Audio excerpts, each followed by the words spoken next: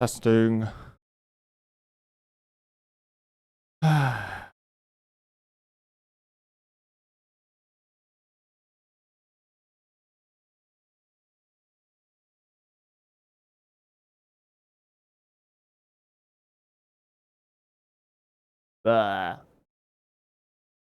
Beanstalk. Ah.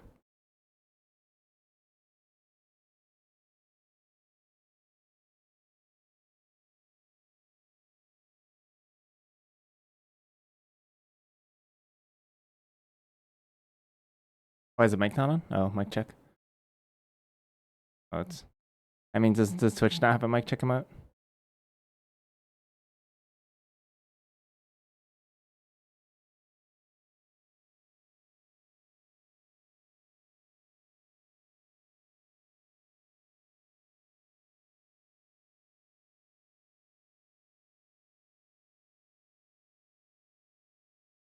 Yeah, there's a mic. Sings mic. Mic check. Pretty good mic check emote.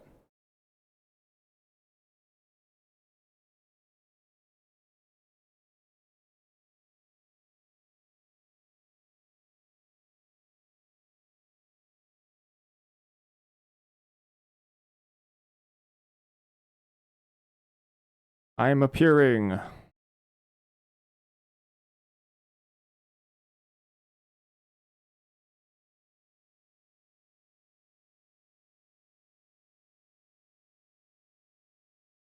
Appeared.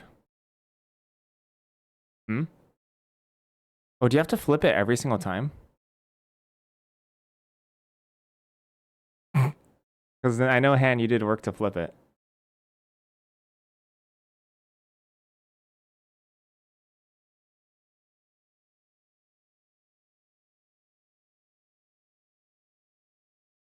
Oh, I have to flip the camera. Wait a second.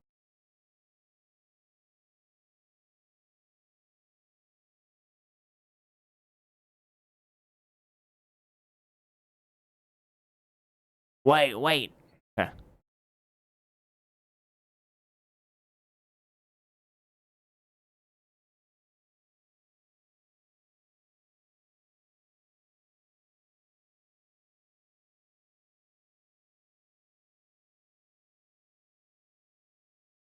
Yep.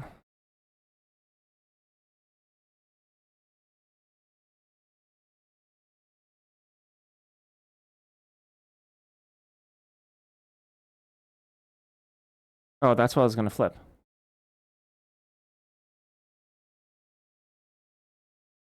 Were you afraid I was gonna flip the actual original camera or something?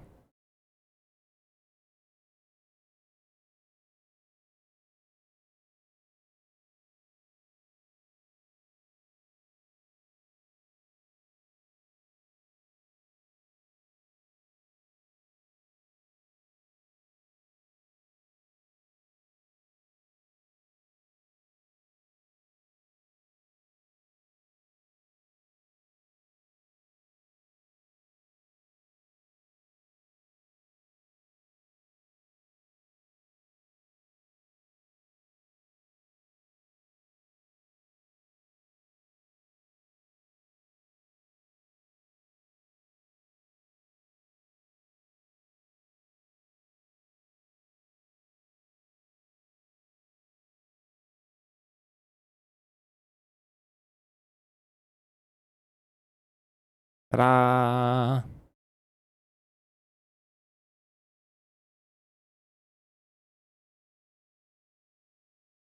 Fixed.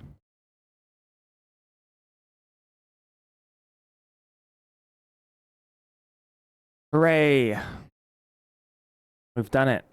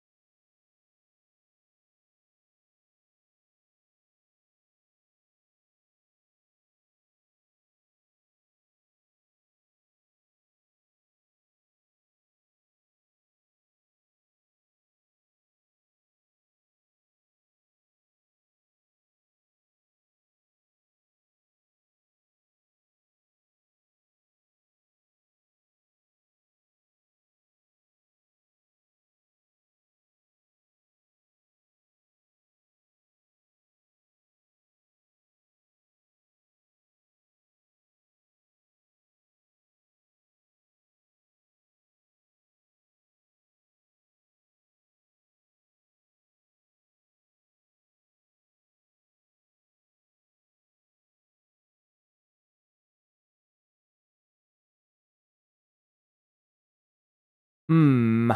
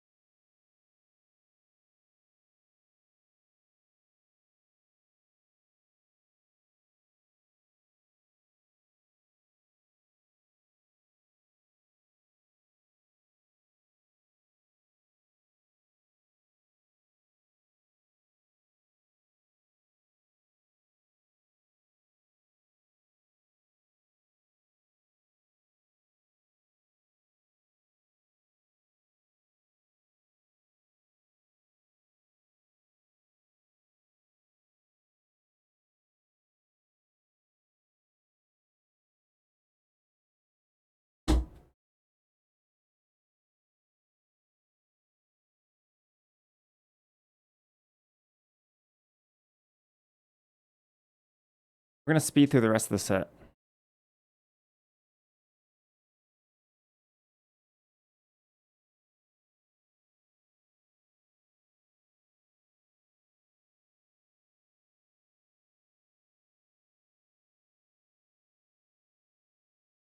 Because I think I can.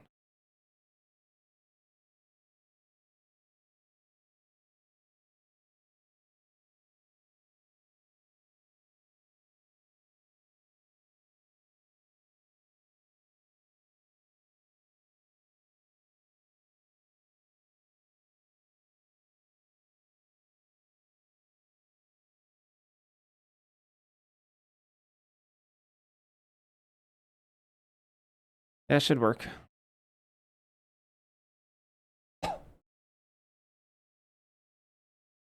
Woo!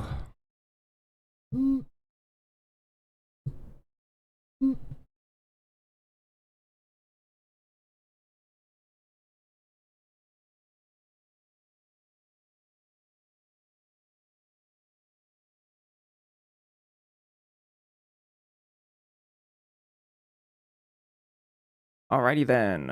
I'm just gonna read. We're just gonna keep going. Brush off. 2 blue instant. Spell costs 2 less to cast if it costs targets an instant sorcery. Counter target spell. 4 mana counter spell. 2 mana negate. It's like strictly better than. No, I guess it's not strictly better than negate, huh? And counter artifacts and stuff. Yeah, I don't like this. That's just way too inefficient. Even if there's a surplus of instant sorceries in the set.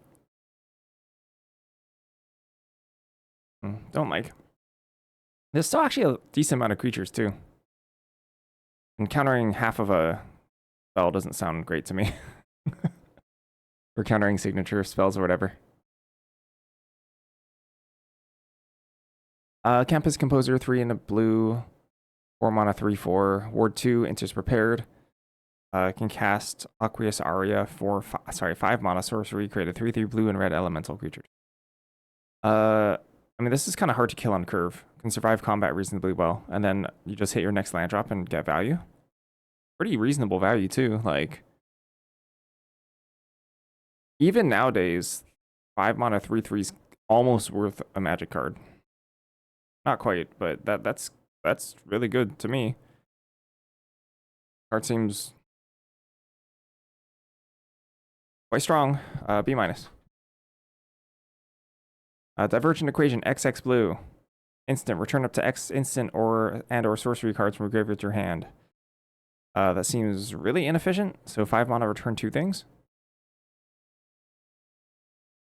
7 mana, return 3 things. 3 mana, return 1 thing. I don't think I like this at any mana cost. D. I mean, I can see putting this in your like Quandrix deck, I suppose, if you have some X spell payoffs, or you just don't have enough mana sinks for some reason. You know, this seems like a 3rd tier draw spell. We'll see. Yeah, trigger your stuff. Only a single pimp, easy mode. Probably actually okay there. That's probably actually okay there. And lower hold. Encouraging Aviator, 3 mana, 2/3 flying. Whenever it attacks, it becomes prepared, and it can jump things. So you can actually attack and then jump on defense too. Kind of interesting. You can also double jump in the same turn, right? Like you attack once, next turn you jump something, then you attack, then you jump something else that's also attacking. I mean, that can kind of be a beating.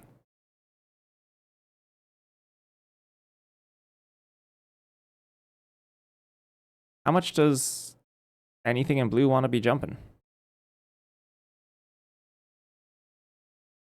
3 mana, 2/3?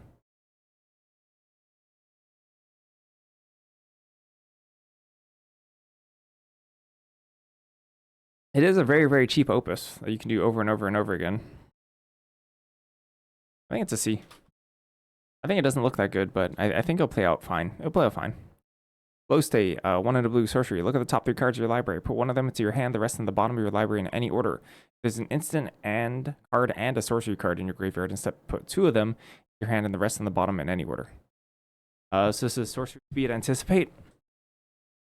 Until you get an instant and a sorcery, which is not the absolute easiest, but when you get there, the payoff's actually massive.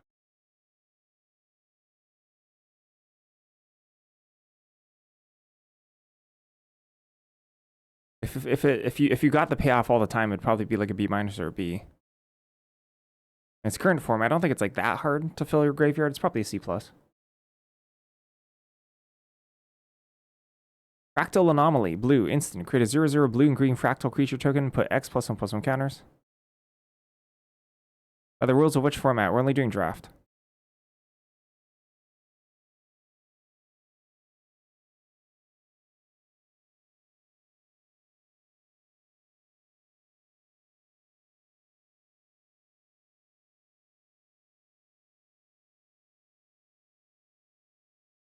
Because otherwise, in constructed, like for example, flow state, it's probably really trivial to get this payoff.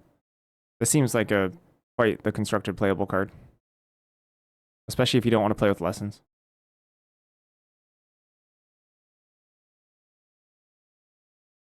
I'll update my title. Put a 0/0 green and blue fractal creature token. Put X +1/+1 counters on it, where X is the number of cards you've drawn this turn. Number of cards you've drawn. Okay, so with nothing, it's 1. Nambo, they just don't work together, yeah. Hey, but you could draw into your draw spells. So you can pay the Quandrix instant draw 3, put land into play, but that land is tapped. Some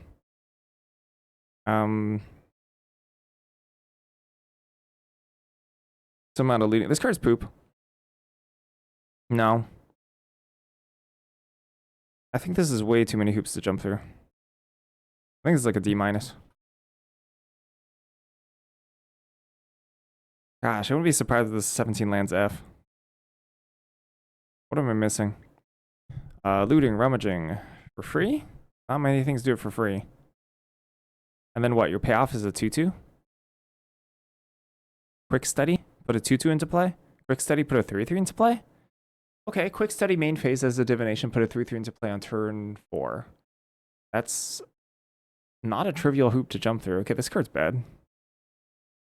All right, Fractalize. X blue instant. Yeah. Before see, this is the real set review. The rest of it is just yapping. Until end of turn, target creature becomes a green and blue fractal with base power and toughness, each equal to X plus 1. So with the 0/0s, it's a combat trick. It can shrink your opponent's thing for 1 mana. Whoa.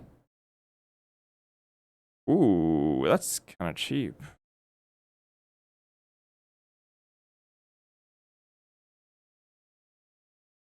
It's a spicy card. So it's a bad combat trick hybrid.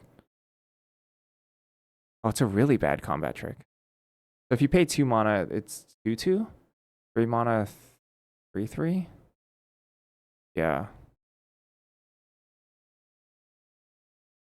Oh. I feel like it's mostly a shrinking tool. And then sometimes you can with fractals you can just fireball your opponent. So it's a fractal fireball. It's a shrink your opponent's combat trick. So number 1, it's probably shrink your opponent's combat trick. Number 2, it's fractal fireball. Number 3, it's a really bad pump spell.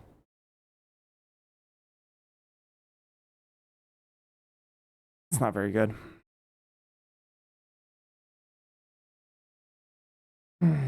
That's fairly weak. D+.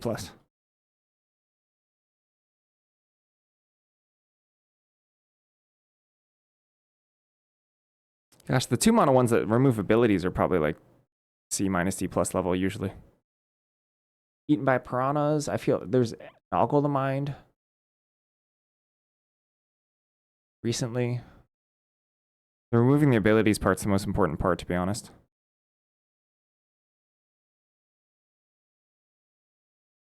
Yeah, looks bad. Also, you can just cast those proactively, or like, you know, you can just cast those end of turn or whenever. Have we gotten this effect before at 1? I'm not sure. Not to my memory. A really bad effect, so. I mean, if this effect was for 2 mana, it'd be like an F. Like if you had to pay 2 mana to make their thing a 1/1, it'd be like an F.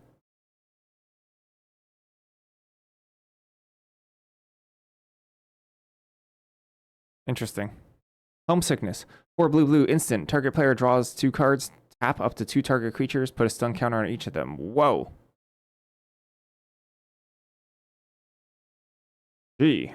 What's the text on Snow Day? I'm looking this up. The text on Snow Day was tap 2 target creatures. Put a stun counter on them, basically. Draw 2 cards and then discard a card. Okay, so it's Snow Day that you don't have to discard a card. This is really powerful. Oh. I also think this is a B-. That's a good card. Matterbending Mage, 2 and a blue. For creature human wizard, 2/2. When this creature enters, return up to one other target creature to its owner's hand. Whenever you cast a spell with X in the mana cost, this creature can't be blocked this turn. Yeah. Yeah, that's good enough. That's a B-. To be honest, I don't really think the X effect is massive. Ironically, it quote-unquote combos with Fractalize. Because Fractalize doesn't remove the abilities.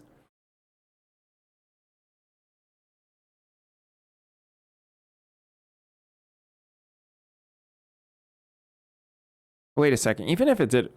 Okay, I know this is a useless question to ask right now. Even if it did remove abilities, it would still make this unblockable, right? Because you cast the X spell.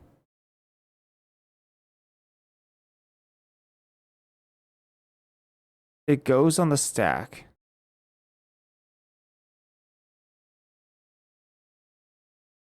The ability goes on the stack. The remove abilities thing resolves. Does it retain its attribute of not being able to be blocked? Or is that an ability? I actually don't know the answer to that. This is a useless hypothetical. but I'm realizing I don't know the answer to that.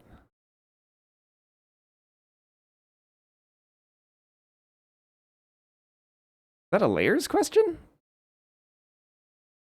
Huh. Because of layers? Is Wizard relevant in this format at all, except for Monosculpt? Actually, maybe we haven't gotten there. Muse Seeker, 1 in a blue. Elf Wizard, it's a 1/2. Opus, whenever you cast an instant or sorcery spell, draw a card. Then discard a card unless 5 or more mana is spent to cast a spell. Whoa, that's worth it. Unblockable gets removed? Okay. I was just curious. That's good to know. Wizards are important in this set, are they? I didn't know that.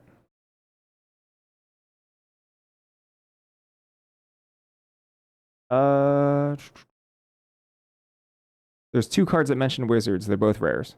Why are wizards important?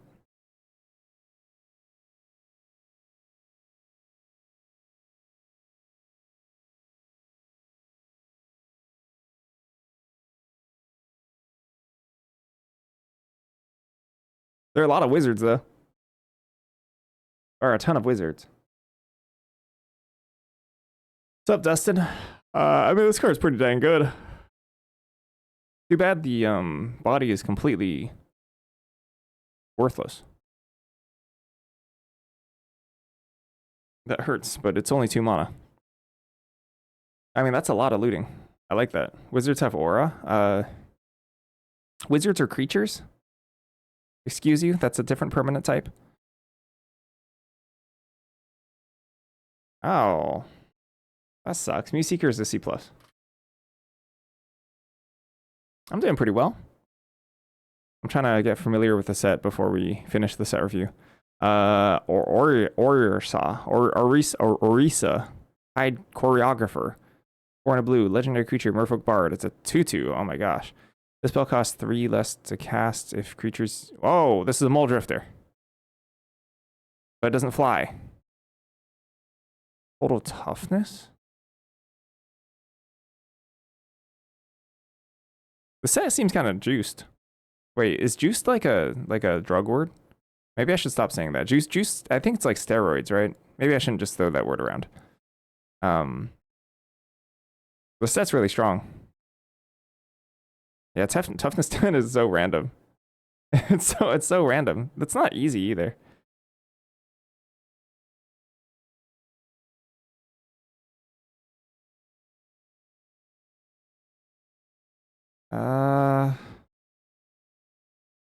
This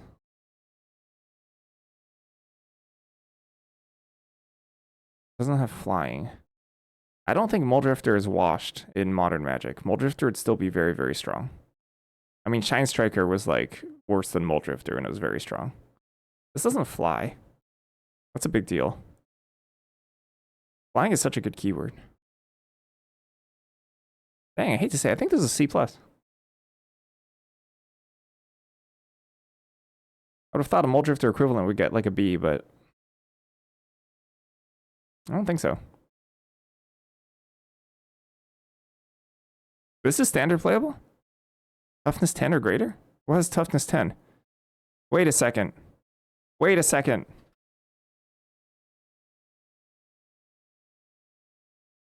What's the turtle? That's part of our stipulations.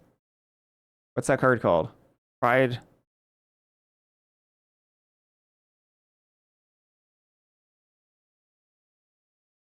Oh shoot.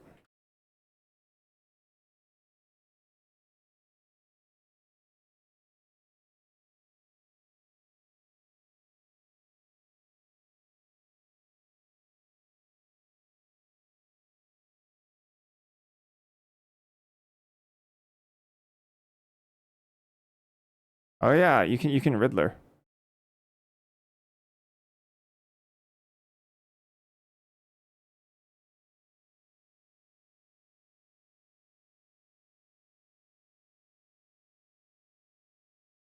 Oh, that's a 215. Wait, but you already need toughness. You already need toughness to drop that into play. Oh, never mind. I thought you could cheat that into play. Oh, but you could turn for this, like warp Riddler, and then do this, I guess, in the same turn. That's like not bad.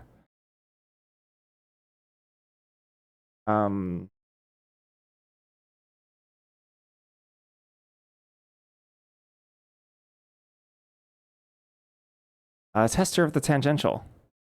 1 in a blue for a creature, Jin Wizard. It's a 1/1 increment. At the beginning of combat, your turn, you may pay X. When you do, move X counters from this creature onto another target creature. I have combat in your turn.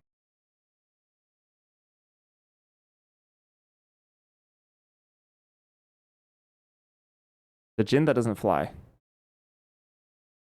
Is that racist of me to think that all Jins fly?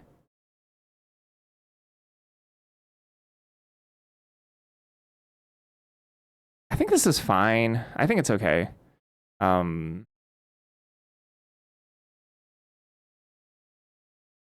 It's so easy to increment the first 2 counters. But this is legitimately a garbage top deck. This is legitimately a really bad top deck. But like, you know, like if you drop it on curve, it's expensive. It's expensive to reset this and then continue casting spells. Like ideally, the joke here is that you can, you know, make it a 3/3 and then you can move the counters onto your flyer and then you can make it a 3/3 again. It's really easy to increment.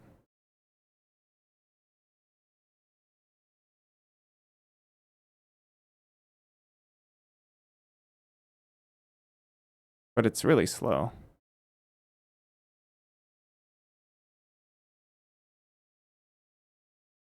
I think incrementing is actually really easy. I do think that this is a little slow.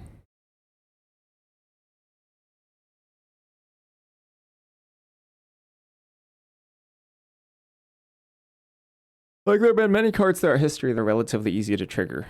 2 mana 1/1s that become 3/3s. That have been pretty strong.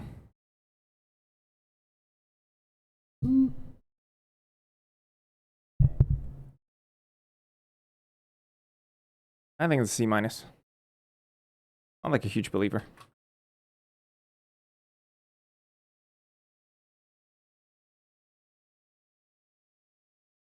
Do all the uncommon. I'm gonna do black now.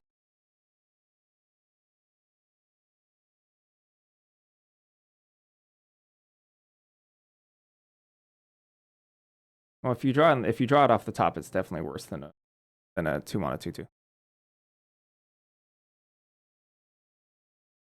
On turn 2, it's significantly better than a 2 mana 2/2. Significantly.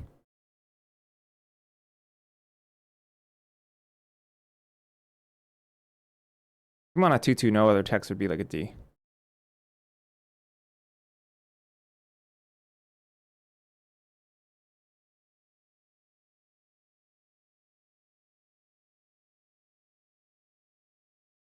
I have a feeling Lola's gonna be higher on that card than I am. I think I'm a little bit of a hater on that. Arcane Omens, 4 and a black, sorcery, converge. Target player discards X cards where X is the number of colors of mana spent to cast a spell. This is an F. Huh? What does Mind Sludge do?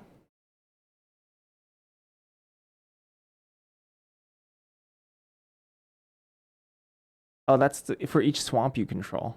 Never mind. That's way different. Oh, this card's...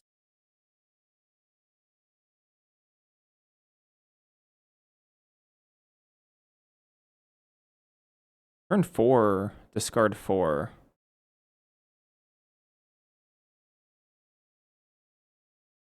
Is not unreasonable with green in this set.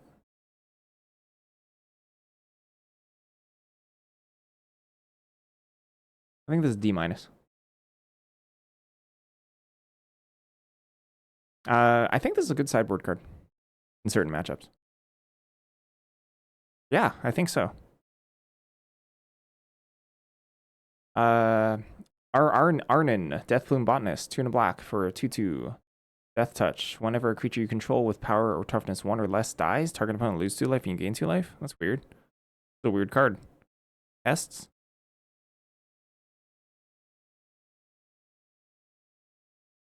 That's a big drain. 3/1s. Inklings.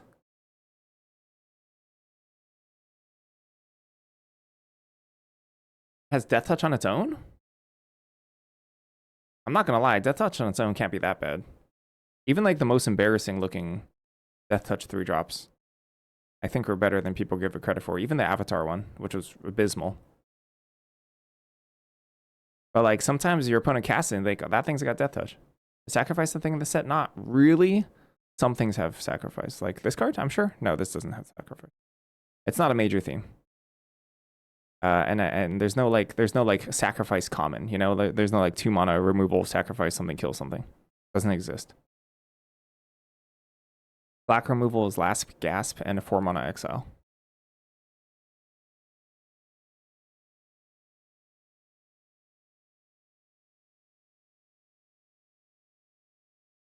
There's a lot of draining. There's a fair amount of pests too. Inklings.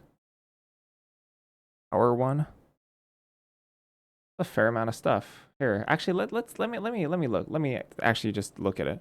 Because we have time, right? I got a little bit of time.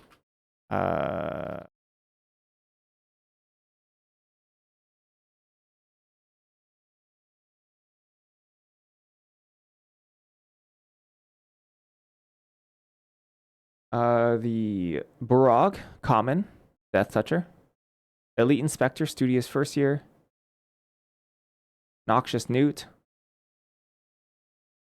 Stone Docent. That's less than I expected, actually. That's a little less than I expected, but yeah, better in Witherbloom for sure.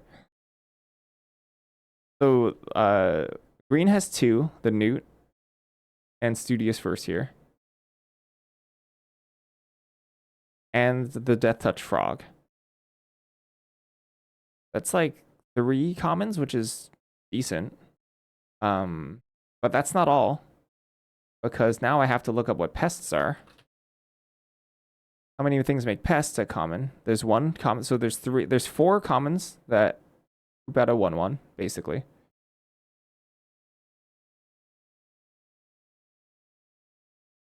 Sacrifice to draw? There's 1 at uncommon. The Witherbloom command sacrifices to draw, I think. Well, that's it. At uncommon. Okay, so there's 4 commons that make something with 1. That's pretty good. The effect is very, very strong. I think it's a C. I think it's in the middle. It's not like gonna take over not gonna like take over every single draft. Not bad though. Dissection practice. Black instant. Target opponent loses 1 life, you gain 1 life. Up to 1 target creature gets +1/+1. Up to 1 target creature gets -1/-1.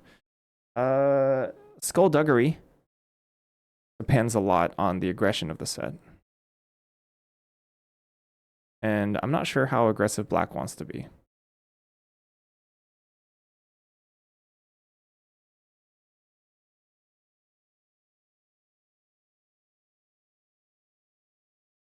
In fact, they don't look very aggressive at all. So how much does the drain help? A lot, actually. It helps a lot. In the raid base set of Ixalan, Skullduggery could be like a CC+.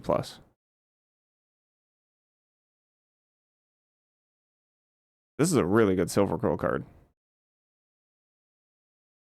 I think this is a C+. I think this card's actually really strong. Like, it bridges both, and I think it's way better than Silver Quill, ironically.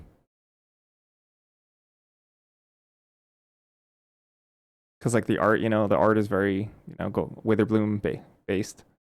And the Hunt, 1 in black, sorcery. Target opponent exiles a creature or planeswalker they control, the greatest mana value amongst creatures or planeswalkers they control. Is this that evidence card from MKM, except you don't have to pay for it? You don't have to exile your graveyard?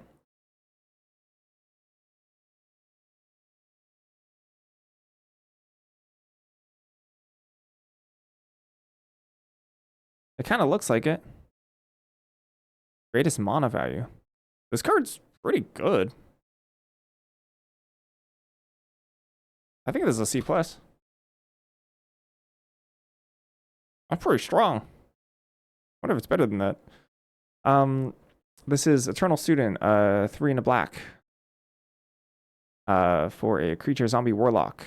It's a 4/2. 1 out of black. Exile this card from a graveyard to create 2 1/1 white and black inkling creature tokens. Who?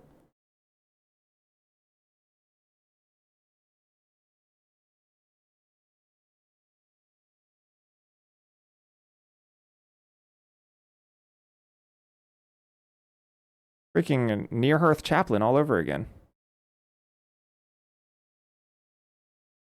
Like, actually extremely similar.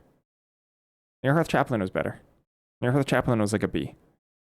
In a weaker set. This, I think...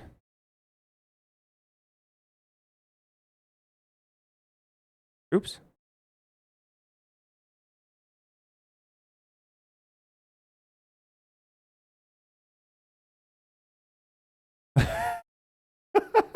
Yeah.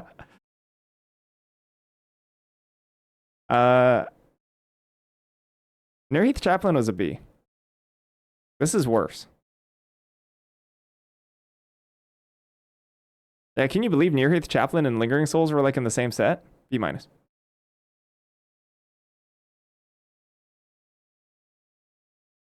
How many freaking flyers were there? Lingering Souls in the same set, right? I'm pretty sure. It's a good card. Foolish Fate. 2 and a black, instant. Destroy target creature. If you gain life this turn, that creature's controller loses 3 life. Alright, B minus. Wait, loses 3 life? I'm sorry, that's a lot of life. Oh, is it sorcery only? No, this is instant.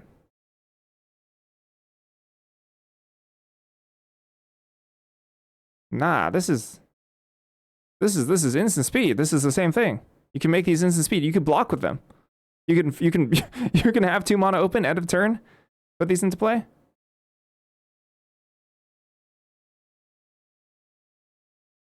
But they're both on Innistrad, right? Lingering Souls and Near Heath Chaplain. There's too many sets nowadays. I'm giving this a B. I don't know. 3 life is so much life to lose. That's like so much life to lose. Forum Necroscribe, 5 and a black. Creature Troll Warlock. 5/4. Ward, discard card. Repartee. Whenever you cast an instant sorcery spell that targets a creature, return target creature card from a graveyard to the battlefield. Oh my gosh. What in the world? Oh, sheesh. Oh, they are really pushing these 6 mana no ETBs. That's good. I mean, it's a good thing that they're pushing it. It's a good thing that they're pushing it because these cards suck. And now they're really testing us by giving us a lot. They're giving us a lot with this. 5/4 for 6 mana is crap. It's garbage.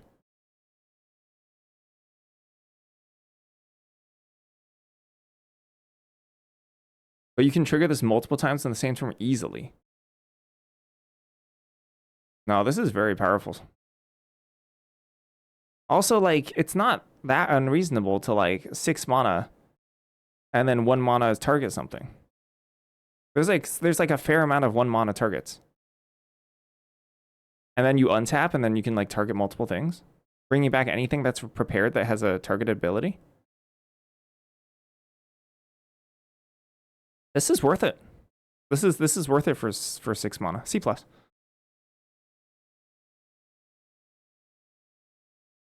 Which is huge. That's massive. Oh, what happened, Twin Chaos? You feeling okay?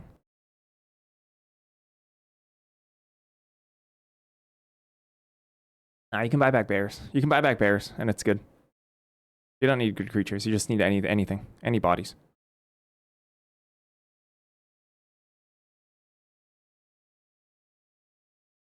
I mean, the nightmare scenarios, they just attack into you. They kill you. You play this on 6 mana. They just turn everything sideways. You die.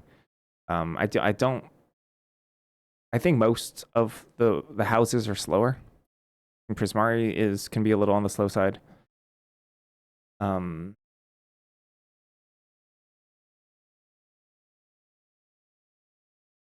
Like Witherbloom's a little on the slow side. Quandrix is on the slow side. Silverquill's fast.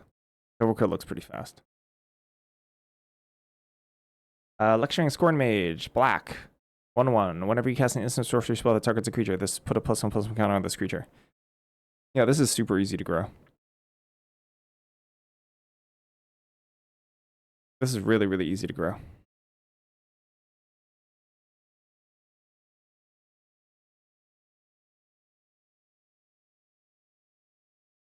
I think this is B minus. This is like Dream Beaver's level of your opponent plays this on the play, and you're just like, oh, okay. Well, not really. They have to invest mana to grow it. It's worse. It's definitely worse. It's not even close to Dream Beaver. Actually, Dream Beaver is like a B+.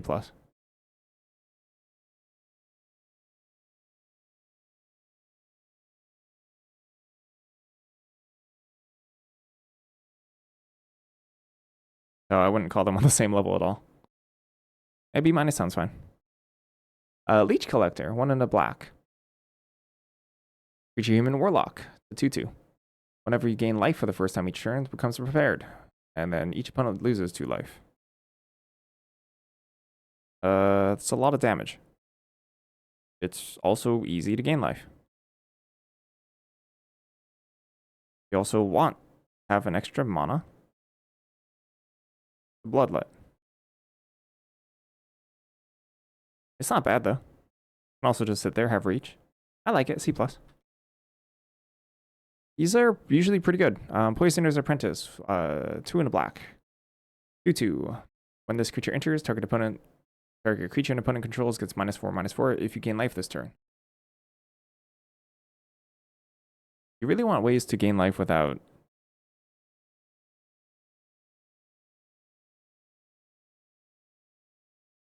expending mana. Otherwise, it gets really clunky. Luckily, the Barog triggers this.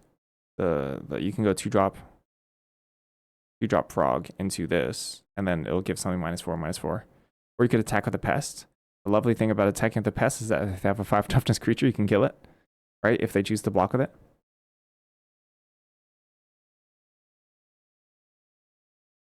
I also think this is good enough. C+. Rapid Attack, 1 and a black instant. Until end of turn, any number of target creatures you control each get +1/+0 and gain when this creature dies, draw a card. Yeah, this is not good. This is too situational. Trading off multiple things is going to be such a small percentage of the time.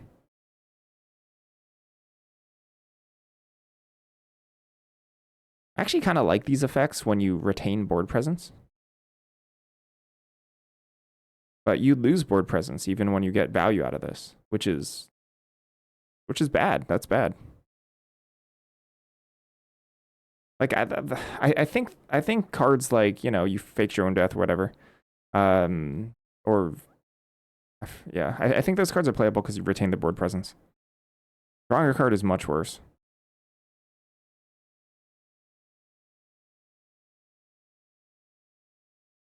Does any number help? Like go wide? I think it's a D. I'm off it.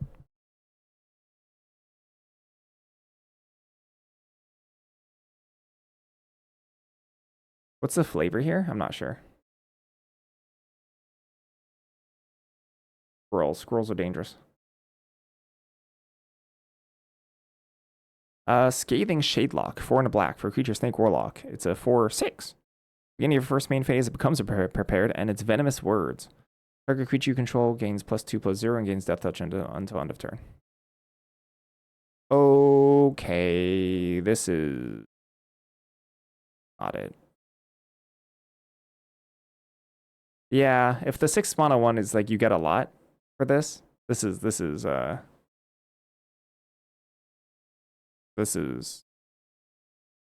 too expensive. This is a D. Sadly. It's one of those 5 drops that does something, right? That does something, but like you never want it because it's so expensive, and all the other cards do it better. But when it's on the battlefield, when you've gotten to that point, which is going to be a smaller percentage of the time, it's going to feel fine, right? You know, it does its thing every turn. Sounds like a D to me. I like everything targets for Silver Quill, though. For, like, cheaper.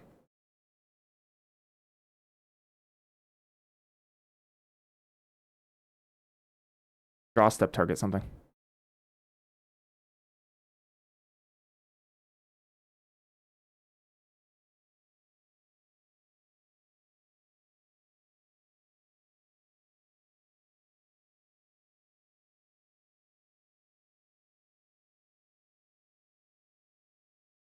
Yeah, I've been saying like, yeah, triggers repartee, triggers repartee for like every single card.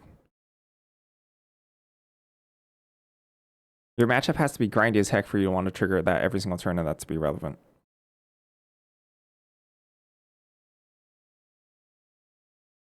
Archaic's Agony, 4 and a red, sorcery. Deals X damage to target creature where X is the number of colors of mana spent to cast a spell. Exile cards from the top of your library equal to the excess damage dealt to that creature this way. You may play those cards until the end of your next turn. This one's legit. This one's pretty real.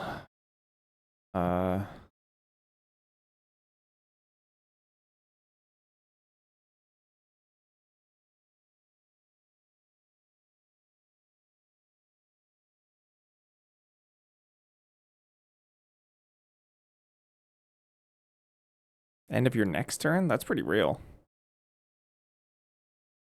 C+. Artistic Process, 3 red, sorcery, choose one. Deals 6 damage to target creature. Deals 2 damage to each creature you don't control. What the?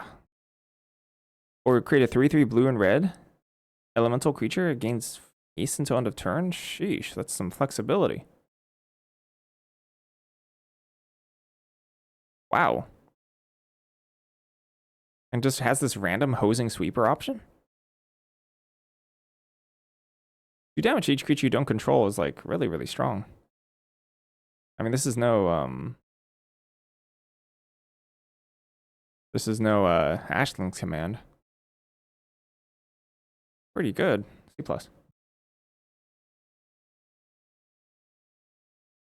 Blazing Fire Singer. Gonna have to take a break soon. Yeah, I'm gonna have to take a break now. Be right back.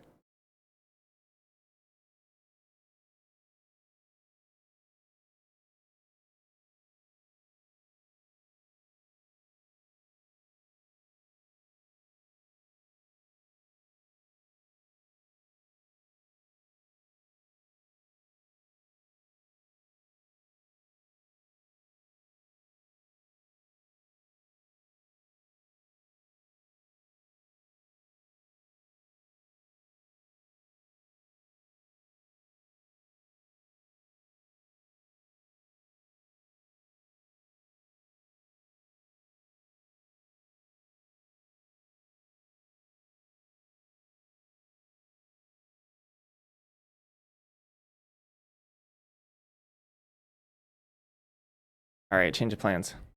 The hand has awoke. Test. The hand has awoken and demands tribute.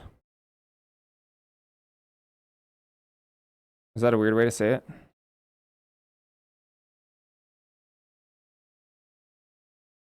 So I'm gonna serve some breakfast.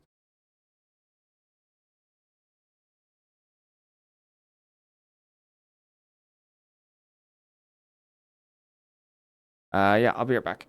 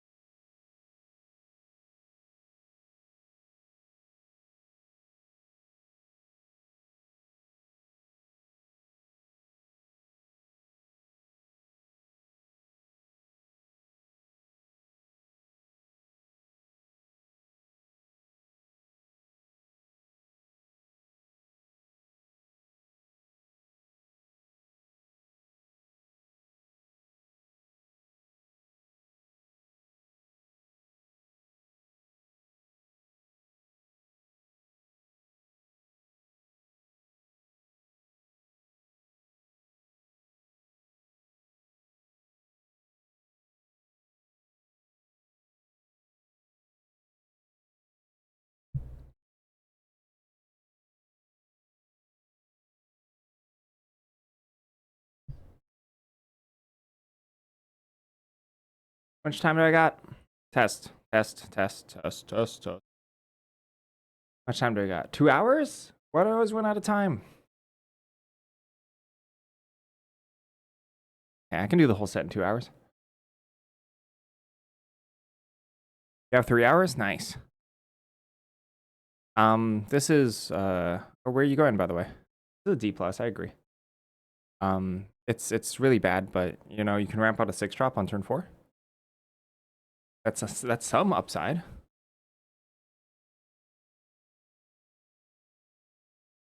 Charging Strife Knight. 2 in a red for creature Spirit Knight. Haste, discard a card, draw a card. Oh yeah. Playing a real game? Magic is fake? What kind of real game are you playing? I kind of sort of like this. I think it's pretty reasonable. I'm also on a C+. Pretty good. Pretty strong. Dual Tactics. Dual Tactics is red. Sorcery. Deals 1 damage to target creature. Can't block this turn. Flashback 1 in a red. Wow, this is a lot of punishing for 1 toughness.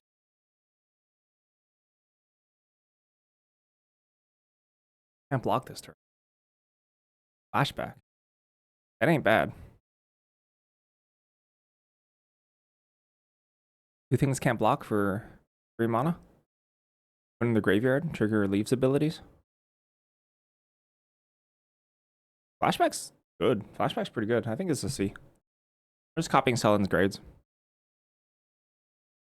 Garrison Excavator. 3 in a red. It's a 3/4 menace. Whenever 1 or more cards leave your graveyard, create a 2/2 white and red and white spirit creature token.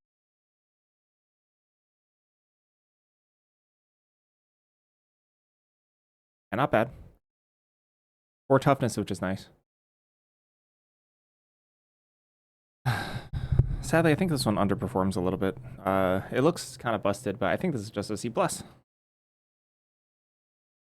It's not bad. Not too bad. But it's not broken by any stretch. Payoff doesn't exactly win the game, you know? Like, you know, you get like this 1 or twice. Yeah, it's not like you've completely busted the game up, sadly. Practical Joke. Damage can't be prevented this turn. Deals 3 damage up to 1 target creature or planeswalker. Whoa! Alright. Strangle.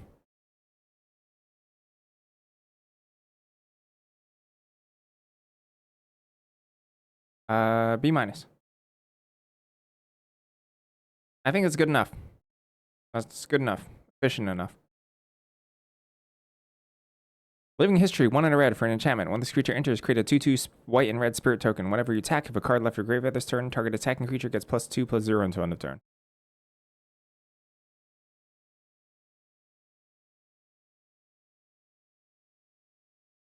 These payoffs are all fine. They're all fine. C+. Nothing is truly not. It's unfortunate because nothing truly in the Boros camp is not much first strike. There's some lifelink though. There's a lifelink common. Very good. Nothing in the Boros camp payoffs to me are like, wow. That's incredible. It's all like, yeah, that's fine as a base. Fine. Micah, Reader of Ruins, 3 in a red for a legendary creature, Human Artificer. It's a 4/4. Ward, pay 3 life. Whenever you cast an instant sorcery spell, you may sacrifice an artifact. What? If you do, you copy the spell. An artifact? What?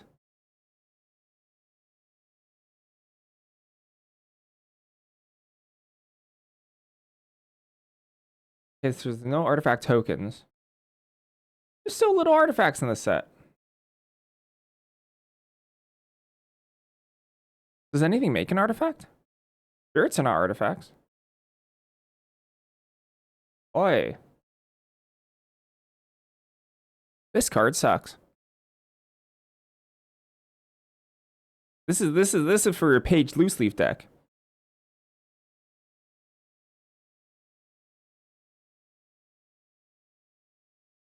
D.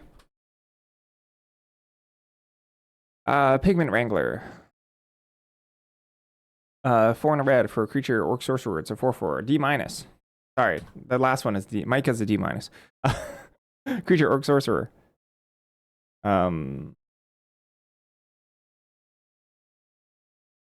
That's a 4/4. Flying, insert prepared. Striking Palette is a sorcery for red. When you cast an instant or sorcery spell this turn, copy that spell. You may choose new targets for the copy. Wow. All right. Getting tested here. 4/4 flyer. You untap, you copy something. Really not hard to copy something. Striking Palette. That's good. C+. Pretty good. For 5-drop. Tablets of Discovery. 2 in red for an artifact. When this creature enters... when this artifact enters mill a card, you may play that card this turn. Tap to add red and tap to add 2 red. Spend this mana only to cast instant sorcery spells. So this has like a little bit of a bailout mode in the late game. On turn 3, this can barely cast anything. Which is like when you want to be playing a rock. So if you play this on turn 4, you get 3 mana to cast something. Oh, you get... Wait. No, you don't. Cast this on turn... Oh, if you cast this on turn 4, you get 2 mana. Play something. So you hold a land in hand, 3 lands in play. Play this, you hit a land, you play it, right? Otherwise...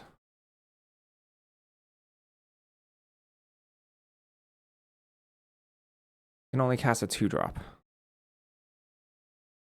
Which is going to be maybe like 50% of your deck.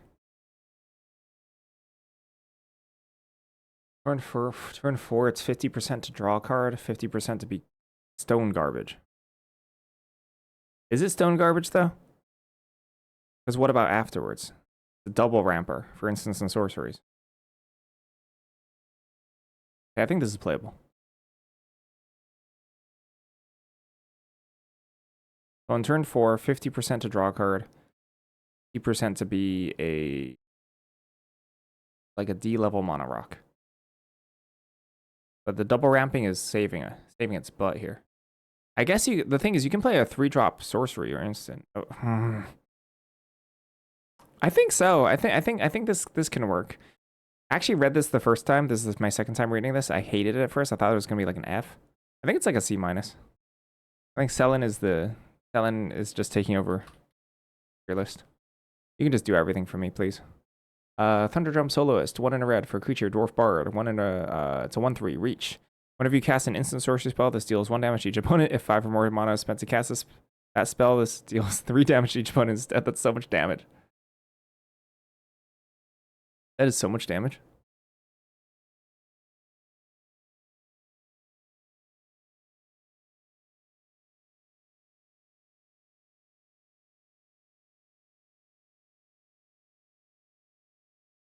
Gosh, I hate to say.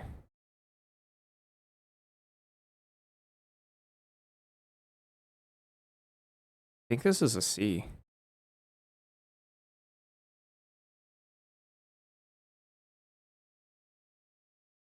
And I think the Opus deal 3 damage part, which is incredibly good, bumps it from a C minus to...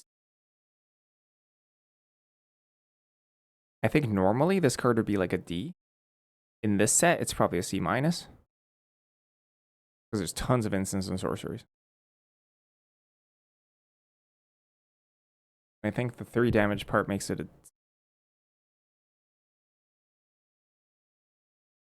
think it looks better than it is. Yeah, there's so many. So many instances. I don't know, that's kind of like saying Raph is a good card because there's... Raph kind of look... Raph is playable, but it's not like a D-level card. Also because it's legendary, so that actually bumped its grade down meaningfully.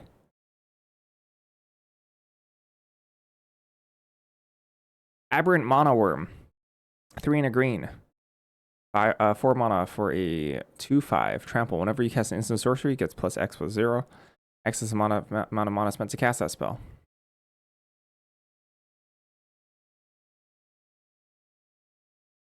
Can hit hard. Conditionally.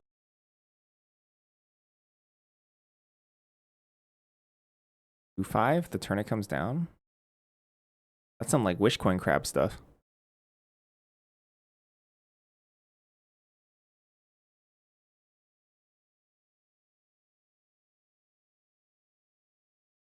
Not really into this one. D plus. Additive evolution. 3 green for an enchantment. When this enchantment enters, create a 0/0 green and blue fractal creature token. Put 3 +1/+1 counters on it. At the beginning of combat, your turn. Put a +1/+1 counter on target creature you control. Gains vigilance until end of turn. Oh, this is the 4/4 with vigilance that then adds add counters. Whoa. Whoa. This is push text.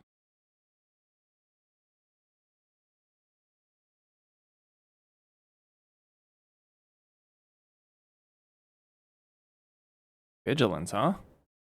Vigilance is big game.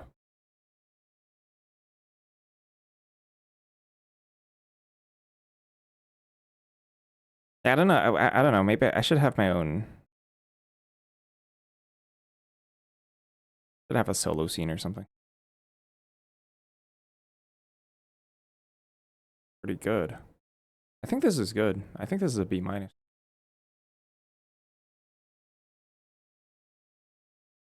Or 4. Dies continue as encounter.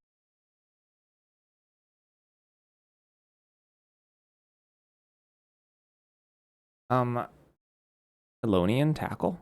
2 and a green sorcery. Target creature you control gets +0/+10 until end of turn. Then it fights up to 1 target creature an opponent controls. Whoa! +0/+10. That's so much toughness. Wow. Incredible. This is a D.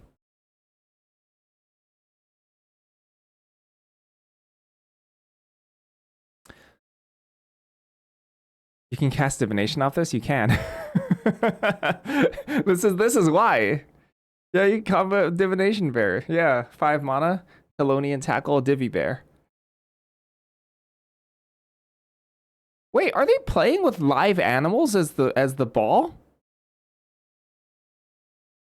Hello? Animal rights abuses? Do pests not have rights in like at all? Aren't there like sentient pests? What's the story here? They're using it as a game piece. It's a living creature. Imagine if like football is played with like live lambs.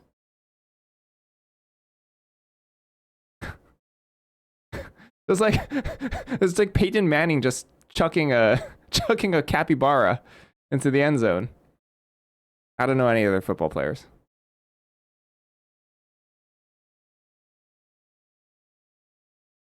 Do pests have rights in your house? No, they die.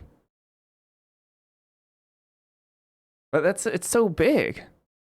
I mean, we wouldn't play sports with like bugs either, or fish. Fish? Oh wait, we probably someone probably plays sports with fish, but not live fish. That thing's clearly alive.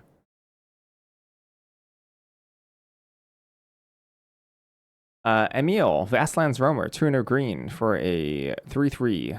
Creatures you control with +1/+1 counters on them have trample. 5 and tap, create an 0/0 green and blue fractal creature token, put X +1/+1 counters on it, where X is the number of differently named lands you control. Imagine if football was destructive to things with rights.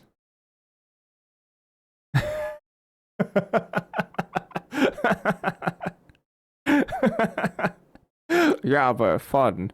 Bash head, boom, boom.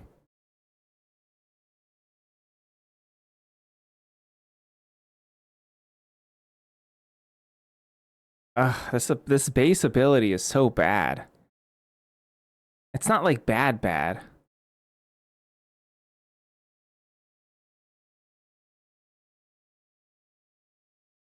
I don't know. Give me something that's not a vanilla 3/3 up front.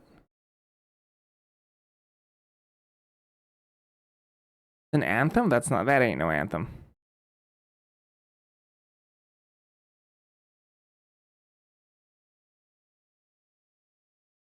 Where's this anthem coming from? C minus.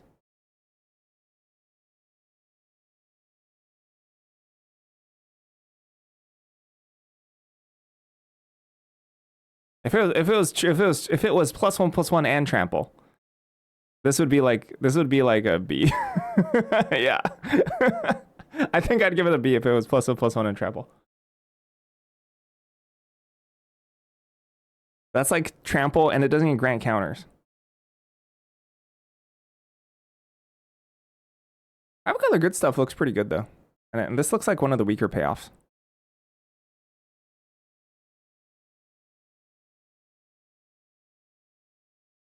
Is C- too high? Am I too high on this? It's a primal rage. I don't know what that card is. Oh, I see. I mean, creatures you control +1 have counters. It's so much less than everything. I don't think this would even be busted if all your creatures got trample. They've like slapped this ability on like 2-drops and have the 2-drops be like very mediocre.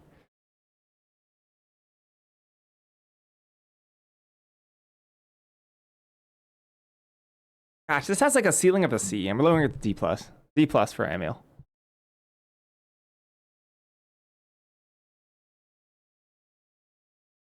At least Pride Malkin gave a counter to something. Pride Malkin is really good though. That card was like a C+ or a B- even. Environmental Scientist, 1 and a green for a 2/2. When this creature enters, you may search your library for a basic land, reveal it, put it into your hand, then shuffle. That's a B. That's a B. Infirmary Healer, 1 and a green for a 2/3. Enters prepared, can cast Stream of Life. Real magic card, I think. X and green, target player gains X life. Just sink your mana into this when want to.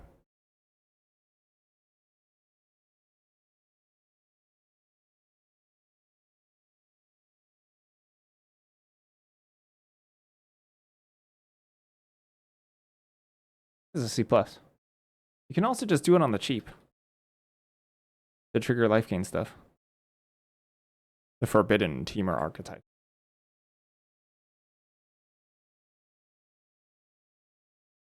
Yeah, it's not bad. Pretty good. Lumerit's Favor. Who the heck is Lumerit? Oh, it's the frogs. Wow. Lewin is tripping. 1 and a green for an instant. When you cast a spell, copy it. If you gain life this turn, you may choose new targets of the copy. Target creature gets +2/+4 until end of turn.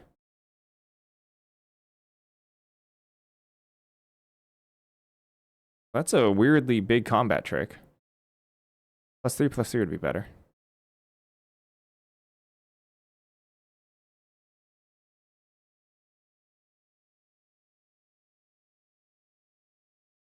Yeah, Lewin was always a student. Lewin was on a field trip. Although I think Lewin might be from Lorwyn? Or whatever, because of the horns. Which means Lewin is incredibly racist.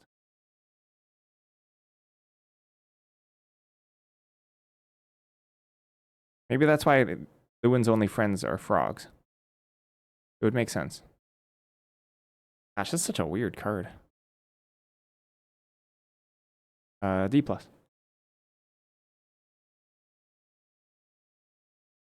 I don't know any animations. All I know is Squee and Squen, or whatever. Squee and Squig. Squee and Squiggle.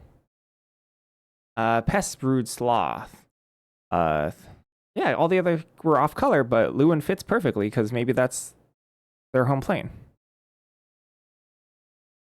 There ain't no way Abigail or Curol were from that plane. Green for a 4/4 reach. When this creature dies, create 2 1/1 black pest creature tokens with whenever it attacks you gain 1 life. Heck yeah, this is pretty good. That's pretty good. B-. Why not? Snarl Song, 5 and a green for sorcery. Converge. Create 2/0/0 green and blue fractal creature tokens. Put X +1/+1 counters on each of them, and you gain X life, where X the number of colors spent to cast this spell. That's legit. That's very legit. At 3 colors, this is pretty legit. Lewin from Lorwyn, Abigail and friends arrived in Lorwyn, and Lewin was like, "Hey, can I be your student at your school?" Oh, really? Oh. Oh, so Lewin wasn't a student originally, but then joined the college or the school. Snarsong's good. This is really good. B minus. If not higher. It's a 6 drop though. A good 6 drop. Gosh, creates multiple bodies. This is a lot. This a B?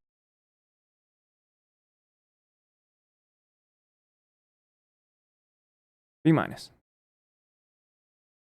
Thornfist Striker. Thornfist Striker is 2 and green for a 3/3 Ward 1. Creatures you control get +1/+0 and have trample as long as you gain life this turn. Compared to Elemental Mastery, I think it compares favorably. It gains life.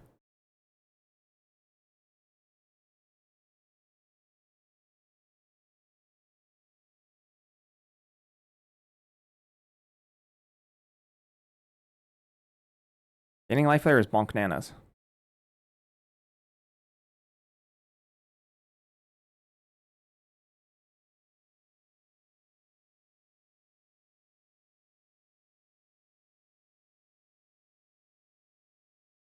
It's a weird card.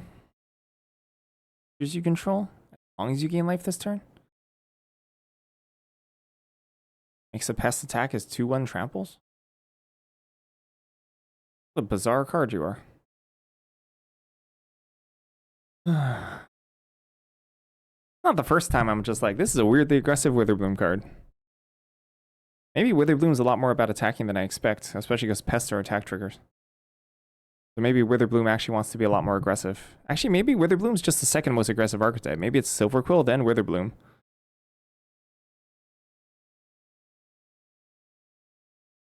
I think this is going to be a underperformer. C minus for me. Looks not bad, though.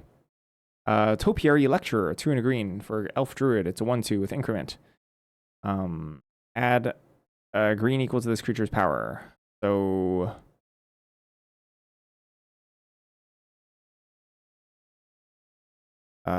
you cast a 3-drop, 2/3. That's slow. This is slow. D for Topiary Lecturer. That's really slow. Zamon's Experiment. Zamon's Experiment. 3 and a green for a sorcery. Look at the top 5 cards of your library. You may reveal 2 creature and/or land cards from among them. Put the rest on the bottom. Put all lands revealed this way onto the battlefield tapped. Put all creatures revealed this way into your hand. What the world?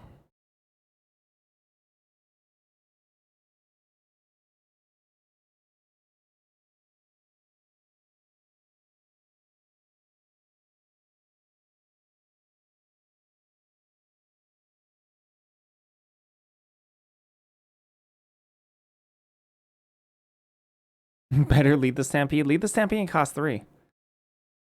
Lead the Stampede could draw 5. No, it can't be.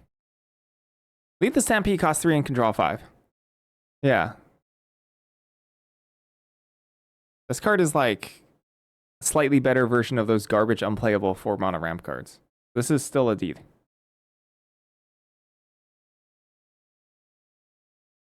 4-mana Divination? D+. It's actually meaningfully better than the 4-mana garbage ramp cards.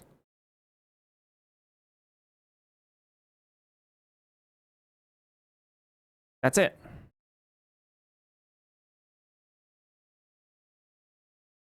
Rares now. Starting with blue.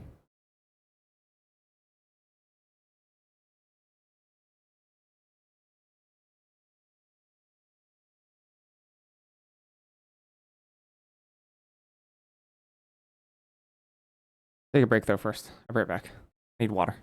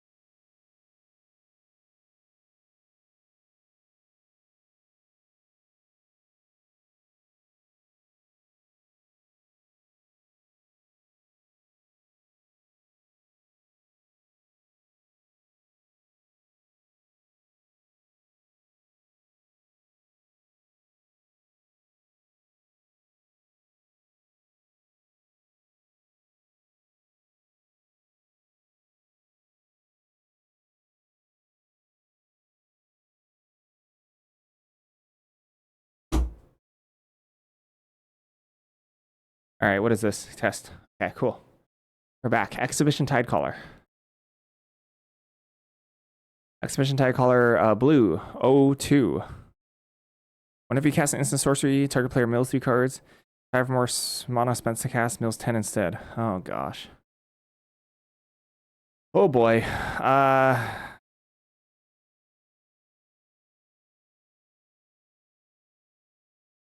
1, 2, 3, 4, 5.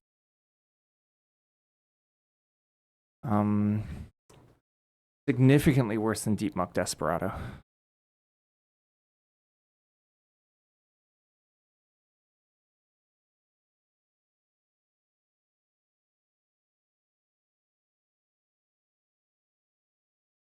But if you pay 5,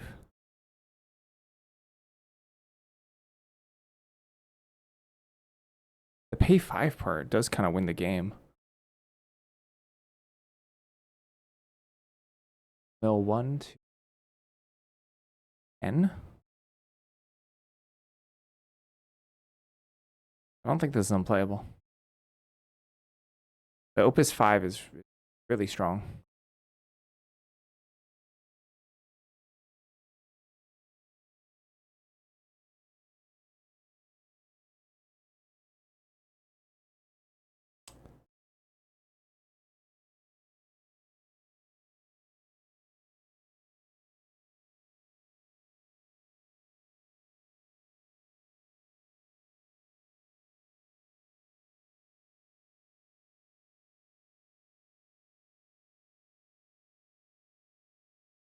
What if you just have flashback stuff? You mill yourself for 6 and then you like brain freestyle. So you mill yourself for 6 and then you get like a flashback that's expensive and you just mill your opponent to end the game. But there's no blue flashback. There's only Lorehold flashback. But Prismari, I guess.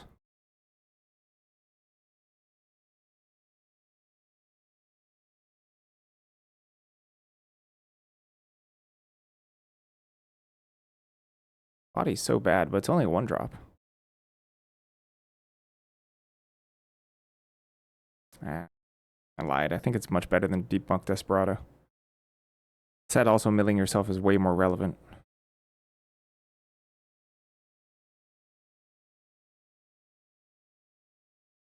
You get a little bit of value and then you just go for the throat.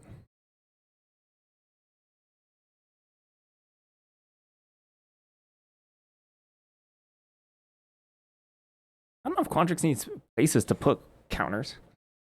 I think they have enough. Or things just add counters on themselves. Probably 10 to 12 spells at least. I think that's normal for this set.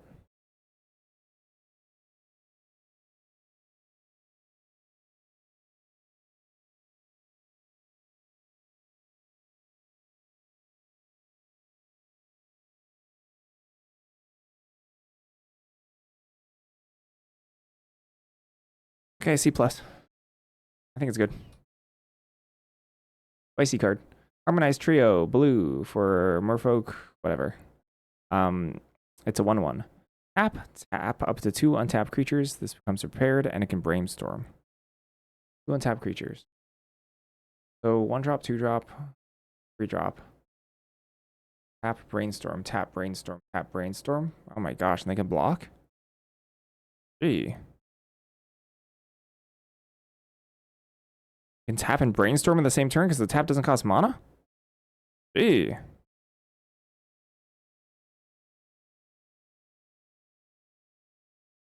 The brainstorm is poo-poo. On its own. Brainstorming every turn? Oh, this is extremely powerful.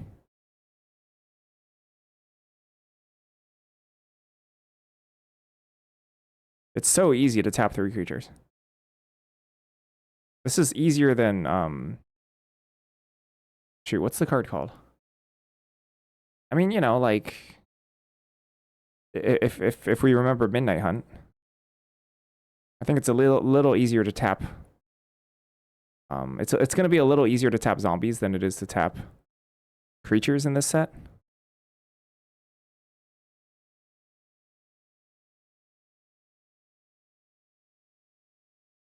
Yeah, you could block. And then you find more creatures. Yeah, yeah, oh, it's just creatures. Yeah, it's going to be a lot harder to tap creatures in the set than it was to tap creatures in Midnight Hunt. Yes, Larder Zombie. It was very easy to tap Larder Zombie. It's going to be a little harder in this set. Midnight Hunt is propped up by a lot of decay tokens.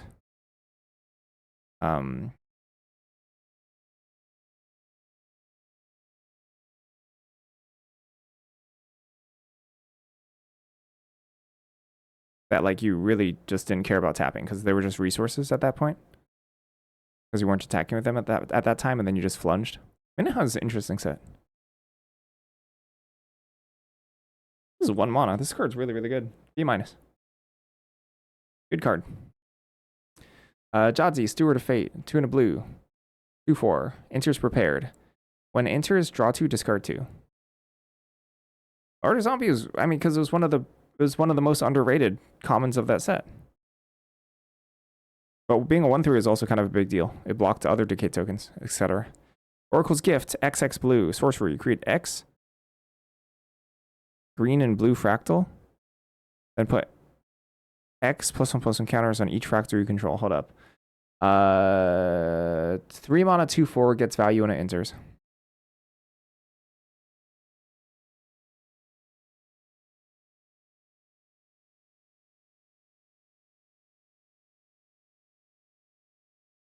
Lola's definition of value is weird. He talks weird. I consider Scry 1 value. I don't know if people are on the same page. Like, value is like a generic broad umbrella term to me. Card advantage is more specific. I was like, oh yeah, it gets a little bit of value. It's like, it's not value, it's looting. I was like, what? It just means it's valuable. Dude, am I in the minority with my language?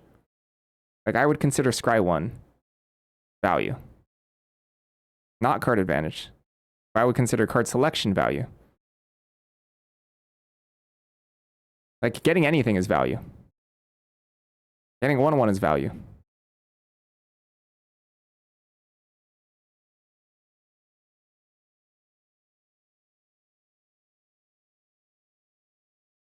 Oh yeah? Ancestral Recall is nothing. Garbage card.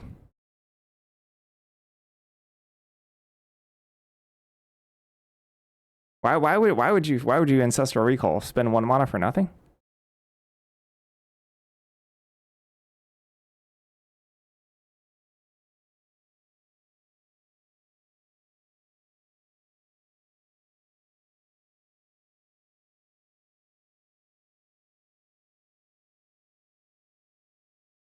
You lost all respect, but you're still hanging around Magic? Do you respect yourself is the next question. why are we still hovering around a WotC game with no respect for our WotC? This is 3 mana, 1/1. 5 mana, 2 2/2s. 7 mana, 3 3. This is really good. B for Jadzi.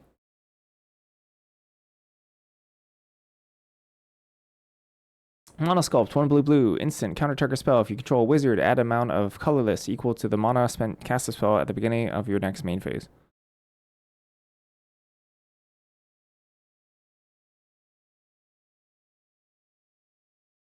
This is cancel. There's a lot of wizards. It's like, is wizard like a given? Can we just ignore the wizard clause?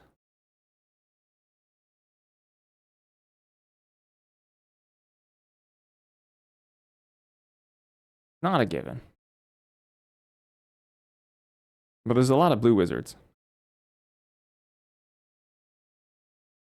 A lot of blue wizards are common too.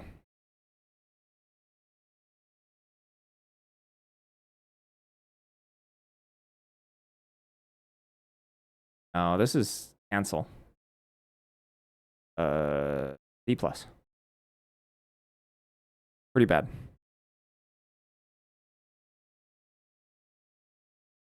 Pensive Professor, 1 blue blue for a 0/2 with increment. Whenever 1 or more +1/+1 counters and put on this creature, draw a card. This is slow and hard to cast. Slow and hard to cast. C-. That's kind of a lot of work and quite slow for a divination. I think it's one of the weaker forms of card advantage. So if you get 2, did I say it wrong? What did I say?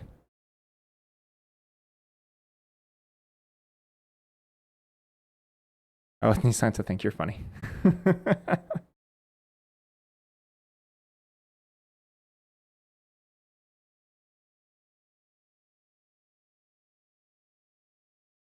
It's not a blocker till you put the second counter on it. 0-2, not a blocker. 1-3 for 3, not a blocker.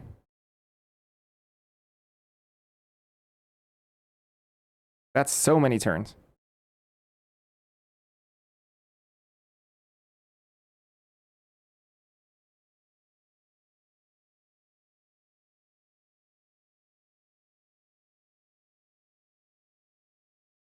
Once you get your second card, it's good. It's actively good.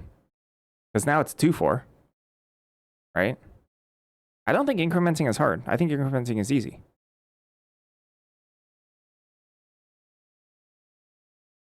If this started as a 1-3, I'd be in, actually.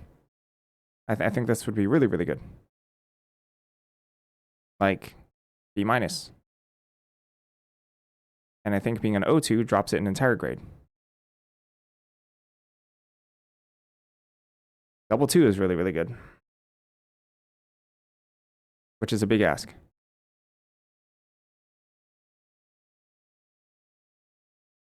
Oh, this is easy. You don't even have to worry about things that add counters. You don't have to worry about it. That's all super icing. Just play spells. Let's play spells. Fine. It's so easy. It's so easy, and I still think this card's not very good. Sky Coach Conductor, 2 and a blue. 2-3. I think he does draw so many cards if everything goes great and your opponent does nothing. Flash, Flying Vigilance, enters prepared. All aboard! Instant. Exile target non-pilot creature you control. Then return that card to the battlefield under its owner's control. Flash, Flying Vigilance. Whoa. With a flicker that you just... Kind of miserable. At least it doesn't flicker itself. Gosh, this play pattern would be horrible.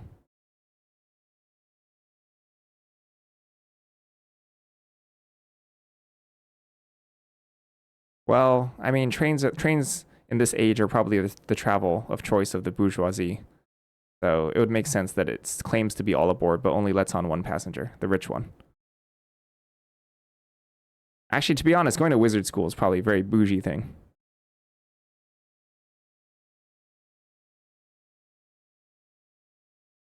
What do you think the tuition is at Strixhaven? It's got to be a lot. Although people literally die, it seems like, all the time there. So maybe it's not that much. Considering they clearly don't invest anything into public safety.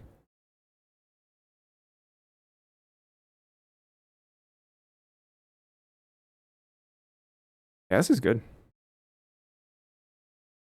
B-.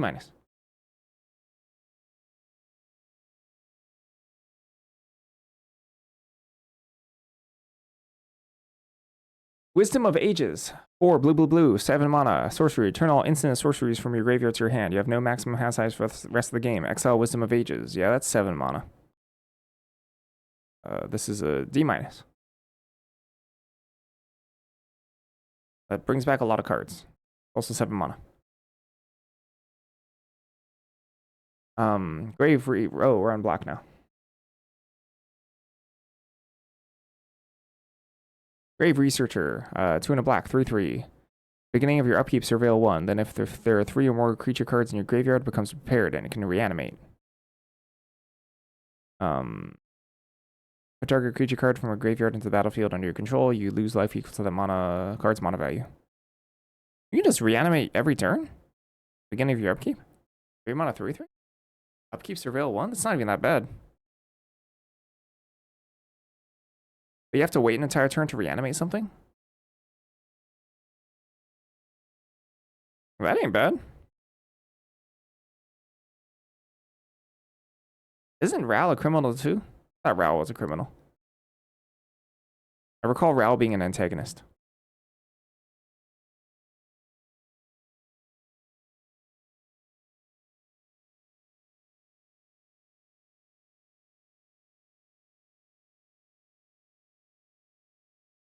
Honestly, 3/3 beginning of your upkeep surveil 1's not the most embarrassing card in the world.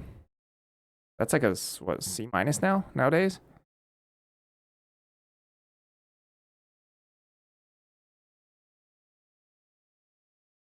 B. B for Grave Researcher.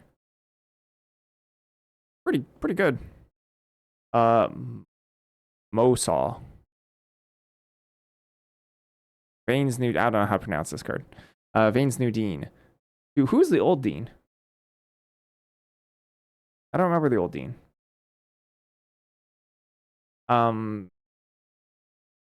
2 black for a 2/1 with flying. When Mosaw enters, create a 1/1 black and green pest. At the beginning of your end step, if you gain life this turn, return up to 1 target creature card, modify your X or less from the graveyard to the battlefield, where X is the amount of life you gain this turn. That's kind of sort of difficult. Nothing. There's like Stream of Life in green. I mean, this card's really good. B+. We got ourselves a preening champion. Oh, is Killian's dad dead?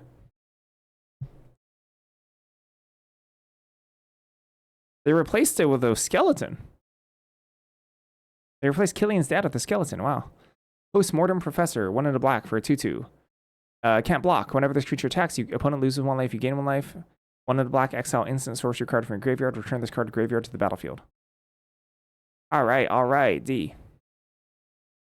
Can't block. Garbage text.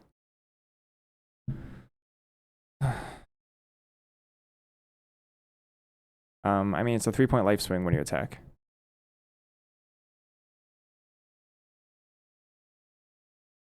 Pox Plague. Each opponent loses half their life, then discards half their... F. This is an F. I don't even have to read this. Is it a 4-point swing? Yeah, I think so. You're right. Scheming Silvertongue, 1 in a black for 1/3. Flying Lifelink. Dang. At the beginning of your second main phase, if you gain 2 or more life this turn, it becomes repaired and it casts Sign in Blood. Dang. That's not difficult.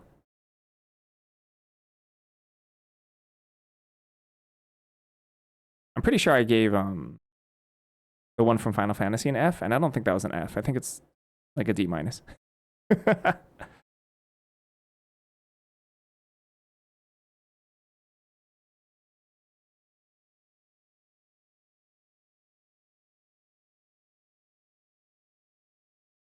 Card is dang good. B+. Tragedy Feaster, 2 black for a 7/6 with trample. Ward, discard a card. At the beginning of your end step, sacrifice a permanent unless you gain life this turn. That is not hard. I think this is good. This is good. B. That's a good Magic card.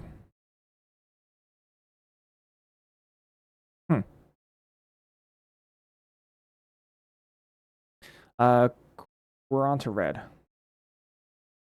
Every turn is hard? Yeah, but then at that point you hit land drops. Just start stacking lands. It's fine.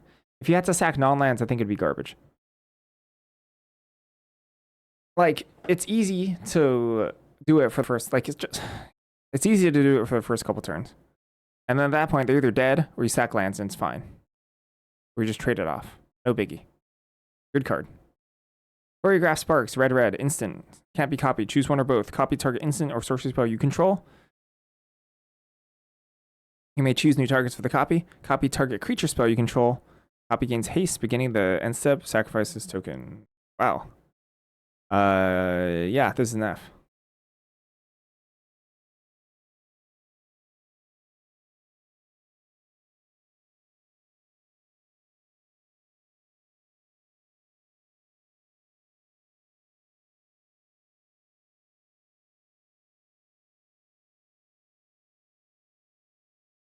No, this is not C double. No, it's not C double. C double affected the board. C double is a clone. Creature spell. Creature spell.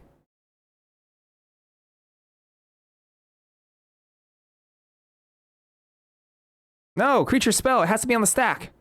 Garbage. Unplayable.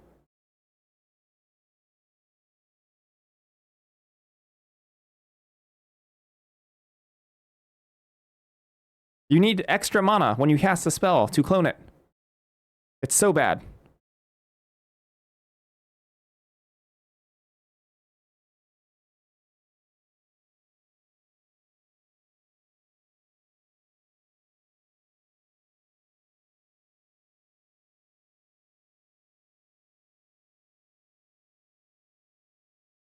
So you double could copy clones creature spells too. You're right. Silly me. Flashback, red. Instant or sorcery card in your graveyard gains flashback until its turn. The flashback cost is equal to the mana cost.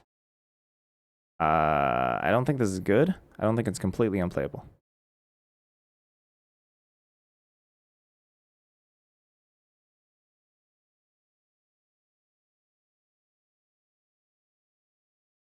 D plus. I mean, you just like cast a removal and then you add an extra mana to removal, but not affecting the board being conditional when you can cast it. I don't think it's a good card. These cards suck. It's only 2, I guess. Maelstrom Artisan. 1 red for a 3/2 with haste. Enters prepared. Destroy your target non-basic land. Non-basic. Oh. This is a.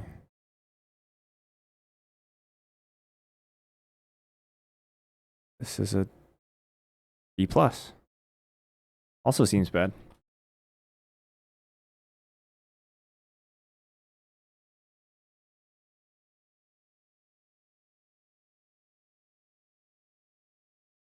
No, that's a D. That's a D. Magma Blood, Archaic, 2 red, hybrid, 2-brid hybrid, triple 2-brid hybrid. It's a 2/2, Trample Reach, Converge. This creature enters with a +1/+1 counter for each color of mana spent to cast it. Whenever you cast an instant sorcery spell, creatures you control get +1/+0 until end of turn for each color of mana spent to cast that spell. Yep. So mono red, 2/2.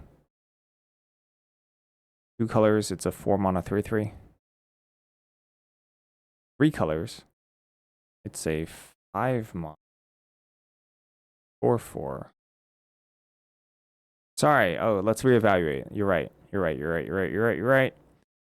It's a 3 mana 3/3, 4 mana 4/4, 5 mana 5/5.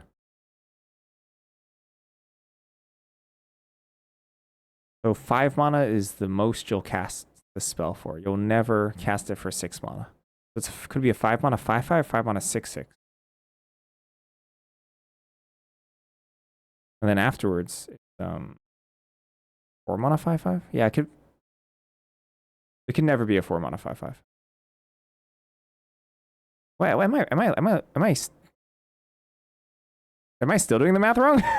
Hold on. 3 counters. Yes, it is a 4 mana 5/5. How did I still get the math wrong? Yeah. 4 mana 5/5 or a 5 mana 7/7. Yeah. It could also be a 4 mana 4/4. It could be a 4 mana 4/4. Right? If you have if you only have 1 red, like red, black, or like red, blue, green or something.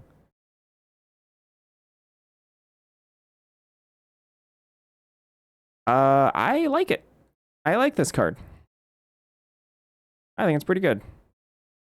I also don't think it's like that difficult to hit, especially with treasures and stuff.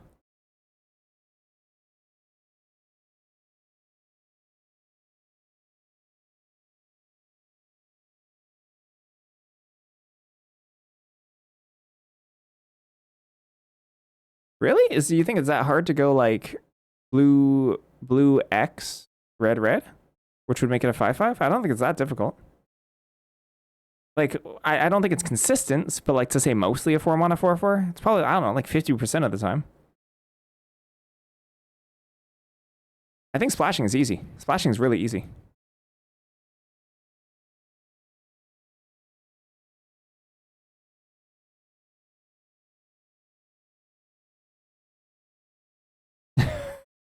Selling, you just have to come back to the copy spell after each card. That's the only way to show your dedication. I think it's pretty easily a 4-mana 5/5. I think it's good. This looks good to me. It buffs itself, too. B-. That's pretty good. Molten Core Maestro. 1 red for a 2/2 menace. Whenever you cast an instant sorcery, put a +1/+1 counter on this creature. If 5 or more mana spent to cast a spell, add an amount of red equal to the creature's power. Yo. This is like Spellgorger weird, except a 2-drop with menace? What?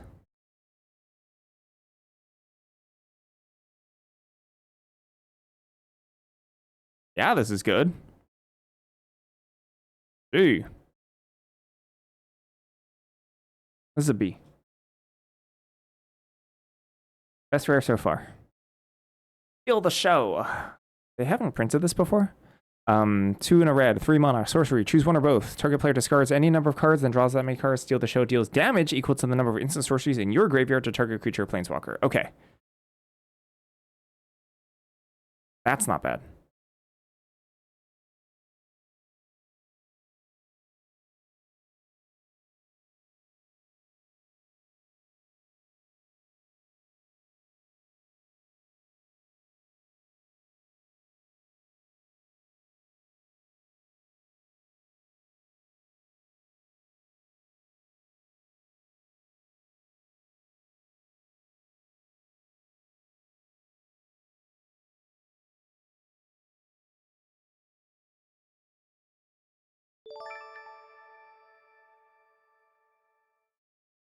Thank you for the Prime Gaming sub.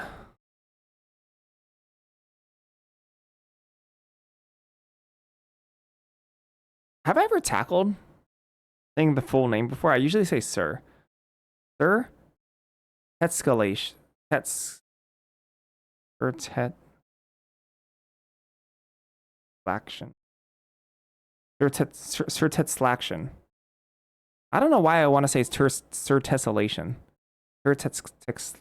I've never tried to tackle the full name. I've always been a coward. I've always been a coward.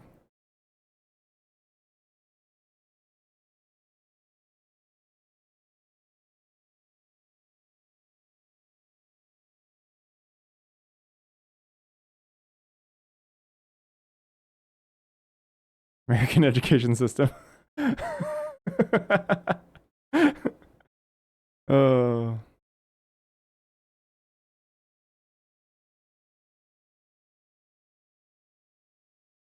I mean, Misha's command's kind of crap because of the mana efficiency. Like, the Blaze is... Like, Fireball is just not...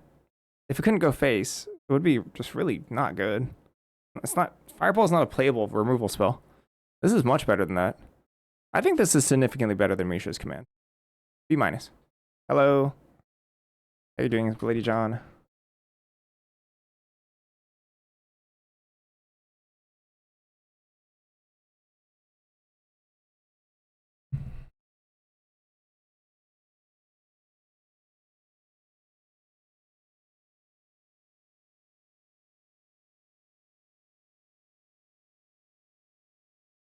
Or you skip it? Very nice. When was the last time you even played Magic?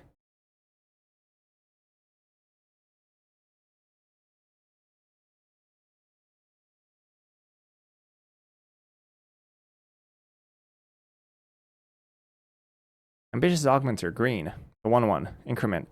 When this creature dies, if I have 1 or more counters on it, get a 0/0 green blue. Oh my gosh. The 1-drop that just grows, that then poops behind a thing that's 1 power toughness less? Heck yeah. Put it on Krenko and it destroyed you?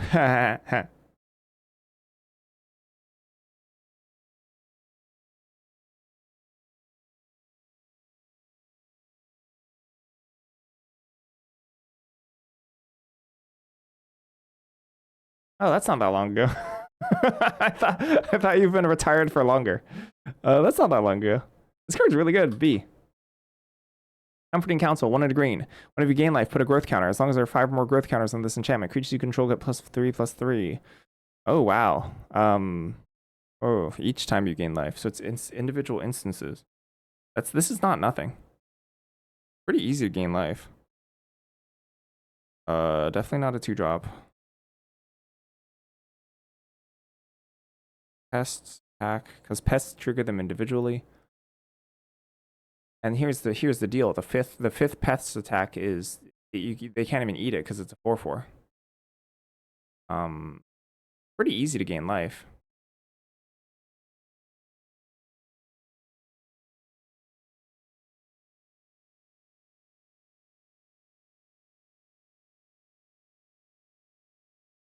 I think it's a C, which is way higher than I think it looks. Yeah, it's a do nothing or win, which sounds like a C. Planar Engineering, 3 and a green. Sorcery, sacrifice 2 lands, search your library for 4 basic lands, put them onto the battlefield tapped, then shuffle. D. Slumbering Trudge. This is a X green for 6/6. This creature enters with number of stun counters on it equal to 3 minus X. If it enters a stun counter, tap it. So 3, 4 mana. 4 mana, 6/6. But you can cast it earlier. That's good. B minus.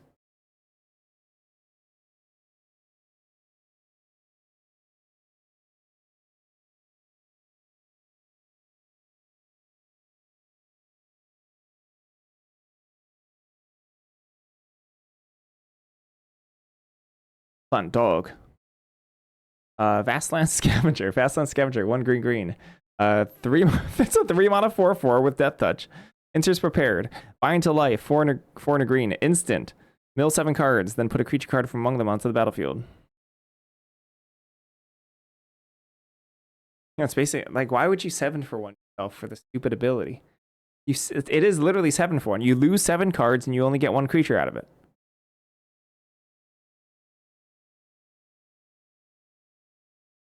What a garbage second ability. Dang, this card's good. So 5. 7's fine. The only time I'll be like scared about binding to life if my opponent has that 1-drop miller. Are you saying it's too powerful?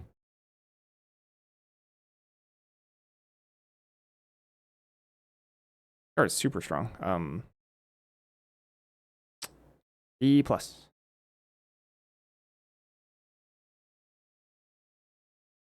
With 6 mana, you just cast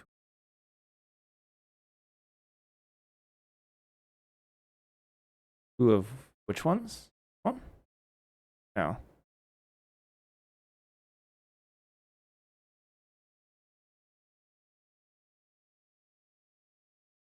Trying to figure out where the math of 6 is coming from.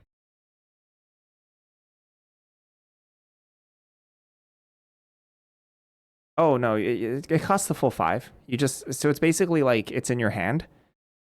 So as long as Vastland Scavenger is on the field, it's like Bind to Life is in your hand. It's kind of like that. You can cast it and then it's gone.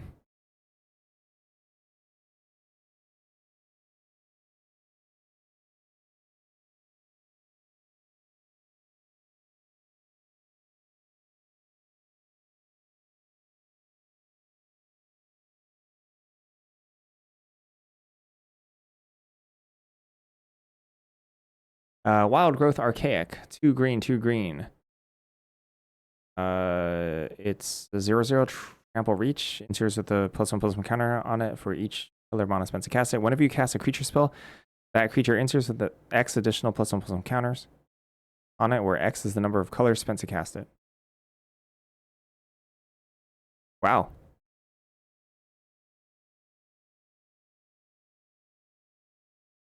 Two mana 1/1. 3 mana 2/2. 3 mana 3/3. 4 mana 4/4. Worth. If you got something with converge, this gives it double converge. Converge doesn't mean the counters. Converge is just a short term for colors of mana spent to cast it. So the converge part is each color of mana spent to cast it, not the +1/+1 counter on it. So if something says converge, it could be like deals damage equal to the number of each color spent to cast it. It could be draw cards equal to the number of colors spent to cast it. So converge means something different for each converge card.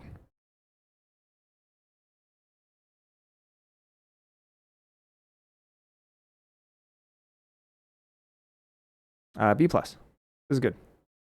Good card. That's it? Mythics? I'm almost done. Boy, yo, I'm almost done. I got an hour? I can do it. I can do it. We're going to finish the entire set before Lola gets here.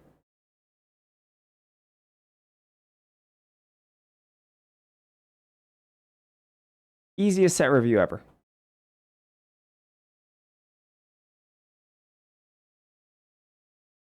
I already did all the white cards.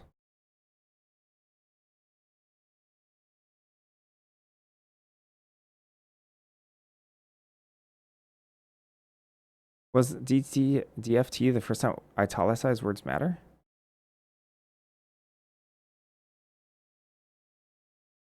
Why did... Oh my gosh, you're right. Exhaust matters. How did I never notice that?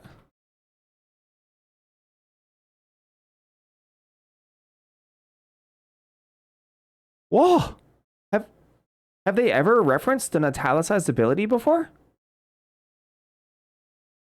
Ever? I can't believe I didn't notice that. Is exhaust italicized? Exhaust is not italicized. It's not. It's just straight up says exhaust. None of the exhaust cards are italicized. It says exhaust dash, no italics. Ganjahorn is lying to me.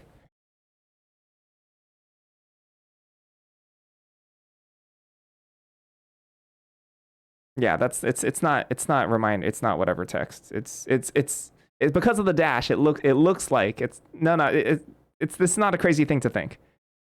Because there's the AI dash. What is it called? The M dash? There's the dash that makes it look like a grouping text. I forgot what it's called, but it's not.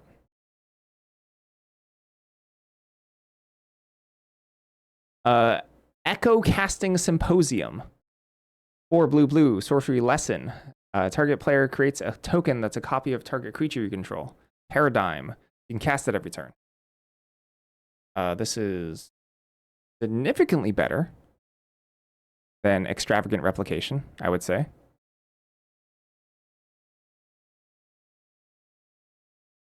Which I think makes it a C. Why? Wait, why? No. Why is it significantly better than Extravagant Replication? Extravagant Replication. Like, okay, getting that card removed wasn't that big a deal. Like, that wasn't a huge thing about it. It was the fact that it's... Wait, does Extravagant not do it same turn? You have to wait a turn, don't you?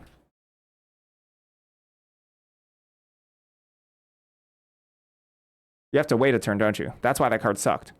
Yes! You have to wait a turn. Completely different. I'm sorry. This card is way better. Ooh, that bumps it from like a D range to like a B range on its own. B-. Pretty good card. Emeritus of Ideation. 3 blue for a 5/5. Flying Ward 2. It enters prepared. Whenever this creature attacks, you may exile 8 cards from your graveyard. If you do, this becomes prepared. Cast Ancestral Recall. Draw 3 cards for 1 mana. Yeah, that's an A.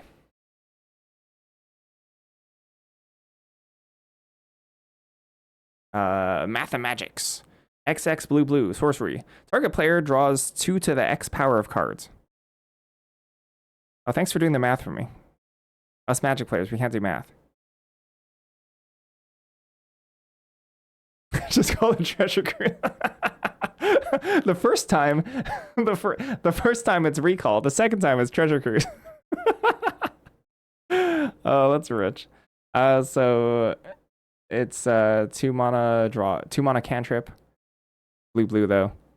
4 mana draw 2. 6 mana draw 4. 8 mana draw 8. Sorcery? This is a D. I don't like it.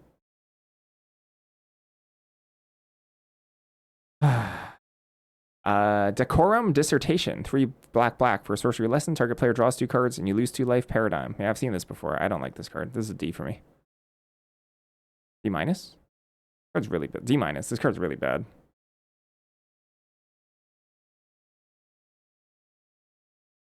Machi. This card's a huge nothing burger.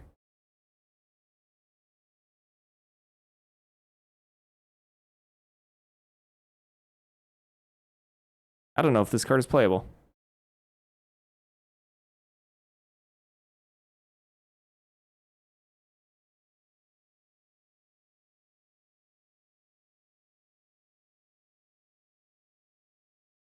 They burn and mill out? There's so much life gain in this set. They'll just kill you.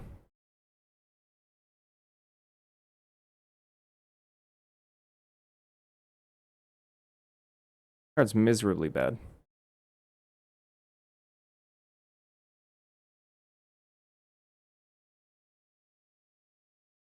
Oof. It's like you untap 4 cards up, 4 life down.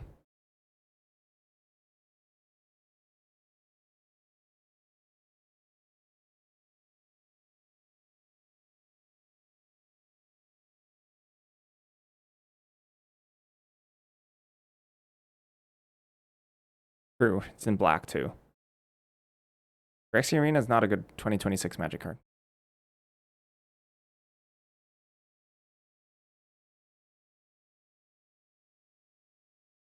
Phyrexian Arena is like a D plus or a C minus.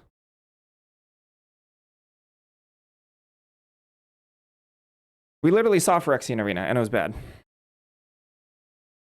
When was the last time we saw Phyrexian Arena?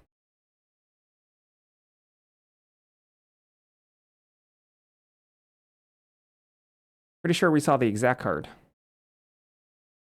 Foundations?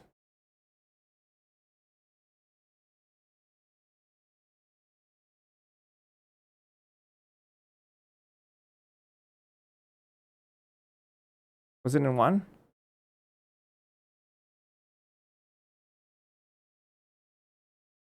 Phyrexian Arena, C in Foundations. What about 1?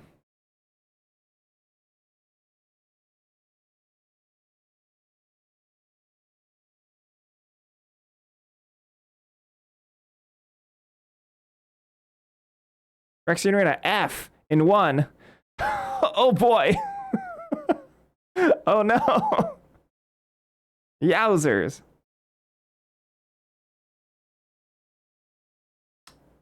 D.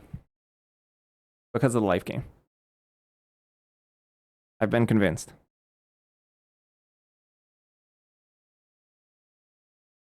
One was a very aggressive set. So I understand. It's probably closer to maybe it's a D plus this card. Can you choose not to cast it? You may you don't have to cast it. It's in black, a color that doesn't actually have raw card advantage like this. All right, D plus. I'm being convinced. I'm crawling upwards. Emeritus of Woe. Emeritus of Woe, 3 and a black for a 5/4. Enters prepared. At the beginning of the end step, if 2 or more creatures die this turn, it becomes prepared. It's just demonic tutors. Demonic tutors. So it's even better than a 6 mana 5/4 that detutors. I think losing flying is worth being 1 less and having the flexibility of Greensguard Demon. This card's pretty good. B+ for me. Good card. Ral Zarek. Ral Zarek. Ral Zarek? Guest Lecturer. 1 black. Starts with 3 loyalty, +1 surveil 2, -1. Any number of target players each to discard a card. -2, return target creature card mana value 3 or less to graveyard to the battlefield. -7, flip 5 coins. Target opponent skips their next X turns, where X is the number of coins that came up heads. Yeah, it has to enlist another thing. This is actually not an amazing planeswalker. The fair planeswalker. The Golgari one? No, that's not a fair planeswalker. This is a fair planeswalker. I'm happy about that.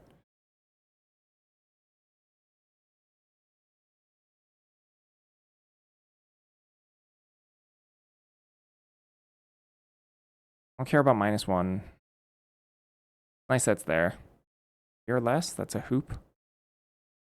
C+. Pretty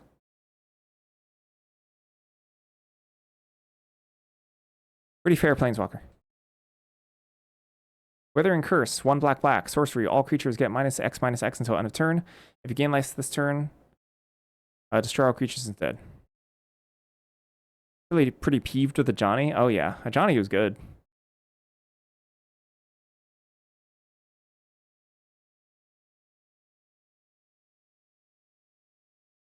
It was a weird card. C+ as well.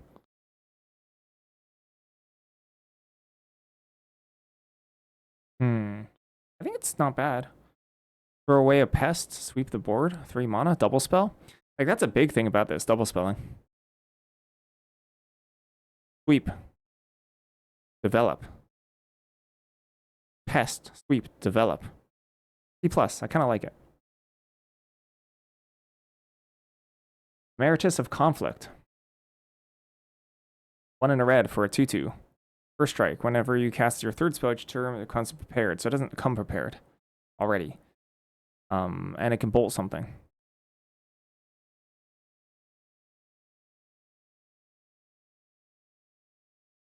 Third spell. Play a prepared creature.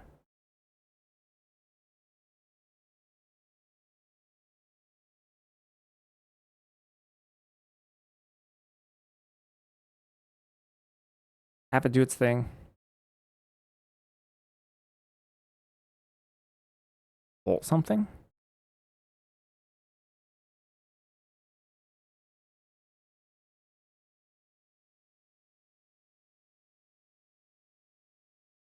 I like C+. I think it's pretty good. Pretty good card. Improvisation Capstone. 5 red. Sorcery lesson. Exile cards from the top of your library into exile cards with total mana value 4 or greater. You may cast any number of spells from among them without paying their mana cost. Paradigm. Do you at least get 4 mana's worth of stuff?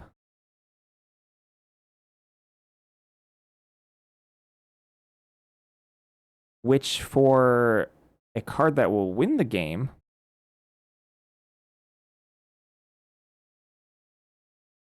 pretty good, actually. That's pretty good. That's definitely worth a 7-drop. I like it. I think it's a B. Good card. Emeritus of Abundance, 2 green for a 3 mana, 3/4. Vigilance enters prepared. Whenever this creature attacks, if you control 8 or more lands, becomes prepared. But it can regrowth. Return target card from your graveyard to your hand. And then it can refuel, but it has to survive that refueled combat. A 3 mana, 3/4 Vigilance. Really good. B+. Germination Practicum. Three red, three green, green, 5 mana total for a sorcery lesson. But 2+1/+1 counters on each creature you control. Paradigm. Heh. Wait, those are Bayou Groffs. Oi! Where's Ganja Horn? If you have a bear...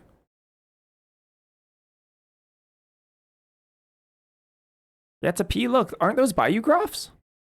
Those are Bayou Groffs, right? In the card.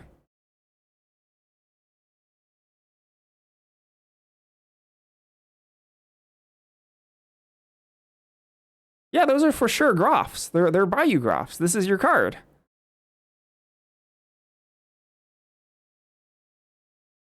Yeah, those are definitely plant dogs. Wait, why is one dead? Oi, one of them is dead. Why is one dead?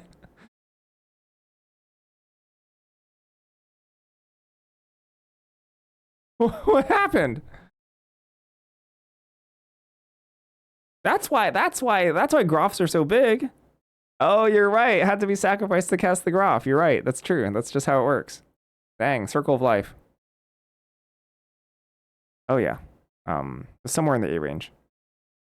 You just need creatures. You just literally just need bodies and you'll win the game. And you win the game so fast. Your 2/2, the turn you cast it, is a 4/4. That's so strong. Like you don't need to go wide. You just need one creature. You just need one creature. And it's like fine. You just have to not have 0 creatures. This is an A-. Helen's stealing my grades from my brain.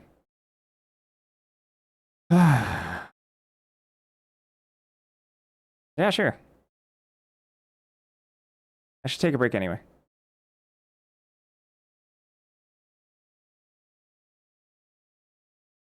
They're behind everything. I can do that.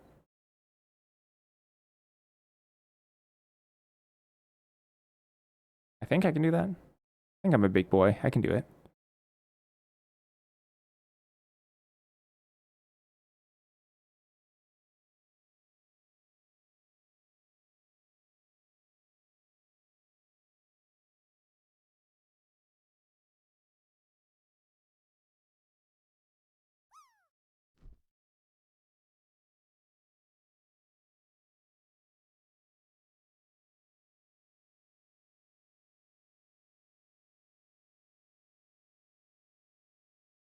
Yeah, feel free to plink and drop.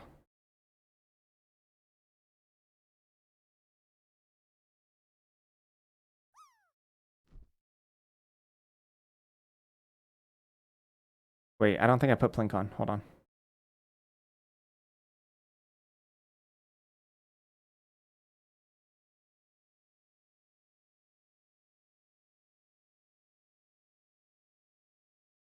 Did I?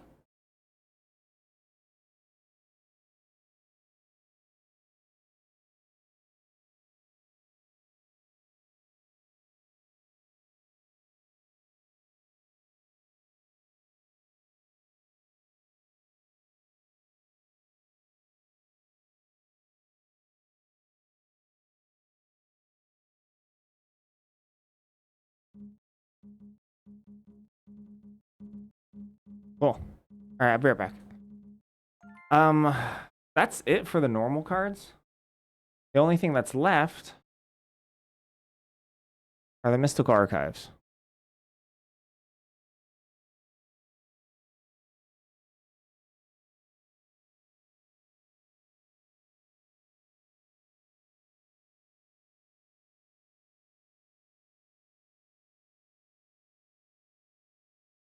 Oh, there's actually kind of a lot, though.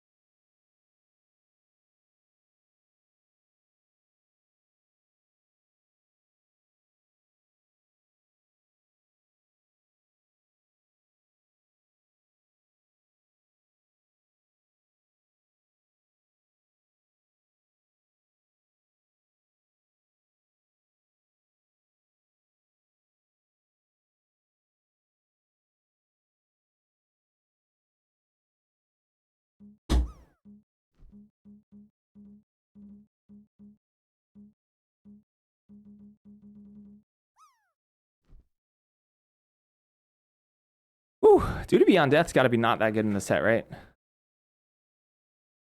Is that even target? This doesn't even target something. I think Duty Beyond Death was like a C+ in its original set.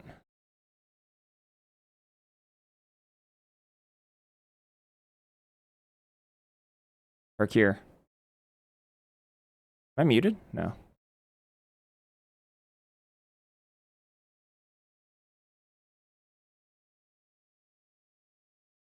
That was dang good there. It's much less good here. I think fundamentally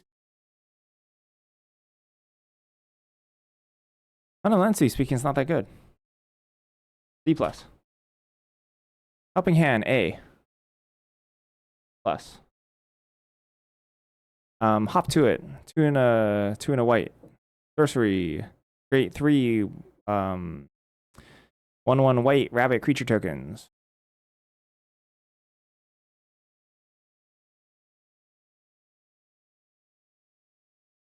Rabbits aren't relevant.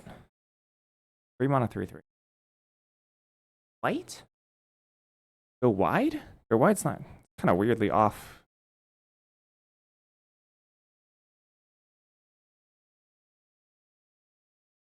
Minus?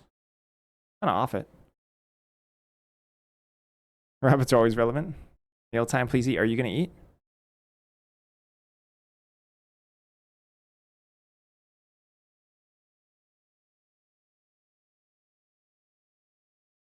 No? I'm gonna snack on tortellini throughout the review then.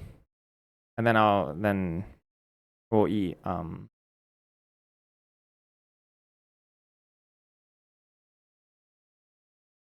I can pull out some sauce and eat. It's fine. Repel Calamity, 1 in a white, instant, destroy target creature, power 4 or greater, power or toughness 4 or greater.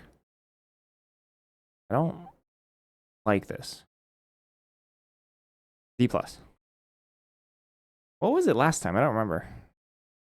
Requisition Raid, white, sorcery, spree. Choose 1 or more additional costs. +1 to destroy artifact, +1 to destroy target enchantment, +1 to put +1/+1 counter on each feature target player controls. This can be broken in some formats, and I think this will be equivalent to OTJ, where there's not like a ton of hits for it. And it wasn't broken. Yeah, and it doesn't trigger Doesn't trigger anything. It's miserable. This card is sometimes way too good. Good night.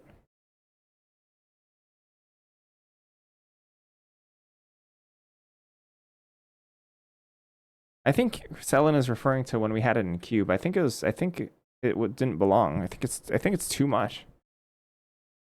You're taking too much off the board at once. C minus. In a set that actually cares about artifacts and enchantments, way too much off the board at once. Deduce. Draw a card, investigate. C. I don't mind a deduce. Deduce is pretty good. Disdainful Stroke. Counter target spell, mana value 4 or greater. D. D minus? D minus. F. F? F. Sleight of hand. Look at the top two. Sorry, blue. Look at the top 2 cards of your library. Put one of them into your hand, the other on the bottom of your library.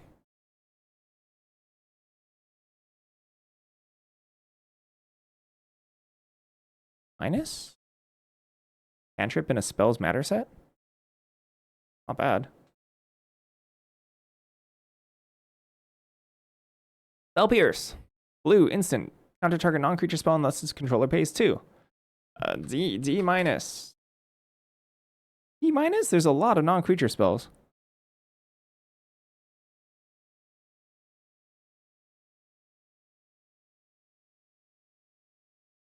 There's a lot. I'm not counting prepared spells, because that does not sound like it's worth a card to stop a prepared spell. D minus. Stock up. 2 blue, sorcery. Look at the top 5 cards of your library. Put 2 of them into your hand. Put the rest on the bottom of your library in any order. B. Dang, stock up's in this set? This card's like a QB. Gee, is this a B plus? Is stock up a B plus? When was stock up printed? What set was that? Brothers War? DFT? Of course. What was it in DFT? The only good card at DFT. There's a B plus in DFT. Wow. I'm giving stock up a B plus. That's so many cards.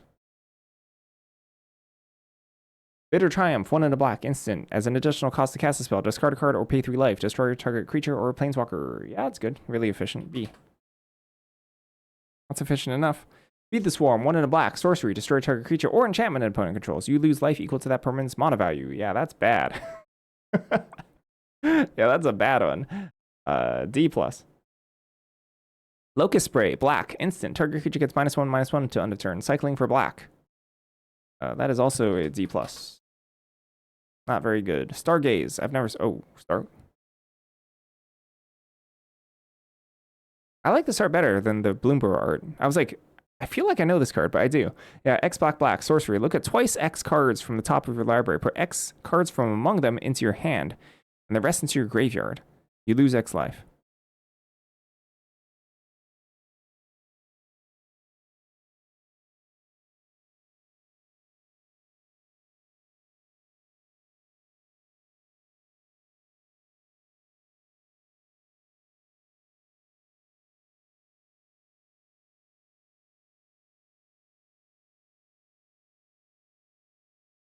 D.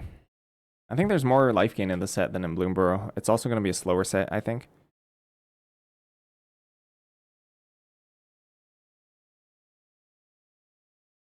How are you giving this an F, but you're like raving about the Paradigm card?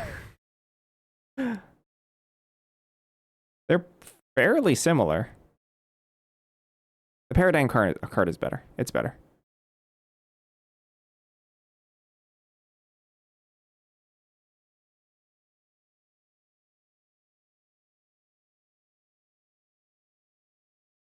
Zombify, 3 and a black. Sorcery. Return target creature card from your graveyard to the battlefield. Yeah, it's like a really bad stock up. It turns out when you add a mana to stock up, it goes from a B plus to like a D. Turn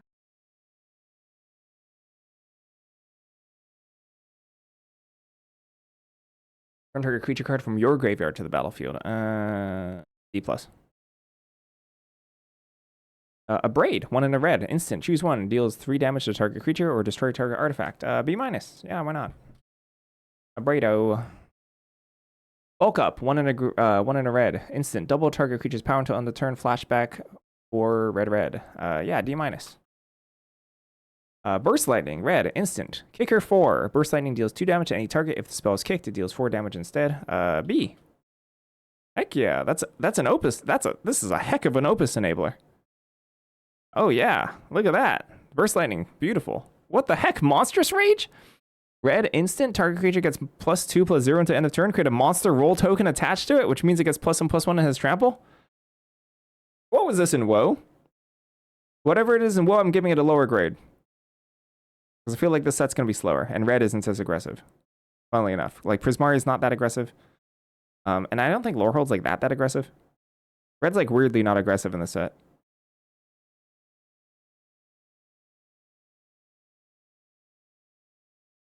Where's WoW? How long ago is WoW?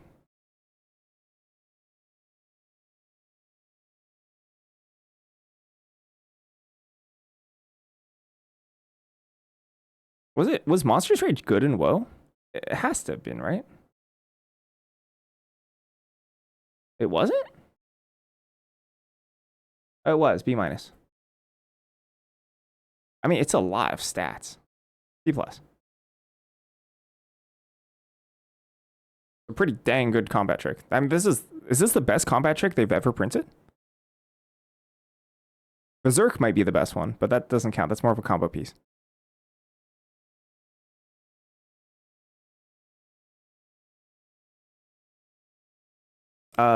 If you count that white protection spell, Brave the Elements, as a combat trick, that one might be better. That's not a combat trick. I don't count that as a combat trick. That's a protection spell.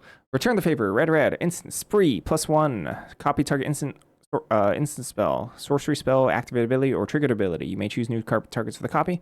+1, change the target spell or ability with a single target. Isn't this like also a beloved Ganja Horn card? I'm giving it a D-. Because I have respect for Ganja Horn.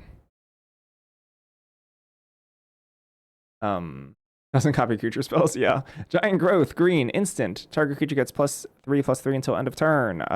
Good combat trick, D+. Knockout Maneuver, 2 in a green. Sorcery, put a +1/+1 counter on target creature you control, then it deals damage equal to its power to target creature and opponent controls. That is good. Good card. C+. D+? E-? This was a Foundations card, Knockout Maneuver, right? Might be a B-. This card is... This set's probably going to play out not too dissimilarly from Foundations, I would say, in terms of speed.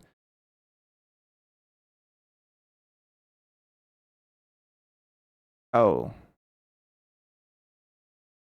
It was Felling Blow in Foundations. What is Knockout Maneuver? Is that from... Why are they...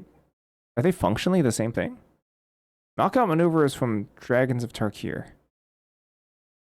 I think it'll be better in this set than in Dragons, maybe? Maybe not. I don't know. Dragons had a weird relationship with power toughness. Because there were like the green creatures, the green top end creatures sometimes were dragons, which actually surprisingly didn't fight that well. Unless they did fight super well. Who would win, a lion or a unicorn? I think a lion would.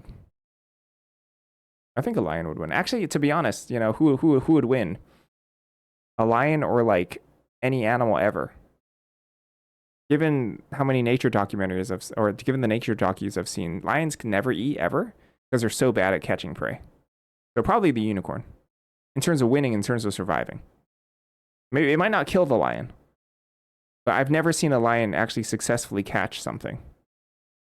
They always just like jump and give like the antelope a hug, and then the antelope just runs away. And then the lion is like sad. And then the narrator goes, and she won't be eating today.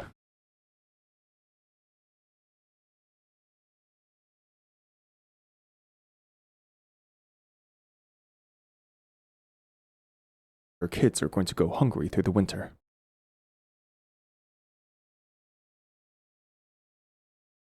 B- for knockout maneuver.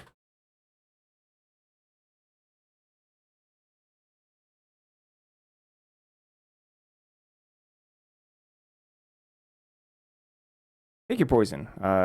Green, sorcery, choose one. Each opponent sacrifices an artifact of their choice. Each opponent sacrifices an enchantment of your choice. Each opponent, this is an F. F, royal treatments. Whoa. Green, instant. Target creature you control gains hexproof until end of turn. But a +1/+1 counter has ward 1. Pretty nice. C.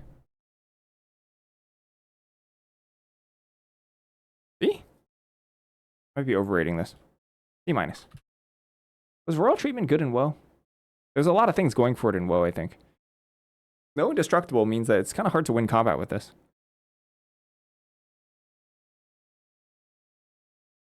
Which I think is kind of a big deal.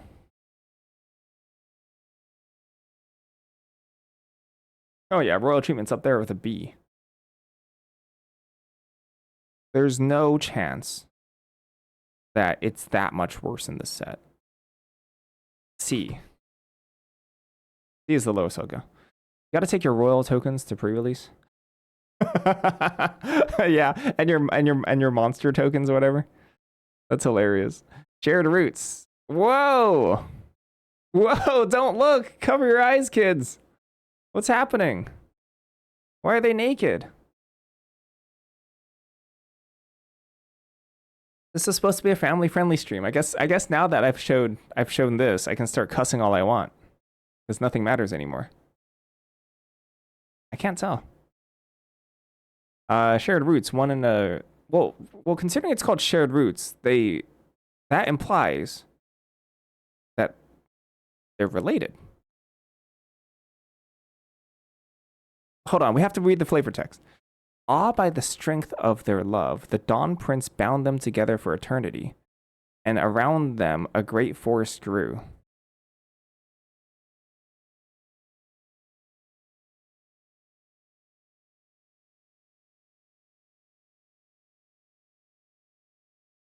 That didn't give me any hints about, yeah, whether or not it's a Targaryen situation or not.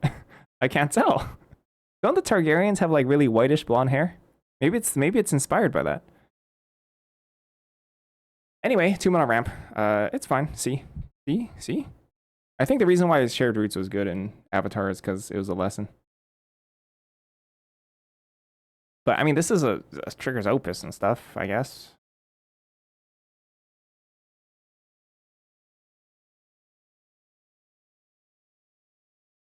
Oh, it was only a C- in Avatar too.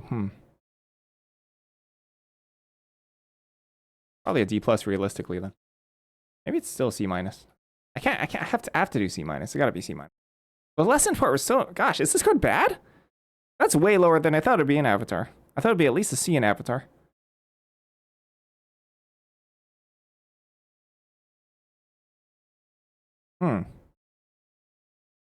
Maybe people are just playing it in decks that they didn't belong in.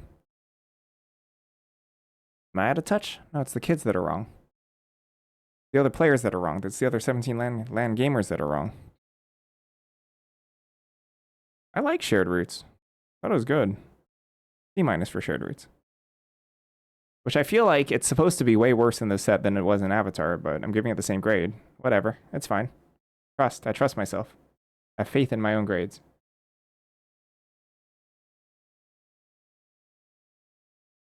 Angel's Grace. White. Instant. Split second. You can't lose the game in this turn, and your opponents can't win the game this turn. Until end of turn, damage that reduces your life total to less than 1 reduces it to 1 instead. F. Prismatic Ending. X and white. Sorcery. Converge. Exile target non-land permanent if its mana value is less than or equal to the number of colors of mana spent to cast this spell. Oh boy.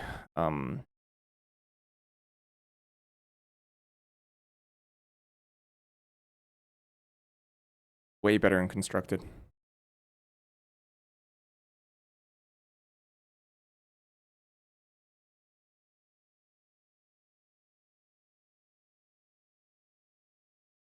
You're never trading up on mana.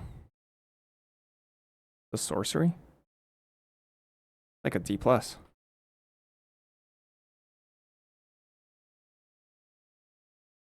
wonder if I have constructed bias with this. Is that too high?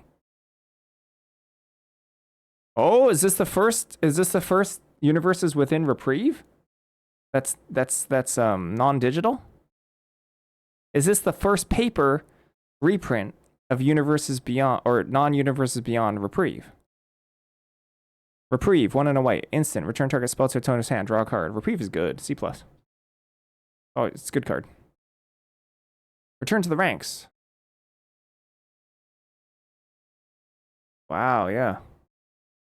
Return to the ranks, X, white.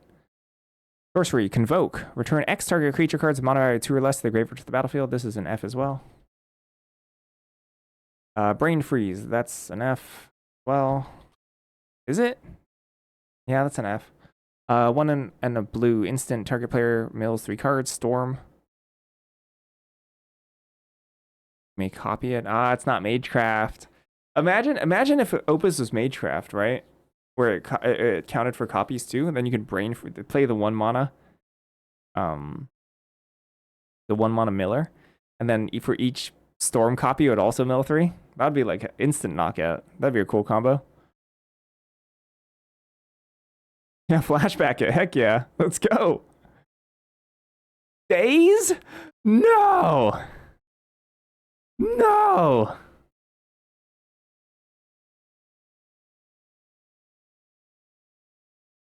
I don't want to think about days in this set. Free spells? Come on.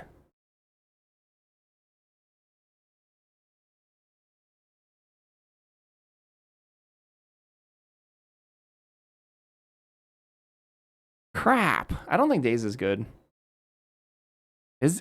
Wait, is days good? I think it's super good in cube. But like this is not cube. Easier 4-drop? That's pretty good.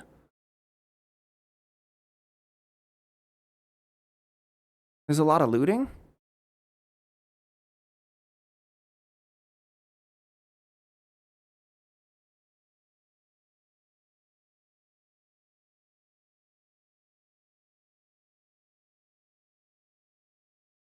I mean,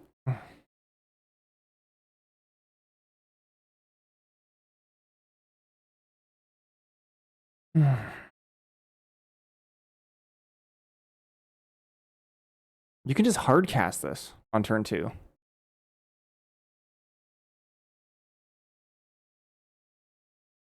You don't always have to bounce a land. C+.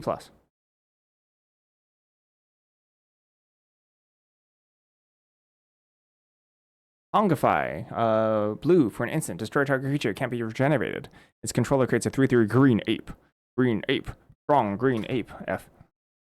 Preordain. Yeah, that's enough. Preordain. Blue, for a sorcery. Scry 2, then draw a card. This is a good card. C+, I think. Not all cantrips are created equal. I gave Sleight of Hand a C-, and I'm giving this a C+, and I think that's right. This is like almost Anticipate for 1 mana. Culling the Weak. Blacks, instant. As additional cost to cast a spell, sack a creature, add 4 black. F. Dismember, 1 Phyrexian black, so it's an instant. Target creature gets -5/-5 until end of turn. Yeah, that's a B. G.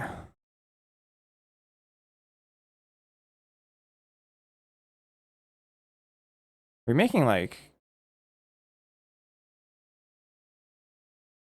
Looking at this art, it's weird art. Huh. Ew, gross. I don't like it. Gildred's Edict?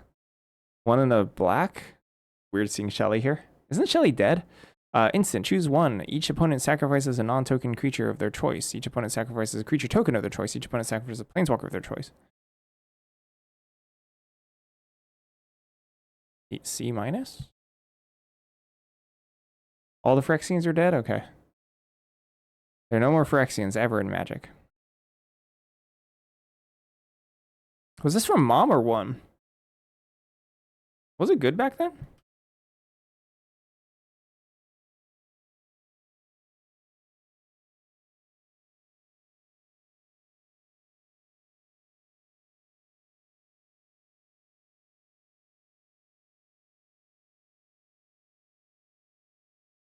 There's a C plus in one.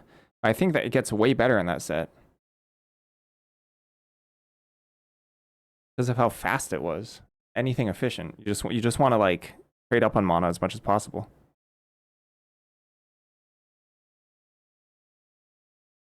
C minus. Smallpox, black, sorcery. Each opponent loses 1 life, discards a card, sacrifices a creature of their choice, and then sacrifices the land of their choice. F. Big score, 3 in a red for an instant. As additional cost to cast a spell, discard a card. Draw 2 cards, then and create 2 treasure tokens. I kind of like it. C. Kind of like big score. Brotherhood's End, 1 red, sorcery. Choose 1. Brotherhood's End deals 3 damage to each creature and each planeswalker, or destroy all artifacts with mana value 3 or less.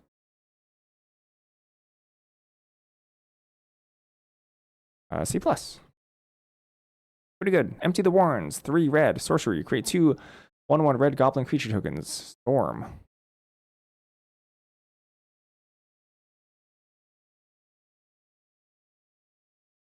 Literally seething song in this. A seething song in this set. That's hilarious. D? I think it's a D. You have to double spell to even get.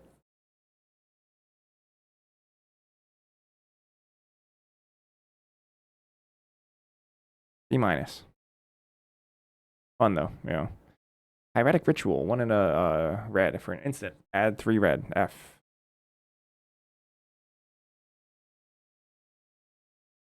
Crop rotation. Green, instant. As additional cost to cast a spell, sack a land. Search your library for a land card, put it in the battlefield, then shuffle. F. Glimpse of Nature, green. Sorcery, whenever you cast a creature spell this turn, draw a card.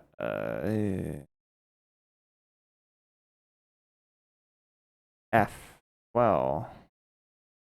Shamanic Revelation, 3 green for a sorcery. Draw a card for each creature you control. Ferocious, you gain 4 life for each creature you control, power 4 or greater.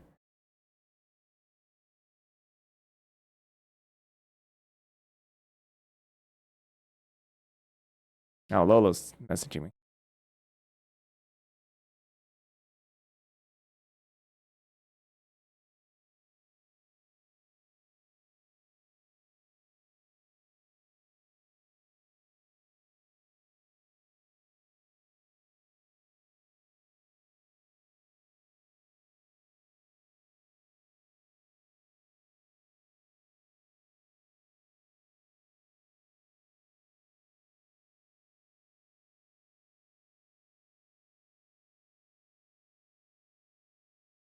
I am talking to the JustLolaman.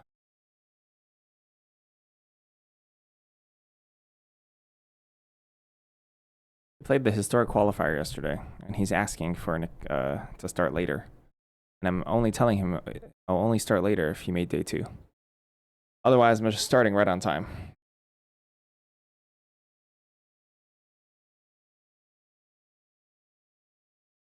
Anyway, Shamanic Revelation.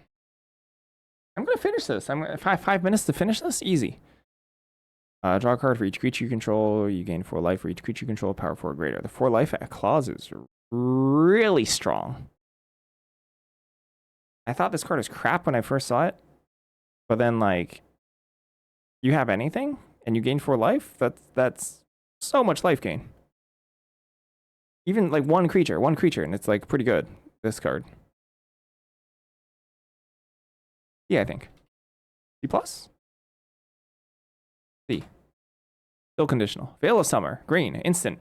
Draw a card if an opponent has cast a blue or black spell this turn. Spells you control can't be countered this turn. You and permanents gain hexproof from blue and black until end of turn. F. Garbage card. Gotcha Horn was right. They should never have banned it. Fracture. Fracture. White. Black. Instant. Destroy target artifact, enchantment, or planeswalker. F as well. Expressive Iteration, blue, red, sorcery. Look at the top 3 cards of your library. Put one of them into your hand, put one of them onto the bottom, and exile one of them. You may play the exiled card this turn. This is like a B as well. Is that too high? It's so good. 2 mana. I think it's a B. Culling Ritual. 2 black, green, sorcery. Destroy each non-land permanent mana value 2 or less. Add black or green for each permanent destroyed this way. I think that's also an F. Deflecting Palm. Red, white, instant. Next time a sorcerer choice would deal damage to you this turn, prevent that damage. If damage is prevented that way, Deflecting Palm deals that much damage to the sorcerer's controller. Also an F. Yeah, it used to be an uncommon. Well, yeah, it used to be an uncommon. In the original Strixhaven. I wonder how it did. That's wise.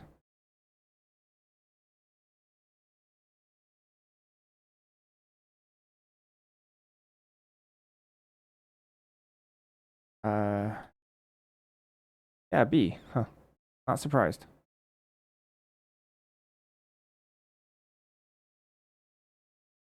Bring to light.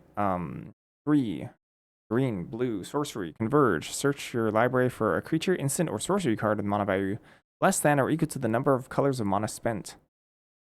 Cast a spell. Exile that card. Then shuffle. You may pass that card without paying its mana cost.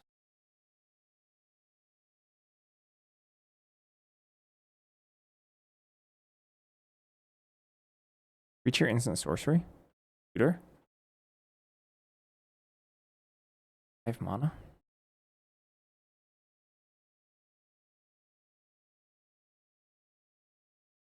Originally printed in Oath of the Gatewatch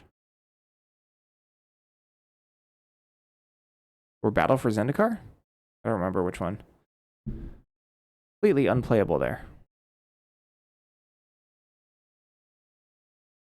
Have times changed enough? Have the bombs gotten that much bombier? Is the fixing that good in this set?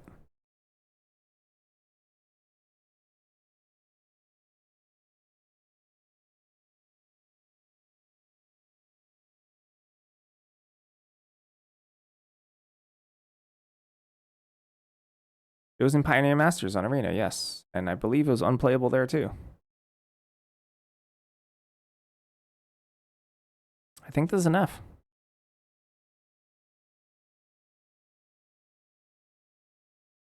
Really?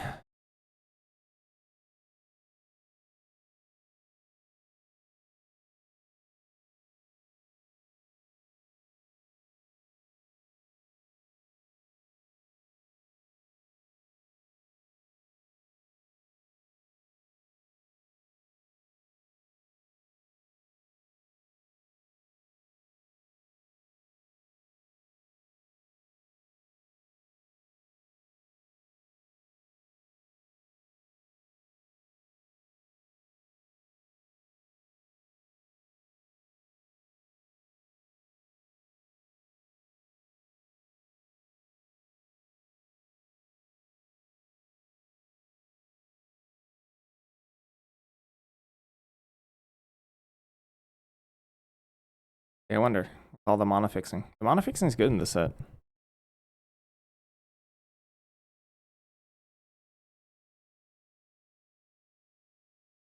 Lola has already declared himself late. He's already declared himself late.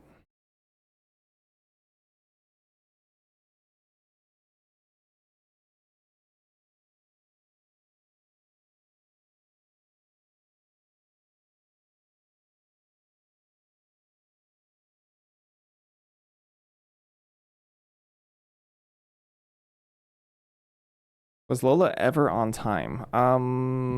He was only like 5 minutes late yesterday. He said he's gonna be 15 minutes late today. That's like Gosh, might as well just play Magic the Gathering. Like so long, 15 minutes? That's like 2 best of 1 matches.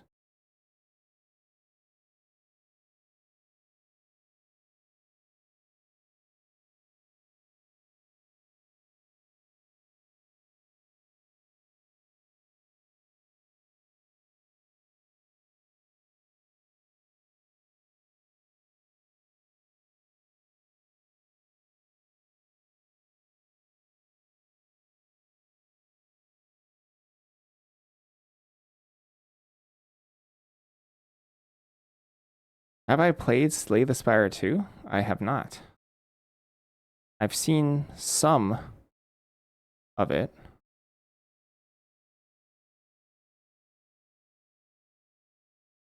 I've seen some gameplay.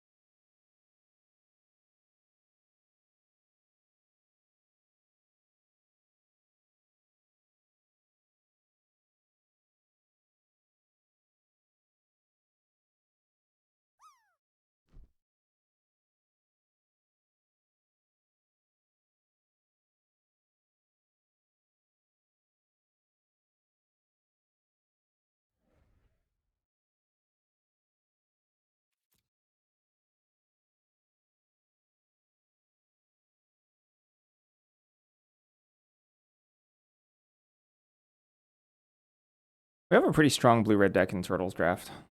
I lost the first match, though. I was super tired yesterday when I was playing. Literally, the game before I lost this last match, I played against a Nadu, and they played Lightning Greaves, and I had a removal spell, and I'm like, let's not kill Nadu. I literally removed the creature next to it, and then they won the game on the spot, obviously. I don't know why I did that. I was just tired.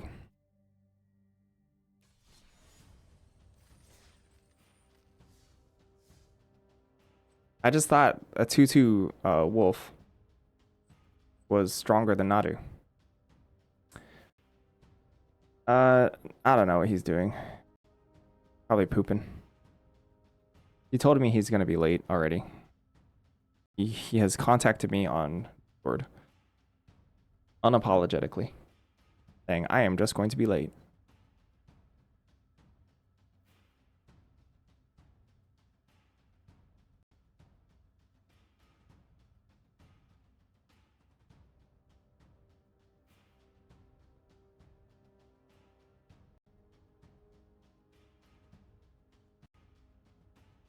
Well, he definitely made excuses. I was leaving those out for his dignity. There's tons of excuses.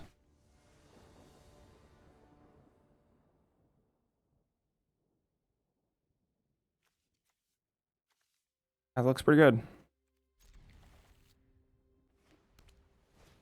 Oh, yeah. Okay.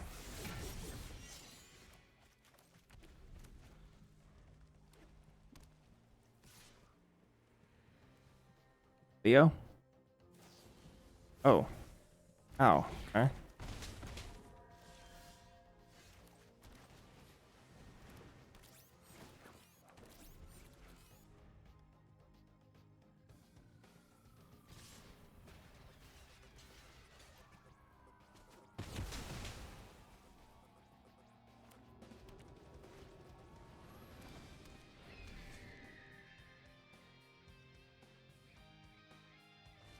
Oh, this deck seems pretty good.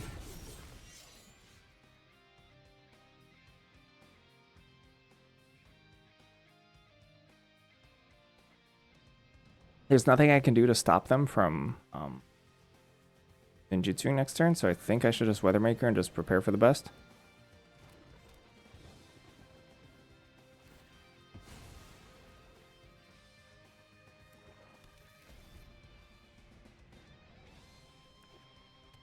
Yeah, Mythic Ladder can be really tough.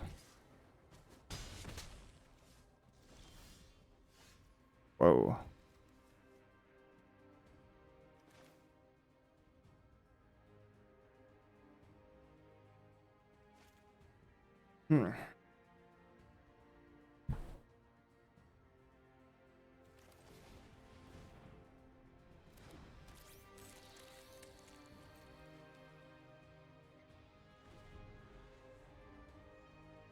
I don't want to run April out straight into Stomp by the Foot.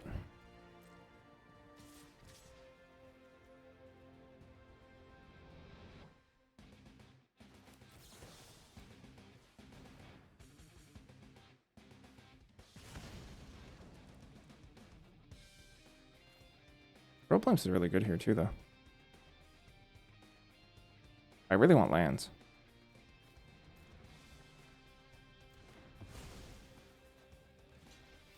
So they clearly don't have any ninjutsu, right? Otherwise, we would attack with filter.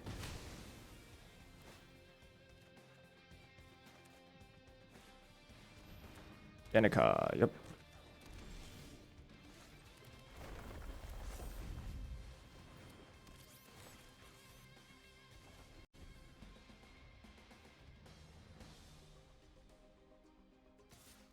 Oh, there it is. There's one. I drew one off the top. They didn't have it last turn.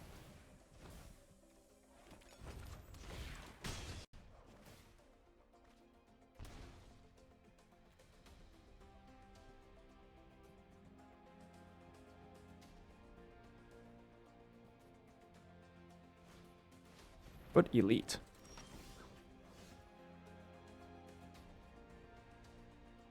I've got 2 lightning bolts this turn. And can I play those machines in the same turn? I can't.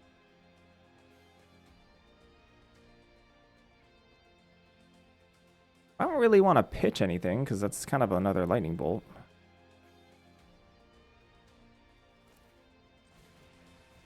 What's happening? Lola said he's going to be like 15 minutes late.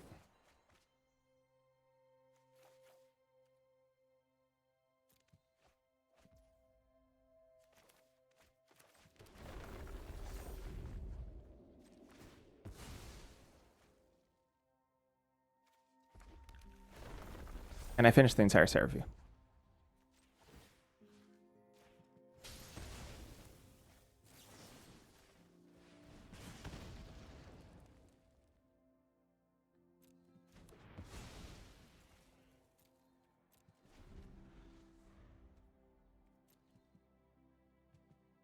I don't wanted that Raffin, Mikey.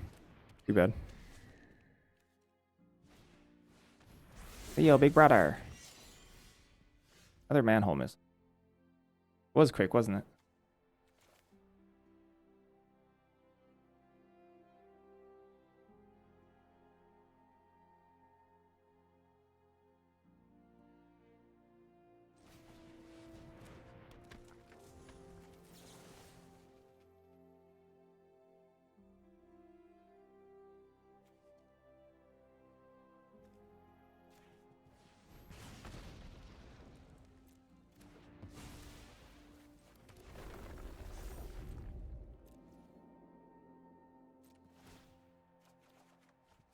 Oh, that's pretty good.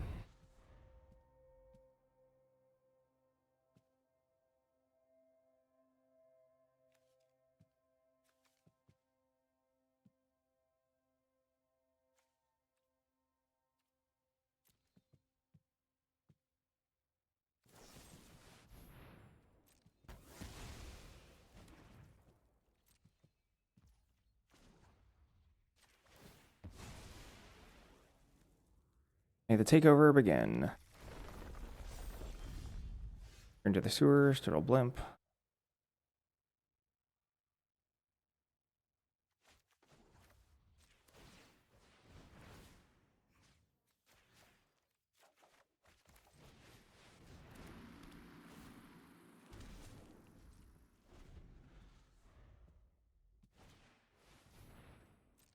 Omni cheese pizza in this color is kind of weird.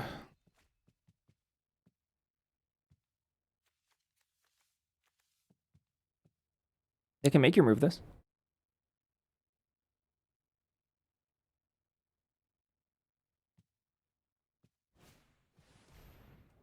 Sure.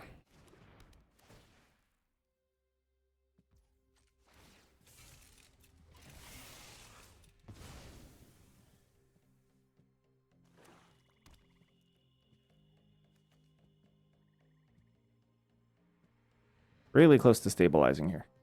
Real close. Brilliance. Wow. That does nothing. Wow, does nothing.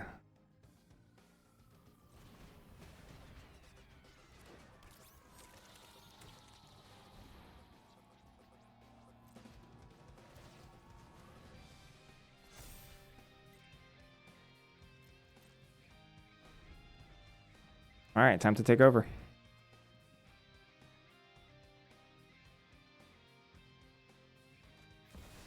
Oh. What do we got? Jenica? All right. Gotta close.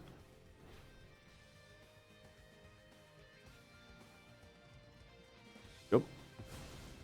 Pretty good. Let's start closing. Surveillance. Metalhead. Mechanized.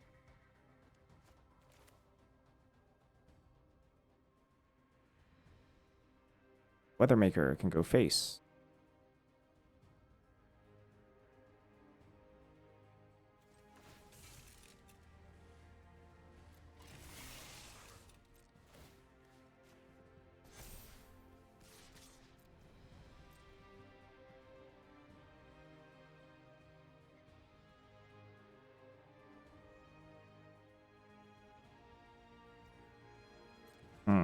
I think they wanted to jump that turn. But it's not like they know we have surveillance.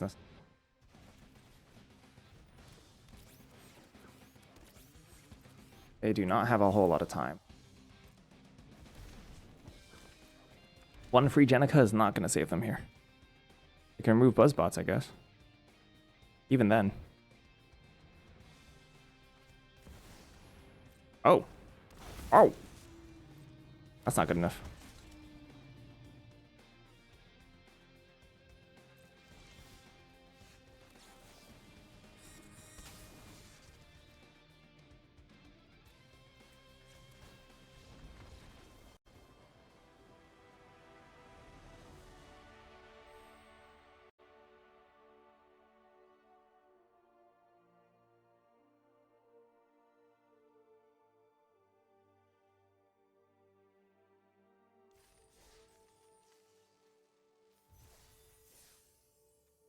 Honestly, they're kind of popping off a little bit. The end there. Surveillance, yeah, it's got to be good. It costs 1 mana. The cheapest it could be. I guess it could be like 1 to pop 2, which would obviously be broken in half.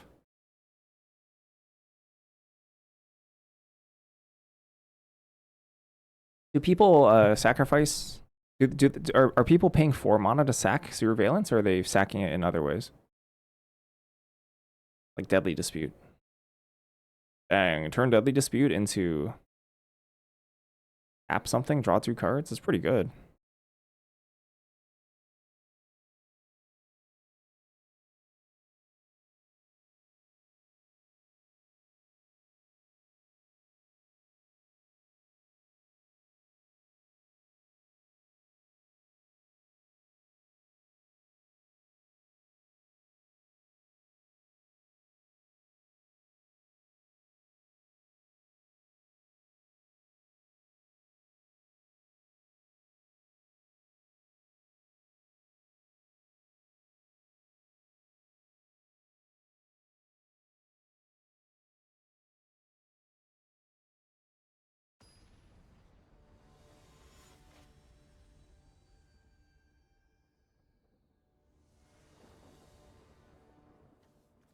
That's a lot of nobody. How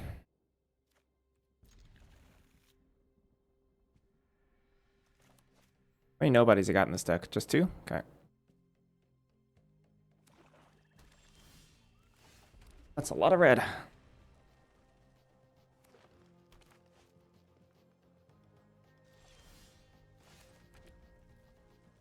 Cycle?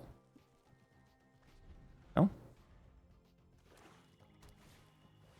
You.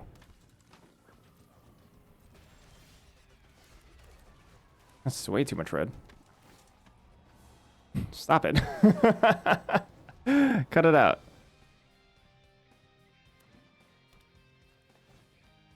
Okay.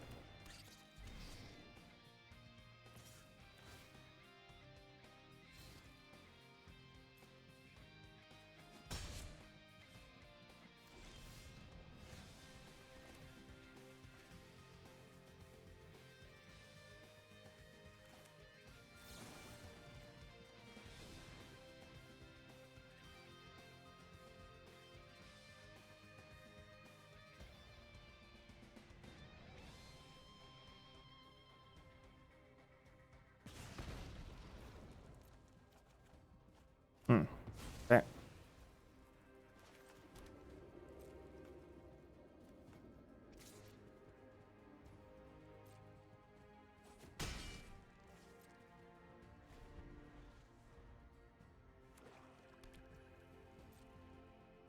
And the moment they start playing like Venus or something, I kind of just hold over.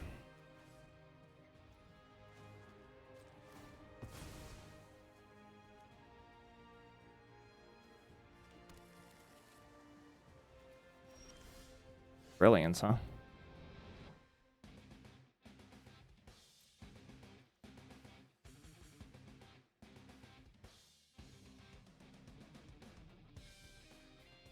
We need fights today. We had some fights today. Had a little bit. A wee bit of fights. What are they holding?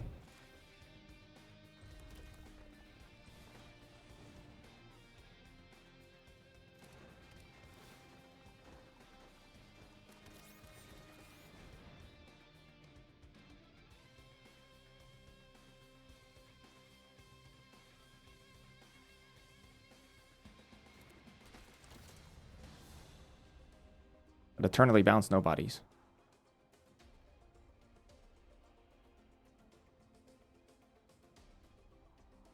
So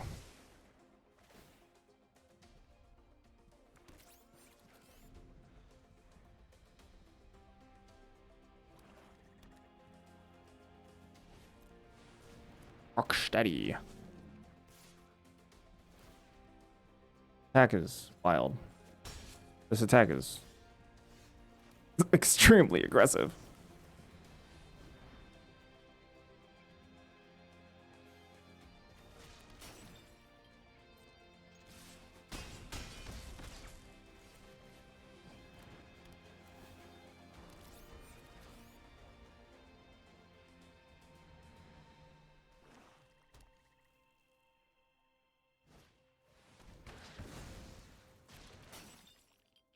They in fact did put it on top, yeah.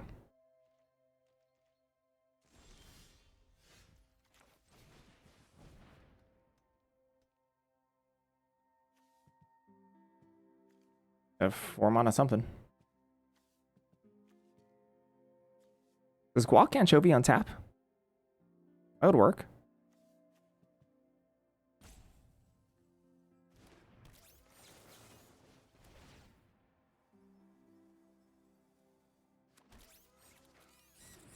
But I don't know. It would have to cost 4 mana, or just maybe they just don't want to use mutagen.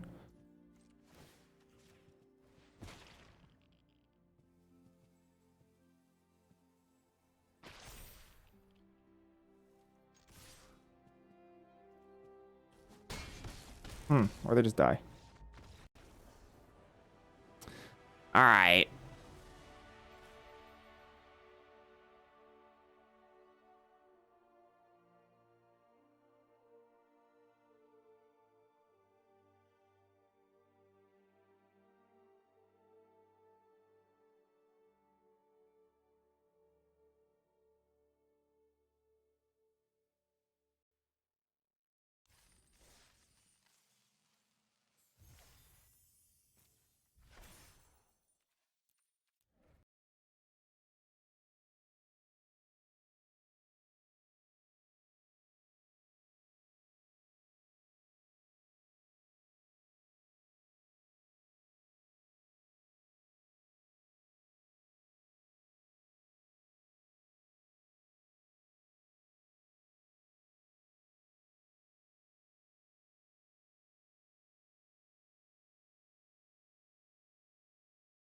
Oh, look at me. I'm so blurry.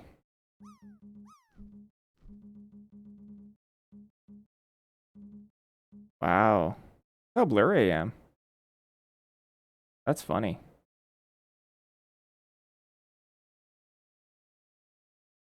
Oh, there's 2 Lolas.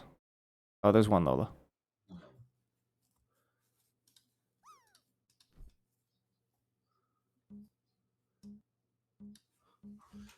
Hello. Hello. How are you doing?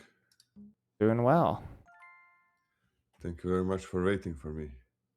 Wasn't that long.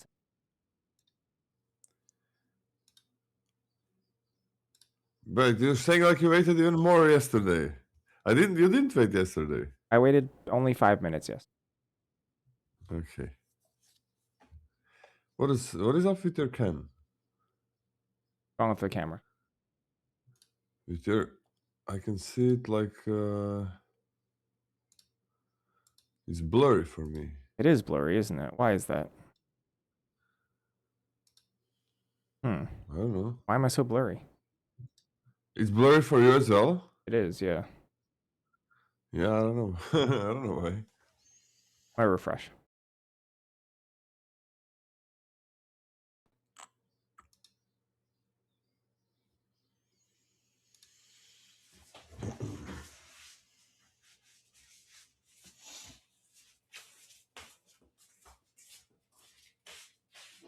Lola's just stomping around in his jammies.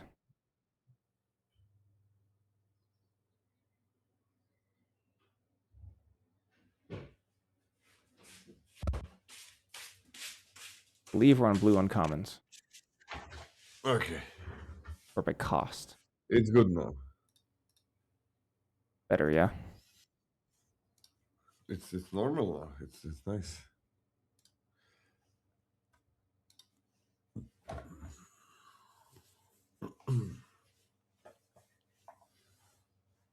I did the whole set.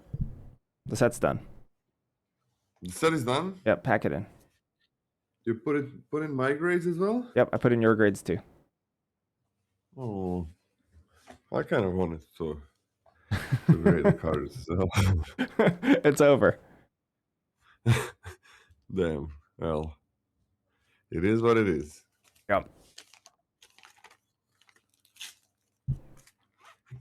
So yeah, I got in today too. So that was unexpected. Congratulations for getting to day 2. Was it close or do you feel like you ran well? Do you think the deck's cracked? I think the deck is great, but I think the deck is really great. But I kind of don't know how good or bad other decks were. Yeah, do you think you played against a bunch of stinkers? I don't think so. Historic is the Wild Underplayed West, format. right? It's like really, really unexplored. Yeah, it is, right? Yeah. Because I got into the games and I was learning my deck while Yeah. I was playing, and I was learning everybody else's decks because I had no idea. I didn't know a single deck when I started. I didn't know a single deck that I could play against. Yeah. I didn't know anything that they could do. I knew about like Affinity, I think, and so I was like, I gotta see the first couple of cards they play or something, and then I gotta maybe search to see a picture of their deck or something, and that didn't always work out. But and then I actually timed out once on like match 1 or match 2 because I was like trying to see what they're playing because I don't know about any deck, and I was also trying to learn my deck to play my deck because I didn't really have experience in that one. I played Yeah. like 1 or 2 matches. I think 2 matches beforehand. So I'm extremely happy. I was like, you know what happened? I was like, I went 4-2, so I got a second loss 4-2.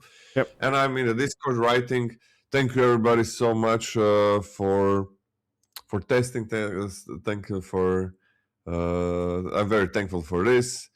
Wouldn't have. No way I would have won this much if it wasn't for you.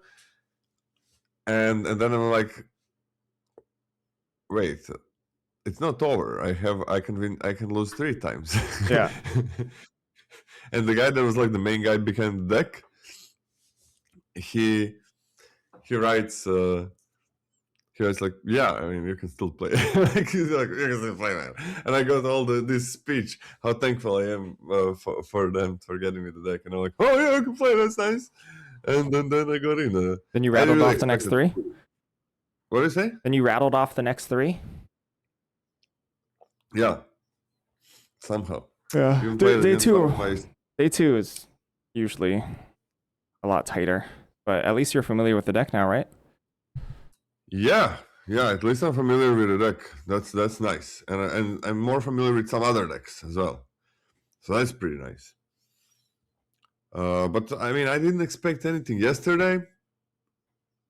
I'm not gonna expect much today. I mean, I'm just gonna try, and that's it.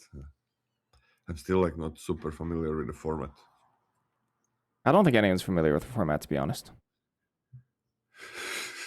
I'm sure legitimately, like, decks people think are tier 1 are like stone unplayable. That's just how Historic is. There's no content on Historic at all. You know that. Oh yeah, I've checked that. I have like Googled on MTG Goldfish, and there's like one deck there or something. Yeah, there's nothing. It's a complete black hole. It's actually the probably most exploitable format in Magic. That is actually so cool. That is so cool. Yeah, so if your team was working on it and they broke it, then you probably have a huge leg up. Okay, that's great. What about Pioneer? That's a little more explored, or right? Yeah, Pioneer is a lot more explored, but it's also dead. Because the last one was Pioneer, right? Was it? I don't know. I haven't been keeping track. I mean, actually 2 months ago or something. Hmm. Yeah, it's okay. I can't talk too much about the deck. Out of courtesy to my team, of course. And how about we go on to the set review? Yeah, are you online? Yes, I am. Oh, you are? Have you been online this whole time? Mm-hmm. You didn't click the button then. What button? You can click the button too, right, to start the share chat. Wait, your communities can chat with each other. Okay, got it. I will click. Okay. Have I clicked that button this whole time? I can click the button as well. I thought only you can do it. Pretty sure we're both on even footing here. We're both just collaborators. I'm not the boss of you. Oh, you're not the boss. You can leave whenever you want. Thank you. Yeah, I could also just just kidding. You're just saying that because I'm streaming now. So, I just gotta make a quick announcement. Thanks for the raid. Quick announcement.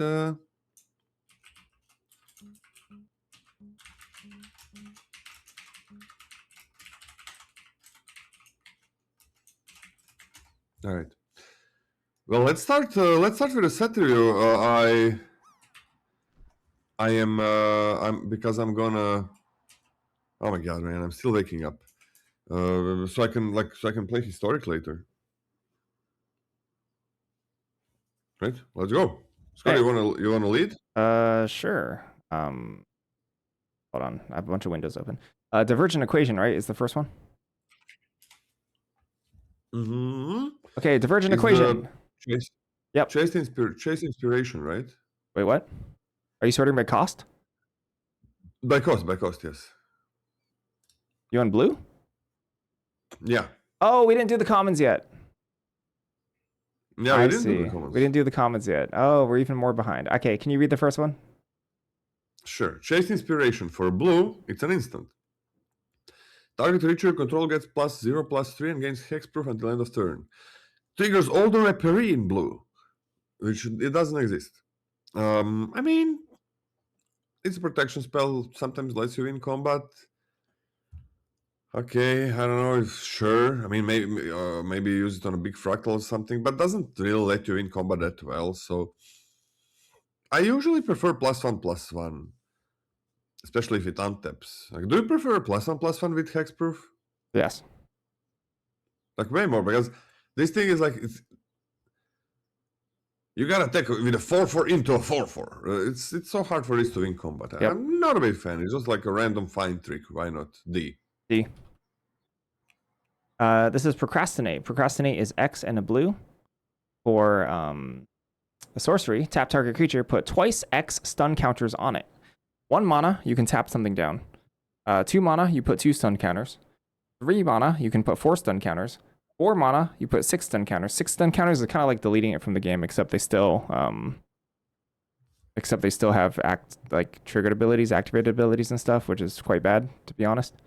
I think pretty much no matter what rate, it's pretty bad. It's like flexible, but like not exciting in any way, unless you specifically care about like hitting a threshold of 5 mana opus stuff or actually care about X spells. I gave this a D. Yeah, I don't see it. I don't know if I'm missing something.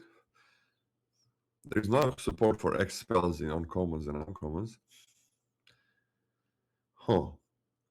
For 3 mana, you're a lot of times gonna remove it from the game, but everything stays still. It can be exiled. There's some way to exile it and stuff. I mean, it's just like 3 mana aura that taps something down forever is just not good. Yeah, that's not great. Like for 3 mana, I kind of want to kill something. I'm on a D as well. I mean, like I see if you have no removal, you put it in. I don't know if we're missing something about Procrastinate, but I feel like we're not. I mean, if blue, if it's super unexpected and blue is really aggro and 1 mana tap something is good, then 1 mana tap something. Come on, Scotty. You gotta get the hell out of here. What the hell is that? 1 mana tap something is not good for aggro. It's good for I literally kill you that turn. Oh yeah. I mean, it's nice that it exists. Banishing Betrayal. Now you read this one. Banishing Betrayal for 1 and a blue. Instant. Return target non-land permanent to its owner's hand. Surveil 1. Surveil 1 is not a small thing with that. There are tokens, fractals, and so on. So I kind of like it with Surveil 1. Like, just bounce is pretty bad without Surveil. 1 mana bounce is so much better because you can also use it to save your things. Non-land permanent. I think it's fine. I don't think you're going to be playing too many. It's pretty high power level set. So I'm just going to give it a D+. I was quite a bit higher. Yeah. I like these cards, especially because I think that blue is really good at drawing cards this set. I like a cheap, efficient, like interactive card that doesn't even necessarily do card advantage. So I gave it a C. I like this one. When was the last time we had this? I don't know. Voyage's End. I know we had the Surveil one. What? It's not Voyage's End. That was like a really long time ago. I think that one died or something. But I mean, now that I think about it, there's a lot of +1/+1 counters as well, like big fractal tokens and +1/+1 counters in Lorehold and Silver Quill, and in Witterbloom as well. And blue is gonna have card advantage. I can be sold on it. Yeah, I'm gonna go not on a C, but on a C-. But I can see that you're right, actually. As far as Dispersal from Mom, you mean 1 mana Surveil 2? Come on. That card is nuts. Essence Scatter, 1 in a blue for an instant. Counter target creature spell. I even though there's a greater density of instants and sorceries, and some instants and sorceries that also double as onboard threats, I still think Essence Scatter is good enough. Especially since some of these things, right, come with prepared spells, and one of the best ways to make sure your opponent doesn't get a 2-for-1 off of prepared spells to just not have it resolve. I like Essence Scatter, C+. I'm on a C+ as well. Did you move the Banishing Betrayal to C-? I did, to C-, yep. Thank you. Hydro Channeler for 1 and a blue, it's a 1/3. You can tap it to add blue, but you can only spend that mana to cast instant or sorcery spell. You can also tap 1 and this to add 1 mana of any color, but also only cast it for instant or sorcery spell. So basically, 1/3 that ramps you for instant and sorceries, or doesn't ramp but fix for instants and sorceries. I mean, there's a lot more instant sorceries, and creatures have instant and sorceries on them. So in a usual set, it doesn't ramp you that much, but in this set, I think it's going to ramp you quite a bit. So this is usually shit. it's usually pretty bad, being a 1/3. But in this set, I'm okay with a C minus. I think this is legit. I think this is going to be the best that we've seen in a while for this formula of blue 2-drop. So I give it a C. We say that every time. I don't know how many times we said this is the best we've seen with this effect. Yeah, this one's legit. I'm in. This one is legit. Yeah, this one's legit. This one also fixes you. I'm in. This is the real stuff. Okay. Can't hurt me I again. Hope you're correct. Hope you're correct. Landscape Painter, 1 and a blue for a creature, Merfolk Wizard. It's a 2/1. It enters prepared, and it can cast Vibrant Idea for 4 and a blue for sorcery, and that's a draw 2 cards. I mean, it looks like value, but the creature's so bad, and the draw spell is so bad. It's kind of nice that they come with both, but it's like, yeah, you play your 2-drop, and if it survives until that late in the game, you have to. It's so inefficient to draw 2 cards. I'm pretty off it. I don't think this card's good. D+. I'm a D+ as well, yeah. If you need it, you can probably snatch it, but yeah, it triggers Opus. That's kind of cool. But there's so many good creatures for 2. So I'm not very impressed with this one. 2/1 is so bad. Like, if you're not trading it, then the reward is like you're gonna pay 7 mana to draw 2 cards and get a 2/1, which is not that good. Yeah, D+. These are always great top decks, sure. Deluge Virtuoso for 2 and a blue. It's a 2/2. When it enters, tap target creature an opponent controls and put a stun counter on it. Okay, so that's nothing special usually, this kind of effect on a 2/2, but it has Opus. Whenever you cast an instant sorcery, this gets +1/+1. If 5 or more mana was spent, it gets +2/+2 until end of turn. That's a pretty big deal. These things have been bad. As a 3 mana, this is the best Frostlings, yeah. These things have been like 3 mana 2/2, you stun something, you gain some life, I guess, maybe attack, but then you're left with a 3 mana 2/2, which was horrible. Because opponent doesn't have a 3 mana 2/2 for 3. They have more. So you're, for some life gain or damage, you're sacrificing board presence, which basically always translates to you being dealt more damage or dealing less damage in the long run. And that's what matters, the long run. It doesn't matter quickly gaining life or dealing damage. It matters killing your opponent or not dying, which this usually never does. But being able to be a 3/3 or 4/4 or something is pretty big deal. To the point where I think this is really nice, and like, I kind of want to give it a C+, but it's a 3-drop, so let's start it as a C, but I think it's a very desirable 3-drop. Okay, I give it a C+. I think that Opus ability is great. Even huge threat of activation too. So, well, not activation. It's, you know, threat of. It's hard. It's not super easy to block. It is. Let's go Quick Study. Quick Study is 2 and a blue, 3 mana total for an instant, draw 2 cards. I think this is fine. It's okay. I think that there are good ways to go over the top, but I don't think you'll be unhappy just throwing a Quick Study or so in your late game oriented decks. It helps smooth out your mana base. You know, you can leave open interaction, counter magic, whatever. You know, it's not bad. It's not bad. The instant speed is really nice bonus on this. C-.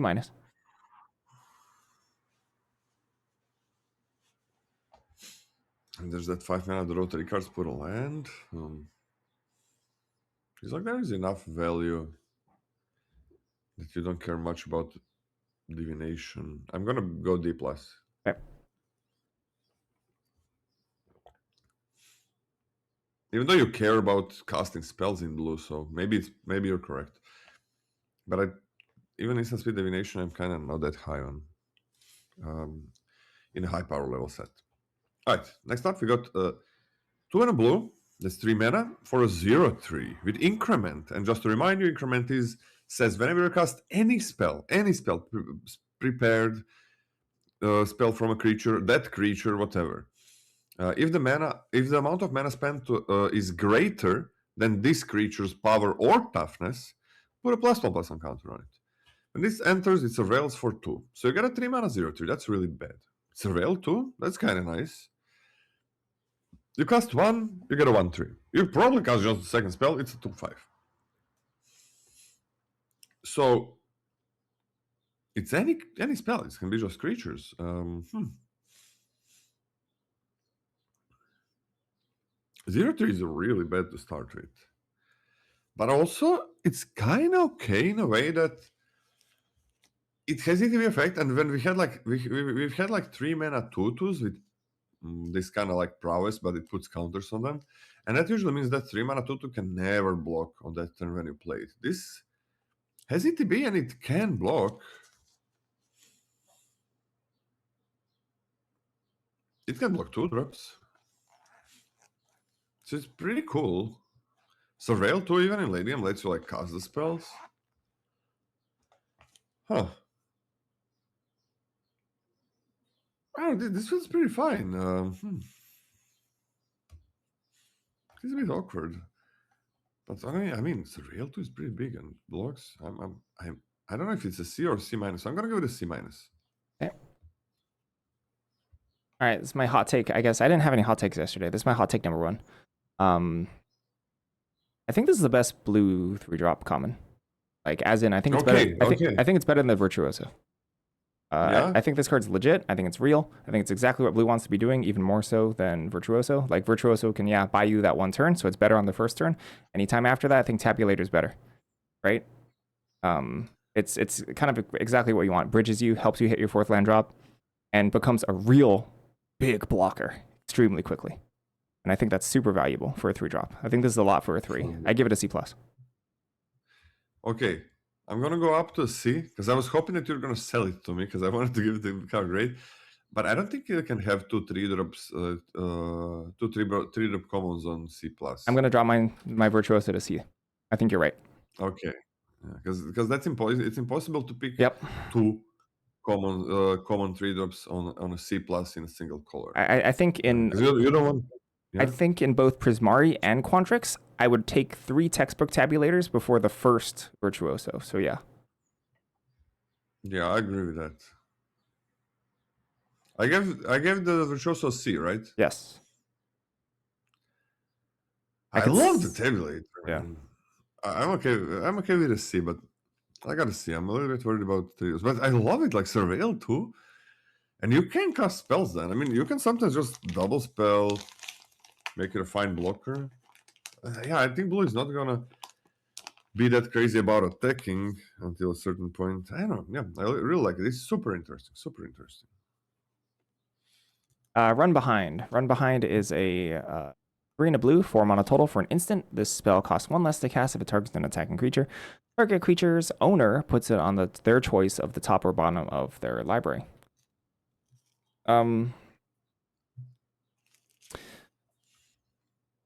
Effects like this that give you a little bit of a bonus have been strong in the past. However, this one at least gets a little bit of a discount when it targets an attacking creature, which I think overall makes it worse than if it had like Surveil or something tacked onto it. Oh. Because like I think the additional little bonus is actually massive for a card like this.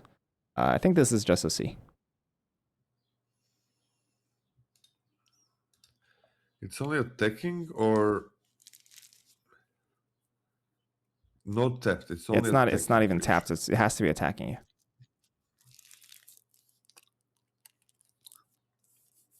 I mean, there's some enough instance, I guess. Yeah, C seems fine. This is not the best out of these effects. If you pay 3, that's good. That's nice if you pay 3. But attacking is a big loss, right? Yep. And you don't put it the second, right? It's just top or bottom. Yeah, just top or bottom. So like slightly. So what do you say? Yeah, it's just top or bottom. I was agreeing.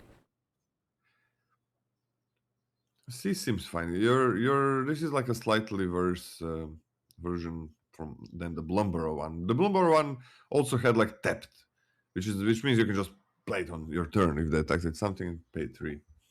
It's still a fine card. But a Surveil or a Mutagen token or something else usually sells it to be like a really nice card.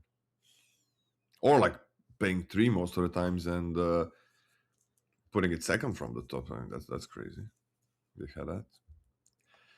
Spellbook Seeker. For a 4-mana, you got a 3/3. It's flyer. This creature enters prepared.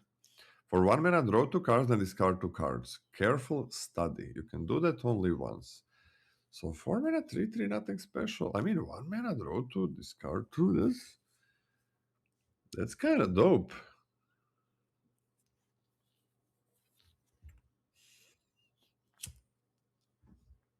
That's kind of dope. 1 mana spell. Gives you card selection. Not against this dude.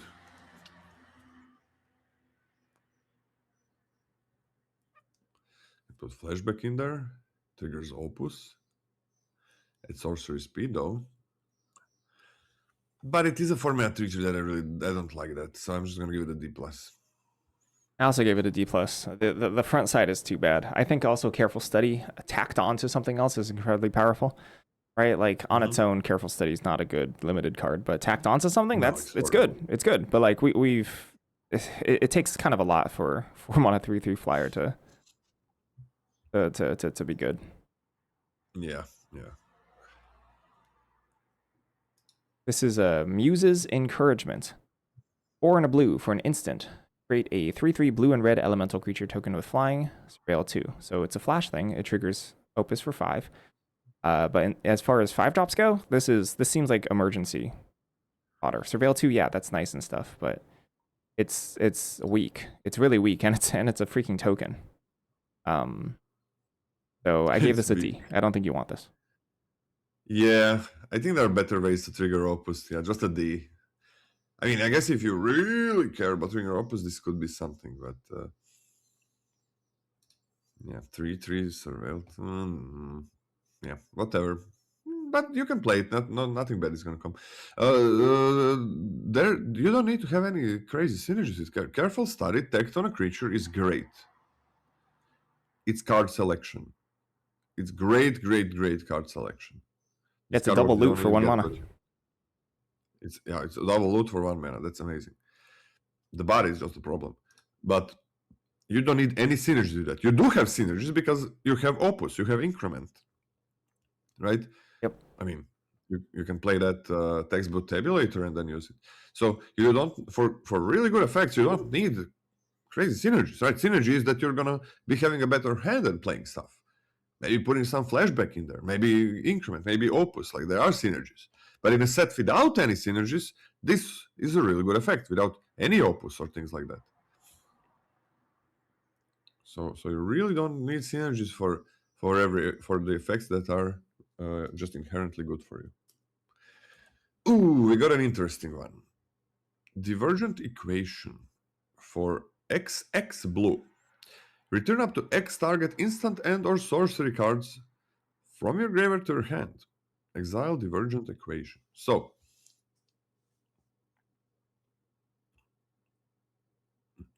for 3 mana you get 1 instant or 1 sorcery, right? For 5 mana you get 2 instants or sorceries. For 7 mana you get 3. So I guess either you're getting a super powerful one or 2 of them. It's an instant, it triggers Opus as well. If you're ramping, this could be your top end to recast things.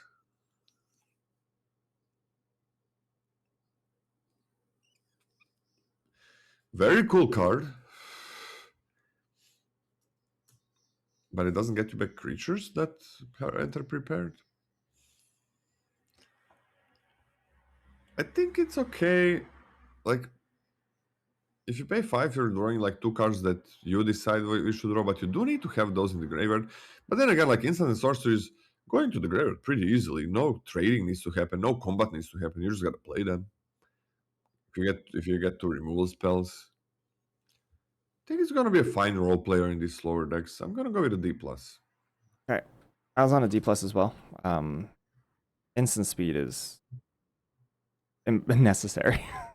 I think instant speed is necessary here. Because like even just having It's mana always up better. sometimes, yeah. Even having mana up sometimes buys you some time, given hidden information and whatnot. So this needs time. You need all of it you can get. So yeah, it's a D plus. But It's not very strong. I think instant speed is important, right? Yeah. With I, opponent not knowing what you're gonna do, with you being able to cast your removal spell or something else, maybe counter spell, but I don't think you're gonna be doing that much. But like No. removal spell or something. With you maybe having ramp and then tapping the creatures for this, on while still having those creatures able to block. Right, there's like a death toucher that ramps in green. I mean, nice if you can block and then use this with that.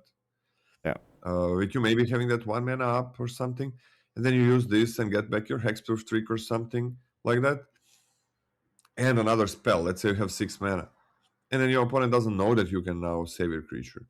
But I think it's pretty big for Yeah. this like high cost draw spells to have instant speed, because opponent is less likely. You use it as sorcery, and opponent's like, oh, I'm just gonna kill you now. If you don't, opponent is like, I don't know what you have. I'm a little bit afraid to attack with everything that I would have attacked if you were tapped out. Yep. So maybe afraid to use a trick or something. So they make a little worse attacks, which is huge when you're playing a card advantage spell. So I think instant speed is a big deal. The super expensive instant speed flashback option is actually really important for this, I think. Like you have 7 mana, right? Either you're going to pull super far ahead, or if they pull some shenanigans and are about to kill you, you can pay 3 mana, buy back your removal, down something, something like that. I think that's really important. Yeah. Or pay 5, and get 1 bounce. Yeah. Fractal Anomaly. It's a cool card. I love that's instant. Fractal Anomaly, blue for an instant. Create a 0/0 green and blue fractal creature token and put X +1/+1 counters on it, where X is the number of cards you've drawn this turn.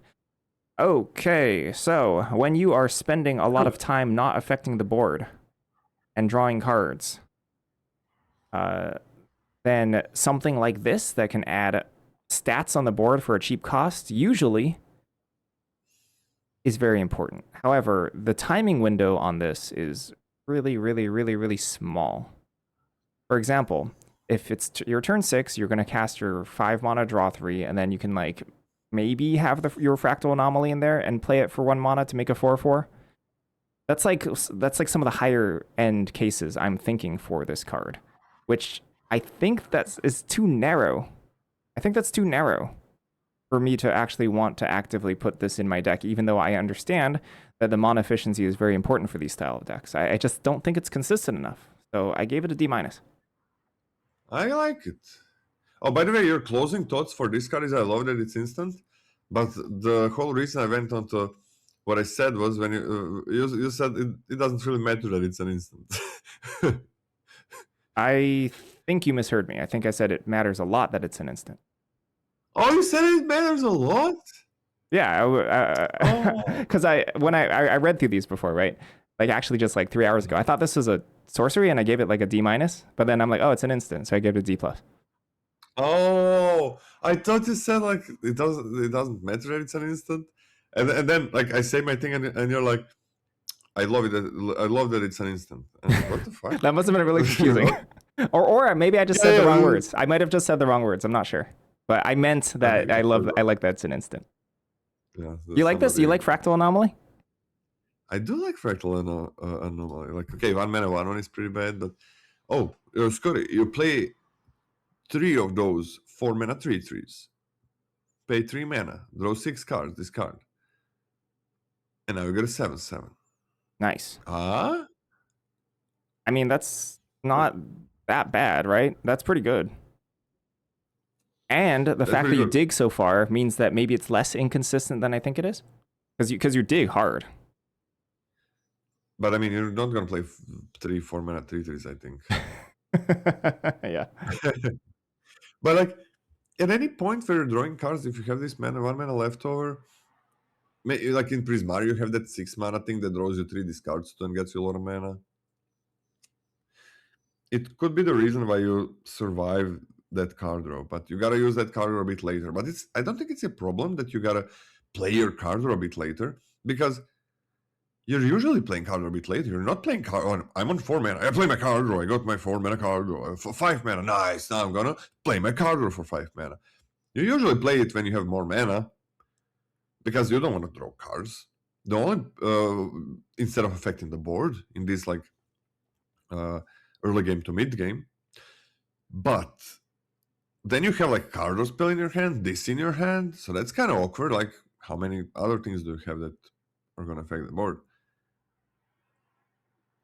But if this makes like a 3/3, that is great when you are drawing cards.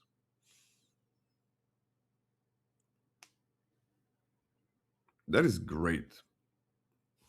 But it's not that easy to do it, I think.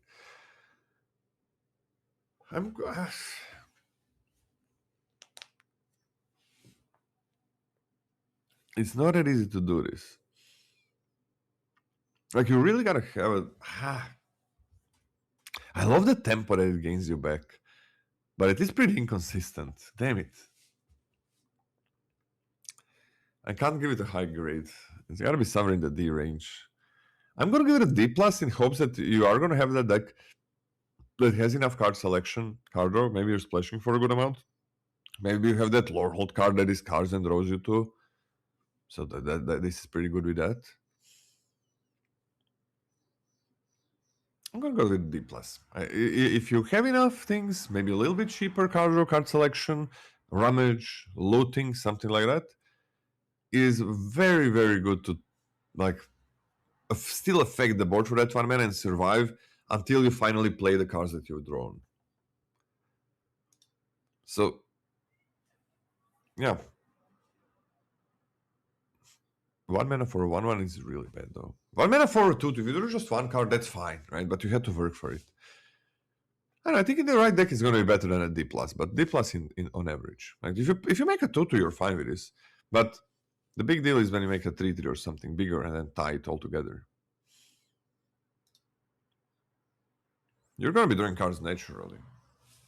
And it's not plenty of work, because like, you can just, if you draw one extra card, you can make a 2/2. So I think it's gonna be fine.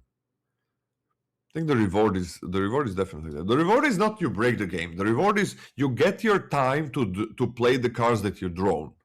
That's the reward. You get the time. It's not like, oh my god, I'm destroying them with this card now. No, you're surviving with this card. That's the reward. And then you play those other cards and then you win.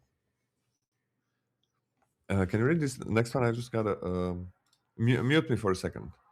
Mute you for a Actually, second. no, don't mute me. I'm gonna mute myself. Okay, Fractalize, X blue. Instant, until end of turn, target creature becomes a green and blue fractal with base power and toughness equal to X plus 1.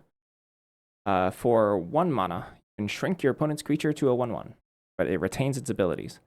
Anything higher than that, it can be used as a combat trick on your stuff. Notably, if your creature has base power toughness 0 and has +1/+1 counters keeping it alive, it'll just be kind of like Fireball-like. In terms of breaking down how often each mode will be used, I feel like the most often used mode is 1 mana shrink something as a terrible, terrible combat trick. The next used mode, terrible, I don't know, 1 mana is pretty cheap. But 1 mana is pretty cheap, but it's still bad combat trick. Anyway, sometimes you can get over the finish line with, for example, your flyer, right? Your X cost fractal flyer. So a tiny bit of flexibility there, but it's pretty inefficient and kind of bad at doing it. I give it a D+. I don't love it. I think it's kind of bad. So it's either fractal fireball, bad combat trick, or really, really bad pump spell.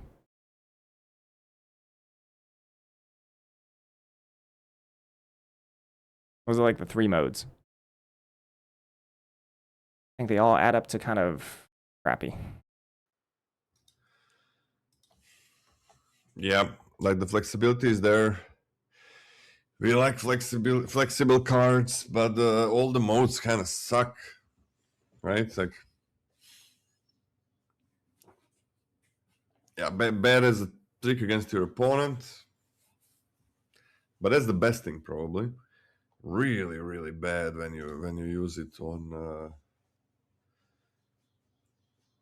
your thing, like unless it's exactly fractal, but really, really bad otherwise.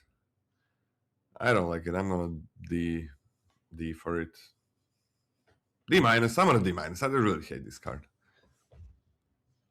Okay. Flow State. For 1 and a blue, it's a sorcery. Look at the top 3 cards of your library. Put one of them into your hand and the rest on the bottom of your library in any order. If there is an instant and a sorcery card in your graveyard, instead put 2 of them into your hand and the rest on the bottom of your library in any order. Okay.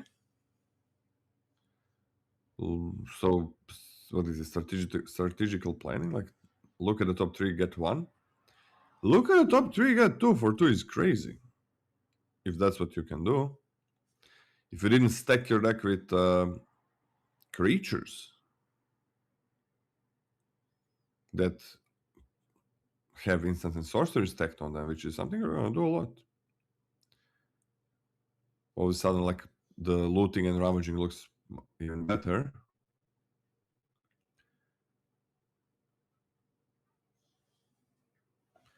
This is 2 mana. I don't think it's very comparable to 3 mana draw 2. 2 mana is so much less. I mean, this is crazy powerful if you have that instant and sorcery in your graveyard. How often are you gonna do that? This is like, Scotty, how often are you gonna have that? Percentage? You want to give you a percentage? Give me a percentage. 30% of the time.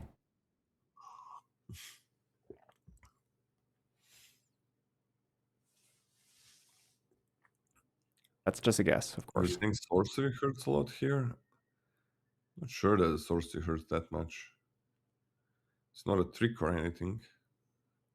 And I guess you want some things to be sorceries, so if you're playing these, so maybe sorcery doesn't hurt some cards because you need sorceries for that. I have no idea in this set how often you're gonna have both. That's gonna be what's gonna be important. I think you're maybe gonna have both less because you're playing all of those creatures that are prepared.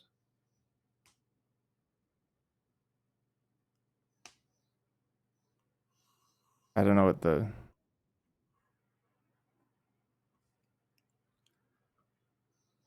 Did you give it a grade? No, I said you don't know what a video gamer means. Yeah, I'm not quite sure. I don't understand as well.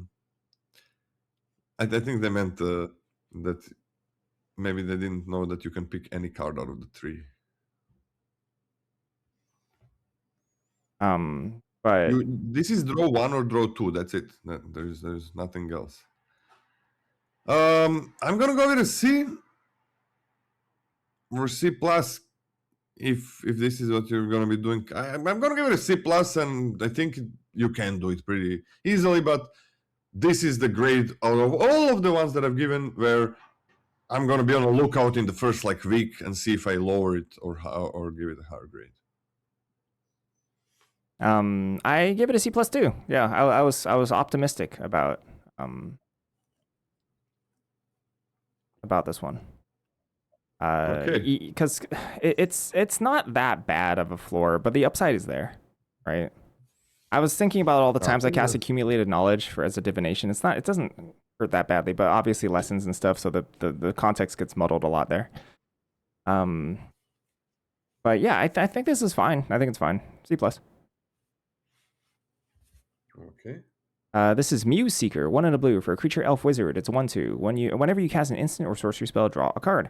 Then discard a card unless 5 or more mana is spent to cast a spell. So if it's 5 mana, you just straight up draw. This is a really powerful effect. Like there's a lot of instants and sorceries. This is a really, really, really strong effect paired with an absolute garbage creature stat line. Like really bad. I don't think I care. I think this is good. It's easy to develop early, and you get to like just fix your hand to make sure you get the cards you need to catch up, right? Shave the clunkiness out of your hand, curve out pretty nicely after that. B minus for me. I'm just gonna give it a B. I'm just gonna give it a B. I think this is incredible. Incredible. It's also your creatures, and I keep saying this, but also your creatures are instants and sorceries a lot of times. Just freaking draw this card, or this, and sometimes just draw. This is busted. I don't care that it's a 1/2. That's completely fine. I can play it like even later in the game. I don't have to play it on 2, basically, ever. Fuck yeah, that's amazing. Amazing 2-drop. Jesus Christ. For free, like dung, dung, dung, dung, dung. You're constantly gonna be looting and then sometimes drawing a card. Come on. In a set that also has flashback. Beautiful. Tester of the Tangential. For 1 and a blue, it's a 1/1 with increment.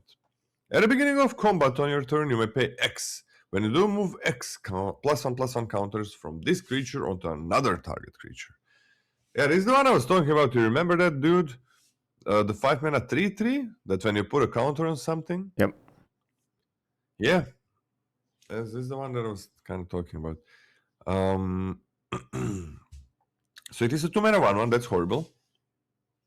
It's gonna grow, so that's pretty good. And I mean, it's not nothing that you can do this. I kind of wish this was like. I kind of wish this was a 0/1. I actually wish this was a 0/1. I'm not kidding. I'm not kidding. Because then you can like move the counter for 1 and then pay a 1 mana spell and a 2 mana spell and you put 2 counters on it. I know it sounds stupid, but I mean, because that's the big deal about a card, right? The stat line is shit. It's shit. Sure, you can grow it, yeah, but it doesn't have any extra abilities like flying, flash trample, or whatever that colony had. But the nice thing is that you can move the counters, right, on the things that really care about them. Maybe with some abilities, better abilities. And then you can play your 2 mana spell or whatever, 3 mana spell, and still put a counter on this. Right? So you like move the counter. Okay, you play this. Next turn you play something, put a counter there. Okay, you move the counter that turn or next turn, other things attack. And another time you're gonna play a 2 mana spell, you put a counter on this. And with 5 mana, I mean, I guess you can pay 2, put a +1/+1 counter on this, move it for 1, pay 2 again, put a +1/+1 counter on this. It can do things, but it's pretty slow. It's pretty slow, Scotty. It does make like combat pretty good, but I don't know how much blue cares about that. But it is a very cool card.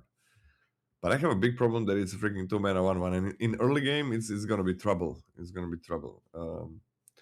So I'm gonna give it a.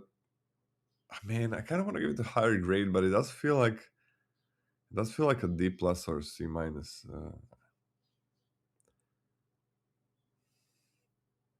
Let's go C minus. I give it a C minus too, but you're kind of talking me down. Like you said in the early game, it's trouble as in it's good in the early game. Is that what you're suggesting, or the opposite? No, the trouble is it's pretty bad in the early Okay, game. so it's bad in the early game, right? And then like if you draw it off the actual top of your library, it's worse than a bear. Yeah. So like now we're in this weird mind rot situation where it's only good on a specific like double spell turn on turn 4. That's pretty bad. I don't. No, I'm going down to D plus. You've talked me down. I mean, the fact that it's bad in early game doesn't mean you're not gonna play it in early game. I mean, I think it's best on turn 2. Yeah, it is best. It is best. So we're not even. You said you're not even happy with it on turn 2, so I'm giving it D plus. Yeah, I'm not very happy with it on turn 2. The thing I am. You play this on turn 2, so I was not arguing that you don't play it on turn 2. You absolutely play it on turn 2, but it's gonna be pretty weak for a turtle there. Okay. Right. It's gonna be like a 1/1, then that turn, then 2/2 next turn, right? Mm-hmm. And then if it becomes, actually, Scotty, come on, like if it becomes a 3/3, didn't you like stop the aggro pretty well at that point? Well, because then if it's a 3/3, then you have your 4 drop and a 3/3, which is like equivalent to like a 3 drop, and then they can no longer attack you. You have this, and Yep. you have a 3-drop or whatever, and a 4-drop. Yep, right? they probably can't attack into it because like a lot of the if this were truly non-board impactful, then they could remove your 4-drop and still attack you, but you still have a 3/3, so that's not nothing. That's kind of important, right? Yep. It's depending how fast the repartee creatures are gonna grow, though. True. But it is it is a bear, and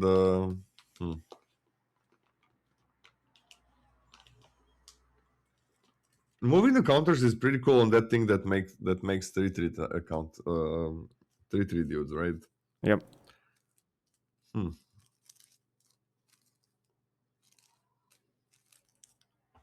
Highest I can go is C-. I'm thinking maybe giving it a C. Like that's kind of fine if you gotta make it a 3/3. It is a 2-drop, right? Yep. You cannot block once. That's usually fine, not blocking once.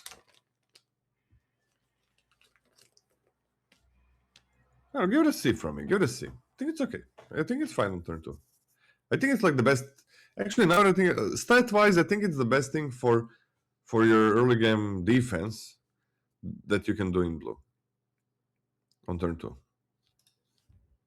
So what? But like this effect is shit in early game. That the at the beginning of combat on your turn. Yeah, but ignore that. It's just a 1/1 that grows.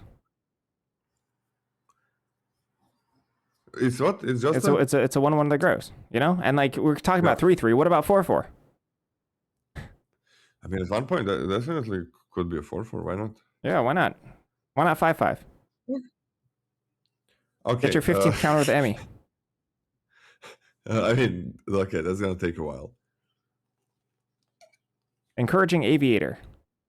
2 and a blue for a 2/3 with flying. Whenever this creature attacks, it becomes repaired.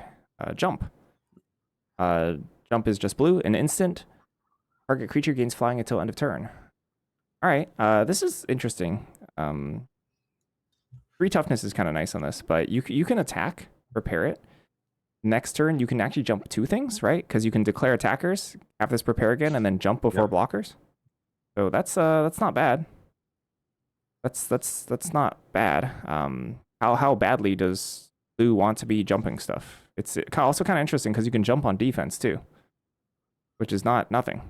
Also just a 1-mana instant that you can, or 1-mana instant to cast for triggering stuff. It's a pretty reliable way to continue triggering. Your Opus stuff, which I kind of like. Overall, I think it's somewhat underwhelming, but there's a lot of small synergies here that I think makes it totally fine. Fine. I think this is a C. There's a lot of 2/3 flyers in this set, right? Yeah. Does that mean they're not going to have that? There's a lot of them. I've never seen this many. Usually there's like one. There's like commons, uncommons.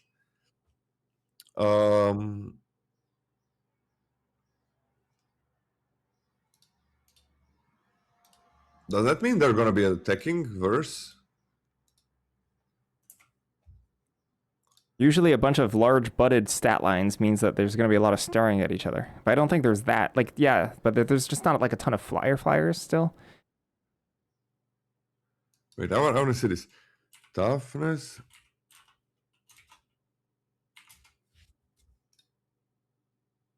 One second.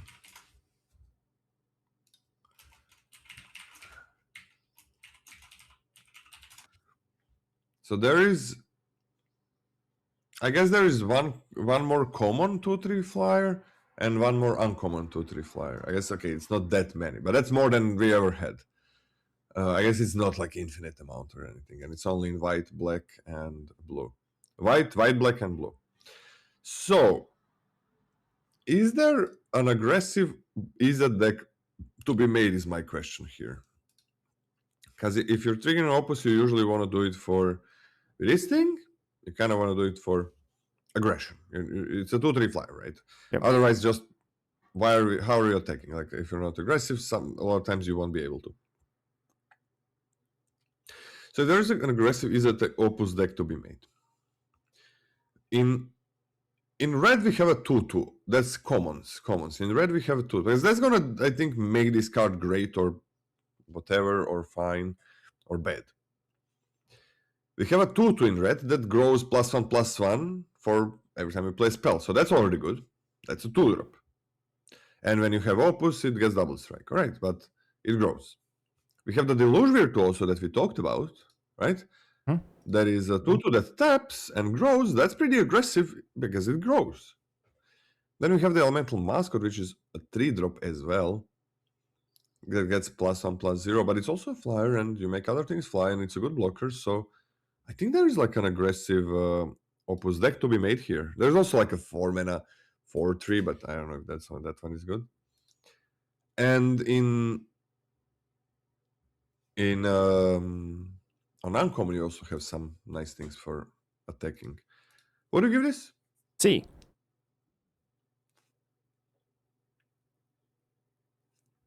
I don't think you're ever gonna have repartee synergies with this, because repartee is like black-white, and I think you don't want to splash in that color pair, or at least splash much, or splash for double blue card. I think.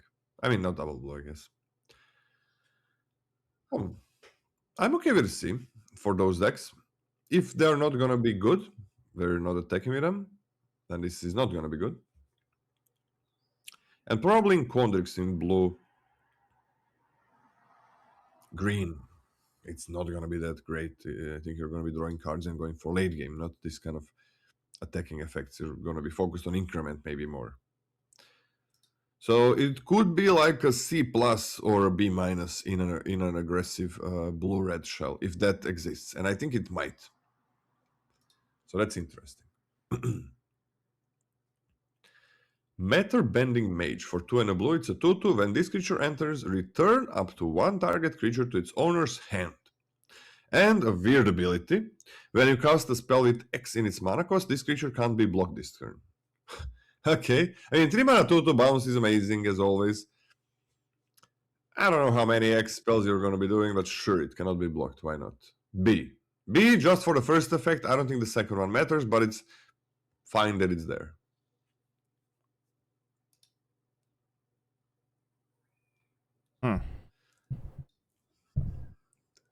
Yeah, I mean, that's really good. I was also on the exact same line, but I ended up at B-. It's really good, though. These are always Bs or B pluses for me. And it's in a set with fractal tokens, and in a set with 2/2 tokens, and in a set with a lot of +1/+1 counters, gets even better. The Spider-Man one is a B- for me, but I think it's better than that. I'll go B. Okay. What was the Spider-Man one? The spinner or whatever. I don't know. Who knows what the actual card name was? It was legendary. Yeah, it's legendary. Hurts. Okay.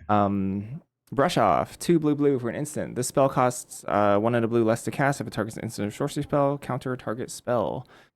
Even with the surplus of instants and sorceries in the set, I think this is too conditional. So 4 mana counter spells, unplayable Magic card.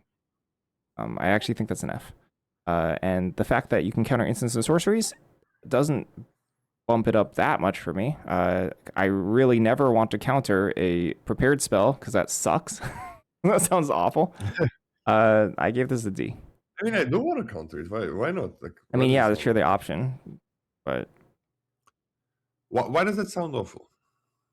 Why does that sound awful? Yeah. It's not why I want to be playing Brush Off. It's not like, oh, because of prepared spells, now this I think is suddenly a super playable card. Why does it sound awful? Why does it sound awful? To counter a prepared spell. If the prepared spell is worth a full card, then I'm okay trading up on mana there, right? Yeah. But in any other instance, like I don't want to be playing a 2 mana reactive conditional card. I understand that. But I'm just asking, why does it feel awful? You're still not answering my question. Why would it feel awful to counter a prepared spell?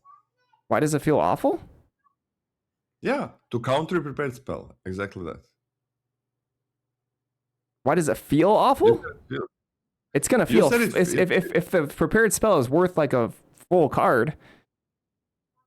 it's gonna feel I'm not fine. saying why wouldn't it feel awful. Why does it feel awful?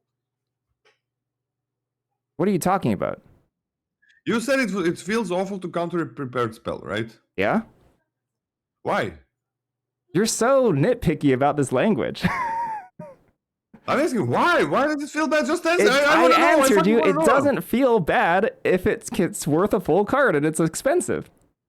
I'm not asking why does it not feel bad? Why does it feel bad? What makes it feel bad? What? It doesn't feel bad. Tell me, like, it's what's conditional bad about when it feels bad. To put it as a blanket statement, it always feels bad. To counter prepared spell is an incorrect statement. Okay, so it doesn't feel bad. Yeah, it doesn't feel bad. Congratulations. I literally asked the question. Then I answered the question. Stop entering my fucking mind. I'm just like, why does it feel bad? And you're like, oh, I know what you're doing, Laura, with your mind power shenanigans. I'm answering the question by clarifying the statement. Good job, Laura. You got what you asked for. And I just want to answer.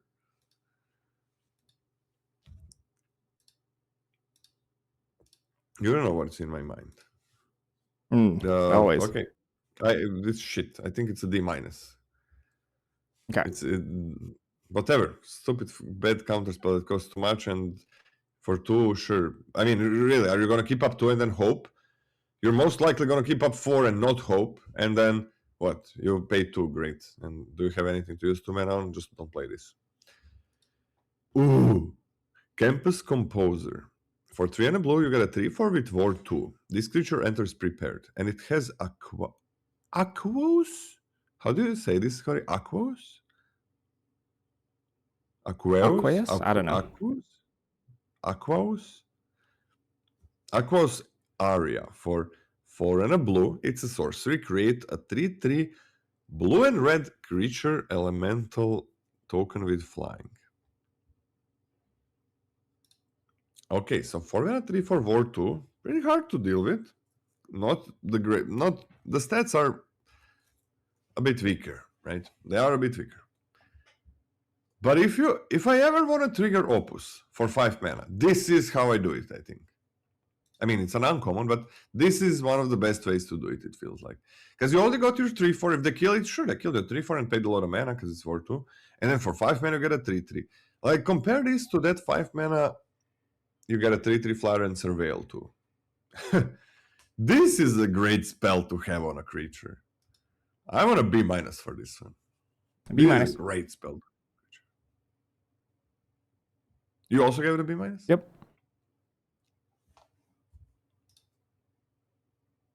This is Orisa, Tide Choreographer. 4 and a blue for a legendary creature, Merfolk Bard. It's a 2/2. This spell costs 3 less to cast. If creatures you control have total toughness 10 or greater. When this enters, draw 2 cards. That's going to happen sometimes. Oh. Sometimes. I don't think it's that often. Yeah, 5 mana 2/2, draw 2 cards is good. It's good. Yeah. To be honest, I don't think I factored in the toughness 10 or less or 10 or greater that much into my grade for this. I gave it a C+. Oh, I factored it a shit ton. Because, like, so you have 2 toughness here. Yep. So if you played that 0/3 Surveil 2 guy, right? Oh, wait, no, cost. Oh, you got it's cost 3. What am I saying? Like, it doesn't give you 2. All right, that's actually pretty hard then. Yeah, this doesn't give you 2. You're correct. It's I was like, you're gonna get the increment and so on, but you already paid for the card. I was like, once this enters the battlefield, it's gonna have 2 and it's gonna trigger increment, and with that 0/3, that's already 6. But I mean, you already paid for the spell. You're not gonna get a mana back. I mean, 5 mana, 2 to draw 2 cards is very good.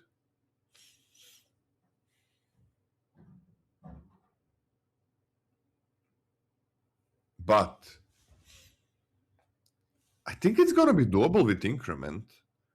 If it's a 2 mana 2 to draw 2 cards, that's wild. I'm just gonna be on a B-. I think it's very doable in a defensive deck. Like, you can have those 2 mana 1/3s that ramp you for spells. You can have those 0/3 with increment. Like, that's 6 already. And you play like 1 or 2 more things that 3-drop grows. Yeah, I'm on a B- at least for this one. Okay. No, I'm on a B, Scotty. I'm on a B. I'm All on a right. B. That's a bear. I think this is definitely doable. And if it's not, it's still a good card. I can see it being a B+, but start it. Yeah? All right, this might be hot, but I don't think it's actually that good without it. I think the difference between this card historically and not having flying is massive. I mean, it is, but What? it is, I say it is. Yeah. But I mean, so we had 4 mana draw 2 cards, make a 1/1. 5 mana draw 2 cards, make a 2/2. It's pretty good. 2/2 trades with way more things. It's way worse. It is worse, but Yeah. this can be cast for 2 mana. That one might be doing more work than I give it credit for. Which one? The first clause, the cost less clause, yeah. I think it's definitely double. There's a green spell, by the way, that gives +10 toughness and the creature fights something. Did you know that? Huh? Did you know that? There's a green spell. Yeah. The one that I'm not putting in my deck, yeah. Yeah, okay. All right. I mean, if I have 2 of those, or if I have like 2 of these, then I'll pick that card up maybe. I think you can definitely do it. Like, you basically have it with a 1/3 2-drop and a 0/3 4-drop. You kind of already have 7 toughness. Yeah, I mean, I think this is going to be very doable in like Quandrix. Also, there's a 0/4, very good 2-drop in Prismari. It's going to be doable, Scotty. It's going to be doable. Because you can like not block once or something to get this 2/2 that draws 2 cards for 2 mana. Okay, next up we have Homesickness for 4 and double blue. That's 6 mana. It's an instant. Target player draws 2 cards, tap up to 2 target creatures, put a stun counter on each of them. Hell yeah.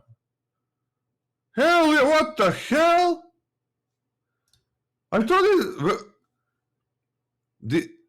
thought this was gonna be like discarding cards. This doesn't discard any cards. Yeah, because it's almost a functional reprint of Strixhaven card. Yep, Snow Day, but Snow Day makes you discard a card. This one does not. Right. Let me find it. I gotta find it. Strixhaven.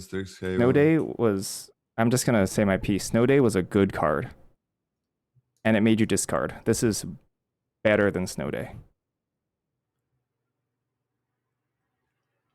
It was Snow Day. Oh yeah, it was a good card. Like tap up to 2 target creature, basically put a stun counter on them. They don't untap, but this is better. Stun counter is better than don't untap because they cannot untap it on that turn. Draw 2 cards, discard a card. Yeah, okay, that's why I thought. Okay, yeah, that's why I thought it was the same card, or basically the same card. You got a discard one. Holy shit! So this is a divination that gains you a crap ton of life or deals damage. Most likely gains you life. And it gains you a lot of life. All right, this is crazy. I'm on a B for this one. Yep, I give it a B as well. That's really good. This is great. This buys you an insane amount of time. You know, like we're out here talking like, hey, gaining life is good, especially in tandem with things that don't affect the board because it buys you time, right? This gains you like 10 plus. This can gain you 10 plus life easy. Easy. And it probably also deals damage at the same time. Yeah. This is wild. This is incredible. Yeah, because most creatures are not going to attack for the next turn as well. Yep. This is can we explain more? Is 3 mana worth stun tap 2? Absolutely. So the drawback of card draw spells is that if you play them, you're not affecting the board, and that means you're gonna lose life.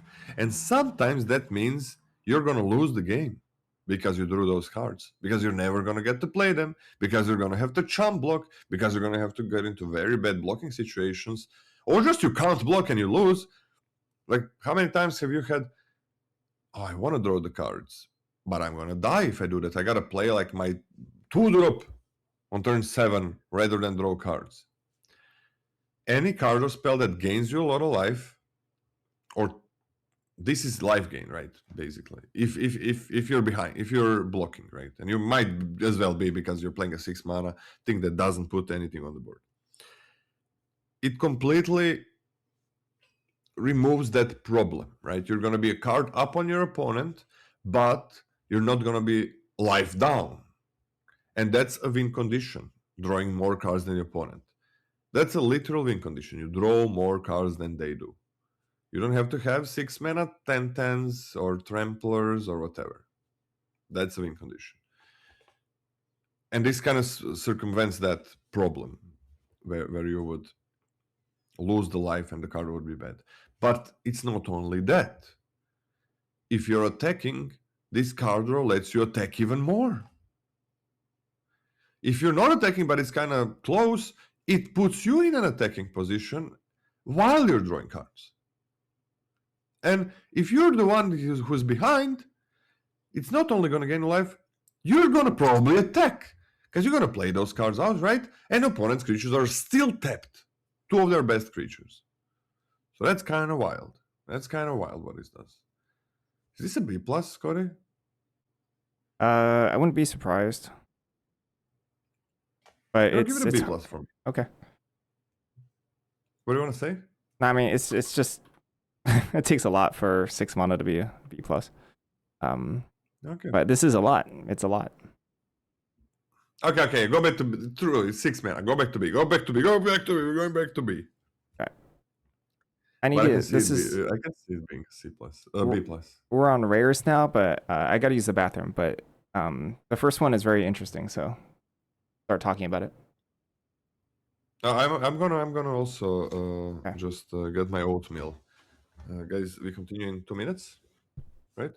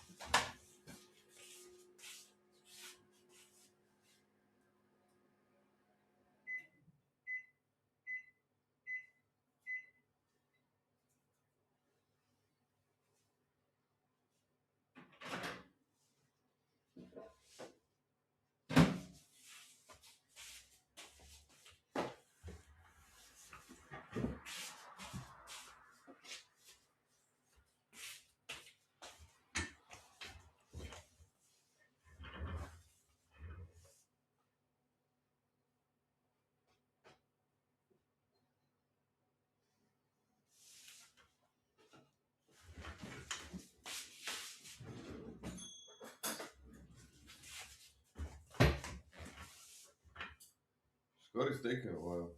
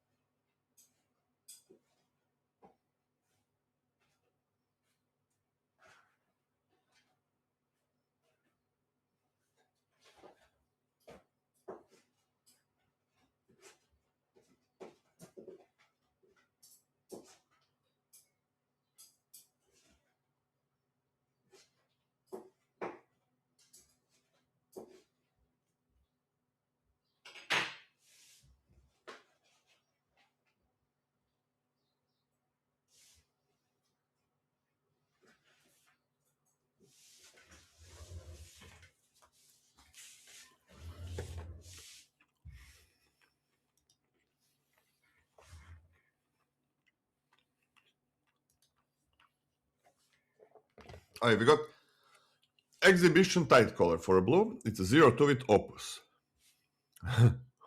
Whenever you cast an instant or sorcery spell, target player mills 3 cards. 3. If 5 or more mana was spent to cast this spell, that player mills 10 cards instead. Okay, that's a freaking wrinkle, man. With all those cheap spells, all the prepared creatures, and 5 mana, it's 10? Alright, that's a win con. I'm gonna go on a B- for this one. This is a win con. Takes a while, they can kill it, right? They can like let you mill them a little bit and then kill it. And it could be good for them, because they could have like flashback. Nope. Nope. Work with Grave. Nope. What? Nope. Nope. You're What not do you gonna mean mill them a little bit. Nah, man. What? You're not gonna What mill them a are you little bit. talking about? It's a flashback set. You're How? gonna mill yourself. And then you kill them. Nah. You're gonna mill them. It's okay, you're gonna do the math obviously, right? But Yeah. flashback is a core mechanic of Prismari. Right? When No. flashback is a Of, core local. mechanic because it's red, right? Mm-hmm. In the first couple turns, you're gonna mill yourself. You're gonna get the value, and you're gonna one-shot them. Easy. Over the course of 2 turns. Easy.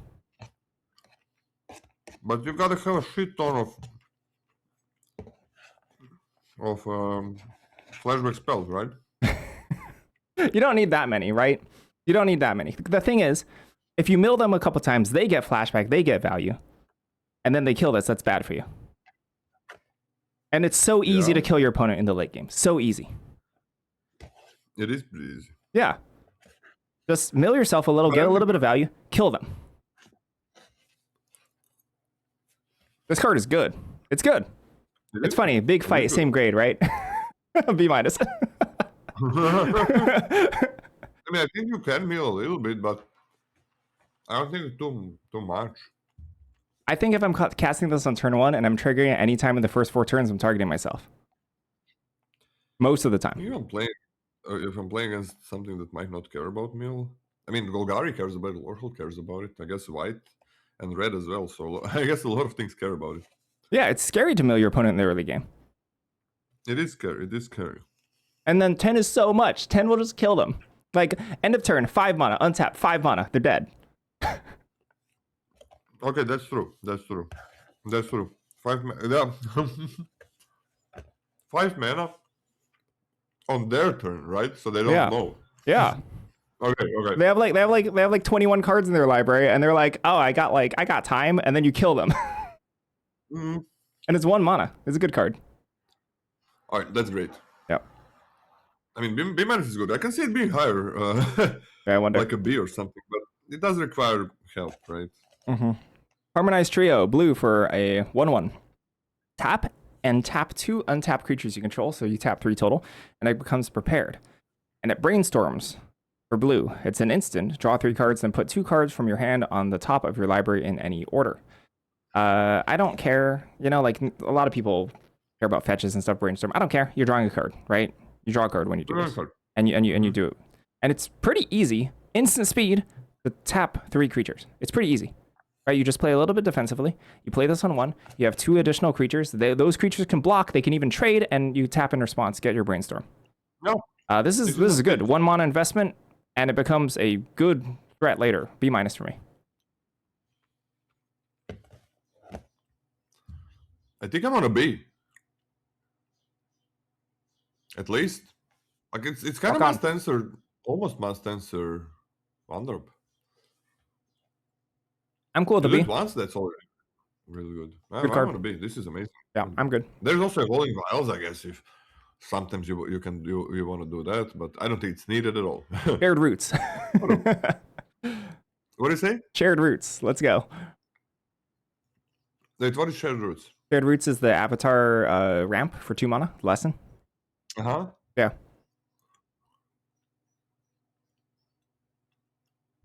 Oh, there is Shared Roots. Oh, there's Shared Roots in this set, right? Yeah, there's shared roots in this set. Yeah. Yeah, I forgot. Yeah, can you read the next one just to finish eating? Sure. Jadzi, Steward of Fate. 2 blue for a 2/4. It enters prepared. When it enters, draw 2 cards, discard 2 cards, and Oracle's Gift, XX blue, sorcery, create X 0/0 green and blue fractal creature tokens, then put X +1/+1 counters on each fractal you control. So, this is 3 mana, make a 1/1, 5 mana, make 2 2/2s, 7 mana, make 3 3/3s. Yeah, that's good. So this is already kind of okay stats. Yeah, it's sure dropping Oracle's Gifts is a little bit expensive, but you get a nice effect when it enters, along with like an okay, you know, for toughness at least. I think it's a B+. A very good effect. Yep. So, what do you give it? Oh, I gave it a B+.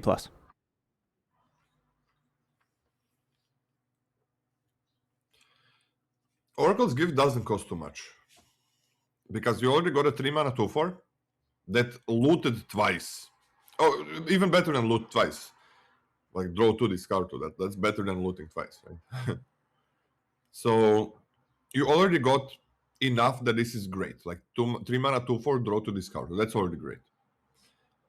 And then being able to pump out like whatever, 3 mana, 1/1, and it buffs all other tokens as well, right? Yeah, it buffs every single other fractal that you have. Quite a lot. Buffs it quite a lot. For 1 or 2 or 3, depending how much you spend. This is amazing. This is close to a bomb, I think. I'm gonna go with a B+ as well. Just because you gotta wait a bit. But it's so good, and the card selection is crazy as well. Amazing, incredible. Incredible. If this costs less, that would be horrible, because come on, it's 3 mana 2 for that looted twice. Phew. Can you read another one?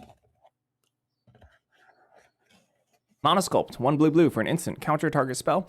If you control a wizard, add an amount of colorless equal to the amount of mana spent to cast that spell at the beginning of your next main phase.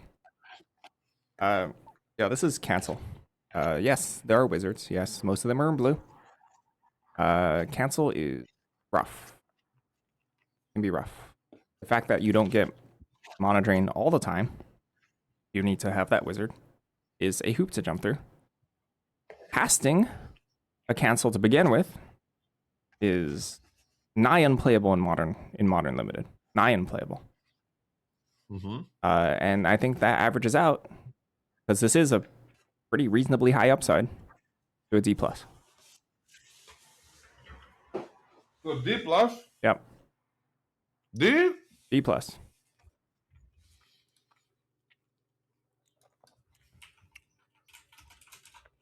I want to see how many wizards are there. There's a handful of common blue wizards. There's 1, 2, 3, 4, 5 common wizards in blue. Yeah. 1 in white, 1 in green. What about uncommon? There's 1, 2, 3, 4. There is 4 and 2 in Simic. Okay. If you counter a 2-drop with this, that's great. While we have a wizard. In this set, if anything, it is very, very easy to have a lot of ways to spend the mana. in blue especially. I'm gonna give it a B minus. Ouch. If you counter a 2-drop, that's great. And I'm pretty sure you're most of the time gonna be countering more than a 2-drop. And I'm pretty sure you're almost always gonna have a wizard, because every fucking thing is a wizard in blue. You're playing blue, right? Because if you counter a 2-drop, you basically paid 1 mana for this. But you're not gonna be countering a 2-drop most likely, but you're fine doing it.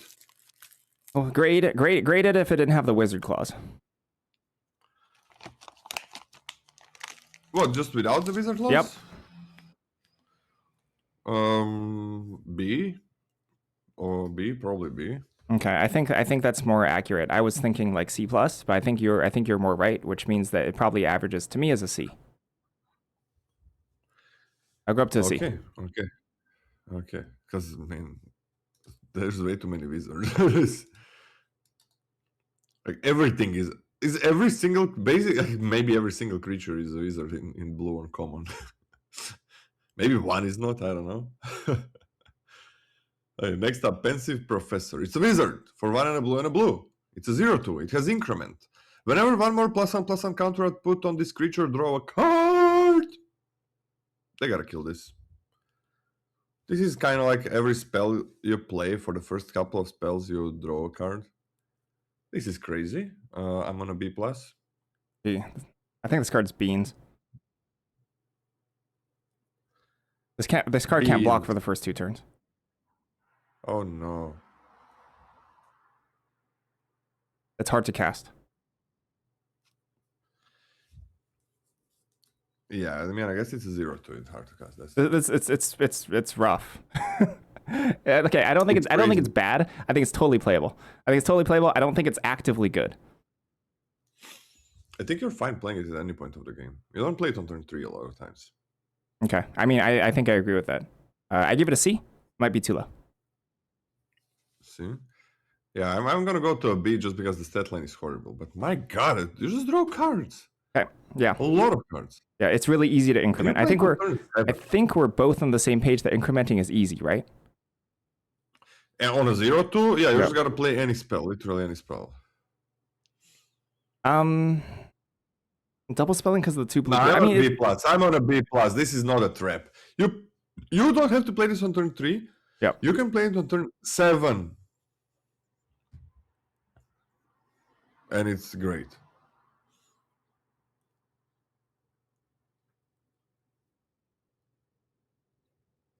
Okay. Talk me up to a C+. Oh, you're gonna be playing quite a lot of 4+ mana spells. 4 at first, 4 you play in almost every set unless it's crazy aggressive. Second, there is good spells on 4+. I think you Third, also. Oh, sorry. Prepared.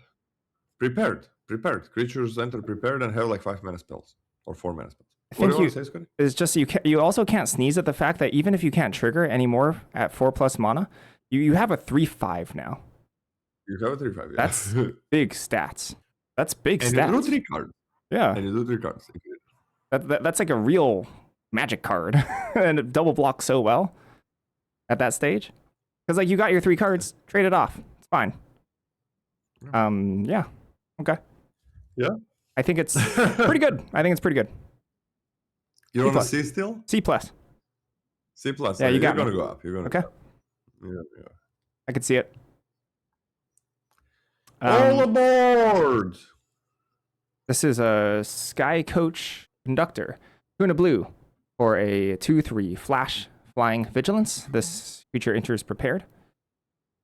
All aboard, blue. Instant, exile target non-pilot creature you control. Return that card to the battlefield under its owner's control. That effect is good. That's good, especially with flash. Flash, 2/3 flying vigilance, already fine. On top of utility of flickering something, on top of utility of saving something. That's some really good stuff. I think it's a B-, almost a B. Yeah. Your microphone is something's crazy is happening. Really? Can you hear that, guys? Can you hear?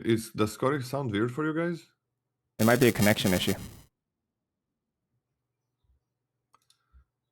It's RoboScott. It's on your end. Yeah, it's not the stream together or anything. Yeah, it's probably my connection to the stream together, to be honest. No, it's not stream together because people in your chat are saying that you sound like a robot. Right now. What the fuck was it? Please say something again. What is it? Is it weird now? Is it still weird? You did something. What did you do? Oh wait, I'm What using the the wrong fuck mic now. Sorry. How about that? Okay, that's good. What was there? You turned into a different robot. What the hell was that? Oh no. Jelly has it right. It's the web. It's because when I reseated my mic, it switched to the webcam mic. Okay. You sound fine now, though. Yep. What do you give this? B minus. I think it's pretty good. Yeah, this is great. What are people giving it an A? I mean, it's a 3 mana 2/3 flash from visions. That's another 2/3, by the way. That's what is up with 3 mana 2/3s. So yeah, that's kind of nice. And yeah, having protection spell for even if you. The thing about these guys when they protect when you play them, if they protect on ETB, they're good, but you kind of gotta play them most of the times unless you have something else, and a lot of times you don't. Just to affect the board, you don't want to just pass the turn, do nothing. But it still just keeps its instant for Opus, for flickering. Yeah, it's amazing. I'm gonna go with a. That's a lot. That's a lot. I'm gonna go on. Oh man, I kind of want to give it a B, but I was pretty close to a B. I'm gonna give it a B. That's a lot that you get. I mean, but the thing is, do you have a lot of increment cards? Wait a second, Scotty. Yep. Okay. Increment is on cast, right? Yep. Yeah, increment is on cast. Okay.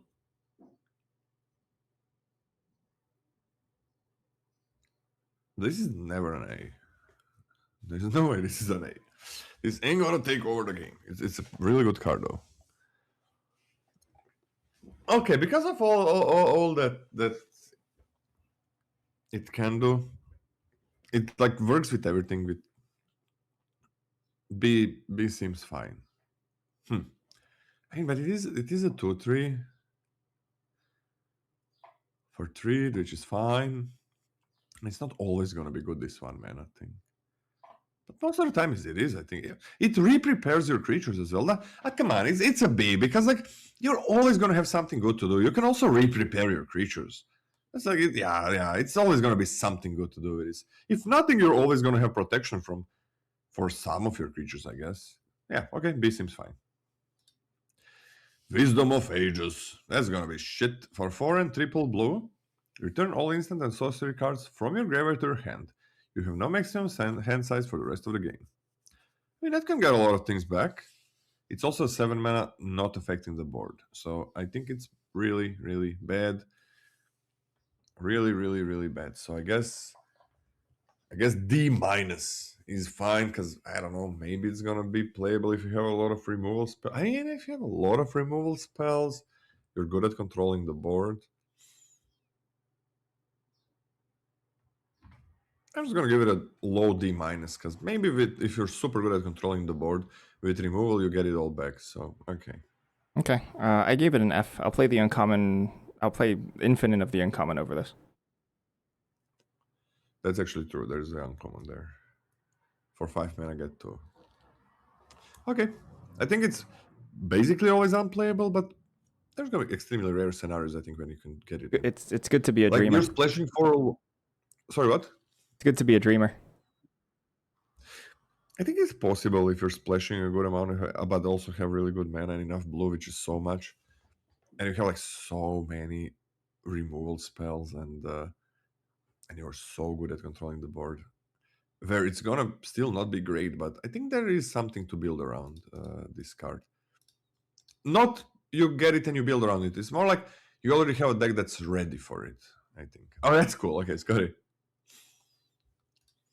Mathemagics. XX blue. Sorcery. Target player draws 2 to the X cards, which means that if you pay 0, it draws 1. If you pay 1, draws 2. If you pay 2, draws 4. If you pay 3, draws 8. If you pay 4, draws 16. I mean, it tells you all right there, which is nice. If X is that. Yeah, if X, yeah. So it can blue cantrip. Sure. Nice that it's there. And 4 mana draw 2. Then it's 6 mana draw 4. So this is a semi-flexible, inefficient card draw spell. I think worse than most of the card draw in the set, especially at sorcery. I gave it a D. What is 8 draw 8? 8 draw 8. Yep, 8 draw 8, discard 1. Love it. Discard at least 1. Yeah, I don't know. Oh wait, I mean, we should mention make them draw. Yeah, you can fireball your opponent. Heck yeah. You can make, yeah, okay, fireball. You can make them draw. Wait. So if you pay 10, they draw 16.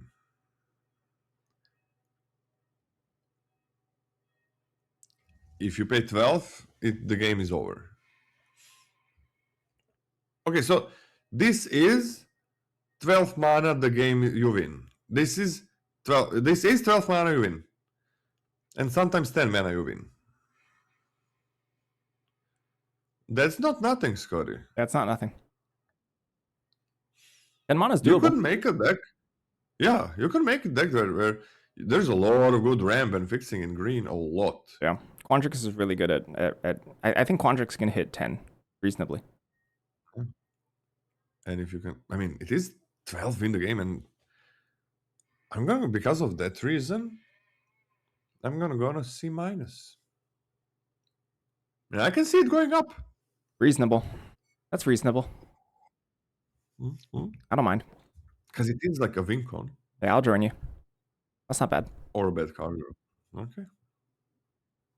Emeritus of Ideation. For 3 and double blue, it's a 5/5.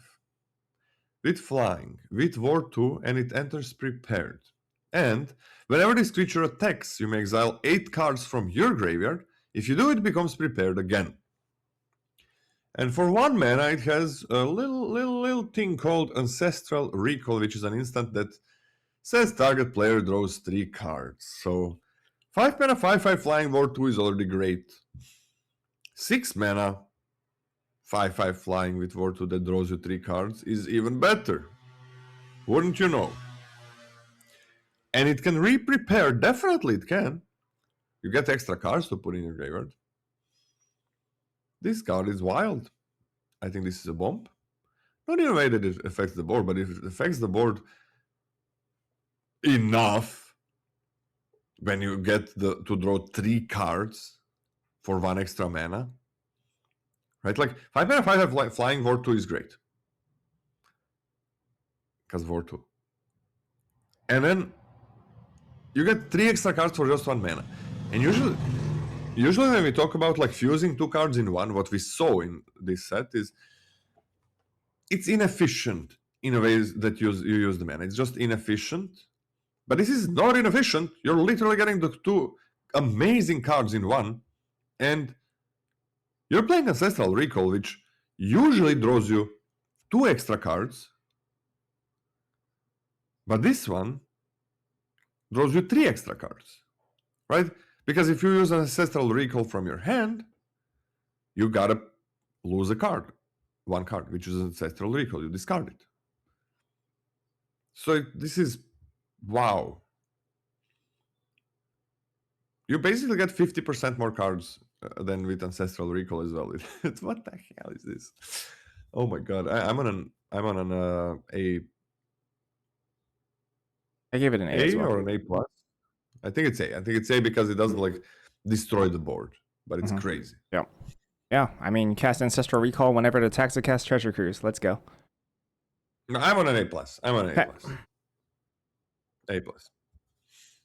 Yeah, Treasure Cruise, exactly. Nice. Good catch. No, that wasn't me. Someone in chat said that.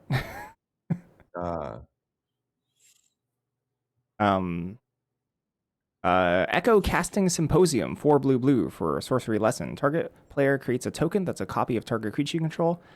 Paradigm. Yeah, so you clone only creatures you control, which is a little on the sad side, but it just continues happening every turn. This effect may seem similar to the one that we had in Foundations, but this immediately impacts the board, which is the difference between night and day. Immediately impacts the board, which is lovely. Unless you have no board. That sucks. Sure. Whatever. Also, copying fractals is embarrassing. I think this is really, really good. It is reliant on you having a board. Like once you hit 6 mana, let's say you're forced to trade off and you're falling a little bit behind. Maybe all you're left with is kind of crappy creature. It's not actually going to save you in that situation, but it's really good. I gave it a B. Oh, I think it's a bomb. Okay. It's every single turn you get your best creature. Every single turn. Every single turn. Wait, so then exile the spell after you first resolve a spell. Wait, what if it fizzles? Then the paradigm dies, right? Yeah, if they counterspell this, there's no paradigm. So first one you gotta hit, and then the other ones you don't have to hit, right? Yeah, it's because that's a copy of it. Yeah. So if they kill it, no target player. Okay, you can't fizzle this with a removal. That's lovely. Why? Target player creates a token of a target creature. So you target yourself and you target the creature. They did that on purpose. Target player creates a token that's a copy of target creature you control. So if you kill the creature, you still get the paradigm. Oh, target! Oh shit!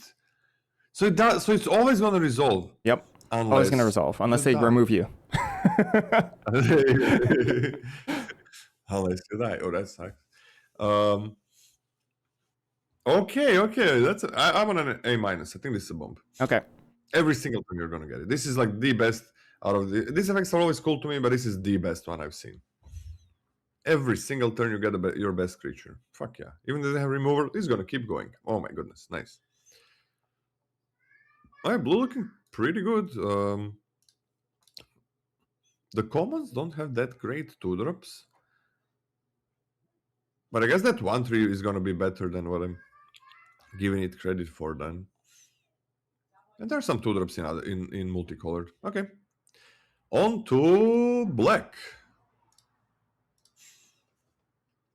Baroque Banemaker. For black, it's a 1/1 detacher. For 1 and a black, this creature gets +1/+1 until end of turn. Sure.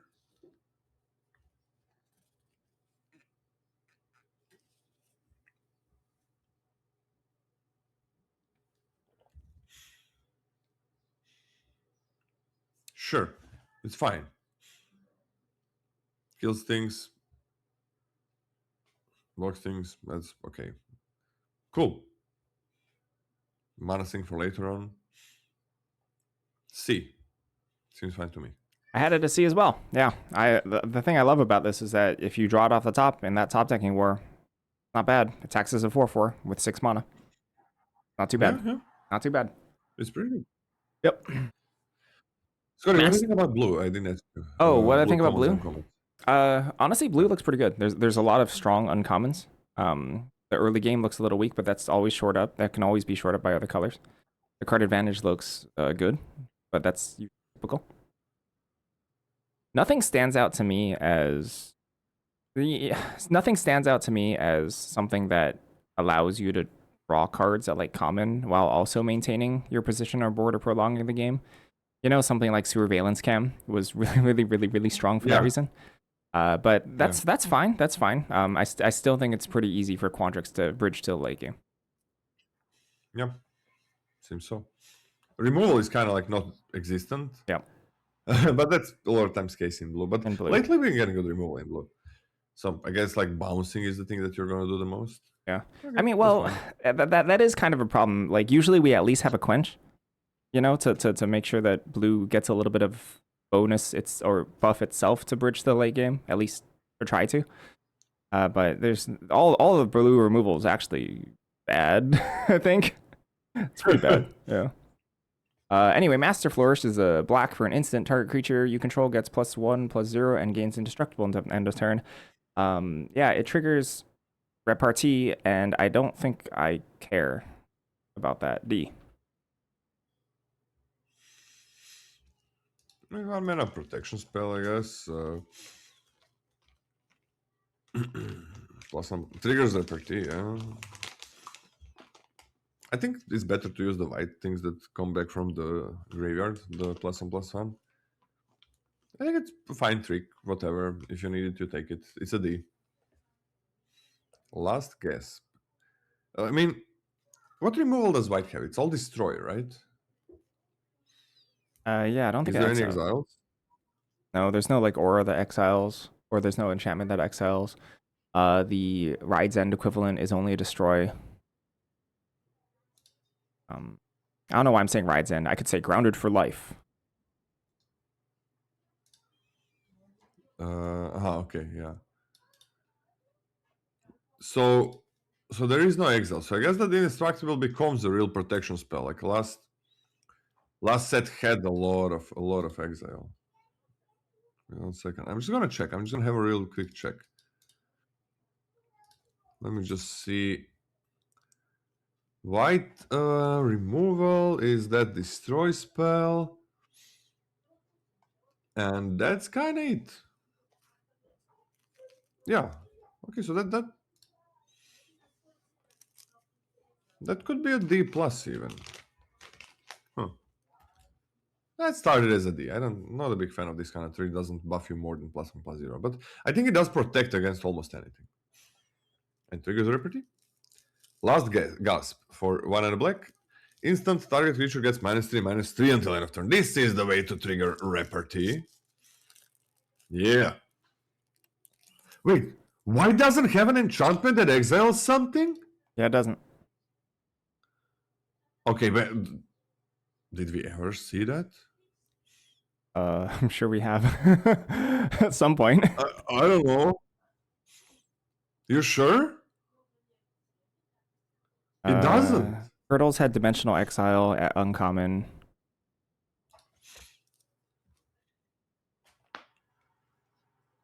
Every set has a 3 mana. Luminous Brood, whatever, for Spider-Man.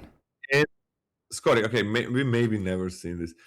It doesn't have enchantment that exiles, and it doesn't have an enchantment that pacifies. Yeah, interesting. Oh. Neither does blue. Blue doesn't have any auras either. Are there any auras in the set? Wait, are there any auras in the set? Wait, are there any auras in this set? Are there like any? Because the design space is taken up by instants and sorceries. No. There none? 0. 0. Funny. No rares, no mythics. 0 auras. Nice. Auras don't exist on Strixhaven. Okay. So it's because of it's because of the instant and sorceries. That's why we didn't get this, right? Yeah. Okay, so that's why. I mean, Strixhaven had 1 aura. Strixhaven had 1 single aura. Oh, that's a pop quiz. Now I'm trying to think about it without looking it up. You would know. I would know? You would not know, I think. It had a 1 aura? It's a common though, right? Yeah, and actually Strixhaven didn't have an enchantment that exiles from what I see. Oh, I see. But it had a pacify. That was a pacify. It had a pacify, really? Oh, I don't remember well enough. Because it was the one where opponents could destroy it for 3 mana. Oh. Weird. It was horrible. Oh, okay. Yeah, okay. Huh. It was opponents can destroy it. They pay 3 mana and they destroy it. They destroy your removal. That sounds horrible. That sounds awful. That is awful. That's why you don't remember. What's the name? Detention Vortex. Ah, Detention Vortex. Yeah, I never played that. Yeah, of course you didn't. It's like opponent paid 3 and destroys it. Maybe I put it once in my deck, I don't know. But it's shit. And it had that 1 pacify, but it didn't have enchantment that exiles. But it had way more removal spells. Okay, this is interesting. That's interesting. This is amazing. Repartee trigger without repartee trigger is amazing. Kills any 2-drop, 3-drop, 4-drop sometimes. It's a trick if they have a big creature. This is freaking incredible in this set. I'm on a B. Hey, I'm gonna B minus. Good card. Really good. I'm on a B because of the repartee. Sure. B minus usually. That's Very good card. totally fair. I think that's totally fair. Melancholic Poet, 1 and a black for a creature elf bard. It's a 2/2 with repartee. Whenever you cast an instant or sorcery spell that targets a creature, each opponent loses 1 life and you gain 1 life. That looks like a small ability. I think it'll add up. I think this is a good 2-drop. For any sort of proactive, aggressive deck, it's good sort of late game reach. They actually stack in multiples extraordinarily well. Extraordinarily well. Because they start to clock your opponent quick. So I actually think this is a premium 2-drop for Orzhov. C+. Yeah, this is amazing. I want a C+ as well. So, like, just unblockable damage and you just play removal and spells for your things. Beautiful. Send in the Pest for 1 and a black. Each opponent is a sorcerer. Each opponent discards a card. You create a 1/1 black and green pest. You know the pest guys. They attack, you gain 1 life. That's what they do. That's what they do.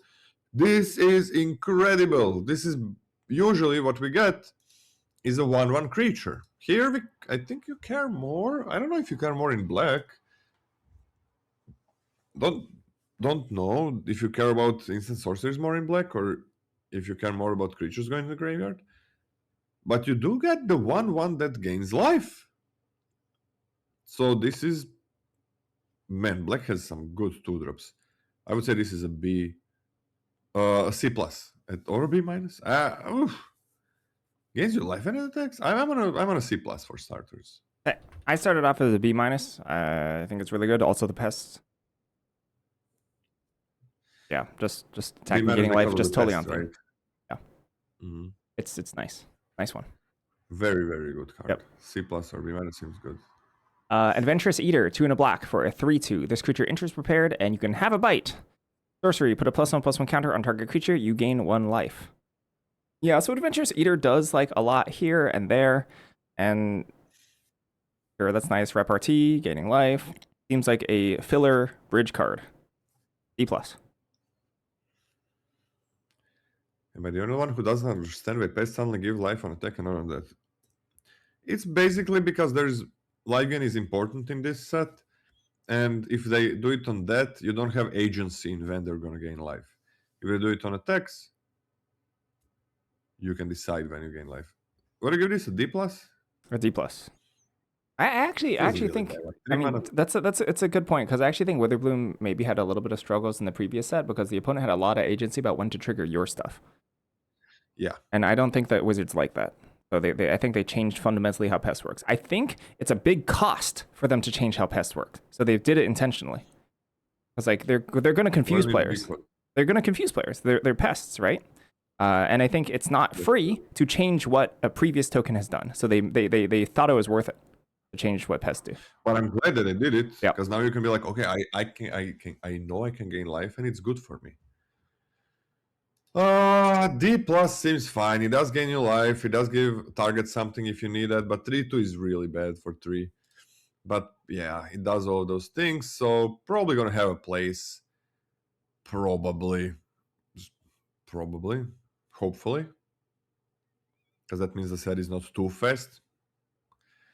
Cost of... I mean, it's... Yeah, does work with pretty good with repartee and life gain. Yeah, okay. Fine D+. Cost of Brilliance for 2 and a black. Sorcery. Target player draws 2 cards and loses 2 life. Put a +1/+1 counter on up to 1 target creature. Alright, so you trigger repartee. The combat tutorial for Final Fantasy is back. But you gotta lose 2 life. But you do trigger repartee, which you didn't trigger anything there in Final Fantasy. You care about 4 mana spells, mostly. Oh, thank God this is a sorcery. This would be too good as instant. This would be way too good. Because then it's also a combat trick. Okay, this one is good. I don't know how many you can put in because of 2 life, but you're going to be gaining life in in black, and I mean, you could have that 2-drop poet, and then you lose 1 life, opponent loses 1 life. I'm on a C plus for this one. Yeah. I agree for the most part. The 2 life hurts a lot for me. Especially at the point that it's hard. It is really hard. The more you play of this, the more painful it gets. So I think I'm taking it as a C. That's totally fine. I mean, if you gain life in Yep. Bitter Bloom, that's nice, and you put a counter somewhere in white black, you're triggering repartee on a card draw, and you're the one who is aggressive, and you probably have a lifelink, maybe have a lifelink as well. Lifelinker. I mean, Or, like this is a curve, natural curve. You drop white. This one.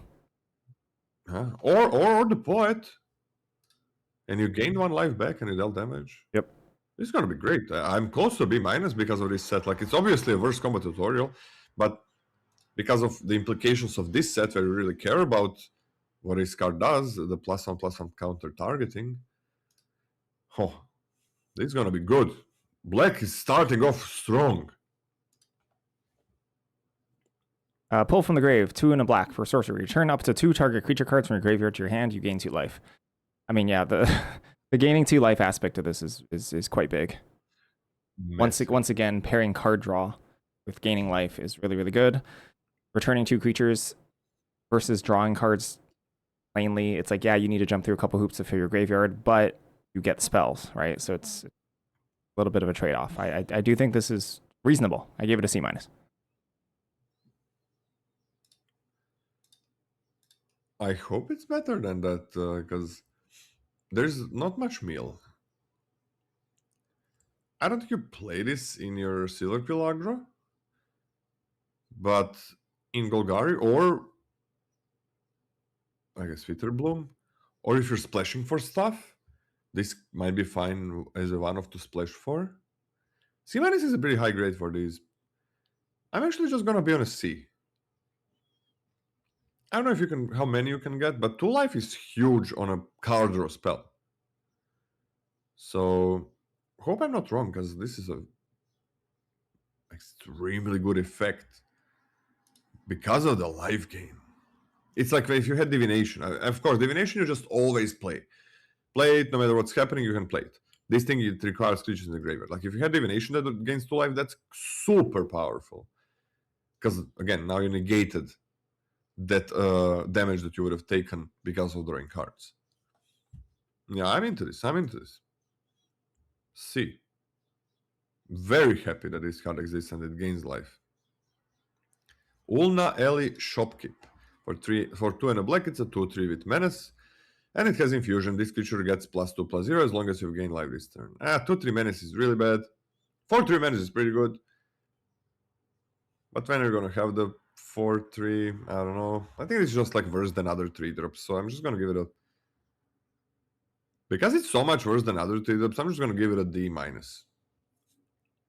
Okay, I give this a D. Yeah, we can dream about clocking pretty hard, but I don't think Witherbloom cares about picking that up Clocking highly at all. Yeah.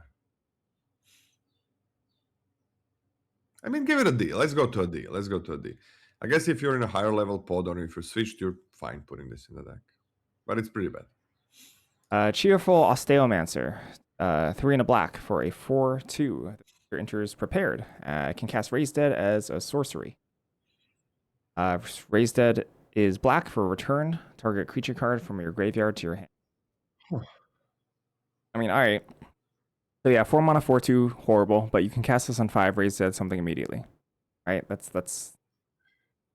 a-okay. That's a-okay. Like, how badly do you want this effect versus any other ways to generate value? I think it's fine, but it's honestly a little clunky. It's to me it's a little clunky. It's a little bit expensive. But I gave it a C minus. 5 mana, 4 to draw a card. 5 mana, 4 to get a creature from your graveyard. Yeah. But it's better than that. It's a 4 mana and you can use 1 when you want to. Gravedigger is worse than this. Always a think- 2/2.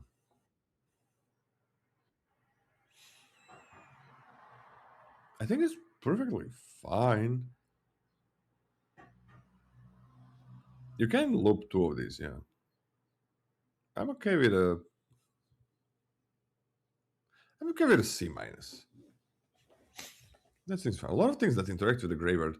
Kind of weird we don't have mill. And I didn't see any mill. Like if you get it, we don't have mill in the set, right, Scotty? Mill? No, but there's a reasonable amount of draw discard. In Witterbloom? No, not in Witherbloom. Mostly in red and blue. So I guess it would Yeah, never really touch this. I'm talking about Witterbloom, yeah. Yeah, I don't think Okay. so. There's Bitter I mean, Triumph, they but remove that's this, pretty rare. Maybe it's a D plus because we have this effect, which is like gain 2 life and get 2 things. I mean, it also enables the late game. Okay, I'm okay with a C minus. That's fine. Yep. Wanderoff for 3 and a black, exile target creature, instant speed. All right, that's good. Repartee exists. All the removal in black and white is going to be even better. So I'm okay with a C plus for this one. You get a C plus as well. Sneering Shade Rider, 4 and a black for a 3/3 with flying. When this creature enters, each opponent loses 2 life and you gain 2 life. The effect is strong. Like, it doesn't look like much, but when you see this playing out, especially when you're playing something that's sort of a evasive threat on its own, it's better than it looks, right? Because you're playing an understated creature, but you're buying a little bit of life to help swing that race in your favor, and you're also clocking your opponent at the same time to help that race out a little bit. I think it's just a C. The thing is, I don't think that you look at this and be like, oh yeah, synergies, like life gain synergies, etc. Because I think it's a really inefficient way to do that. It's just kind of like an okay creature. C. People ask if this triggers repartee, this Chill for Osta monster. When you targeting creature is only for creatures that are on the battlefield. If Scott, if repartee said whenever you target a creature card, then it would work with Rise Dead, right? And then it would also not work with anything on the battlefield. Yeah. Oh, really? Yeah, they're no longer cards when they're on the battlefield. They're permanents, which is kind of weird. Oh, okay, I didn't know that. Yep. That's actually relevant for a red card coming up. That says copy a creature card. Okay. It can't copy things on the board. True. So this in a lower power level set is really nice. In this one, pretty high power level, I think I'm gonna go on a C as well. It's completely fine. 4 life swing on a flyer. 3/3 against those 2/3s. Yeah, that's completely fine. It's kind of a fun effect to see nowadays as Magic evolves, because this is historically one of the big surprises of the drafters, you know, because this card first came out, I don't know, like some time ago, and everyone's like, it looks like crap, and then it was actually like one of the better commons in the set, right? It was always one of the better commons. Yeah. So it's like, whoa, surprise, 5 mana 3/3. It's actually pretty good. I think, yeah, that was Ravnica Allegiance, right? The Thrall, the white black one. Yeah. Was a pretty big surprise for people how good that card was. Anyway, that's it for commons, right? Yeah. Yeah, in Ravnica Allegiance, it was the first time I remember it. Then it was Bloomburrow. Then it was like a lot of sets. Dissection Practice for a black. Oh, by the way, Scott, black commons? Pretty rocking. Pretty good. Rocking, yeah. Beautiful. Dissection Practice for a black. Target opponent loses 1 life and you gain 1 life. It's an instant. Up to 1 target creature gets +1/+1 until end of turn, and up to 1 target creature gets -1/-1 until end of turn. Ooh, upgraded Skull Daggery. Daggery? I don't know. Okay, lost life gain is pretty huge on this card. Triggers repartee, very good in combat, kills some things. Life gain and life loss is absolutely huge on a Wanderer like this. I'm gonna be at least on a C plus. This is okay. Scott, repartee is already a nightmare when you have removal or tricks, but with this trick, it's an absolute nightmare. Yeah. Yeah. You're on a C plus? Mm-hmm. Yeah, I'm on a C plus as well. This card's this is a heck of a combat trick. Yep. Yeah. 1 mana. So efficient. Like this effect is not good in a really slow set, but there's a very specific aggressive archetype that this is like premium in. Is just Orzhov. It's funny because like it says, you know, if you think about 1 mana gain life, and sure that's nice and stuff for Witherbloom, but like it's really gonna shine in just Orzhov. Yeah, but also in Witherbloom there are some nice infusion effects. Lecturing Scorn Mage, black for a 1/1. Repartee, whenever you cast an instant or sorcery spell that targets a creature, put a +1/+1 counter on this. Yeah, that's gonna snowball. That's gonna get pretty big. 1 mana investment, so cheap, perfect for aggressive decks, perfect for a curve out. Like I don't really care about how bad it is to top deck because my deck is focused on the initial hands anyway. I'll just mulligan more. B minus. Yeah, easy B minus at least. Like that's crazy. I'm on a B, Scott. I'm just on a B. This is a crazy 1-drop. Completely wild 1-drop is like one of the best things you can do. It's gonna feel when your opponent plays this on turn 1 and you're on the draw, you're just gonna be like, ugh, yeah, here we go. Here we freaking go.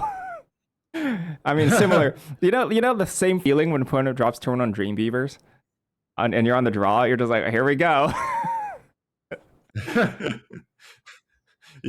Yep. And this is an uncommon. Yeah. This doesn't trigger. No spell is gonna trigger repartee twice because repartee is on cast, right? It doesn't have to do with like how many things you target or whatever. It's on cast, right? So you're always casting the spell once. You're not gonna double cast it somehow. End of the hunt. For 1 and a black, it's a sorcery. Target opponent exiles a creature or planeswalker they control with the greatest mana value among creatures and planeswalkers they control. Alright, that's pretty cool. For 2 mana, not bad.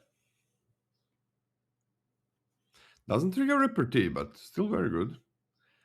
Not good against fractals, I guess. Not good against fractals, basically.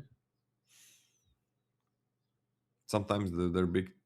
I think it's still great. I'm still gonna give it a C plus. I gave it a C plus as well. It's just efficient. You can like if your opponent's distributing counters, like they could technically dodge this, especially in best of 3. You know, if they're really savvy about it. But yeah, C plus. It's good. It's cheap. It basically always trades up, so it's I mean, it's probably a B minus in I think I'm gonna go B minus because it basically always trades mana up, and that's okay. Like for me, removals get into range of B minus B or something if they trade up most of the times, and this does trade up most of the times. Yep. Let's go Leech Collector. Leech Collector is 1 and a black for a 2/2. Whenever you gain life for the first time each turn, this becomes prepared. Prepared. It can cast Bloodletting, which is black as a sorcery. Each opponent loses 2 life. I mean, 1 mana is so easy to slot here and there just for additional damage, and two every time you gain life, that will add up. That'll add up. Life gain is like everywhere in this set. It is. It's just everywhere. And then you just fill your curve with just a little bit of doming. And honestly speaking, this is like one of the cards, even if you're defensive, sometimes you can just bloodlet them enough to like disable safe attacks from your opponent too, right? Like it's pretty good. C plus for me. I'm gonna B minus. Okay. I think this is great. Yeah, this can take over the game. Only once each turn, right? Only once each turn, but you can do it on opponent turns sometimes, right? You use bloodletting on your turn, prepare on their turn, they use bloodletting, then gain life. This is now let's go C plus because at this base it is a 2 mana 2/2. C plus. But it is a 2/2 that can definitely be a win con in itself. It just means that you're not trading it, right? That's the thing, and you kind of, I mean, you're gonna want to trade it a lot of times because it's a 2-drop. Rapid attack. For 1 and a black, it's an instant. Until the end of turn, any number of target creatures you control each get +1/+0 and gain. When this creature dies, draw a card. That's really cool. That's really cool. Also, it's almost impossible to draw 2 cards from this and be happy about it. Dust Figure Repartee. It is so hard to make opponent block 2 creatures, and it's so hard for those 2 creatures, for more than 1 creature to die with this, and it's so hard for those deaths to matter, right? Because if you're attacking with like 1/1 pests, and then they block with a 2/3 and a 3/3, yeah, you're gonna draw those cards, but your pets are dead. It is pretty nice when you block. But then tricks are much worse on the blocks. They can just kill one of your creatures in response. So I don't think this is a good card. I think it's something... I think it's a trap. I think people are going to dream of great situations. But I think it's so hard for this to be more than draw 1 card and one thing dies and it +1/+0 mattered. So I am on D for this one. Yeah, I'm also on a D.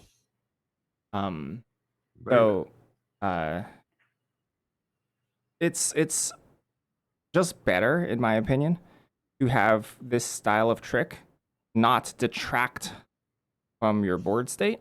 You know, like think about like Fake Your Own Death, right? It still it puts the creature back on the battlefield, or it has something get on the battlefield again. I think the fact that it puts into your hand and detracts from your board state actually makes it really bad. I don't like it. Yeah. Yeah, I don't Hope like it's fine because it's a pretty cool effect, but I don't see it really being fine. Like 2 mana is actually pretty easy to leave up on defense, you know? Mm-hmm. So yeah. But the problem on the defense is like what? They're taking with their 5 creatures into 5 of yours. Yeah, that's a normal scenario in limited, right? Yep. 5 creatures taking into 5. Like they're gonna take with that flyer and maybe nothing, and maybe 1 more creature. Yeah. Like, I mean, it's gonna be... There's just so many effects in Magic's history where we can invent good scenarios for them, and they're bad cards. This just happens over and over again. We can always say, hey, this scenario is good, and we can always like make up these seemingly reasonable good scenarios. But there's just when there's conditionality attached to it, it becomes so bad. So bad, because these scenarios are very, very few. Like they're rare as hell, where 2 creatures are getting into combat. 2, I'm saying 2, not 5, 2, and this matters. So no, thank you. This could be like just a D minus actually. I'm gonna give it a D minus. Just go all the way down. D minus. I think this is gonna be one of the worst cards in the set. I hope I'm wrong because that's super cool if it's not. But I just don't see any case how I'm wrong and when I'm wrong. And people are gonna be playing a lot of these, so sure. Yeah, let's talk about Arnon, Deathbloom Botanist, 2 and a black. Or a 2/2 Death Touch. Whenever a creature you control with power or toughness 1 or less dies. Wait, what? Whenever a creature you control with power or toughness 1 or less dies, target opponent loses 2 life and you gain 2 life. So you drain 2 whenever something dies. One or with 1. I don't know why is this so confusing for me. Anyway, 2/2 Death Touch for 3. Stinky poo poo. Okay, the big question is how many things actually trigger this when they die, and how do you get them to die? Right? Pests, all the pests. There's like 2 pest things in common in black, I think. One is the discard one, which is like pretty good. There's only 1 common, right? There's only 1 in common? Okay. Discard. I think that discard one. There's like a white thing like an inkling in white. That's like a flyer, right? That's pooped out by the really, really good 4-drop. There's the one that's prepared, the 1-drop in white that's also common. Like fairly interesting, but it's a fair amount of hoops to jump through. But the payoff is, I mean, to drain 2 life is very, very powerful. The thing is, It's extremely there's no like sacrifice on demand, right? There's no sacrifice on demand. It's just that you have to jump through two pretty tough hoops to get a good payoff. And I think that's just a C. Yeah, just for the people that are kind of envisioning Witherbloom being, I'm gonna have so many pests and go wide. There's one common that makes pests, and there's two uncommons that make pests. I'm not counting one that has to die, four that has to die, and then you're gonna do it. Sure, that one as well.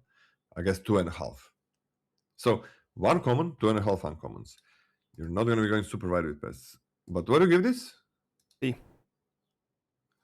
Oh, I think it's incredible. Hmm. But there are like there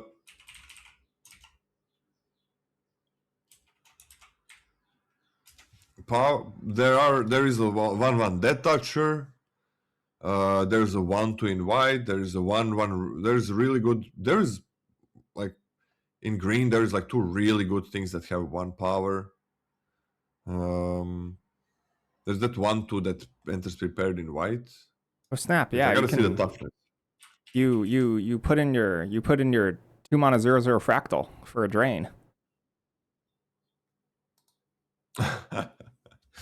I mean, again, you got 4 life then. No, what do you mean? The Pterodactyl fractal? Yeah, the Pterodon. You just put it in 2 mana, 4 slap it 2 life mana, and- drain 2, bam, get you. I think there is enough like X1 commons and definitely uncommons. We see the uncommons. I also think that there's enough to make this a pretty reasonable effect. Then you have to jump through the hoop of getting them to die. I mean, what are they just letting them through all the time or something? I mean, I think that's pretty good. I think 2/2. I think death. Okay, death touch is a really good keyword. Yeah. Death touch is a great keyword, right? You can. I mean, there's not a lot of uncommons, I guess. Power, right?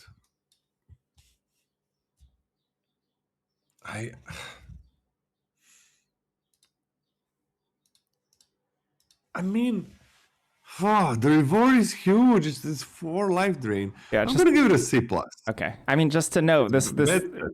You remember this? This was slapped on a rare at some point in some Phyrexian set, like Ron or something, the 2-drop, and that effect is massive. It's like you don't want to be triggering that many times. It was the same card, like when something dies. Yeah, it was when anything died. Drain 2, and that card is like, oh, yeah, like that's a payoff. I think it only happened once a turn too. Oh, once a turn, that makes sense. I was like, what? Yeah. That card is like should cost like $1 billion. I'm gonna be on a C plus. There is enough things. I think. You should control it base power. They can use -3 on your thing sometimes. Oh snap! Yeah, huh? That triggers it. Oh, that triggers it. Oh, if they use last. Wait, that's so sad. If they last gasp this card, it drains too. It drains too. I'm gonna die to that at some point. I'm gonna forget that, even though I just said it. I think it's still pretty good. C plus because it requires help, but if you get there, the reward is absolutely huge. Can you Skulldugger your own thing? Oh, you can! Any creature, right? Yeah. Let's go. It's different type. Up to 1. You can, right? Yeah, let's go. You can shrink the still 1/1, trade it off. Or you can Skulldugger their thing if they have this on board. Yeah, wait. Oh yeah, to give it +1/+1? +1/+1. Yeah, there we go. Okay, you broke it. Congratulations. Go. Okay. Foolish Fate. For 2 and a black, instant destroy target creature. Infusion, which means if you gain life this turn, that creature's controller loses 3 life.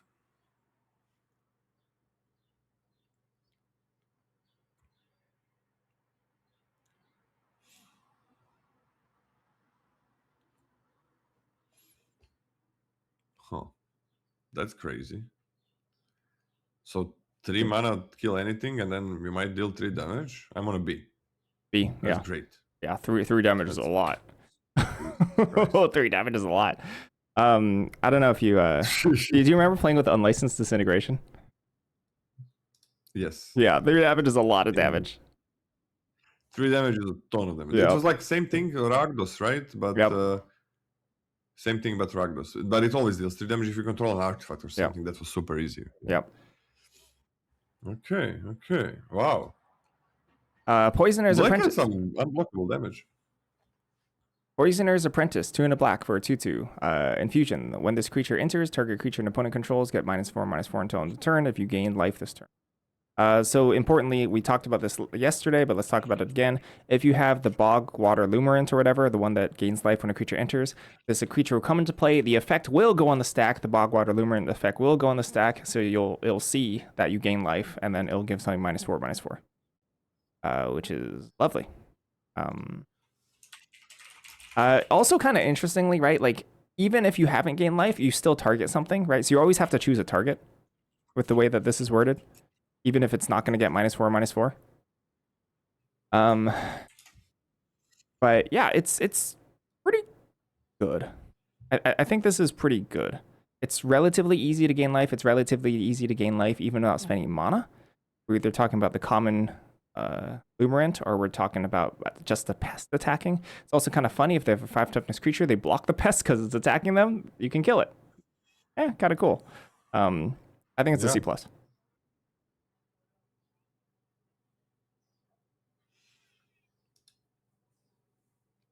Opponent's control. Oh, damn, you can't target your own thing with this because you have this. What is it? B+? No, C+. Okay. I'm fine with this. I think it's very easy to gain life, and a 2/2 is nice, and -4 just kills basically everything, and it doesn't trigger repartee, but if you have enough life, and I'm gonna be on a B-, but probably a B, at least a B if you have more life gain, easy life gain, right? Like, for example, when that thing common, when a creature enters the battlefield, this is a creature, so just play it, and it's -4/-4 before combat. So yeah. This doesn't trigger repartee because it's not an instant or sorcery.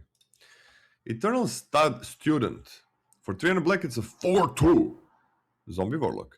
For 1 and a black, exile this card from your graveyard, create 2 1/1 white and black inkling creature tokens with flying. Huh. That's a lot of inklings. 4/2 is horrible. This is like beyond bad. But then you make 2 flyers.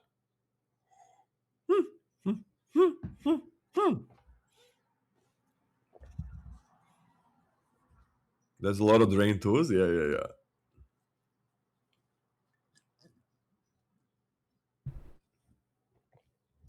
I want a C+ for this one. All right, I was a little bit more optimistic on a B-. It's, I mean, the body's not bad for me because I don't care about just trading it off with literally anything. I'm just going to play it, trade it, even down, trade it down, get some value. I think it's pretty easy. Good. There's almost no discard in this. I don't expect to be able to cheat this. Yeah, I mean, it's okay. B- seems fine. Yeah, B- seems fine. Like, 2 inklings is quite a lot. No, keep it on C+. Sorry, Scotty. Please, C+. It is a 4/2 when you play it. Oh, it's instant speed as well. Oh, nice. Yep. Okay. Arcane Omens. 4 and a black for a sorcery. Converge. Target player discards X cards, where X is the number of colors of mana spent to cast this spell. So with 5 colors, you can make your opponent discard 5 cards. That's like a lot of cards. That's a 5 for 1. What is this? Yeah, it's bizarre. This is a bizarre design in this set because it's really bad. I think there's some matchups where you would bring this in from the sideboard. And I think it's possible, somewhat difficult, even with the good fixing, but possible to cast this on turn 4 for 4, you know? But I gave this a D-. Yeah, it's horrible. This would be so nice if it costs 3 mana, right? I think it would be really nice if it costs 3 mana. Hmm. 3 cards in that like multicolor deck for 3 mana that it is card. That means they have no hand. But 5 is way too much. D minus, basically unplayable. By the point you use this, you're gonna be paying 5 for this, and I mean, it still suffers from it being dead later on, and you gotta convert, splash and shit as well. I mean, how many cards are they really gonna be able to discard? And can you really? You gotta first get to 5 mana. That's not easy. And how many cards do they have left? And are you gonna lose the game because you didn't impact the board for 5? Because you gotta use it pretty quickly. Spend 5 mana. Bye bye. Skating Shadelock for 4 and a black. It's a snake. It's a 4/6. At the beginning of your first main phase, this creature becomes prepared, and it has a sorcery called Venomous Words. For a black, man, these prepared creatures are so cool. It is weird that it didn't do this before. This is so much cooler than Adventure because you can interact with it. This is the best out of the Omen or Adventure. Sorcery, 1 black, so only single mana black. Okay. Target creature you control gets +2/+0 and gains that touch until end of turn. 5 mana 4/6 kind of whatever. Bad on not very good on defense. Seems kind of bad finisher in Silver Quill, right? 1 mana target every turn, but you're playing a 5 mana 4/6. Do you really want that?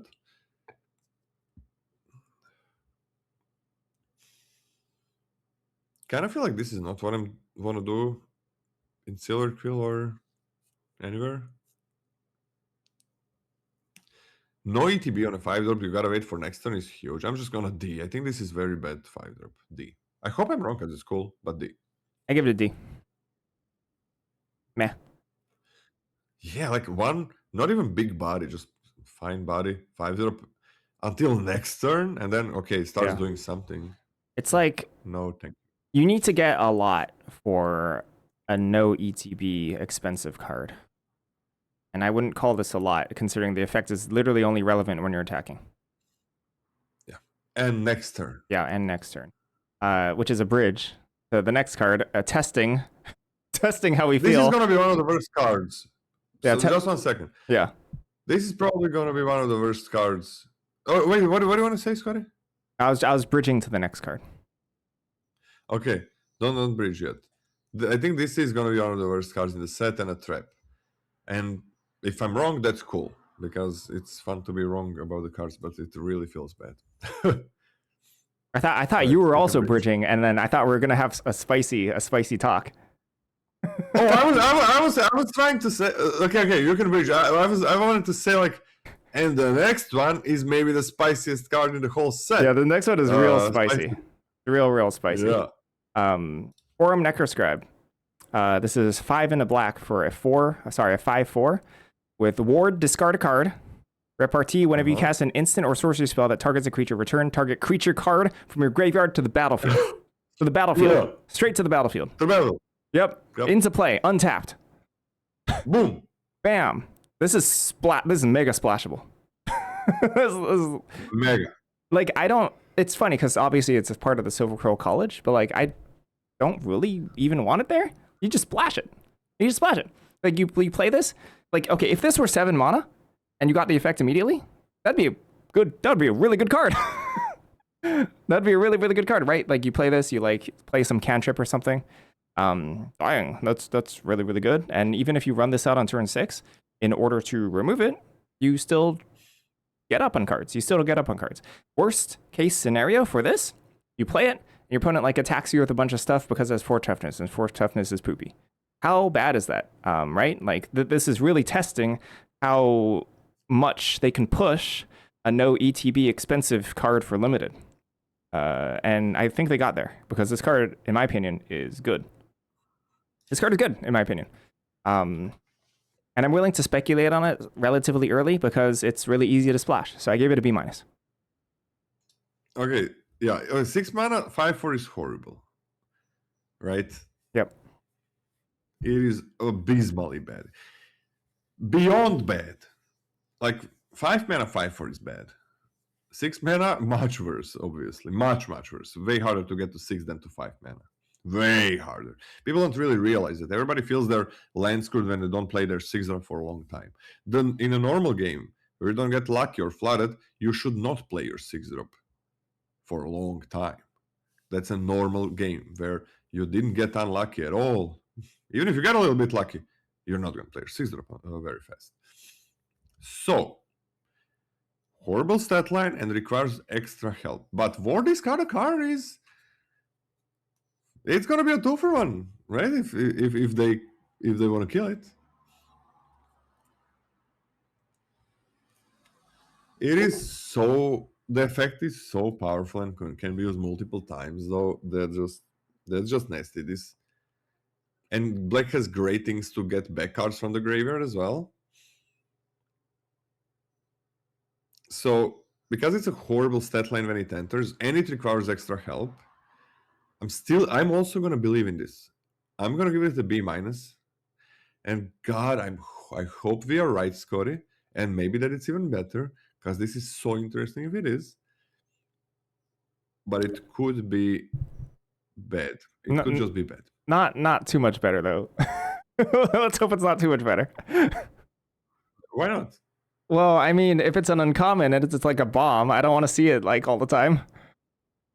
I mean, it's not going to be a bomb. Okay, I hope so. I mean, you gotta cast those spells that target. Yeah, that's not nothing. You nothing. Freaking play the 6-drop. I mean, let's be real. You played the 6-drop already. Like, how many spells that target do you have left? Hopefully, yeah. Hopefully not that many. I mean, you buy. Lola, you untap with this. You buy back a prepared creature that also targets. You use that prepared creature. You buy back another creature.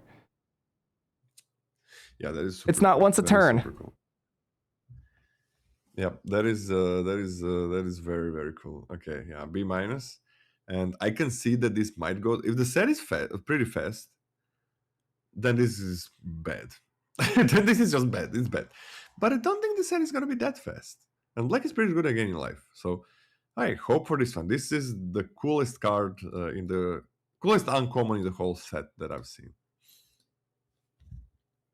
Very happy that it exists. Very, very happy. But yeah, by Bing, killings, you can play removal on their creature and then like buy back the cards with prepared. Oh my god.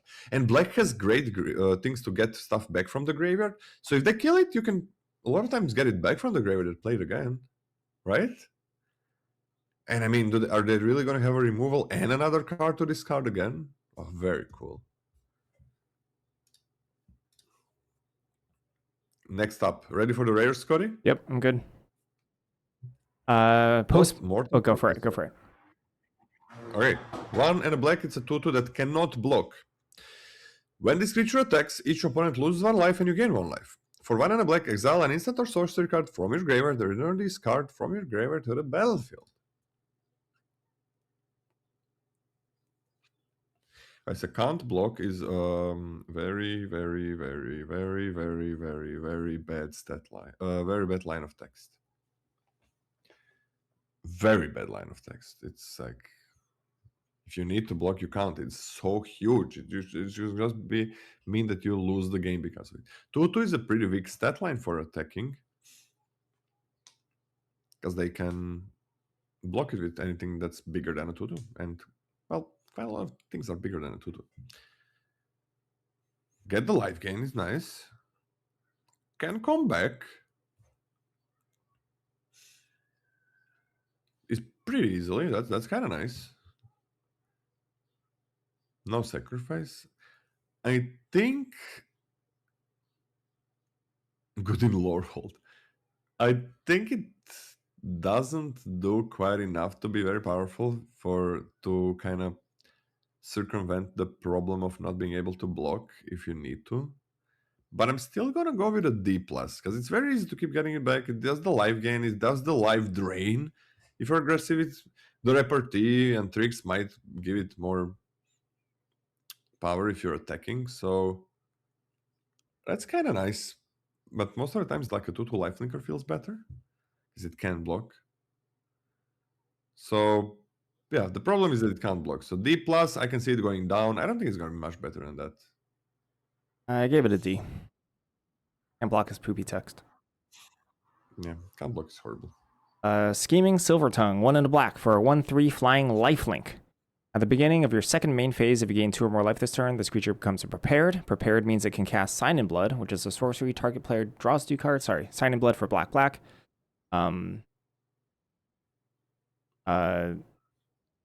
Target player. Target player draws 2 cards and loses 2 life.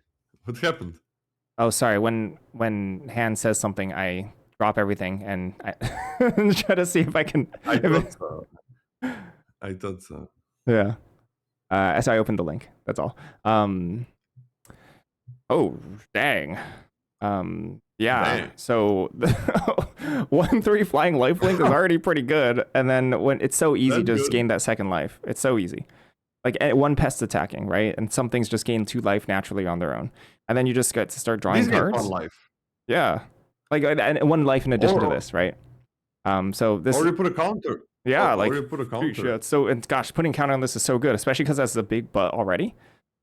That's strong. This is very, very good. I gave this a B+. Oh, I'm on a B+ as well. That's crazy. What the hell? This is crazy powerful. Oh, Grave Researcher for 2 and a black. It's a 3/3. At the beginning of your upkeep, surveil 1. Every turn you get to surveil 1. Then if there are 3 or more creature cards in your graveyard, this creature becomes prepared. And what can you do?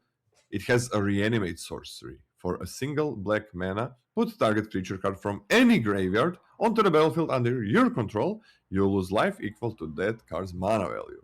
Holy moly! Thank you, Hanan. Surveil every single turn on a 3/3. That's already good. Then you just. It's not a small thing, but if you have 3 creatures, every single turn you can play Reanimate in. If you're black, I mean, black, white, and black, green are very good at gaining life. Both of those. Holy moly. Time to take Graveyard Hate. Oh, wow. You can get their creatures back, so you always keep having 3 creatures.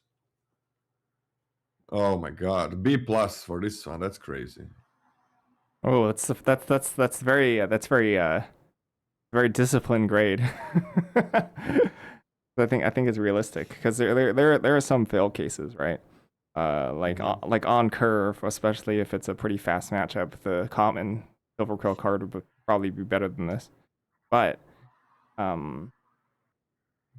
it has a lot of potential, and being able to target your opponent's graveyard is huge.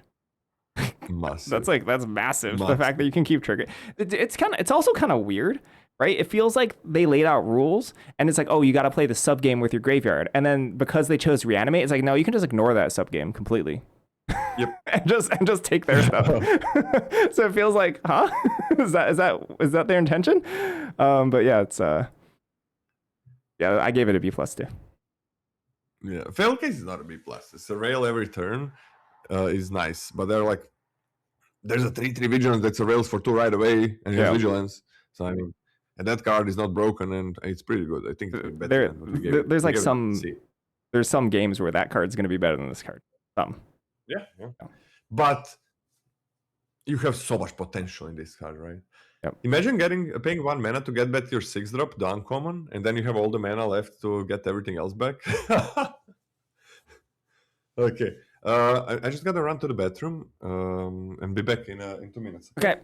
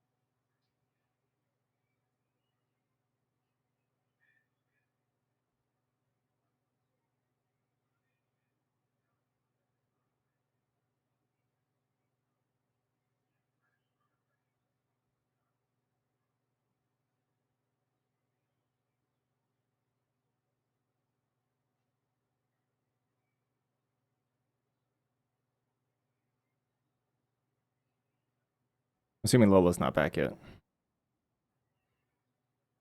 Still empty.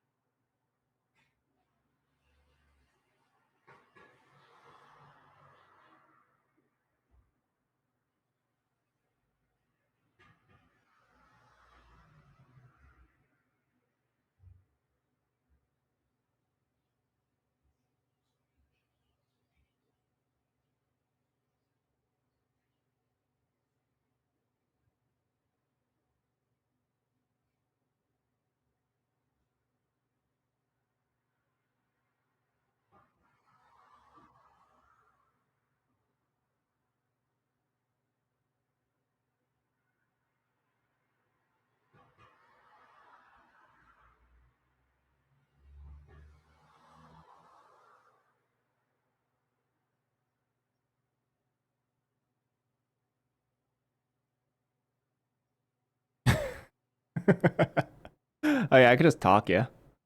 Forgot, I have words. Okay. Lola. Lola. Go dog.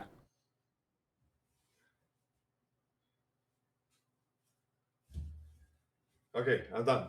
Did you read the next card? Nope. Oh, can you Fine. read it? Mosal? I don't know. Vane's New Dean. 2 and a black for a legendary creature.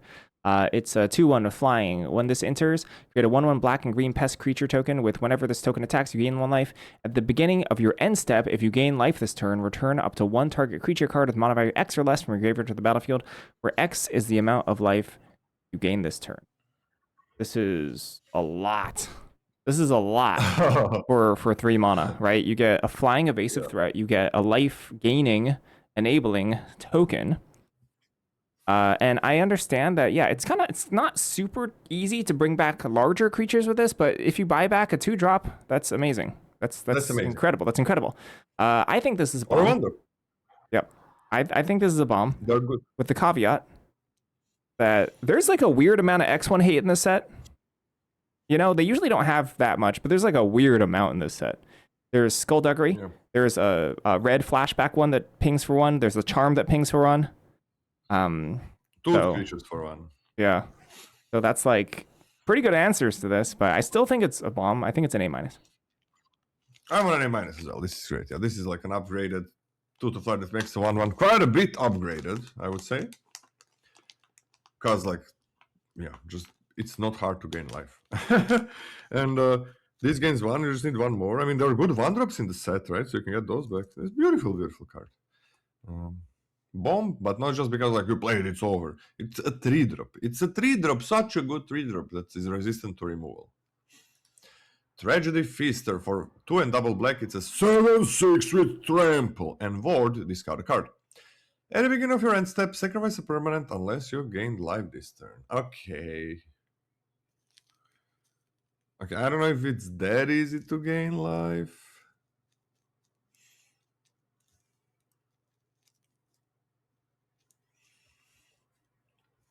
I don't know if it's that easy to gain life. That this is good. It is a 7/6 trampler with ward. Discard a card.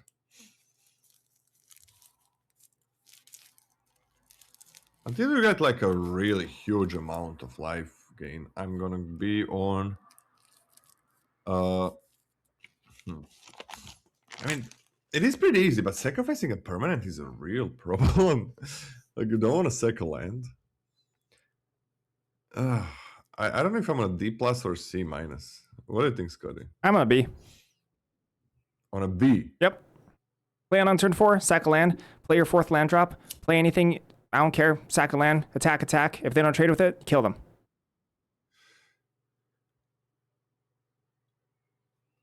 It does have trample, but really? Your opponent plays this. What are you gonna do? Take it? Eat it? That's actually true. You're just gonna take 7. Death touch or something.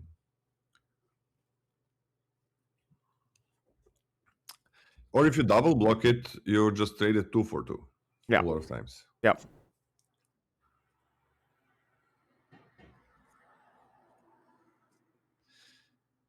Huh. Ward discard card is huge. Being forced to double block this early when your opponent could just like remove Skullduggery, anything. Oof. Why did I tap it and put a stun counter on it? You just sacrifice this. Yeah. You can sack this. That's true, actually. Huh. That is true, actually. Yeah, if you sack a land is so bad on 4. But you do have a 7/6 trampler. And like, I'm even counting the situation where you sack a permanent every turn, and that's just not going to be the case. You might not even sack on this turn. You could just attack with a pest, slam it. I guess it is a huge attacker. There's no way I'm ever going to give it a B. I'm okay with a C+ though. You might be correct. Yeah. You got me to think about it. Like, how long does this need to work? But there is a good Death Toucher in green. There is a good Death Toucher in black as well.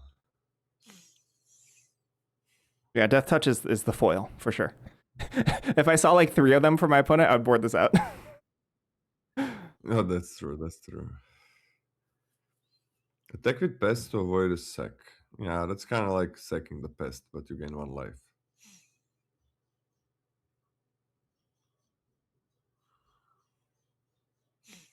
Can you give this lifelink? That'd be so cool. No, I don't think you can. Okay, I'm on a C+, but I can see it going up or down, really. Like, it really depends on how the format plays out. It really depends. I think we should. If you can gain life, you can't just always sack, man. You can't just always sack, and then they get the removal before you kill them, and you're fucked. C plus seems fine. You read the next great card. Pox Plague. Black, black, black, black, black. 5 black. Sorcery. Each player loses half their life, then discards half the cards in their hand, then sacrifices half the permanents they control of their choice. Round down each time. That's an F. If this was like a 3 colorless mana, it would be an F. Yep. Because it's all of those, right? You can't choose. Like you might think, oh, but what if I don't play creatures? But they're going to be in your hand. Then they're going to discard them anyways. This is an F. This is like 5 black. Jesus Christ. The 5 black better be like you win the game, not the opposite. This is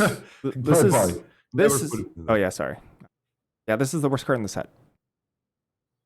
That's probably the worst card in the set. Yeah, that's true. Like a card that says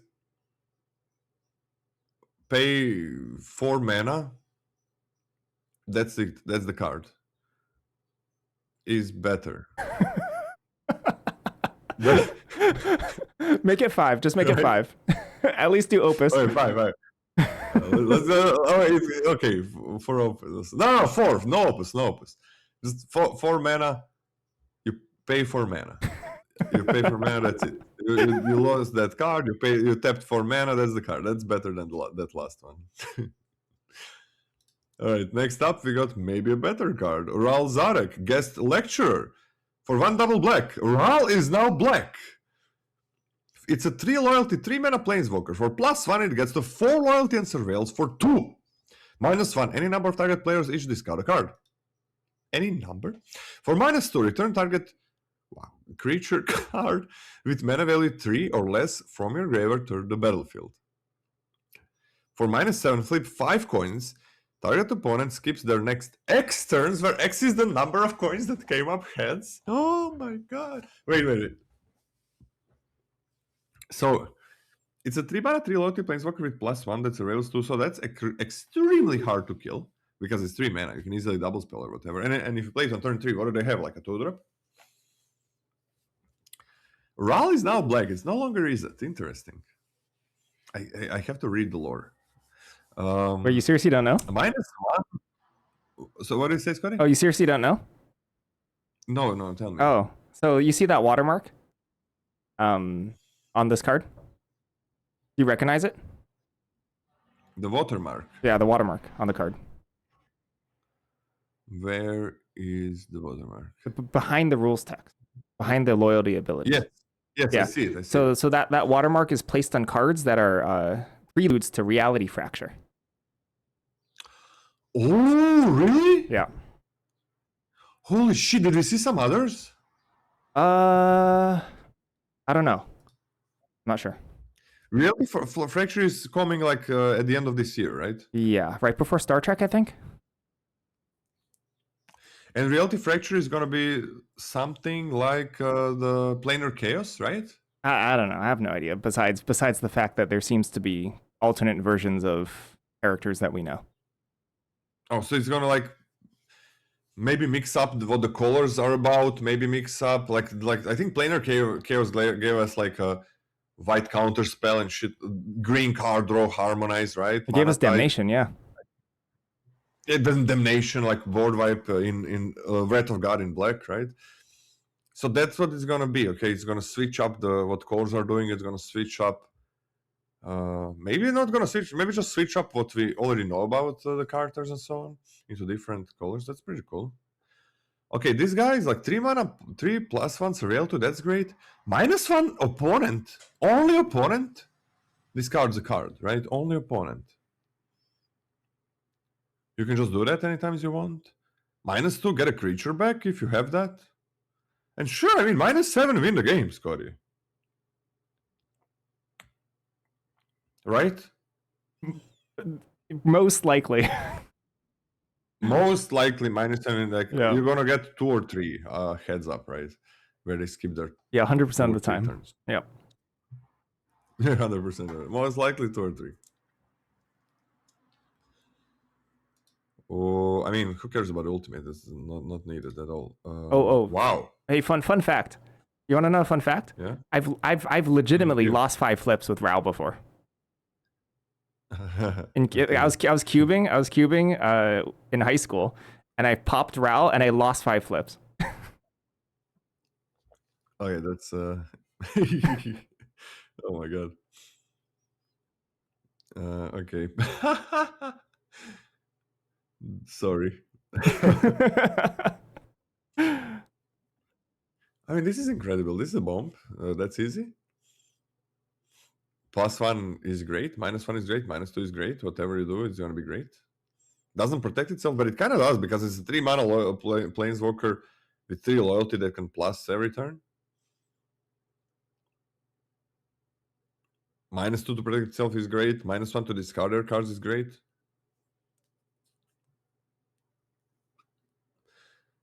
+1 like is enough protection for a 3 mana planeswalker. This is a bomb. This is absolutely bomb. I'm gonna give it an A. Oh gee. Wow. Okay. Whew. Yeah, I ain't counting this as protection. Yeah. 4 loyalty for a 3 mana planeswalker is reasonable. I think this is a strong card. I'm not disagreeing with that.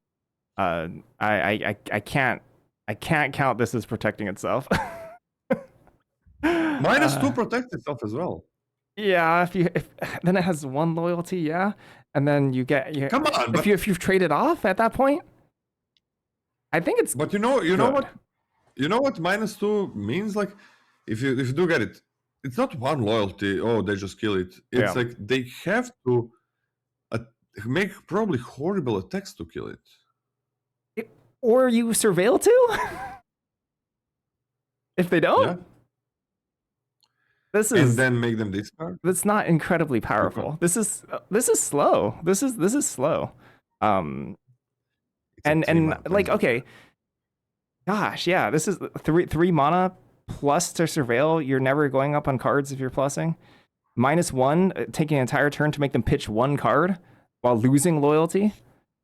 This is it's good because it's 3 mana. It's good because it's 3 mana. What was the name of the planeswalker? Let me see. War of the Spark. War of the Spark, uncommon black. Davriel. Davriel was a 3 mana, 3 loyalty planeswalker with only that -1 effect. Yep. And it did deal 2 damage to them a good amount of times. Mm-hmm. I don't, and that was a great card. Amazing card in the set. Yeah.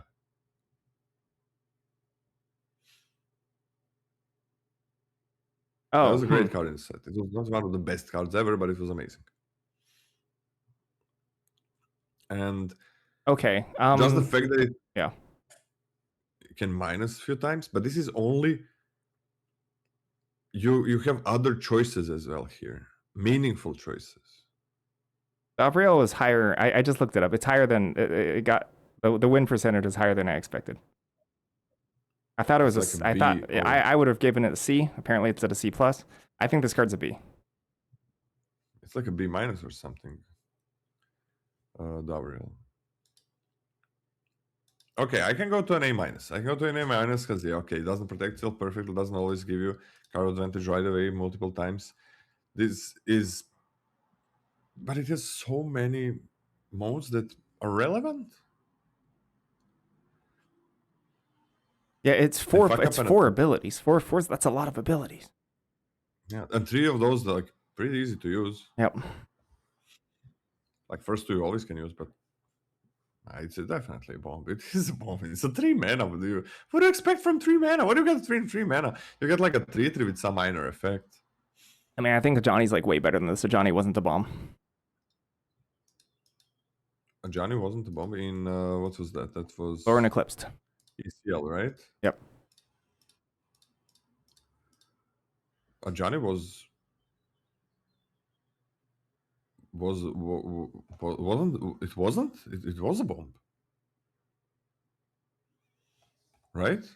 I mean, I would consider Johnny a B plus card.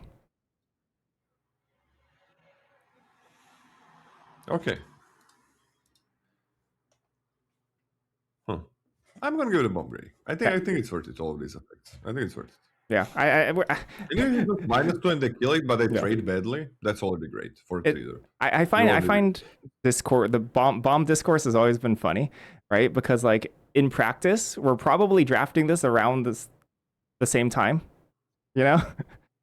Because like bees are like usually the best things in the pack. And then bombs are the best things in the pack. Sure, like there's going to be minor differences in terms of like how badly we want to play this, but yeah, it's very good. It's very good. I like it. Okay. Am I reading this? Withering Curse. 1 black for a sorcery. All creatures get -1/-1 until end of turn. Infusion. If you gain life this turn, destroy all creatures instead. So yeah, usually crap. Sideboard crap. The infusion part and the fact that it costs 3 mana is interesting, right? 3 mana specifically on a board wipe. When you're kind of already incentivized play pattern wise to flunge your board before you wipe anyway, which means that you triggered Pest, which means you can infuse, is kind of cool. And the fact that the important part is that cheap means you can double spell. Cheap means you can double spell, right? And like we're always like, whoa, board wipes that leave behind board presence, bombs, right? And being cheap is kind of a proxy for that because you attack, you play another card. You attack, you sweep, you play another card, right? So being cheap actually really helps. I think it's a C+. So -2/-2 is pretty bad. This is unplayable in Silver Pill because you're probably going to be aggressive. I don't see Silver Pill not being aggressive. In Golgari, you're playing a lot of creatures, and the problem is that a lot of times when you gain life, unless it's exactly Pest that attacks and gains life, is that you have to play a spell, either a creature to ETB gain life, or something that affects the board and to gain life.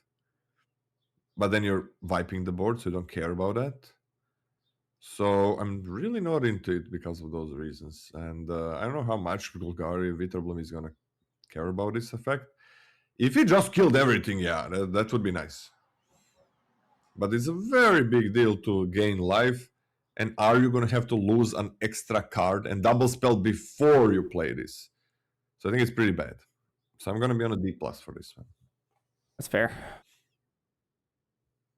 I think I'm perhaps I think I am perhaps overestimating how easy it would be to activate this without casting a spell. Exactly, without casting a creature or remove a spell. If you have to cast a spell, then it defeats the entire purpose of it being cheap. And if it's a creature spell or removal spell, you're casting a spell that does nothing. Yeah. Are we finally putting a sideboard X? I don't. Sure. Yeah. That seems fine. Yeah. Against what? Against Vitterblom? When you're playing Vitterblom? No, Silverquill.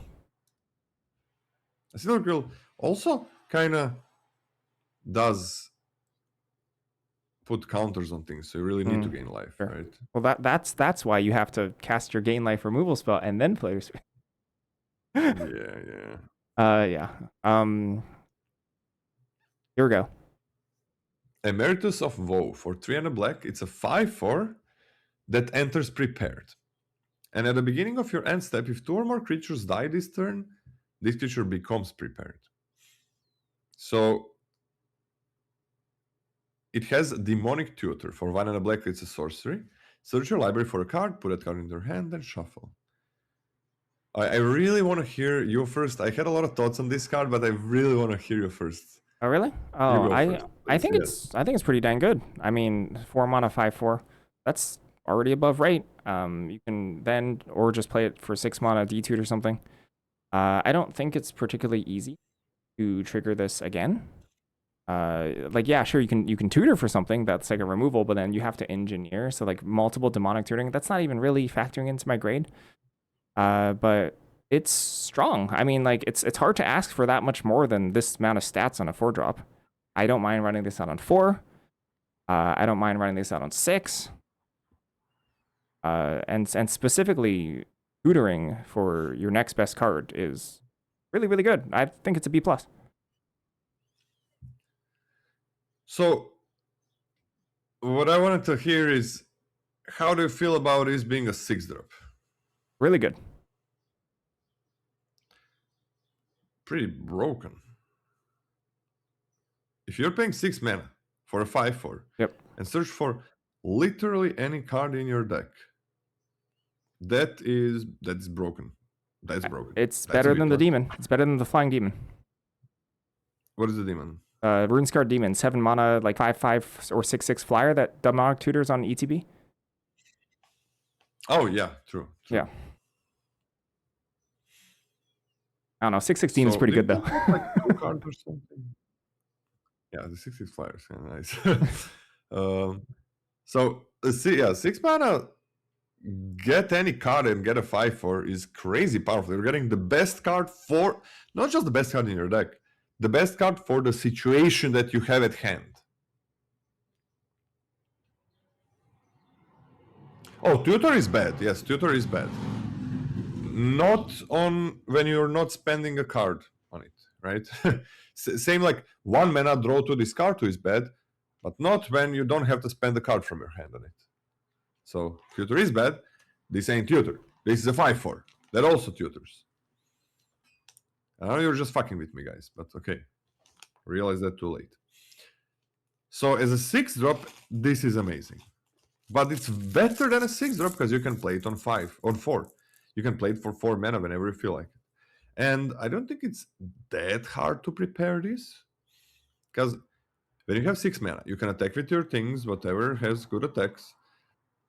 They trade something. You play this, get a card, and it prepares automatically for the next turn. So that's something that's definitely going to be doable. Not extremely easy, but doable. There is no disappear in this set. Nobody's going to be worried about you triggering anything. Because this is a mythic. And is I think the only card that cares about this. Oh, okay, there's like that uncommon. When your creature dies, you draw a card in Witherblue. So this is way better than that 6-drop. I'm thinking, is this like just a Bombi rating? Because it can re-prepare, right? And it can be cast for 4. I think it is on an A-. I think it is bomb. But I can see it going down to a B+, but it kind of feels like a bomb. You got a perfect thing for your next turn, and you still got a 5/4 body. Okay. Beautiful. Black is looking good, Scotty. Yeah, super good. You want to go this one? Let's go with red. Wait, what? Ancestral. Hey, the last What card. do you mean? Last card. Oh, there's another black card? Yeah. Where's the Black Paradigmer? Oh, my bad. Decorum Dissertation for 3 and double black. It's a sorcery lesson. Target player draws 2 cards and loses 2 life. And Paradigm means you can cast it on every single other turn. Okay, so this is bad, I think. This is bad. I don't know about this one. You may cast a copy, right? You can decide to do that or not do that. So that's huge. But 5 mana to draw to discard, no effect in the board. You also lose life. It can at one point start killing the opponent, but they are drawing 2 cards. Then you gotta be sure that it's not gonna be a problem. You can stop doing this when you don't need to.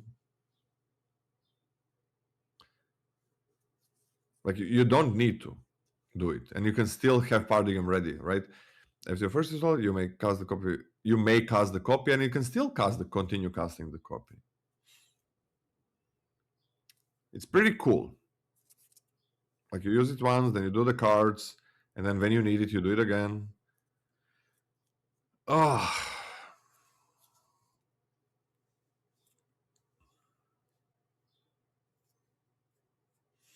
It triggers Opus. Like all of these things trigger, but you're in black. Do you care about triggering Opus? I don't like this, Scotty.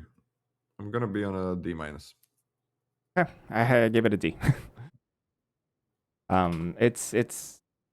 I was actually thinking maybe this would be good for Witherbloom, but then they just have the +1/+1 counter divination that you could just play instead, and that's like infinitely better than this card in basically infinite copies.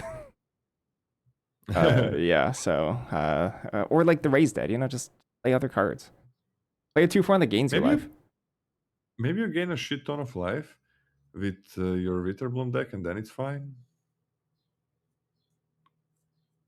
Yeah, you stream Maybe. of life. Yeah, whatever. I I'm don't off it. know. All right, we're on to red.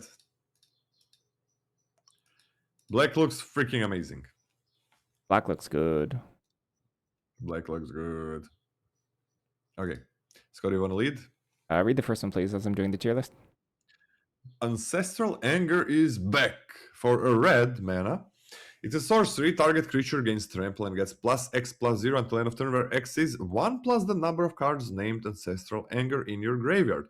Draw a card. Okay, plus 1 plus 0, trample, draw a card. Plus 2 plus 0, trample, draw a card.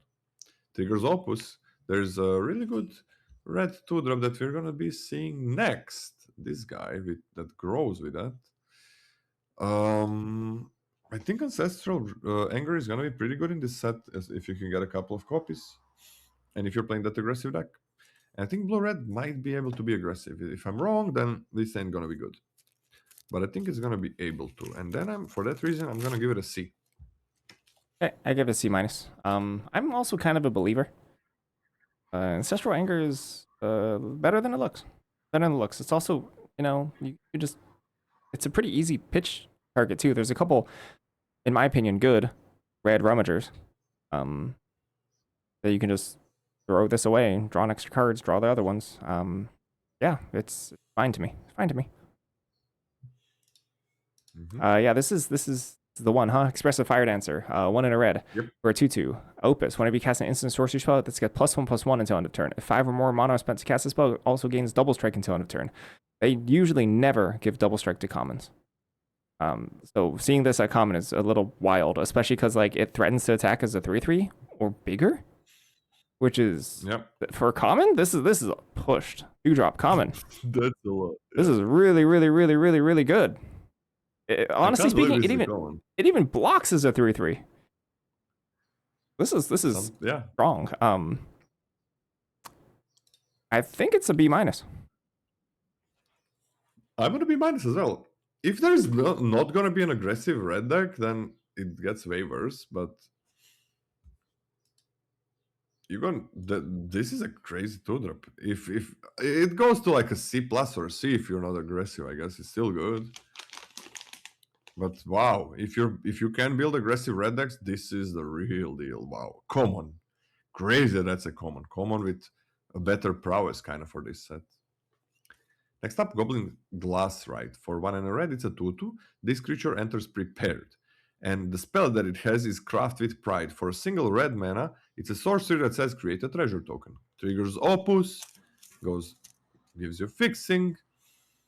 You don't have to play 3 for it. You can go 2/2, trade, whatever, that's fine. It just fixes very well. I think this is beautiful. 3 mana 2/2 that makes a treasure is kind of fine, I guess. There's good Opus to trigger as well. I'm okay with a... I'm okay with a C for this one, because a lot of times you just trade it off. Yeah, I also gave this a C. Yeah, totally fine. Also, another in the camp of never play 3-drops. Because you just load your deck with 2s, and then just play 2-drop plus Craft with Pride, and then start casting your real spells.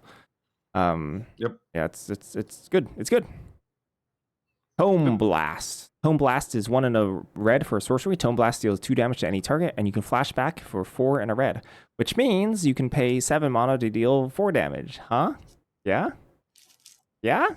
Okay, so there's breakpoints in red removal, where each point of toughness that you deal, or each point of damage you deal in addition, kills a lot more stuff. Which means the reverse is true, that the less damage you deal, you kill a lot less stuff. And yes, you can. Mind blown. Yeah, but like it's shockingly a lot less. Like the difference between being able to cast your removal spell to kill a creature versus not is like winning, losing sometimes. Yeah. And this is a sorcery, and yeah, you can kill a 2-drop, but like it's bad. It's bad. D plus for me. I don't know, man. I mean, it has flashback is pretty huge. Any target as well. Triggers Opus and triggers Super Opus. Yeah. I don't know.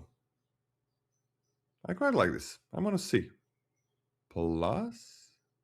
I'm on a C plus. Gee. All right. Yeah. Flashback is huge. It's huge. We've seen this clunky thing on a flashback before, and it was abysmal. But the context could change, especially with Opus. Wait, there was what? Tarkir Dragonstorm. Let me see. Tarkir Dragonstorm. Red Uncommon, which was amazing, but it was a bit different. Let me see. That was way different. You can't even compare those two. I gotta read it. I gotta read the card. I forgot. Was Yeah, it 1 please. mana, 2 damage? Channel Dragonfire. It was it was 1 mana, 2 damage, and Harmonize for 7. Okay, that's way better. But you didn't care as much for spells in that set. Yeah. Wait, that's way better. Okay. But it's you could like pay 3 mana total and tap a creature to kill a 4 toughness thing too. Yeah. Okay. Okay. C minus. C minus for this one. I think it's still fine. Yeah, that was so much better. Okay. C minus. C minus for this one. But it triggers Opus again, so that's cool. That might be good enough. I'm not sure. I don't think so, but maybe it is. Maybe. Rubble Rouser, 2 and a red for a 1/4. When this enters, you may discard a card. If you do, draw a card. Tap, exile a card from your graveyard, add red. When you do, this creature deals 1 damage to each opponent. Oh yeah. This is very interesting. This is a very, very interesting card. That's a good effect on enter the battlefield. 4 toughness for a utility creature. At least you can throw it in front of stuff. I like that. And ramp. It can just ramp you or provide reach. I think this does a lot of little stuff that I think adds up to very, very relevant if you're ever trying to build any sort of grindy style red deck, which I think exists, in this format. So I give it a C plus.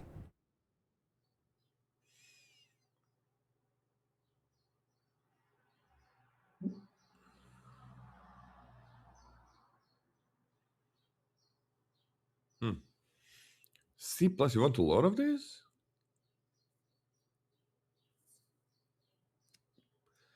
If you're aggro, you hate it. It's pretty good with lore hold stuff. It does ramp you, man. It does loot as well when it enters. That's pretty huge. A lot of little stuff. I think C plus might be high. C might be better. I'm on a C minus. Okay. But I can see it being a C. Like looting is so huge on it. 1/4 is a really bad body, but I guess it's fine if you're looting and then ramping. Okay, rummaging and then ramping, and dealing damage every turn. I mean, a lot of turns, I guess. It's hard to say every turn because you're gonna run out of resources. Like and yeah, you run out of resources. That's true. In multiples, and you want some resources in your graveyard because of flashback. Yep. Like it actually doesn't play that well in multiples. I understand that casting 1 helps heal your graveyard, but only once. And it's not like you can like have 2 and like ping 2, ping 2, ping 2. That's just not realistic. Yeah. Like multiples don't. I give it a C. Do that much. It could just be a D or a D plus 3. How many of these do you want? It's a common. I want a D plus score. Okay. I'm just going down and down. That's fine. What do you give it? C. I like it. Okay. I kind of like it as well, but I don't know if it's going to be the thing that you want to do. 3 mana, 1/4. No prepared. Gotta be the Warhol stuff a lot of times. Or high cost spells. Okay. Seize the spoils. For 2 and a red, it's a sorcery. As an additional cost to cast this spell, discard a card. Draw 2 cards and create a treasure token. Okay.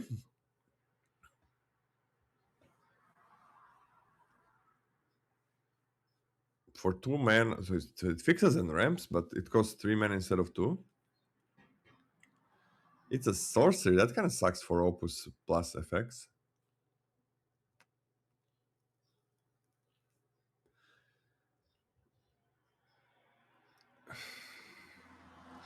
Three is a lot to pay, but it does get you treasure. So is this better without a treasure as a 2-drop, Scotty?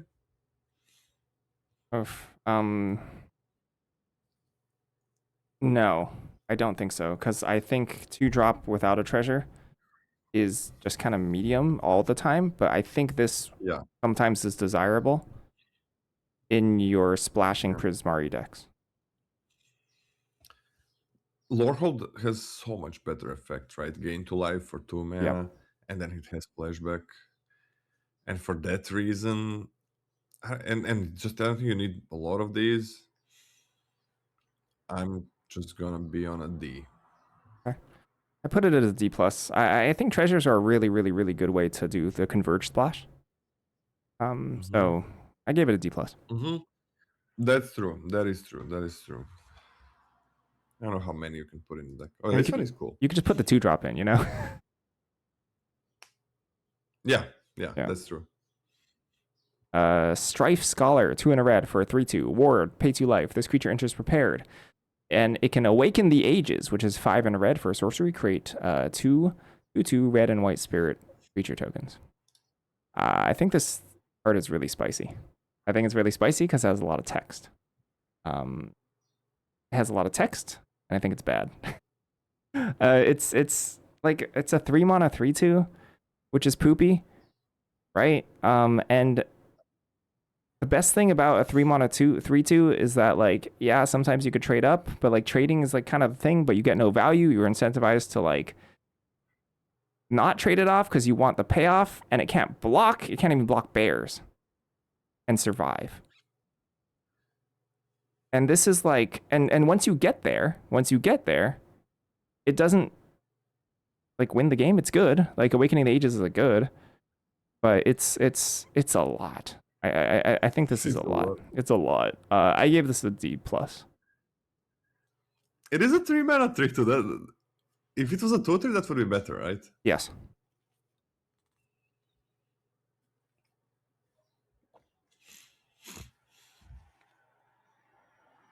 I mean, paying six to get a two tutus and not using a card is pretty huge. Triggering all opus as well. I'm okay with a D plus, but I can see wanting one of these in a lot of decks. But it's common. I don't think people are gonna be playing billions of them. And I think if you have too many, it's gonna be really bad. And you usually have enough things to do with your mana, but it's kind of fine for a 3 mana 3/2. Okay. Unsubtle Mockery for 2 and a red. Instant speed, it deals 4 damage to target creature, Surveil 1. Very good. Surveil 1 means so much on this. Like, kills a lot of things, and 3 mana for damage is fine. But Surveil 1 is huge. I'm gonna B- for that reason. Nice. Yeah, I also think this is huge. I gave it a C plus initially, but I'm really happy they put some card selection on this. This is good. Yeah, I like. Very nice. Okay. Tackle Artist, 3 and a red for a 4/3 with trample. Whenever you cast an instant sorcery spell, put a +1/+1 counter on this creature. If 5 or more mana spent to cast that spell, put 2 +1/+1 counters on this creature instead. I think you can dream up scenarios where this is reasonable, but it's a 4-drop, and I think basically every other 4-drop is going to be stronger than this. And I don't want it. I give it a D. Yeah. 4 mana 4/3 is really bad, but I mean, you can very quickly make this huge, though. I don't know. You can very quickly make this very, very big. 6/5 next turn, maybe? I think this is actually. When I first looked at the card, I hated it. But 4/3, yeah, for 1 turn. If you just play a 5 mana spell, it's not just, but if you do, now it's a 6/5 trampler that can grow.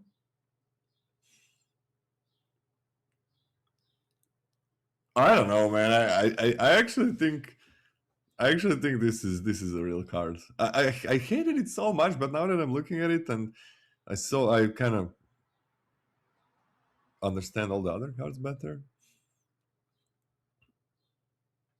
I think it's in a C range, Scotty. 4 mana 4/3 trampler.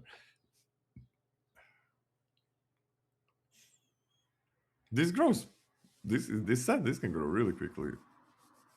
I'm gonna give it a C, Scotty, which is a huge grade for 4-drop, and I can see it being lower. It's a 4-mana 4/3, but this always seems I can't I can't I this could can't be I can't give this a C yeah, grade when like almost every other 4-drop we've seen has been also extremely good.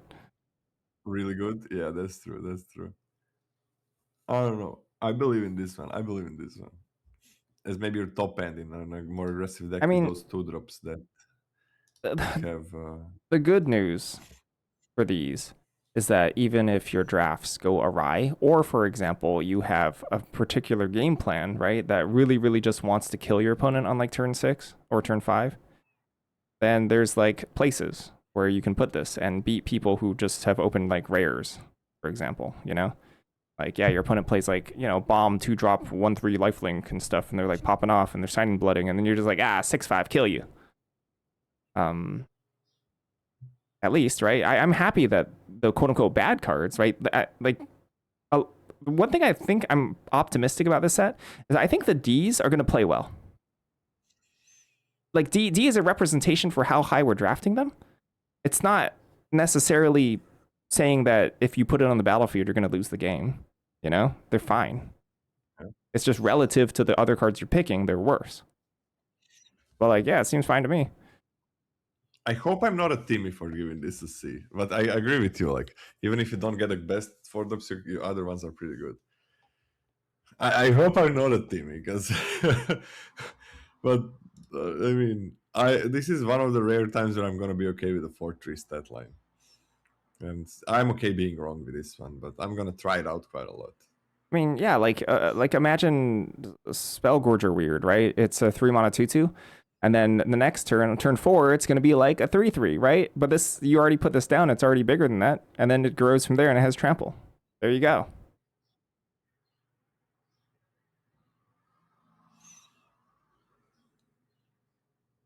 Okay, let's go to the next one. Heated It's you, heated right? heated argument. 4 and a red for an instant. Heated argument deals 6 damage to target creature. You may exile a card from your graveyard. If you do, heated argument also deals 2 damage to that creature's controller. So 5 mana is a bazillion. That's their equivalent numbers mathematically. That's so expensive, even for an instant. But it's removal that's there if you need it. You sort of have sort of side synergies with it. Yeah, sure. Like, have it in your deck. It's gonna be okay, and sometimes it's gonna answer things you want to answer. D+.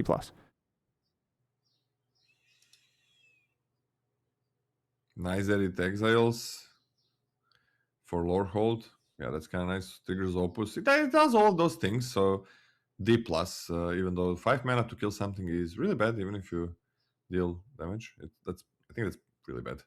But if you are into don't have enough removal, or you're into those kind of effects, opus and lore hold things, yeah, can be good.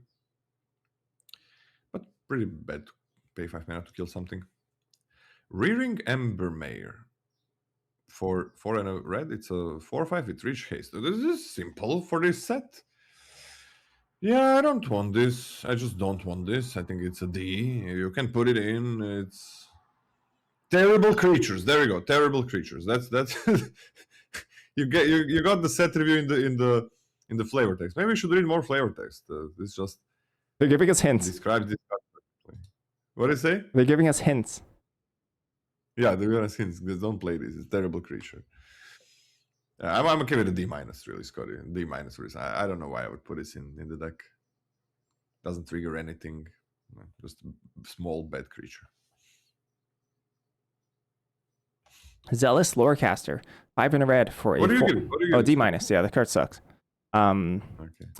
6 mana for a 4/4. When this creature enters, return target instant or sorcery card from your graveyard. And I mean, it's bad stats. Very bad stats for pretty reasonably strong effect. I don't actually think, especially because this is a common, that you need to take this highly at all. Even if it triggers lore hold stuff, I still don't think you want many of them. Like, I think you want like 1, and it would be fine as a 1 of. I give it a C minus. Yeah, compare the Lorehold uncommon to this. There's a 3 to first strike. But I am on a D plus. I'm okay with this. Like, if it gets you back removal or something like important like that, D plus himself. What do you give it? C minus. D plus. I don't think you picked too many. That's pretty good. Okay, red looking solid. That's a lot of D's. Oh really? Wait, I gotta check. Maybe I gave a couple more D's. Oh, that's a lot of these. Wait. Give me a second. We have the Fire Dancer, the Mockery.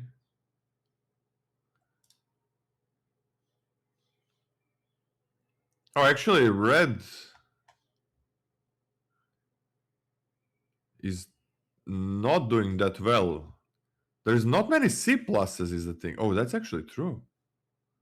Wait, I gotta see it. Yeah, there's not that many C pluses, I guess. Okay, so it has some good cards, but it's not that deep. But this like Lore Coaster is super interesting. You can do things with it. This one Scotty doesn't like, but you can do things with it. The Mockery was great. 4 damage. 2 damage, maybe. Scotty thinks Rouser is good. Both 2-drops seem fine, and Ancestral Anger looks fine. I guess it's not that deep. But I think the base is there. But yeah, but definitely like some cards are a bit of a misses. Alright, next up, Dual Tactics for red mana. Sorcery. Dual Tactics deals 1 damage to target creature. It can't block this turn for 1 and a red. It has flashback. Oh, that's weird. 1 damage only? Repartee, but I mean, you are not really going to be into that, I think. Because you need white. And Repartee feels aggressive, so you can't really splash in aggressive decks, especially low impact cards. Triggers things for Lorehold. I mean, it really depends. Like, if you're very aggressive, sure, I guess. Depends how many X1s it kills. I don't think there's enough. So I'm on a D plus for this one. And let's wait for Scotty. You kill a 2-drop for 3 mana. Yeah, that's fine. That's pretty bad. That's pretty bad. And it's sorcery triggering Opus. That's also worse.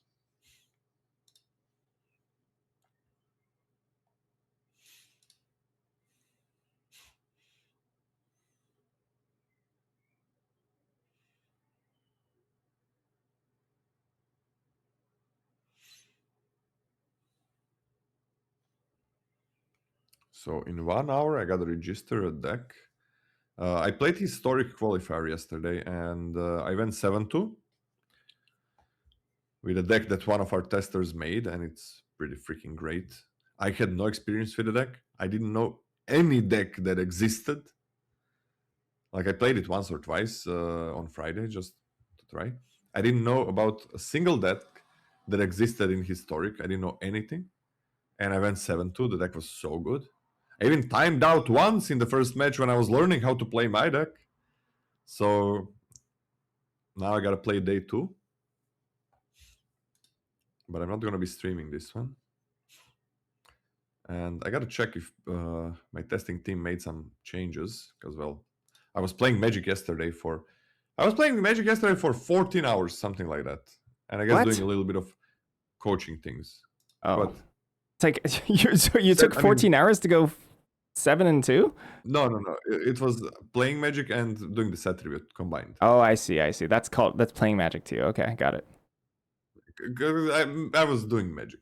Doing Magic, sure. So I was so tired I had to go to bed, and now I'm doing the set review, so I gotta see if I'm gonna do some changes. But it would be cool if I qualify. But I'm not gonna... I thought I was gonna lose pretty fast, because I didn't know the meta at all, anything. And I didn't know my deck really well at all. No one knows the meta. You're on the same level. What do you say? No one knows the meta. You're on the same level. You're good. But people know some good decks. It's what they do, what they're about. I gotta read the cards all the time. I was like, how do I sideboard? What do I do? But it was pretty cool. Let's go. The Dual Tactics. Yep. Dual Tactics is red for sorcery. Do you read this already?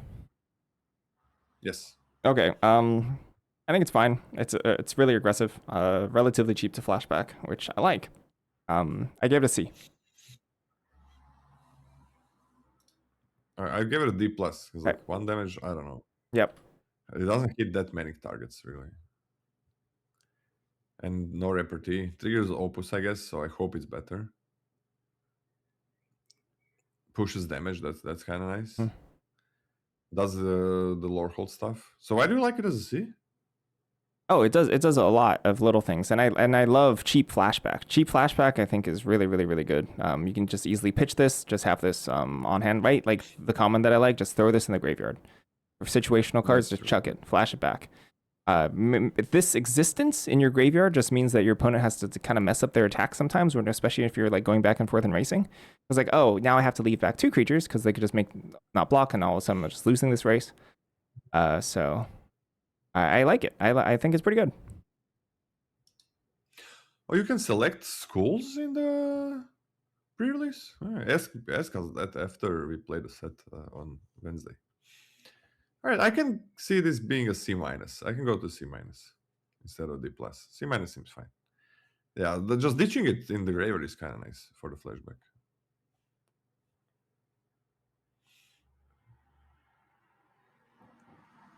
Impractical Joke, red for sorcery. Damage can't be prevented this turn. Impractical Joke deals 3 damage to up to 1 target creature or planeswalker. Yeah, this is efficient enough. This is efficient enough for me to be really happy with it. Sorcery. B minus.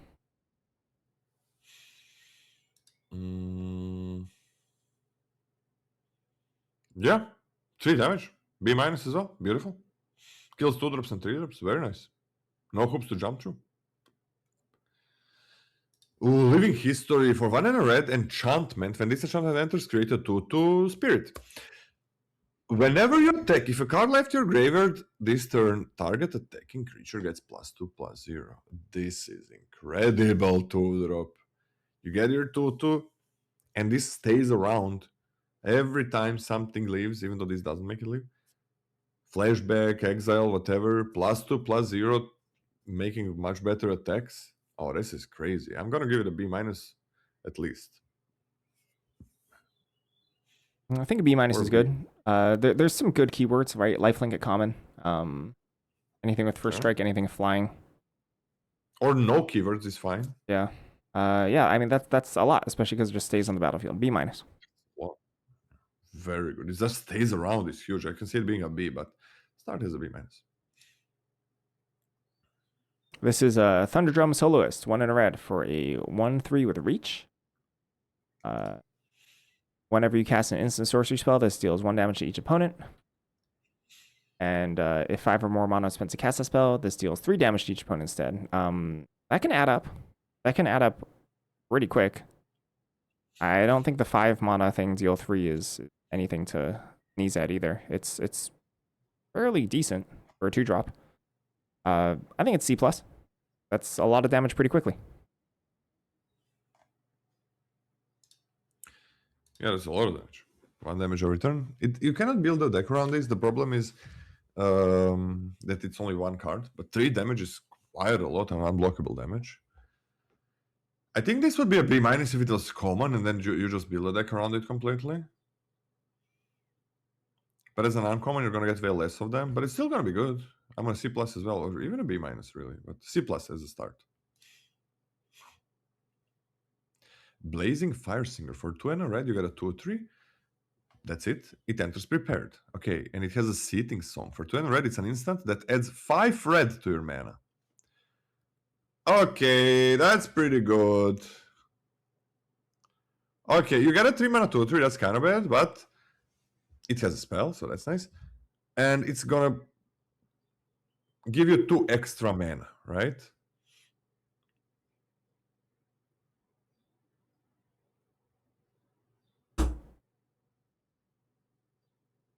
Yeah, turn 4, 6 mana. But so you basically kind of played a 1 mana 2/3 when you did this. And you can play all your spells. I kind of like the 1 mana 2/3. And it triggers opus and stuff. I think this is really nice. I'm gonna be on a C plus for this one. Hmm.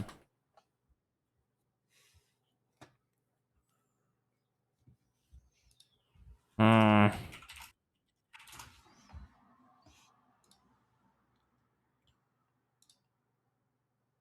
My favorite part about this is triggering Opus twice. And the stats are, gosh, I mean, like, how does this stack up versus like, you know, the three mana mono dorks in green that we sometimes see from time.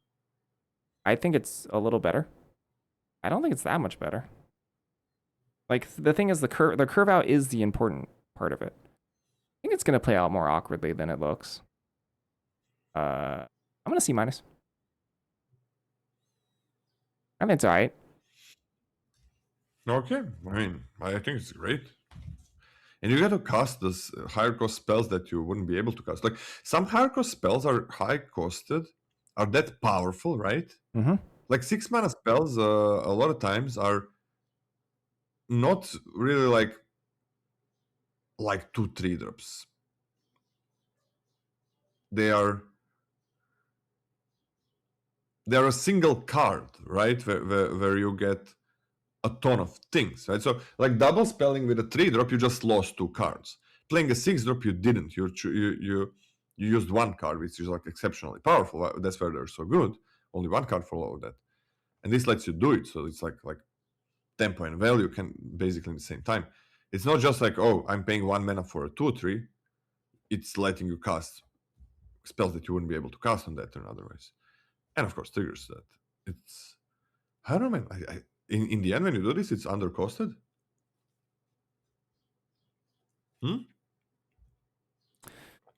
Right? I mean, you're describing how to use mana, right? Yeah, I am, but How, we never have something like how about the question that I proposed? But What if, I mean, how does this stack up versus the green rampers? Green Rampers are better. What? Green Rampers are better.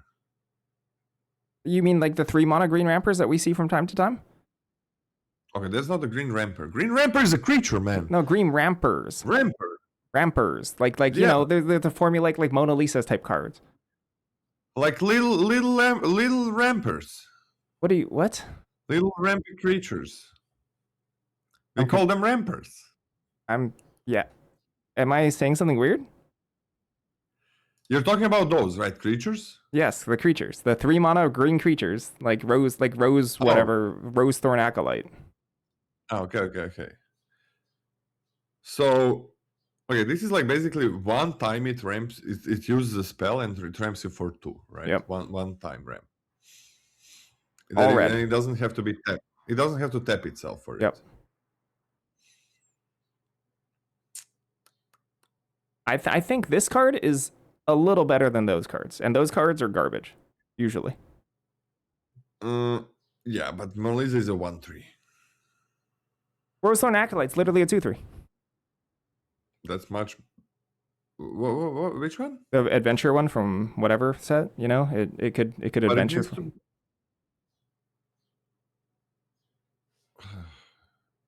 I mean, I don't. What does it do? What does it do? I do. Which card? Which card are you talking? Tell me which card we're talking about right now. What's the name? Hold on. What's the name? Hold on. Just tell the name, Scotty. Rose Thorn Acolyte. I put in chat. Yeah, that's slower, but thank you. So, sorcery, adventure. Forget the adventure part. What does adventure do? It just filters. Season's Ritual.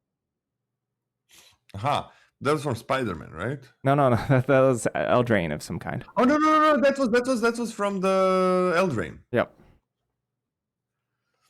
Wilds of Eldraine, I think. Yeah, but like maybe. I'm just saying that these 3 mana rampers have been like very mediocre. I think the burst is better than that, but like not by that much. I think it is. Like, that ramps you for only 1 and it needs to be tapped. And now your 3-drop is tapped. Yep. This thing is like 3-drop is not tapped and it ramps you for 2 for 1 time. Right? So for those, it's like, okay, if you do it 2 times over 2 turns, now you paid 1 mana for them, but they didn't attack and they didn't block for those turns. Yep. For this one is, boom, you got 2 mana out of it and it can block and attack.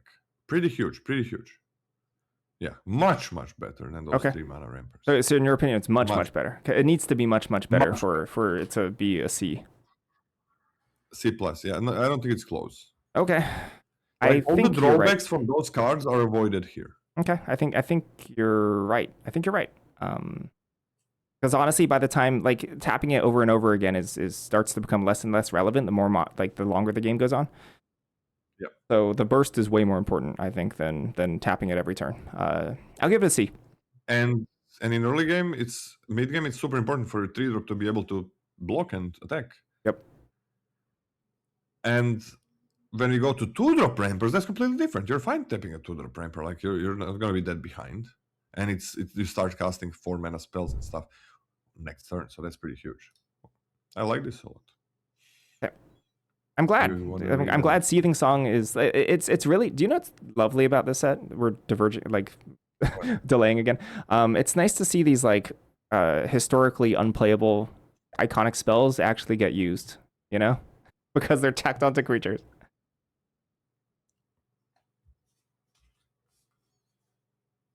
This is Charging Strife Knight. Yeah, I agree. Charging Strife. Sorry, go. No problem. 2 in a red for a 3/3 haste. Tap to discard a card, draw a card. So it's either coming in, swinging out, and when they can brick it, you start rummaging. I like it. I like that. I give it a C+. Fuck yeah, man. What the hell? Free looting, and you can do it as it enters the battlefield? Holy shit! That's a C+. I like it. That's a C+. Man, fucking talk about it. This is huge.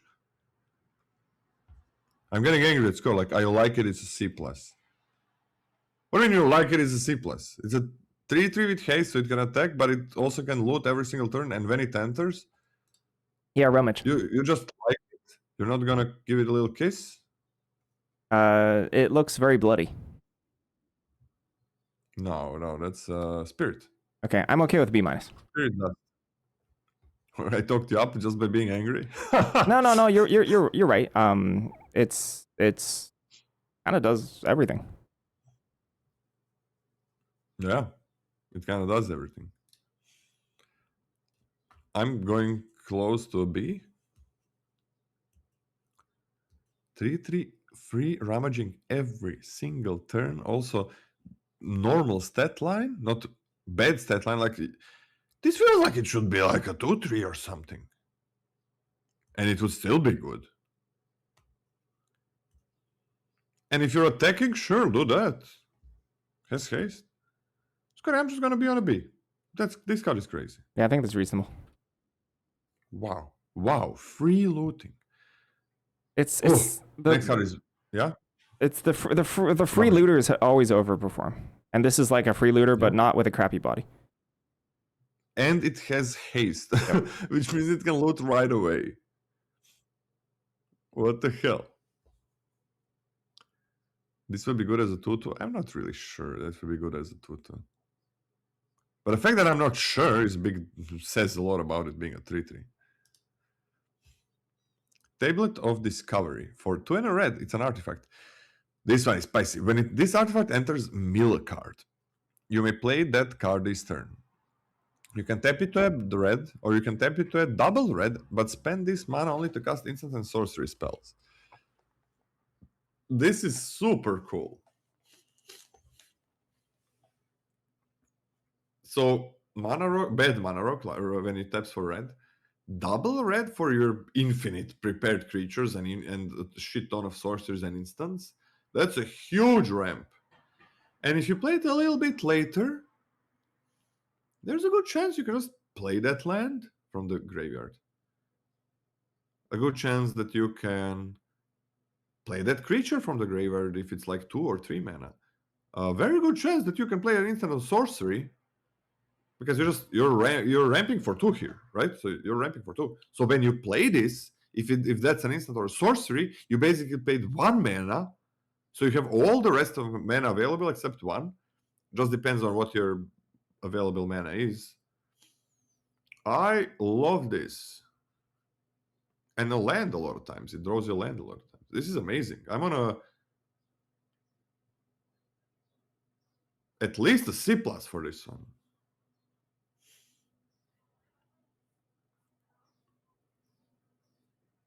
You, Scotty? You got a C plus as well? No. Sorry, I had my cursor over the chat instead of over the tier list.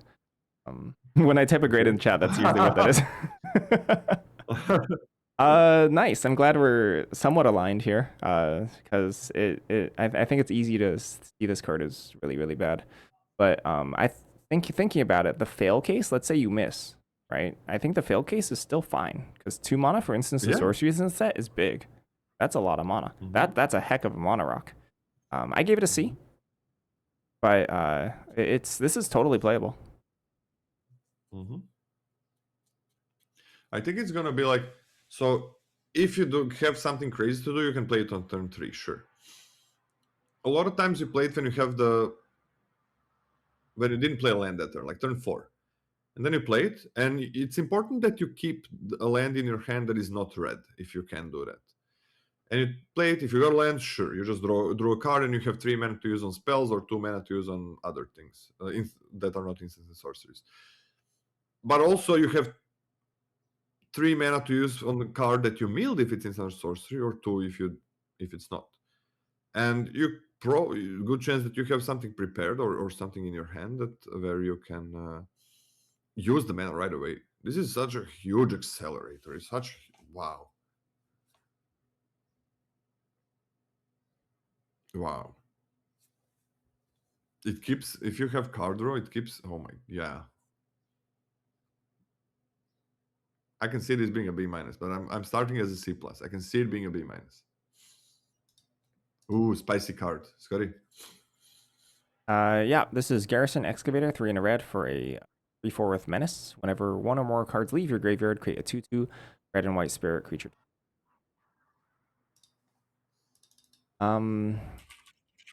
Gosh, yeah. I'm afraid this is gonna be an underperformer. The stats are kind of bad. It's certainly a real cost to have stuff leave your graveyard. Like it is certainly a little bit of work you have to go through. I think it's easy to imagine just pooping out an army with this, but I don't think that's going to be the average case scenario. But I personally am a believer that Lorehold is much easier to trigger the Leaves Graveyard Clause than it was before.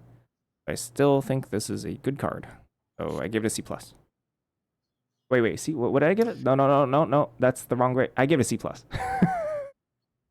Alright, you give it a C plus? I give it a C+. Do you believe in C plus? What's up? Okay, so you agree with yourself?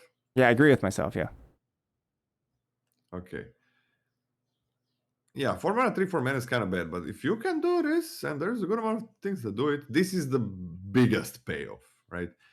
There is a chance you can just start pumping them out. I mean, one line is play a 3 mana 1/4 and have something in your graveyard, maybe from your turn 2 discarding things, or from your 3 drop that's a 1/4 and discarding things. You play this, and you exile something, and you get a 2/2. That's already great. So I'm on a C plus, but it goes higher in the right deck. Should I give it a ceiling grade of like a B? Yeah, ceiling B sounds good. Yeah, it definitely has a ceiling grade. I can see this card performing kind of badly if these exile things are not good to play, but we're gonna see. I can see it being like a bad card as well, depending on how Lorehold Exile performs. Because it's not gonna be the only thing that gets you, oh, now the archetype is good. Mika, Reader of Ruins. You get a 4 mana 4/4. That's a legendary with ward, pay 3 life. Alright, whenever you cast an instant or sorcery spell, you may sacrifice an artifact. If you do, copy that spell and you may choose new targets for the copy. Oh man, that is kind of crazy. That is kind of crazy.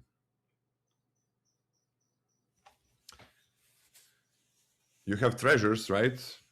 You have a Blue, you have the common, two things in common that makes treasures. One of them is pretty good, I think. Right? Two. Let me see. I'm just checking. Two common things that make treasures, but there's that uncommon Prismari dude, the Sunner, that makes treasures, a lot of treasures possibly.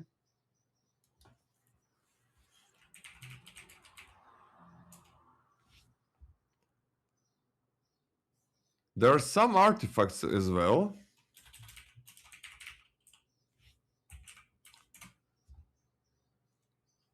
There are some artifacts that I don't know if you want to sec, but you can. Like that thing that searches, depending on what you're casting, really.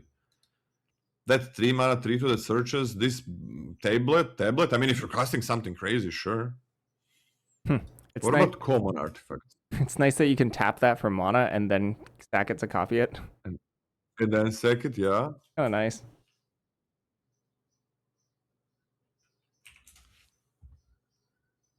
I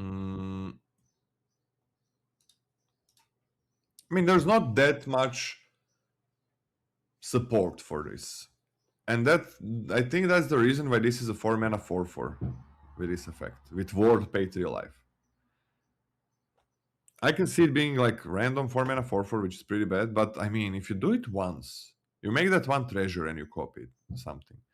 You copy your 5 mana spell, or 6 mana spell, or 4 mana spell. And that kind of breaks the game apart.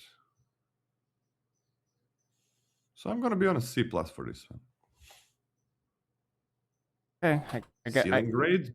I guess I'm the hater. I think the support is a little too lacking for me to speculate on this early in a draft. Yeah, that's true. So I would take it. I'm taking it as a C-. I can see that being the end. I mean, we got it. Come on, we got to ceiling this, right? I mean, if you we gotta ceiling it, but if you copy it once, some good spell, that's amazing. Mm-hmm. Right? Yep. That is amazing.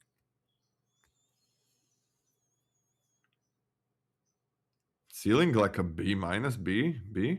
Yeah, B seems good to me. Like, imagine you have like 4 little treasure makers. You're just blasting everything. Exactly. Those treasure makers can get in, so like Ward 3 is a real cost.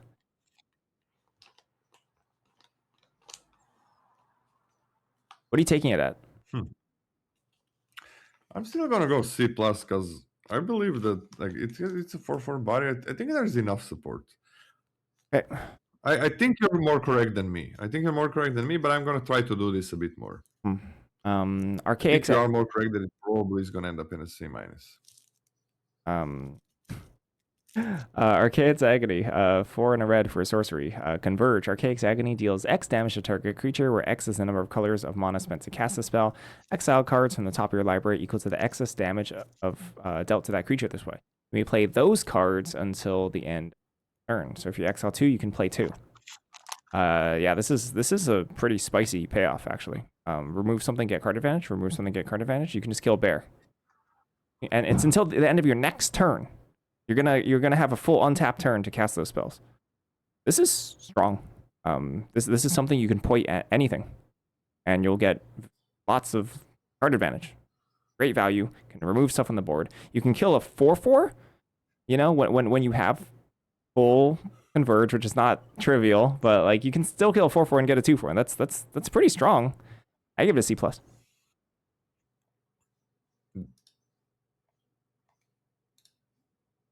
This is the. I mean, treasure. Nice when you have treasures, but I think it's mostly a Quandrix card where you're super good at splashing this and dealing damage and drawing cards. I'm okay with I'm killing a small thing is pretty good. Like kill a 3/3, get 2 cards, kill a 2/2, get 3, but probably can't play all of them. Triggers Opus, right?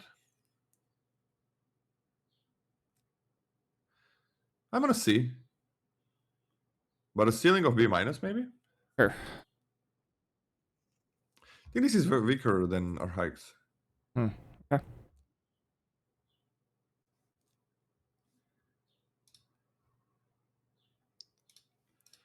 Artistic Process for 3 and double red. It's a sorcery. Choose one. It deals 6 damage to target creature. Or it deals 2 damage to each creature you don't control, or create a 3/3 flyer. It gains haste. So 3/3 flyer is like, it gains haste, it's the worst out of this. But it's if you have really nothing to do and you want to play a 5-mana spell, maybe you want to kill them, I guess. Then it's there for you. But I mean, kill basically anything is kind of bad for 5. But this second option is what I'm looking at. If that's good,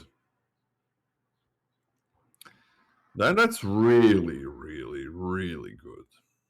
Right? If the 2 damage to each creature you don't control is good, it's fucking amazing. So I think you almost never make a 3/3, but it's nice that it's there when you want to kill them and you have really nothing to kill. When 3/3 flyer with haste is better than any of their creatures. 6 damage killing anything is also nice if the second one doesn't work. Second is worth 2 mana. Yeah, sure. But if 2 damage to only their creatures is good, it's amazing. So I'm gonna give this a C plus or a B minus. I'm gonna go to B minus. The flexibility here is really nice.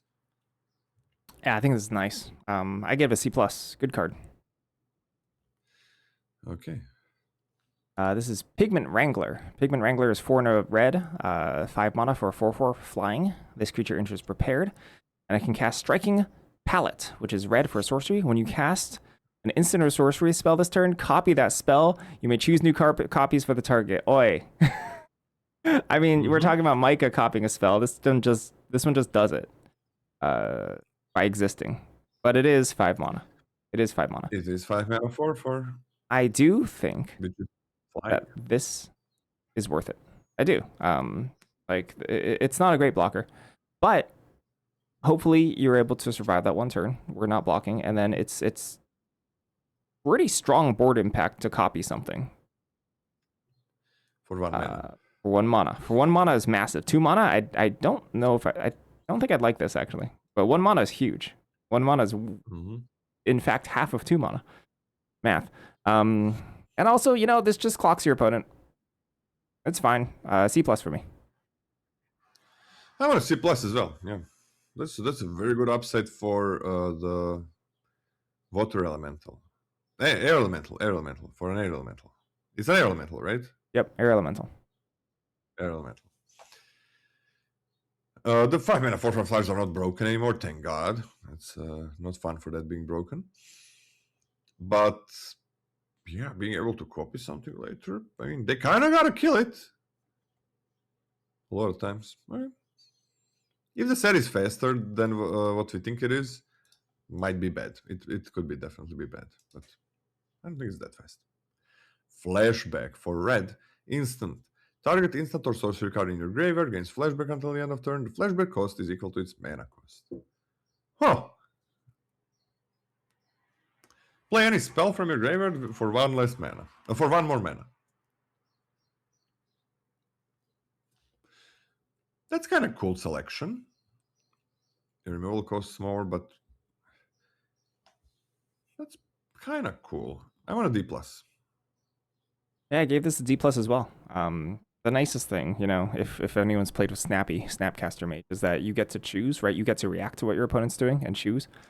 Instance, right? Like remove something if they're try and fizzle an effect of theirs, or you know, just draw cards. The flexibility of being instance massive.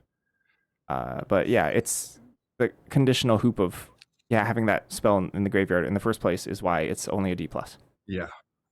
And costing 1 more. Yep. Without getting a 2/1. Like Snapcaster Mage is 2/1 that you get. This is Choreograph Sparks. Choreograph Sparks is red for an instant. This spell can't be copied. Choose one or both. Copy target instant or sorcery spell you control. You may choose new targets with the copy, or copy target creature spell you control. The copy gains haste, and at the beginning of the next end step, sacrifice this token. This is what we were talking about when we were talking about spells versus permanents. This means you can only copy a creature on the stack. Your creature on the stack. We were never talking about spells over permanents. Yeah, we were. No, we weren't. What we were talking about cards. Oh, cards over permanents. thank you. You're right. I was wrong. Yeah. You're right. You're right. I actually referenced the wrong thing then. Because cards are in your graveyard, right? Spells are on the stack. Are cards not in your on your battlefield? They're not cards on the battlefield, I don't think. Are they? Really? You said they weren't, and I believed you.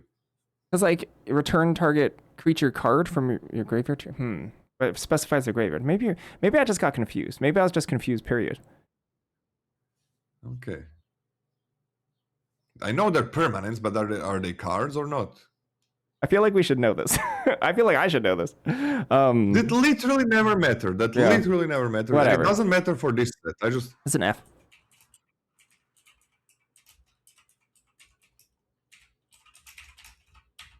F. Yep.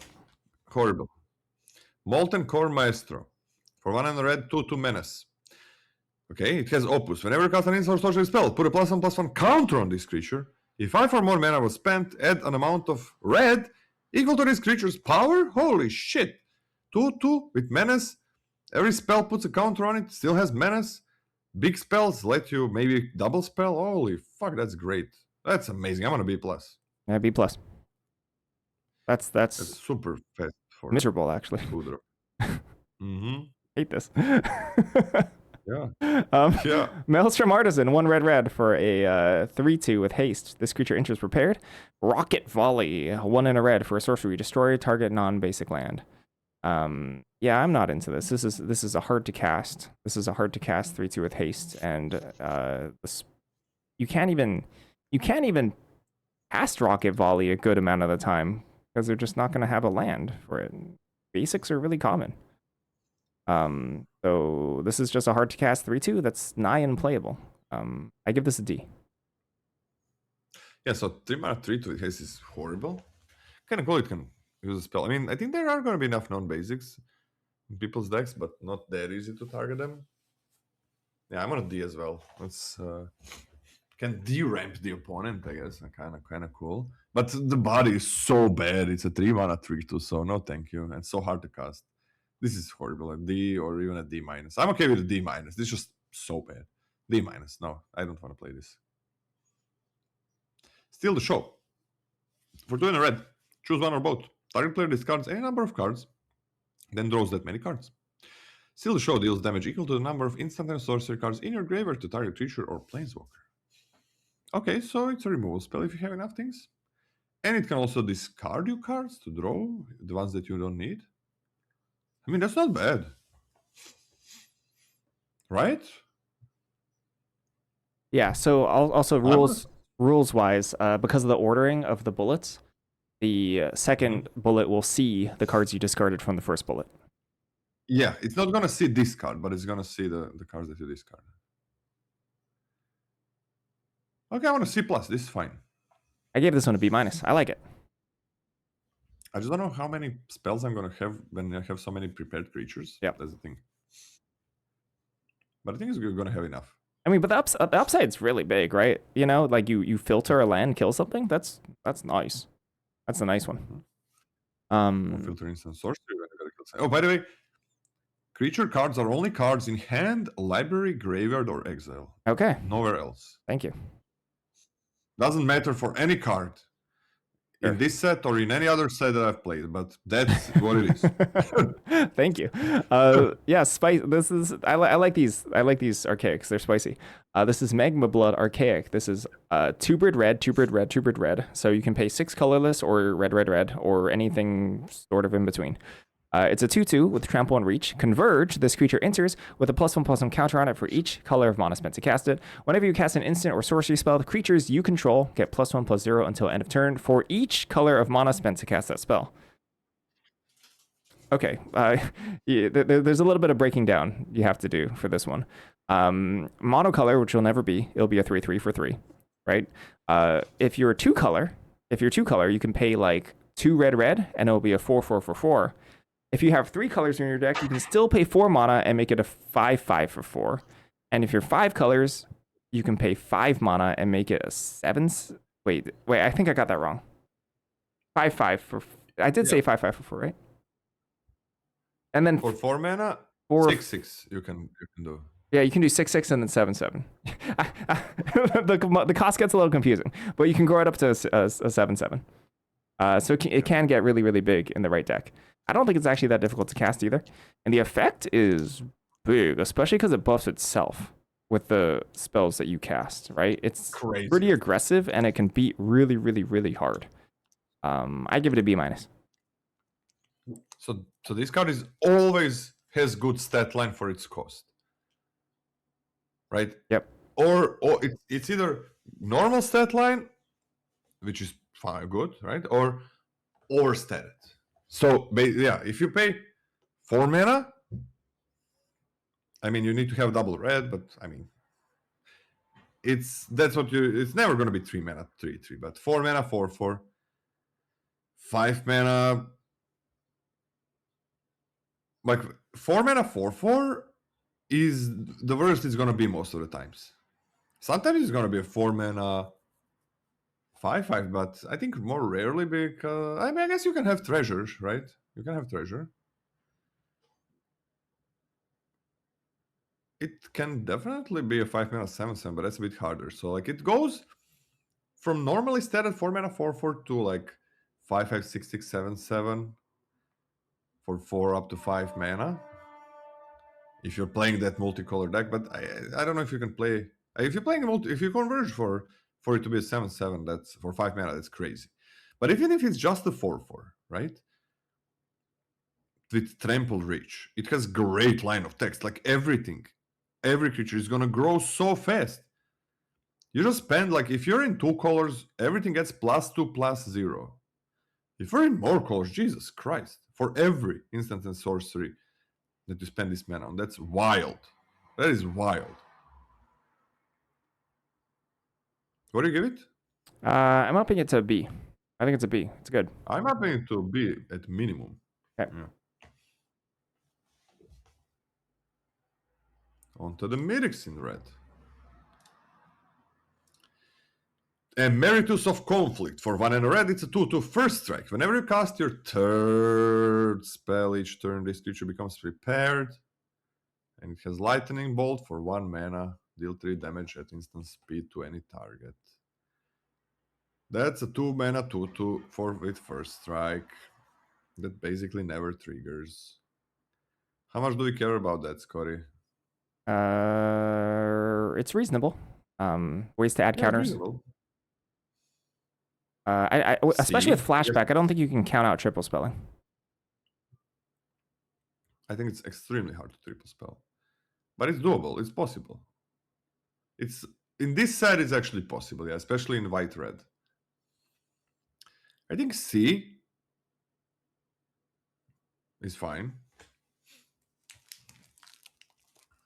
Yeah, I mean, like, just imagine, like, turn 4 2-drop, white thing with flashback, flash it back. There we go. Third spell. Like, the flashback I think is huge. Prepared as well, right? Any sort of cheap prepared. Let's say you play a 3-drop that has a prepared for 1. Then that's a 1 mana spell in the bank. I think it's much easier to triple spell in this set than any other set.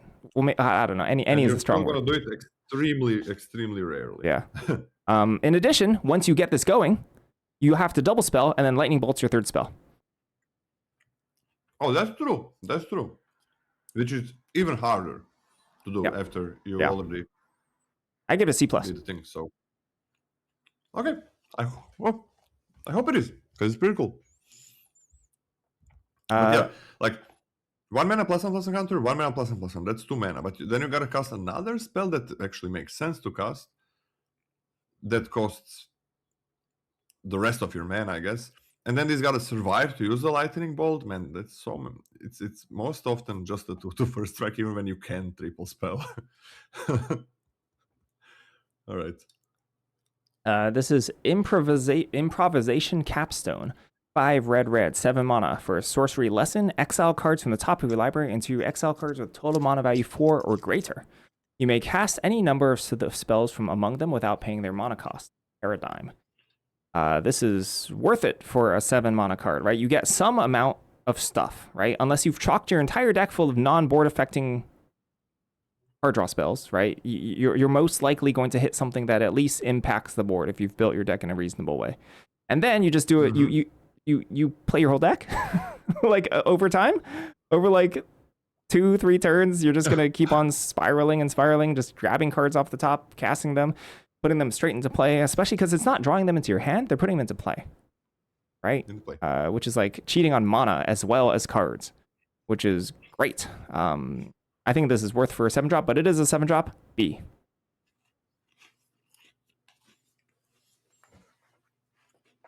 You can get like a 2-drop or 3-drop, and then a 4-drop, 5-drop, 6-drop, right? Yeah. So it's not just 4; it's usually more than 4.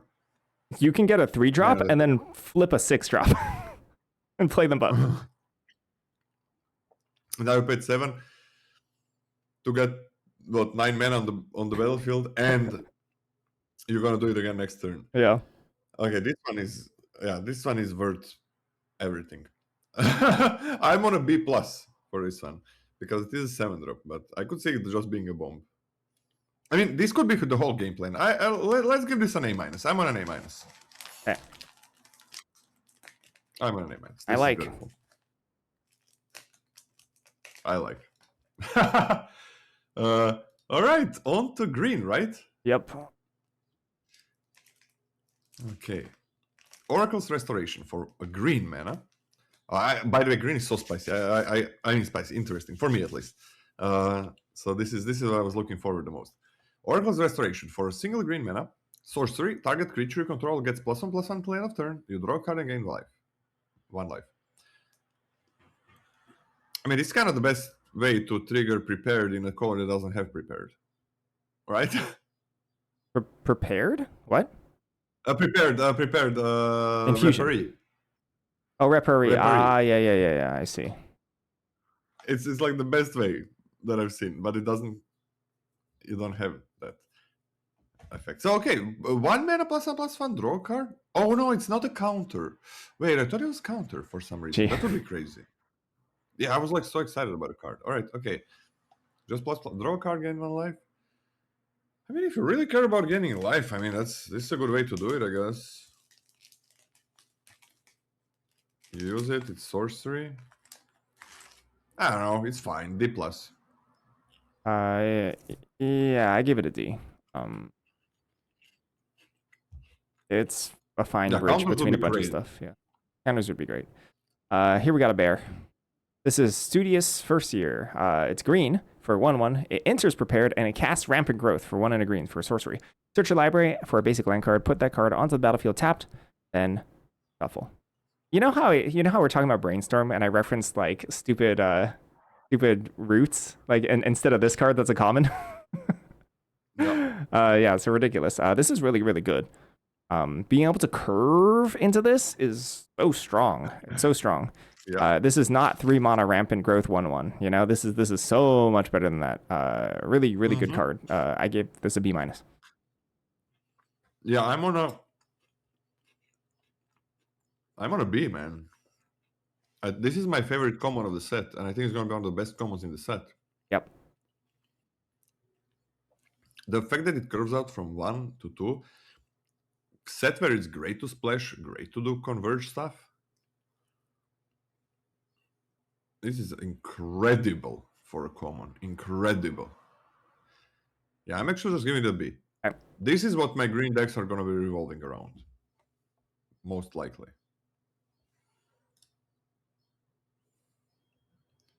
I'm sitting on Scotty's lap.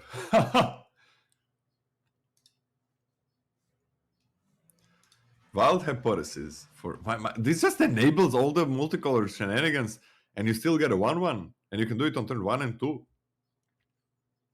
So somebody asked me, you remember in Edge of Eternities, there was 1 mana, gain 2 life, and basically have Rampant Growth, right? Yep. Well, and they said like that card was nothing special. This is infinitely better. Like 2 life or a 1/1, it's not even close how much more powerful a 1/1 is. Yeah. Not even close. Be anything, even 2 life. It's never gonna be 2 life. It's always going to be more. If you're going to gain life with it, you're not going to jump a 2-2. Right? Yeah, yeah, you're gonna jump something bigger. You're going to jump like a 4-4 or something. Unless they have like 10 tutus or something. I mean, it's good. But that's at its worst, is that it chumps that. You don't want to chump anything. Yep. You want it to trade. And it's probably gonna get in. Put that and that's actually true. Wild Hypothesis for X and a green. It's a sorcery. Create a 0/0 green and blue fractal creature token. Put X +1/+1 counters on it and surveil 2. Alright, pretty cool that it's X. But it's always understated. But surveil 2 is kind of good. But it's always understated. It's better on any mana cost, but it is any mana cost. So I'm just gonna be on a D+ for this one. Yeah, I'm on a D+ too. Unfortunate. Wish it was. Yeah. I'm really happy they slapped the Surveil 2 on it at least. Didn't quite get there for me. But not at least. Like, it's unplayable without it. Yeah.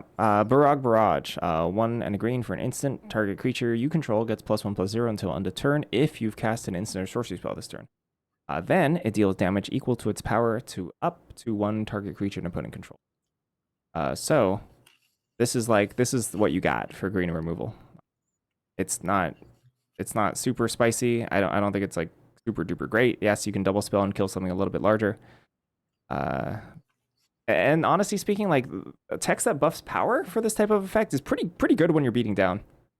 Right? You cast a cheap spell and then you can like punch with it. In fact, the Oracle's Restoration is actually really good with this because it can punch up a lot more because it's increased power for just 1 turn. C+. What is Oracle Restoration? Oh, the 1-drop that +1/+1 draw card, gain 1 life. Ah, okay, that's pretty cool. Yeah, that's pretty cool. Very good. C+. Yeah, I'm gonna C+ as well. +1/+0 is pretty huge on this kind of effect. Very huge. And without it, it's fine. But very huge. If you get that. Ooh, spicy. Follow the Lumarets. For 1 and a green, it's a card that has infusion. But let's read it all. I don't know all of that is infusion. Look at the top 4 cards of your library. You may reveal a creature or a land card from among them and put it into their hand. So 2 mana, get a creature or land from top 4. But if you've gained life this turn, you may instead reveal 2 creature and or land cards from among them and put them into your hand. Put the rest on the bottom of your library in a random order. Sometimes it's not that easy to hit 2, but I mean, if you don't gain life, it's pretty crappy. But if you did gain life, get lands and creatures, it completely changes the power level of the card. So if you can gain life, enough life, this is pretty fucking great.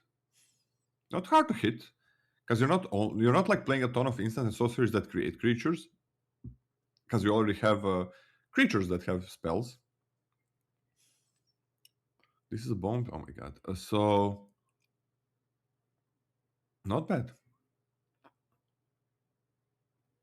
Not bad. I'm on a C for this one. Interesting. Find it interesting that we ended up in the same place. I also gave this a C. Yeah.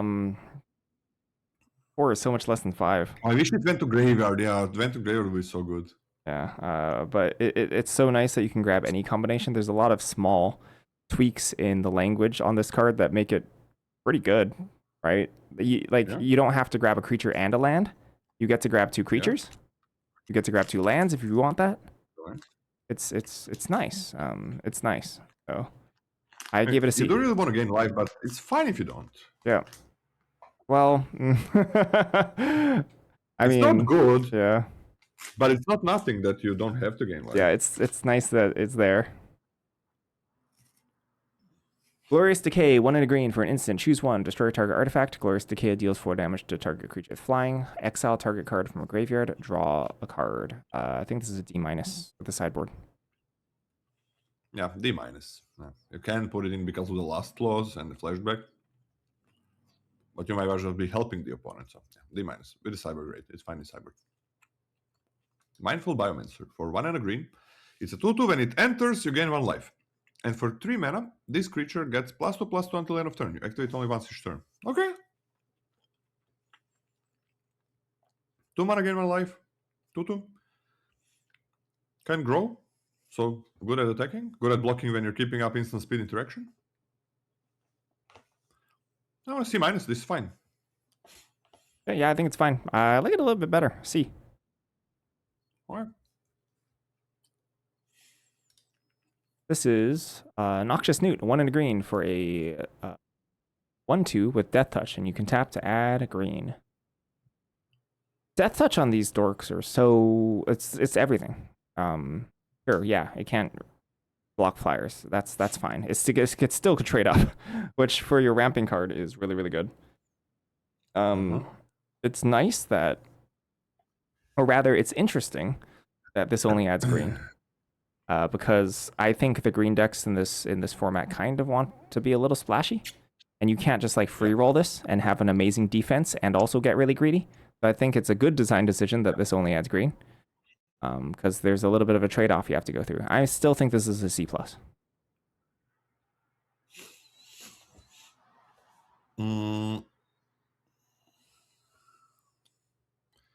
Yeah, I mean, this is great, Ramper. I'm gonna give it a B-, Scotty. It trades with everything. It's a 1/2, so it doesn't die to 1 damage, and it blocks the 1/1s as well. Why not? And it just ramps you. Ramping is tempo. Ramping is beautiful, beautiful tempo. And once you're done with that tempo, it trades with anything. Extremely good 2-drop. I think you've been spoiled, Scotty, with cards like Frog Butler that are broken, like 2 mana, 1/1 Death Toucher. Yeah, that's worse, but ramps for any color and can get reach, and any color is huge there. That's like broken. Yep. We used to get like 2 mana, 1/3 tap for green, and that's it, and we play those. Any ramper that actually trades, especially with anything later, is very, very powerful. Yep. Real good. So I don't. There was that set where you had a 1/1 ramper, but it grew when you did something, and it only tapped for green, and that was really good because if it becomes a 2/2, that's nice because it can trade with 2-drops. But this always trades. Amazing. B-, one of the best green commons and commons in general. Not serviceable at all. Incredible. You gotta remember, tempo is how you win limited. And then later on, sure, value is how you win limited as well. So this does the tempo without sacrificing that 2-drop slot to something that's not gonna be useful in later game. It is gonna be useful.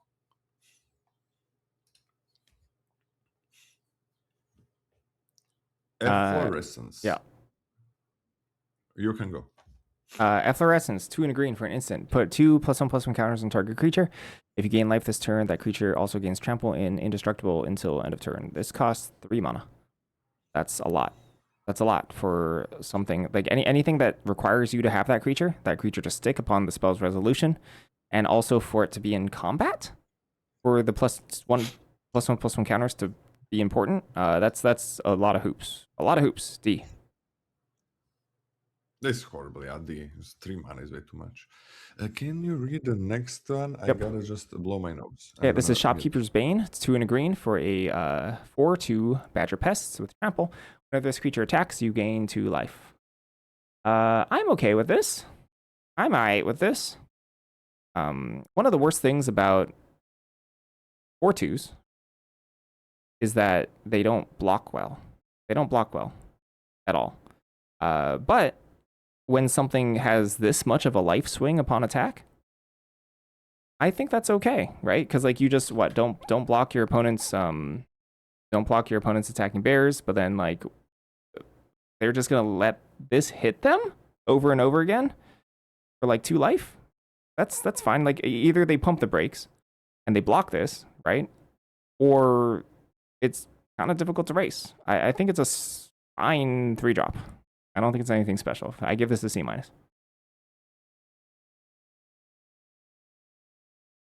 Lola's emptying out his entire nasal cavity, I suppose. Stop blowing the nose would be quick.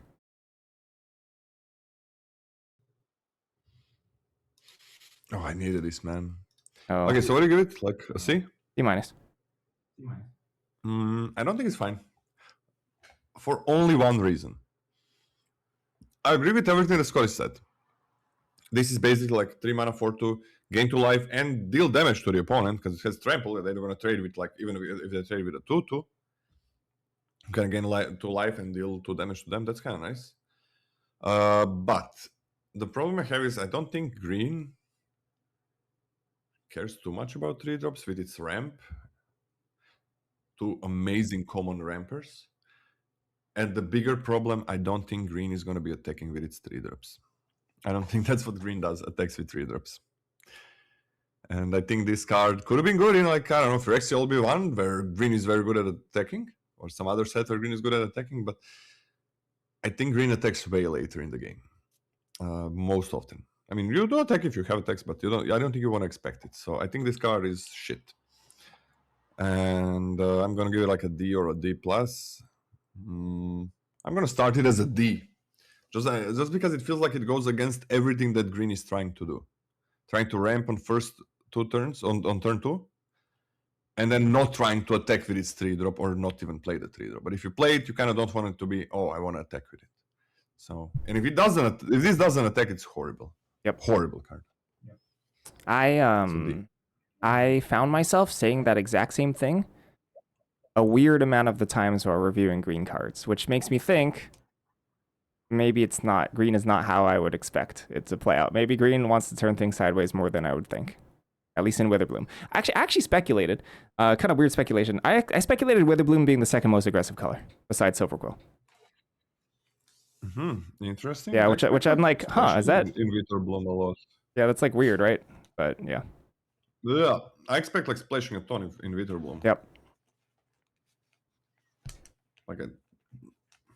So you said that a lot of times, and I think you were right. Because I think most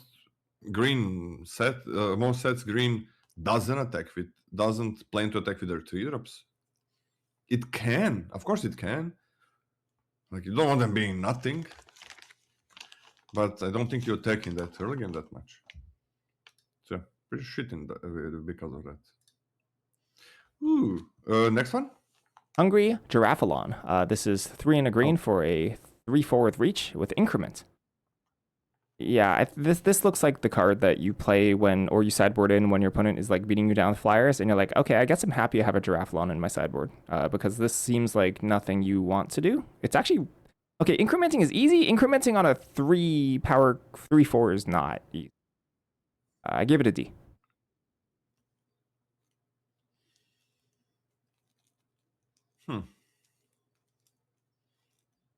Pretty cool. It becomes a 4/5. That's pretty big. But it's not a 4/5 when you play it, and that's pretty big as well. Kind of cool card. You can just put it in, but I think almost everything is going to be better on 4, so D seems fine. I can see this just being a D-.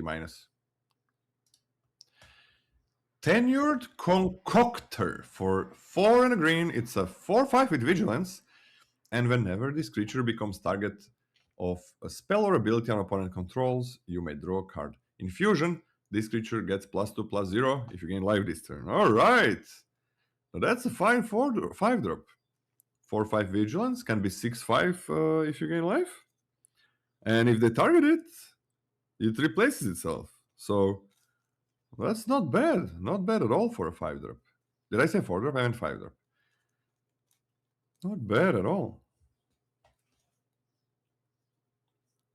Green seems the worst color? Really? Didn't it have like the best common that we've seen? Then one of the best commons. But then this is fine. Other cards are kind of random, right? Yeah. Other than those two. I guess other cards are kind of random. That's fine. This one is completely fine. I'm okay with I don't know how many 5-drops you can put in a deck really, but I'm okay with like a C- because it is a 5-drop, one-bodied 5-drop. Okay, yeah. I'm kind of on the same page. I started a little higher. It's a lot of text. Vigilance on this is And it's really, good. really nice. It's nice. I give it a C. Yeah. Man, green has all these vigilance creatures. 4 drops and 5 drops.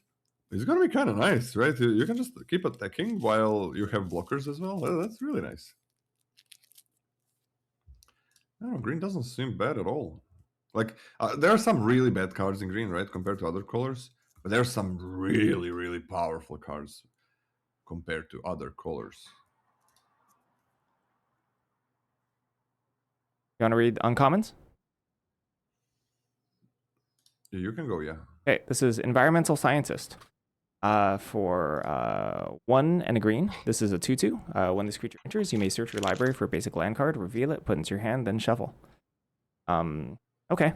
In terms of winningness, I think this is a B plus. This is broken. I just think this is bananas. Like I read this multiple times, thinking like, what am I missing? Nah, it just gives it to you. It just gives it to you. You know it's missing? Gain 2 life, but whatever, that's fine. What is missing? Gain 2 life? Yeah, it's missing gain 2 life. Yeah, and destroy target creature. Well, because it's the reference for the lesson, right? The environmental sciences. Oh, that's true. That's true. Oh, that's true. That's true. Nice. Oh, good thing you explained it to me.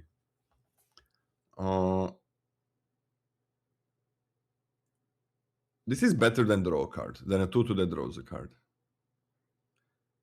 Fuck yeah, this is a B plus, man. It's just wow, the green is gonna be so good at splashing. You're gonna be playing 1 drops, 2 drops, and then like I don't know how many 3 drops you put in, then 4 drops, 5 drops, 6 drops. This is so powerful. B plus seems fine. Infirmary healer.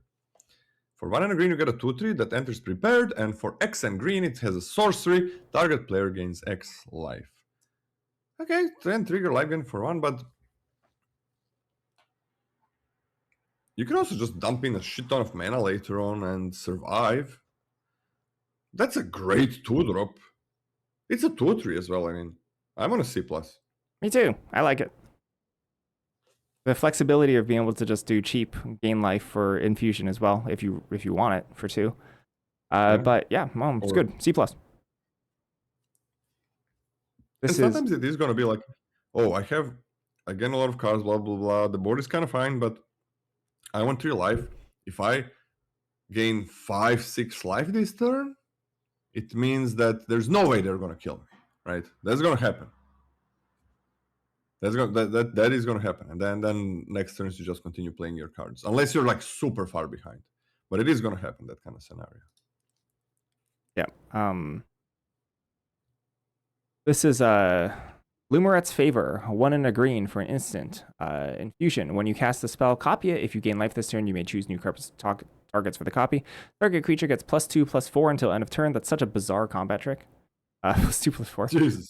But it's gosh, engineering a situation where this like actually wins you a bunch is difficult. I think this is a good combat trick, and because of that, I give it a D plus. Yeah, D plus seems fine. I don't know how aggressive you are in green. If you are, that's better. Shalonian Tackle. For 2 and a green, it's a sorcery. Target creature you control gets +0/+10 until end of turn. Then it fights up to 1 target creature opponent controls. 10? Okay. 3 mana is too much to pay for this, though. I'm on a D plus. It's okay, I guess. Removal spell, something. 10 is really cool, but I don't think it does much. Am I too low? Not worth 3 mana. maybe I'm overcompensating. I gave it a D. I mean, it's still it's a sorcery. And it had buffs no power. It's still a removal spell. But like it's actually really conditional. You put it on a Death Touch or whatever. Yeah, that's good. Putting a Death Toucher is good. I'll join you at D plus. This is like not much different than a bite spell. Sorcerer speed though, like honestly, I think a 2 mana instant speed bite spell is a C. This is sorcery and 3 mana. And maybe this can attack where it couldn't otherwise. Uh, It's not good. so yeah, and It's also not a good card. it combos with the Mole Drifter.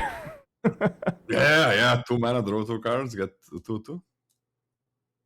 It's not great, but it's not absolute dog shit. I mean, it's a bad card, but Okay. come on, it's still removal spell. All right. This is Emil, Vastlands Roamer. This is 2 and a green for 3 mana, 3/3. Creatures you control with a +1/+1 counters on them have trample. 4 and a green, tap, create 0/0 green and blue fractal creature token, put X +1/+1 counters on it, where X is the number of differently named lands you control. So each of the basics, right? Each of the basics, different, they're not called campuses, but the surveil duels will count for differently named lands. The thing is, I thought about this for a little bit. It's like not impressive on 3. And like, yeah, once you hit 5 and start tapping every turn, it's a couple of hoops to jump through where I wasn't super thrilled about this when there's other type of 5-color payoffs, or like, you know, not 5-color, but there's other types of payoffs that you can have with this that I think would just be better. I'm just so unimpressed by 3 mana 3/3. I gave it a C-.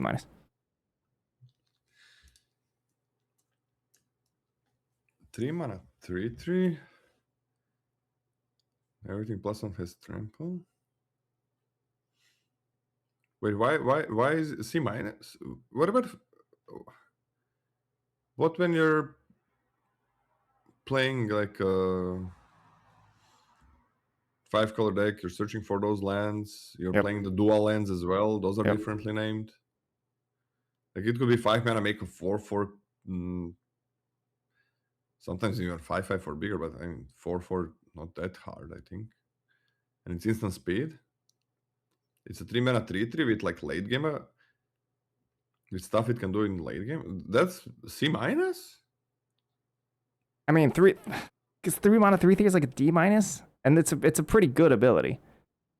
Nah, it's not a D-, Scotty. You don't think a 3 mana 3/3 is D-? Absolutely not. You're talking about a 3 mana 3/3 with no text. Like, Yes. So first of all, 3 mana 3/3 is normal. There is no grade you can give it because like 2 mana 2/2 is a D- or an F. That's a 2 mana 2/2. So Yep. every 2 mana 2/2 that's already bad. Like every Yep. fucking card that we reviewed was a 2 mana 2/2, right? Okay, so 2 mana 2/2 sucks. If it has no text, that means the 2 mana 2/2 just suck. Yep. No, 2 mana 2/2 is what you expect. 3 mana 3/3 is what you expect. It doesn't suck. It's good. 3 mana 3/3 is good. The question is, how good is the text? I think that's a weird way to look at it. Are we getting 3/4s or 4/4s for 3? Are we getting those? Until you tap this for a fractal, it's very close to vanilla. Yeah, but it's also it's kind of vanilla. I think it's kind of basically vanilla. Yep. With some random text. But it also, if you're doing that 5-color deck, it also is your late game, and you don't need much else in a deck that all the ramps and so on. Like this is a late game in itself. This is a, how good of a payoff do you think this is? Pretty good for being a 3 mana 3/3 that can just trade, right? 3 mana 3/3 is good.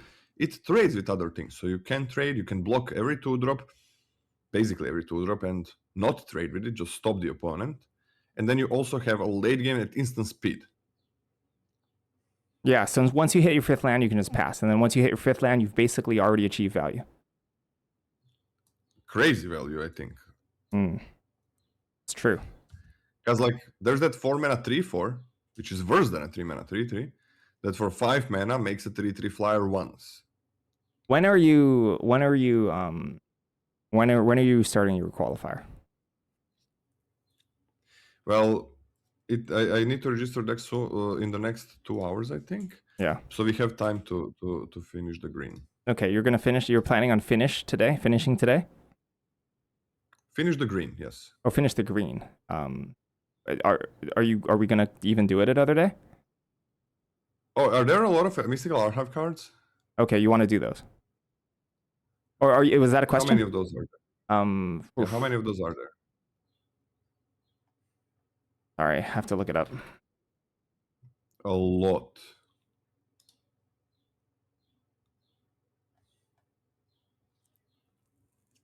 Let's just go. Don't think about it. Let's just go and see. Okay. Well, I need to let my wife know when I'm eating dinner. Like if we're gonna finish this. I think you're right. I'm going up to C plus. All right, C plus seems good. Yeah. I'm on a C plus as well. I can see it being higher. We're gonna see how the set plays out, but C plus seems good. But yeah, you can think about it like a spell that it has and can do it infinite times. Thornfist Striker for 2 and a green. It's a 3/3 with Ward 1. Infusion. Creatures you control get +1/+0 and have trample as long as you'll gain life this turn. Okay. That's pretty good. +1/+0 trample to everything, just gain life. And it has Ward 1, which is not a small thing. Alright, I want to C plus for this one, and if you're aggressive, it's better. If you can be a little bit aggressive. Maybe B minus? Let's start as a C plus.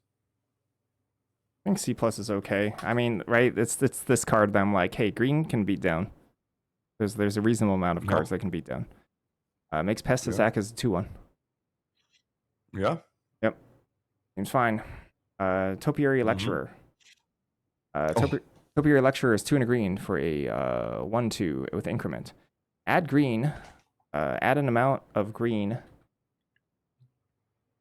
equal to this creature's power.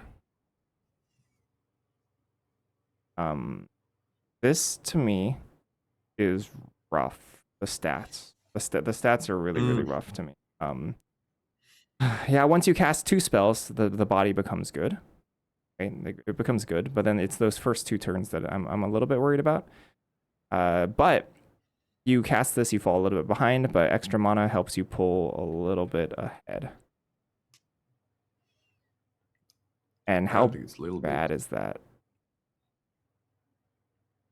I think this is a C. Okay. And it's pretty. So you play this. Yeah. Yeah. And it's pretty easy to get this to a 3/4, and once it's a 3/4, it's really good. Actually, I'm sorry. Wait. I'm just skipping an entire huge portion of this. I'm sorry. It's so easy to double spell the turn you untap with this. Yeah, fuck yeah. Because I don't know why I thought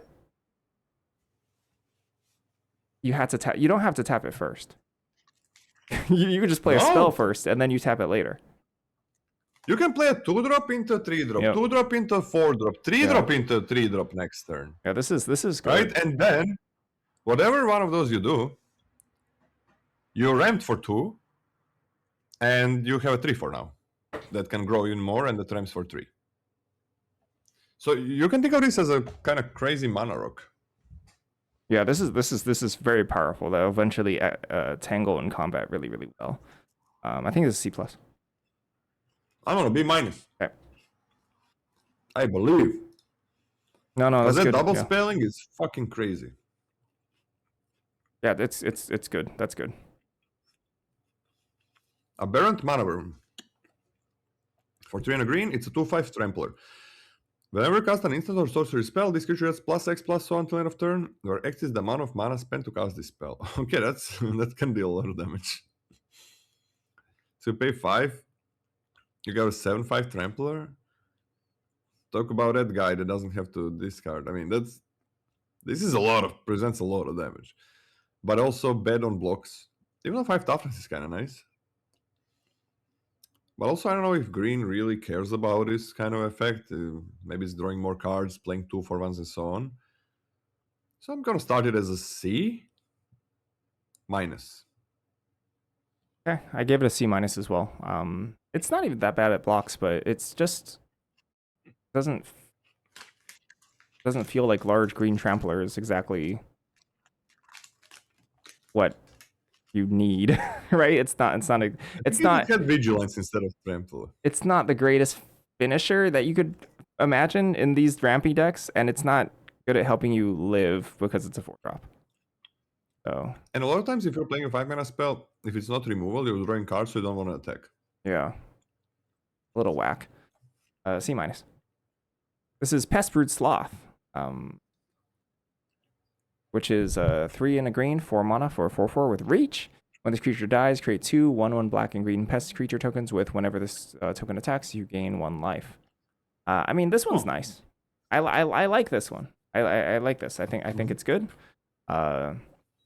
This one's quite good at defending yourself. This one's really good at defending yourself. Reach is nice.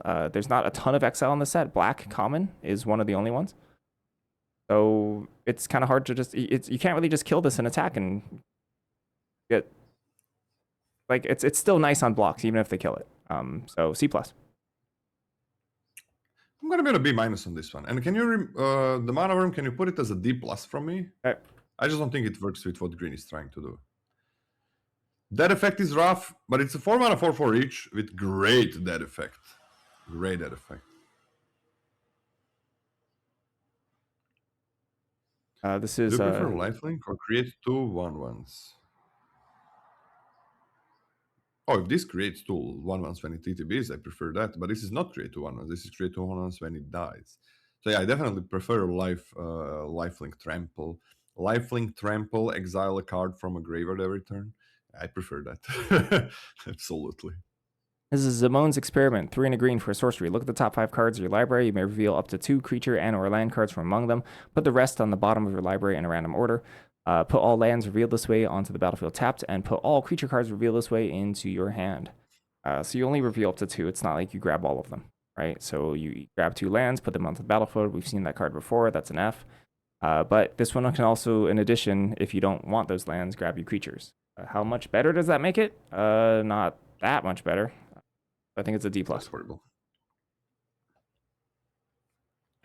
I hate this. Green has such good ways to ramp and get mana that you don't need this horrible shit. I'm on a D-. Basically, unplayable, I think. Oh! Additive Evolution for 3 and double green. It's an enchantment. When this enchantment enters, create a fractal that is a 3/3. So you create a 3/3, and at the beginning of combat on your turn, put a +1/+1 counter. On target creature you control, it gains vigilance until end of turn. Man, green and its vigilance. Green is gonna be like ramping and then attacking while blocking. This is busted. So at its worst, no, not at its worst. On the first turn, it makes a 3/3 and puts +1/+1 counter anywhere, so it's 4/4 worth of stats, and gives vigilance. But every single turn is gonna do that. Every single turn. I love this. I love this card. I'm gonna B for this one because it is a little bit not that amazing when it enters, but this is B. Yeah, it's really, really strong. I give it a B-. The vigilance is huge. Vigilance massive. This with a 5 mana dude that makes fractals, you can just start putting counters every turn. Yep.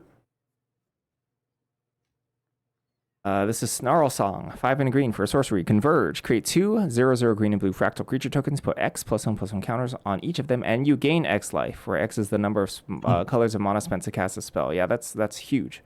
One single green pip, easy to splash, easy to put in your greedy deck, and gaining life and 2 bodies buys back a lot of lost tempo. B- for this one. B-. So if you pay 6 mana, Yep. and just maybe you splash it in Prismari, maybe you just have another random land. So yep. You create 2 3/3s. If you have only three different mana, which is easy for green, you create 2 3/3s and gain 3 life. That is already like a B, at least a B. Disagree. That's way better than a 6/6 that gains 3 life. Yeah, I don't think Rise of the Ants was that good. All right, B- then. C+. Right, Rise of the Ants, where was that card? It's like Midnight Hunt. But how was green in that set? Pretty good. I liked it. Or maybe it was bad. I don't remember. I'm talking out of my butt. Oh, but it had flashback as well. Yeah. Rise of the Ants was had a 60.8% win rate. 68? 60.8. 60.8. That's really high. That's the best. It was by far the best green uncommon according to 17 lands. Okay. All right. And it was gained 2 life, which is Yeah. very Which is big which is difference. which is It is 50% big. less. Wait, 50, 33, whatever numbers. It's 50%. All right. What are you giving Snarl? I think this card is better But than when Rise you of the make Ants. I think it's way better. Okay. When you because you're gonna splash. Yep. So when you make, so I was like on a B for that. If you have 4 different mana, 2 4/4s gain 4 life, 2 5/5s gain 5 life, you're back in the game no matter what the hell was happening. If you're gonna do that splashing and shit, I'm on a B plus for this one, with a ceiling of an A minus, a bomb. That would suggest that it's better than Environmental Scientist. Yes. Yeah, I would never take that. But I'm also giving it a B plus then, because I think you're right. All right, B plus. It's completely broken card. Just like it does everything you want from a 6-drop. Like if you're ahead, if you're behind, if opponent has removal, if opponent doesn't have removal, if opponent is beating on you or you're beating on them, whatever the hell is happening, this is gonna be incredible. Whew. All right, next up, Ambitious Augmenter. So you don't want to give that card a ceiling A minus? No, oh, well, it's fine. It's fine. That's okay. Because I'm gonna give it A minus if you don't give it a ceiling. I put a ceiling A minus. Yeah. So for 1 mana, I got a 1/1 with increment. That's already good.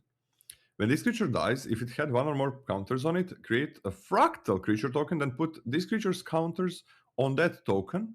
Holy shit! That's a 1 mana 1/1 that grows with every spell, with first couple of spells you play. And then it creates. So that's a bomb. That is a bomb. It's a 1-drop that takes over the game. There is a 2/1 when it dies. I'm on an A minus. This is a bomb. Okay, A minus is good. I mean, this is what else you can ask for. It's so annoying. Well, I'm gonna ask for way less from a really good 1-drop. Yeah, this like is just increment would be enough, I think. Slumbering Trudge, X and a green for a 6/6. This creature enters with a number of stun counters on it equal to 3 minus X. If it entered with a stun counter on it, tap it. So this is a 4 mana 6/6 that comes into play untapped. But you can cast at any stage earlier in the game whenever you want. Whenever you want. It's the flexibility to cast it anywhere on curve. And otherwise, it's just a 4 mana 6/6. I gave this a B. I mean, how happy are you playing this on turn 1? Happy.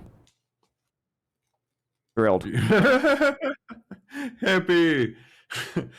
I was happy. I am on a B as well. That's a beautiful card. Very powerful. And you lose that card, you wait a bit, and all of a sudden you're so ahead on tempo. Like, you're so ahead. So turn 1, wait. Turn 2, it has 2 stun counters. Turn 3, it has 1. Turn 4, it loses them. On turn 5, basically, always on turn 5, no matter when you play it, if you hit a land drop, on turn 5, it's always gonna be ready to attack, right? And block. On turn 5. That's amazing. I'm gonna B+. Okay. Because opponent is gonna be like, man, I gotta kill this guy. They fucking played a 1-drop that's a 6/6. Oh my god. Consorting Council for 1 and a green. Whenever you gain life, it's an enchantment. Put a growth counter on this enchantment. As long as there are 5 or more growth counters on this enchantment, creature you control get +3/+3. Okay, in this set, with those frogs, with those multicolor 2 mana frogs that gain life every time a creature enters the battlefield. This is a card. This is a real card for this set. In basically any other set, it sucks, I think. I think in this set, this is a real card. I'm gonna give it a C+. Nice. I give it a C. But yeah, it looks unplayable garbage. But triggering multiple times a turn, absolutely critical. And also importantly, being able to trigger and activate basically before blocks is lovely for pests. Yeah, if you attack with 2 pests and Yep. it has like 3 counters, Yep. Then there's 4/4s. they become 4/4. Yeah, that's. I think this is real. I think this is real. I give it a C. I'm gonna C as well. Go to maybe even lower, but just because like if you draw it a bit later, it can be really bad. This is Vastland Scavenger, 1 green, which is a 4/4 for 3 mana with Death Touch. And it enters prepared. Bind to Life, it can cast Bind to Life, which is 4 and a green, which is an instant. Mill 7 cards, then put a creature card from among them onto the battlefield. What Yoy. the fuck? Yeah, whoa. Yeah, so this is an overstated, albeit a little bit difficult to cast creature, and then on 5 you just get probably a pretty reasonable card, you know? Like 7 cards? I mean, the average mana cost of the card you're probably pulling out is like 4-ish. Maybe. I don't know. I'm guessing. But yeah, it's pretty freaking good. I gave it a B+.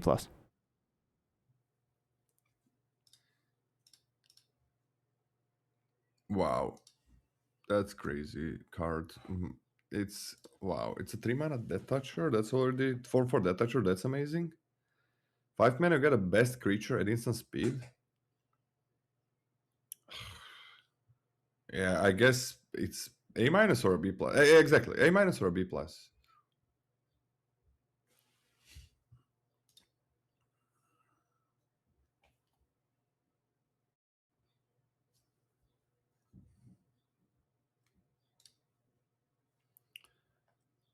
Huh.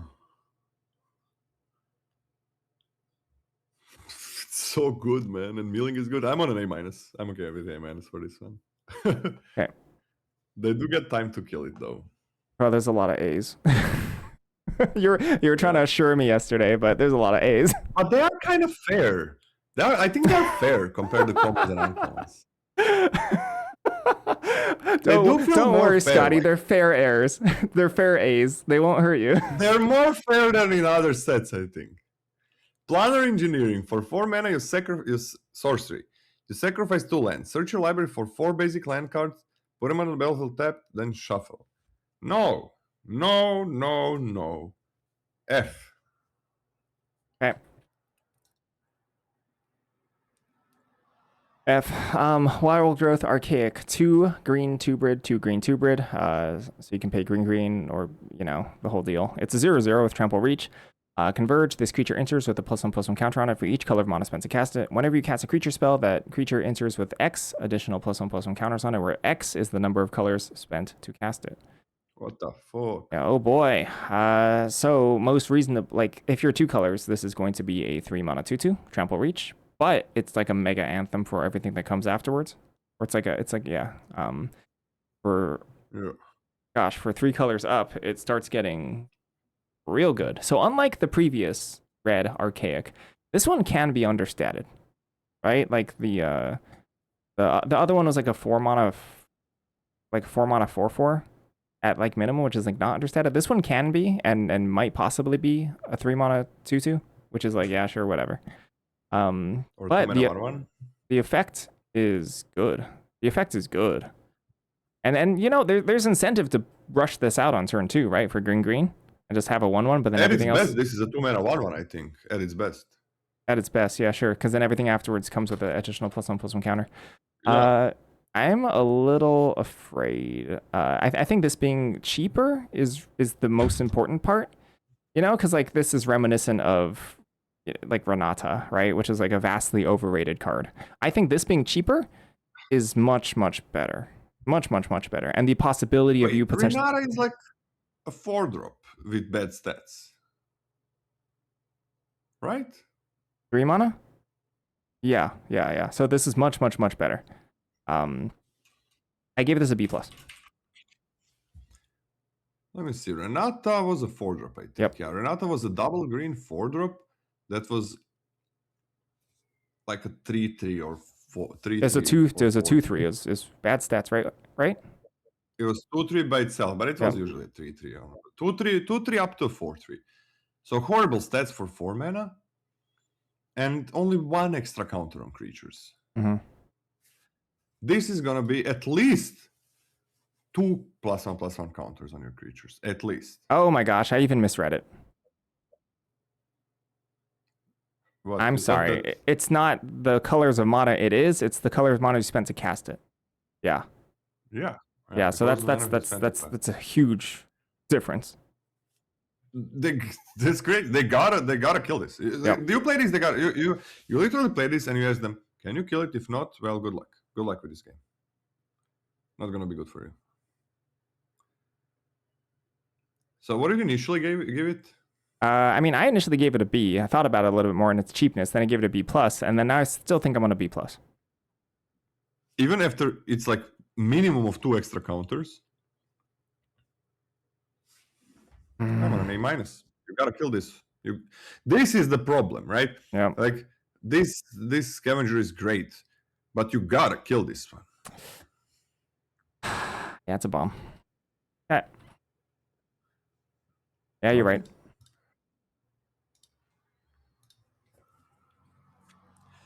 We're on to the mythics. Emeritus of Abundance. For 2 and a green, you get a 3/4 with vigilance. Everything has vigilance in green. This creature enters prepared. Whenever this creature attacks, if you control 8 or more lands, this becomes prepared. It has regrowth for a 1 and a green. Return target card from your graveyard to your hand. Okay, 3 mana, 3/4 vigilance is great stat line. Probably the best we saw on these guys. And maybe a little bit weaker effect, but it enters prepared and you get for 2 mana anything back. And I mean, this when it attacks is almost never gonna happen, I think. Sometimes it will, but it's not needed. It's fine. It's gonna happen sometimes, sure. It lands and I mean it gets through and it doesn't die. I guess you can engineer situations with removal and shit for that to happen. But yeah, just the 3 mana 3/4 is incredible with vigilance. And having regrowth for literally anything is crazy.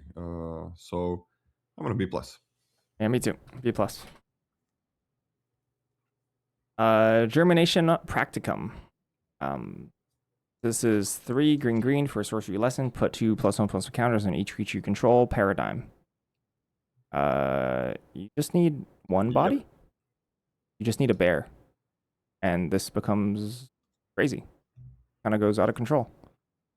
Really Not fast. that good with one bear. There's just removal, and you just spent 5 mana and Sure. did nothing. But you just need stuff. Like it doesn't even matter what the stuff is. You just need stuff, and this goes wildly out of hand. I think this is a bomb. Every turn, Every turn gets +2/+2. Yeah, that's bonkers, right? Huge immediate board impact usually. Then afterwards, you just take over the game. Take over the game. I gave it an A. I'm on an A plus. I think it's one of the best cards in the set. Yeah, you need 2 creatures and it's crazy. But I mean, let's be real. If you have this, you're probably gonna not trade that often, and all of a sudden your 1/1 ramper, your 1/2 ramper are 4 drops, 3 drops, 4 drops that turn, becomes 6 drops, 5 drops turn later. Yeah. I think you're right. This is an A Yeah, plus. that was the Broker's Ascendancy, right? No. That was not Broker's Ascendancy. There was like that 6 mana card that did something like that and something more. And this is, I think, better. What was that? The best card in some set? You remember the 6 mana green sorcery with multiple modes, and one of them is put counters on everything, something like that? Oh, I don't remember that at Where all. was that? Where did we have it? In, I think maybe DFT. Let me check. Maybe not DFT. No, it was not DFT. Brothers War? Maybe. Where was it?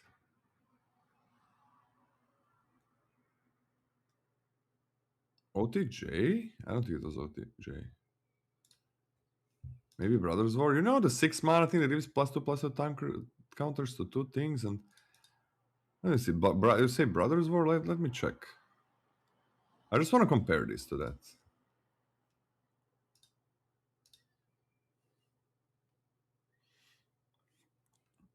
Titania's Command, Brothers War, yeah. 6 mana, choose 2. Create 2/2/2 bears and put 2 +1/+1 counters on everything. Was what for 6 mana what it usually did. When you play that, it's way better than that turn. Okay, it's comparable. But this one, that was like an A+, S+, something. But this is every single turn. Every single turn. All right, that card was maybe better. But this is every single turn. Don't understand? Power game is just like you play this card, and you're gonna play it every single turn on your main phase? On the beginning of the first main phase. Whew, that is wild. So what? We have this...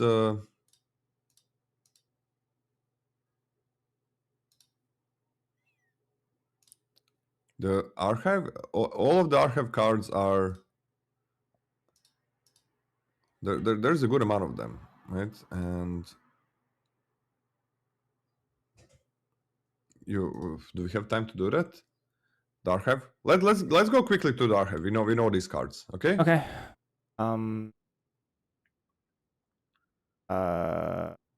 What uncommons? Yeah, you read the first one.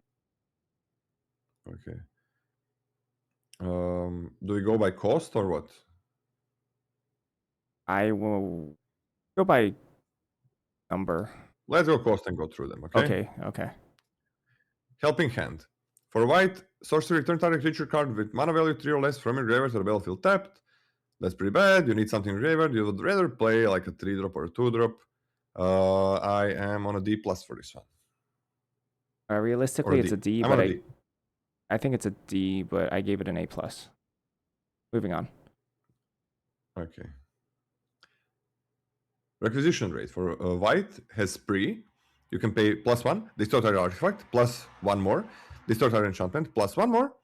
Put a +1/+1 counter on each creature target player controls. You can do all of these multiple... you can choose every effect and add mana for that. That's spree.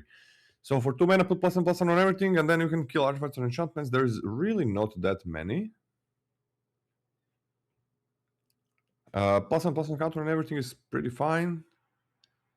Not that many artifacts and enchantments. There are some, so that's not bad. So this is C-. I think it's pretty good. Sorry, you're on requisition raid? Yeah. Sorry, I was updating the... Yeah, I had a C- too. Okay. Sorry, I'll go a little bit faster. I had to readjust the tier list. Duty Beyond Death. 1 and a white for an instant. As additional cost to cast a spell, sacrifice a creature. Creatures you control gain indestructible until end of turn. Put a +1/+1 counter on each creature you control. Reasonable, not nearly as good as the original set. I also gave this a C-.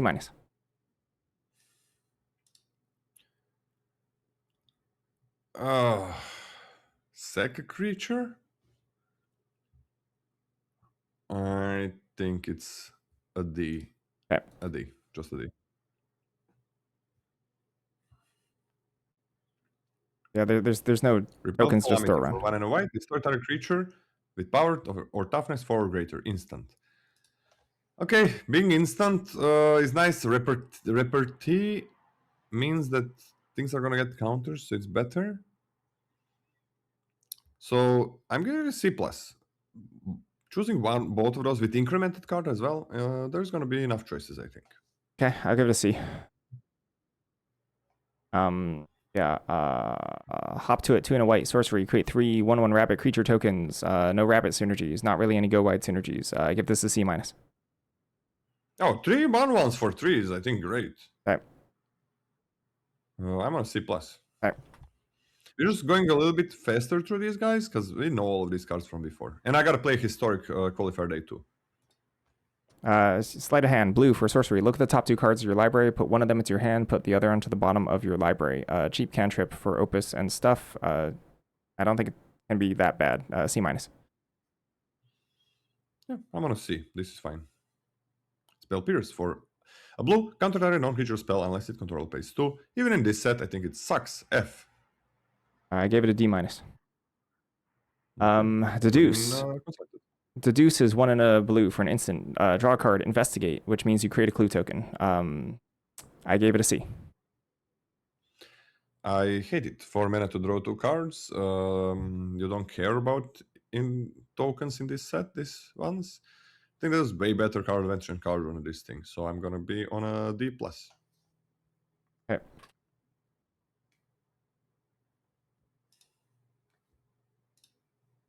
Disdainful Stroke, 1 in a blue for an instant. Counter target spell with mana value 4 or greater. I think this is an actual F. Really? F? Scotty, what the fuck? Disdainful Stroke good? It counters anything that's 4 or greater. How is it an F? I don't get it. Like, it's never been an F. What? Really? You're out here main decking Disdainful Stroke? Yeah. Okay. I remember what was it? Guilds of Ravnica? Guilds of Ravnica, yep. What, we had a Disdainful Stroke, right? Yeah. Maybe I just missed it. And it was pretty damn good there. Okay. I don't think I ever played it. Maybe that's just a leak. You found a leak. Main decked it a shit ton. So I don't think it's that good, but the card had a win rate of. I think that something is weird there. I don't know what's happening, but it had a win rate of 59.8%, 59.4%, which is no way is that good. It's not that good. Oh, snap. All right, I guess I'm wrong. It's not that good. Yeah, I completely missed it. Like what? There are a lot of spells with 4 greater, and if you have a lot of instant spells, which you're gonna have in this set, then it's way more than in other sets. I think then it's much easier. So Okay. This is fine. I'm gonna see. Okay, sure. I'll join you. Sounds right. F, what the fuck? It's like scatter rules. This never hits anything. Stock up for 2 and a blue sorcery. Look at the top 5 cards of your library. Put 2 of them into your hand and the rest on the bottom of your library. That's a B. That's beautiful. Stock up B+. 2 cards that you want. You're gonna get 2 cards that you want. Yep. What do you say? B+. B+? Seems good. Yep. Locust Prey. Wait, Locust Prey? Wait, I thought we were going by cost. Wait, what the heck happened? Oh, it's cost by and color. Weird. This is weird. Whatever.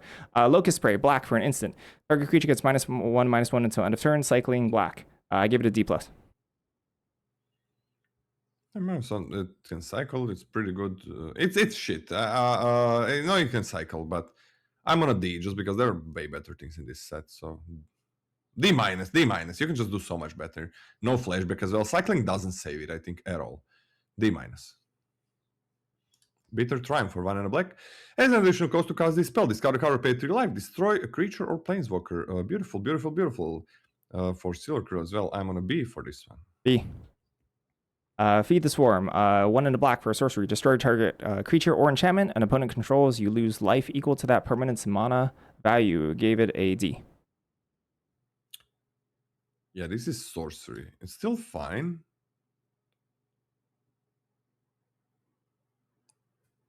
I'm on a C. Ugh. Completely fine. Okay. It was fine before, I think. Oh, maybe I'm wrong. Stargaze. For X and double black sorcery. Look at it twice. X cards from the top of your library. Put X cards from among them into your hand. And the rest into your graveyard. You lose X life. I mean, that's so much life lost. There is like a freaking black and 2 colorless. Put a counter somewhere, draw to the... It's just... The common is so much better that I think this is a D-. D-. Zombify. Zombify is 3 and a black for sorcery. Return target creature card from your graveyard to the battlefield. That's still a conditional effect. I generally don't think it's worth it. D+. I'm on a D. Okay. Or a D-, just not worth it. Burst Lightning for red.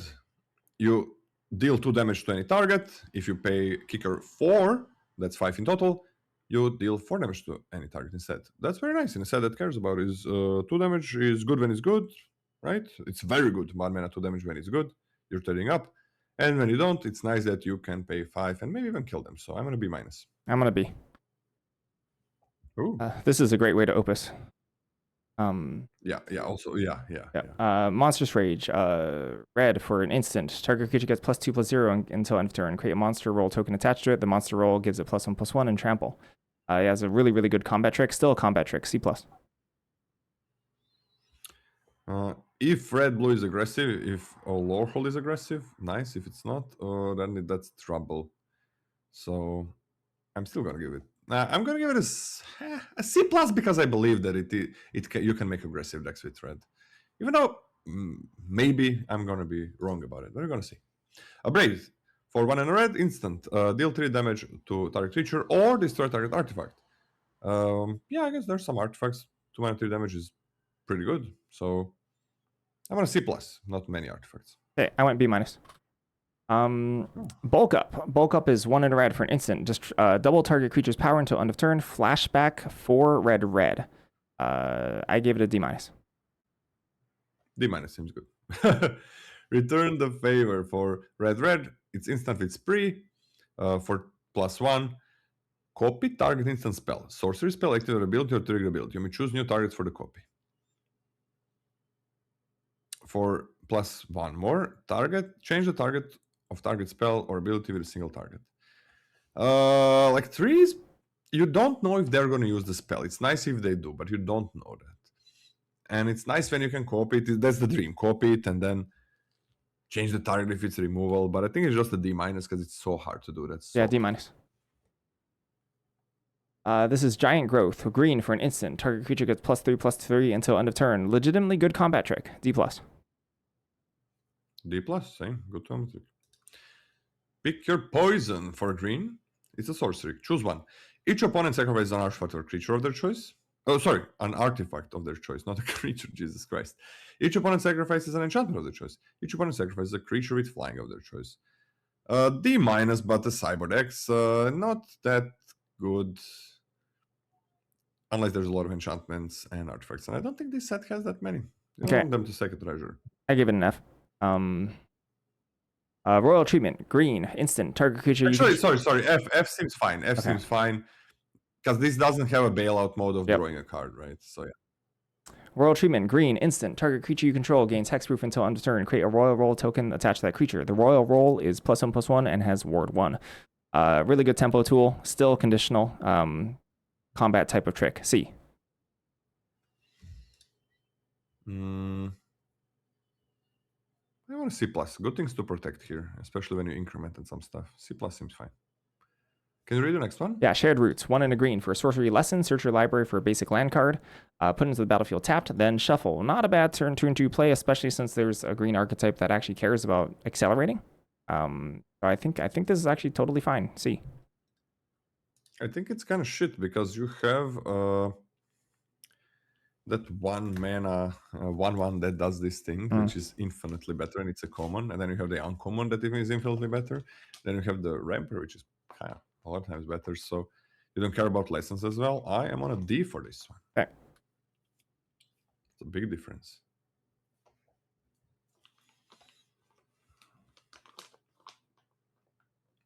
Knockout maneuver for 2 and a green. It's a sorcery. Put a +1/+1 counter on target creature you control. Then it deals damage equal to its power to target creature an opponent controls. This is what that +10 toughness trick wants to be. It deals damage, so it doesn't die. This is incredible. This is a B minus at least, because +1 counter is huge on a removal spell. I gave it a B minus. Though it can be sorry. B minus as well? Yeah, I gave it a B minus. Okay, I guess this could be a B. We're gonna see. Okay, on to rares. Oh, on to the rares. Rares might go faster. There's a lot of. By the way, guys, 1 second. So, Scotty, 1 second. This is Mystical Archive. It is not nothing. It is not the list. It is you're gonna be getting 1 card in every single pack from the Mystical Archives. Most likely a common, but maybe a rare or a mythic rare. Oh, sorry, most likely an uncommon. And we just went through uncommons. But every single pack is going to have one. It's not like randomly going to get in sometimes. No, every single pack. In play boosters as well, yes. This is Angel's Grace. White for an instant. Split second, which just means nothing can go on the stack on top of this card. You can't lose the game this turn, and your opponents can't win the game this turn until end of turn. Damage that would reduce your life total to less than 1 reduces it to 1 instead. F. F, do not play. But yeah, Mystical Archive cards are important and are going to shape out some archetypes, some of them. They definitely can. Can you read the next one? Yeah, this is Prismatic Ending, X and a white for a sorcery. Converge. Exile target non-land permanent if its mana value is less than or equal to the number of colors of mana spent to cast this spell. Unfortunately speaking, this never trades up on mana. This is never mana efficient, and you have to do a little bit of work for it. Constructed, good, but I think in limited, not so good. I gave it a D+. Kind of finding those green decks, I guess. I want to C- just because it's nice in those green decks. But yeah, it doesn't trade up. Yeah, I don't think you ever play this over the even splashing the black for mana removal. That's actually true. Okay, D+ seems fine. Just to shape it out, like green gets a removal. It can definitely get, right? It gets a good removal. Blue gets stock up. Red gets 2 good removals. So you get and a trick, right? So you get all of that from Mystical Archives that really enhances the color. And green also gets a hexproof trick, which is pretty good. So pretty important this Mystical Archive for the set. Reprieve. I didn't do the math how was the chance compared to the regular uncommon. Let's do that later. Reprieve. For if somebody can do it, like what's the chance to get a regular uncommon and the Mystical Archive has uncommon, because it could be a huge difference in power level of certain colors. Because like from uncommons, black didn't get anything, right? Like black has the best, feels like it has the best commons, and maybe uncommons, but commons for sure. But it got nothing. Oh, it got Bitter Triumph. Okay, it got 1 card, Bitter Triumph. Okay. And Feed the Swarm, kind of. Okay, it got some removal spells. Okay. Reprieve. For 1 and a white, instant speed, return target spell to its owner's hand, draw card.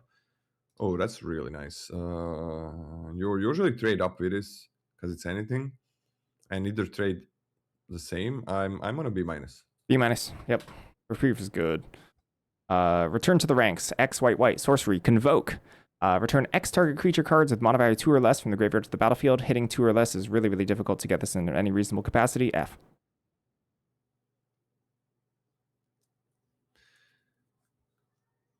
Horrible. That's an F. Pongify for a blue. Instant destroy target creature. It can't be regenerated. Its controller creates a 3/3. F. Jesus Christ. Yeah, there's a lot of Fs in the rares. This is Preordained. Blue, sorcery. Scry 2, then draw a card. This is a good cantrip. C+. C+, that's really nice. Brain Freeze for 1 and a blue. Target player mills 3 cards. Storm. What a card in Cube. Actually not a very good card in Cube. But a card that I played, I didn't play Power Cube now, but before I played it so much, and I won with it so much, and I also lost with it so much, because it's not something that you should do that often, maybe rarely, but it's too much fun. Now in normal limited, it's an unplayable card that does nothing, because you're not going to have a turn where you play 10 different spells for 0 mana and ramp and so on. So this is not even close to being a win con in anything, because you're going to be milling them for 6.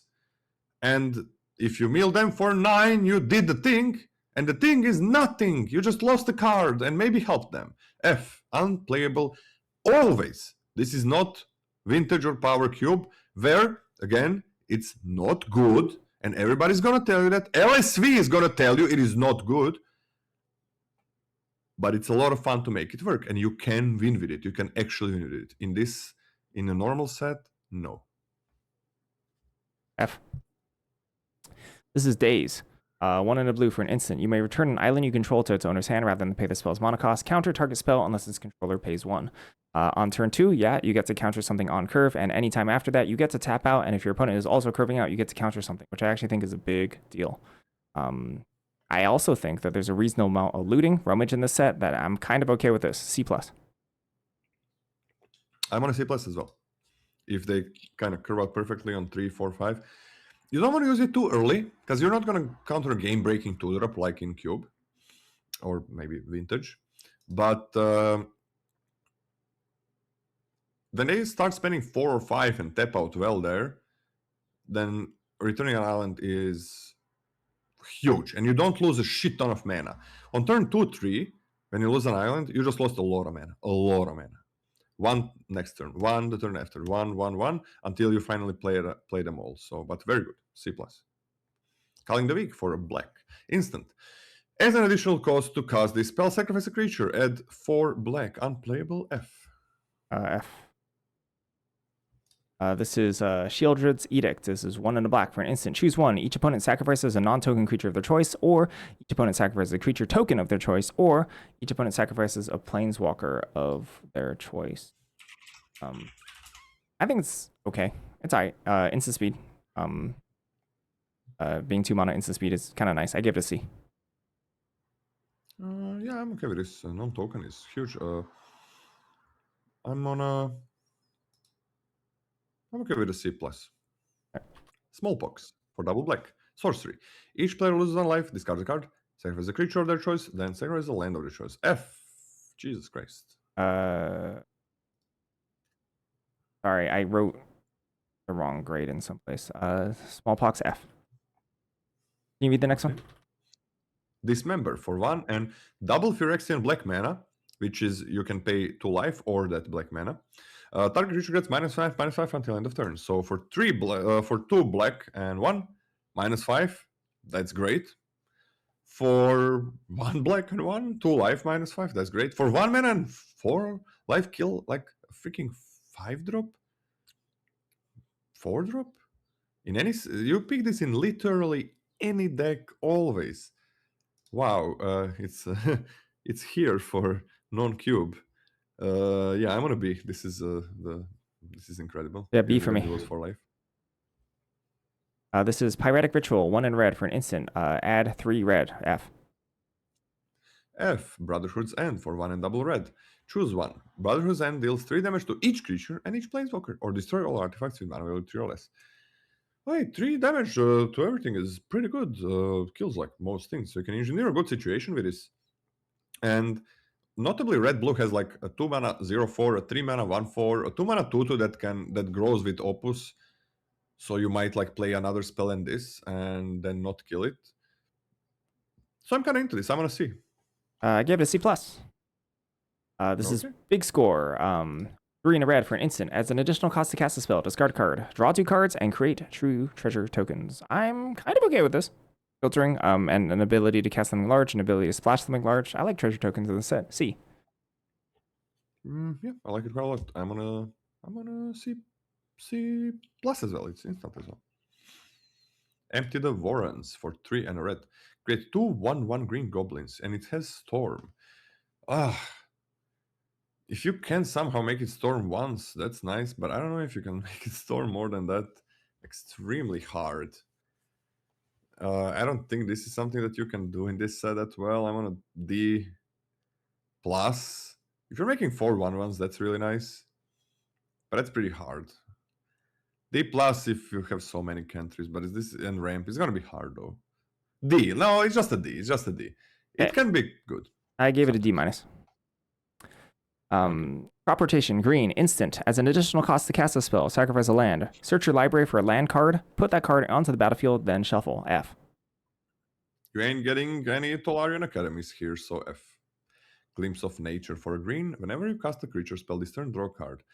F, because, well, after you paid 1, you're probably not casting more than 1, and just drawing a card and making a creature cost more. No, thank you. Yep. This is Veil of Summer. I also give an F. Veil of Summer, green for an instant. Draw a card if an opponent has cast a blue or black spell this turn. Spells you control can't be countered this turn. You and permanents you control gain hexproof from blue and black until end of turn. I think this is an F. With a sideboard X. This is an F, and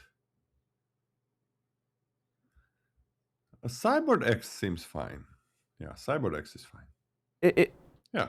Is the if only they cast a removal in black, you just play this, draw a card, and counter the removal. That's nice. This works against 80% of the archetypes. Not really, because they have spells in other colors, and then you might just hold mana for nothing. Okay, got it. This is Demonic Revelation. This is 3 green for sorcery. Draw a card for each creature you control. Ferocious. You gain 4 life for each creature you control with power 4 or greater. The Ferocious clause is incredibly powerful. Really, really strong. If you have anything with 4, or greater power, and gaining life in addition to drawing cards is really strong. I give it a C. And increment can help there. I want to see as well. This is nice. Fracture for white and a black. Destroy target artifact, creature, enchantment, or... No, artifact, enchantment, or planeswalker. That's an F. You don't play this. F. This is Expressive Iteration, which is blue-red sorcery. Look at the top 3 cards of your library. Put one of them into your hand. Put one of them into the bottom of your library. Exile one of them. You may play the exiled card this turn. B. Oh yeah, this is amazing. I'm gonna B as well. Calling Ritual for 2 green and black. Destroy sorcery. Destroy each non-land permanent with mana value 2 or less. Add black or green for each permanent destroyed this way. Just 2 or less. I think it's just an F. You don't want to play this. F. Deflecting Palm. This is red-white. For instant, next time a source of your choice would deal damage to you this turn, prevent that damage. If damage is prevented this way, Deflecting Palm deals that much damage to that source's controller. F. F. Bring to light for 3 green and a blue. Converge. Sorcery. Search your library for a creature, instant or sorcery card with mana value less than or equal to the number of colors of mana spent to cast this spell. Exile that card, then shuffle.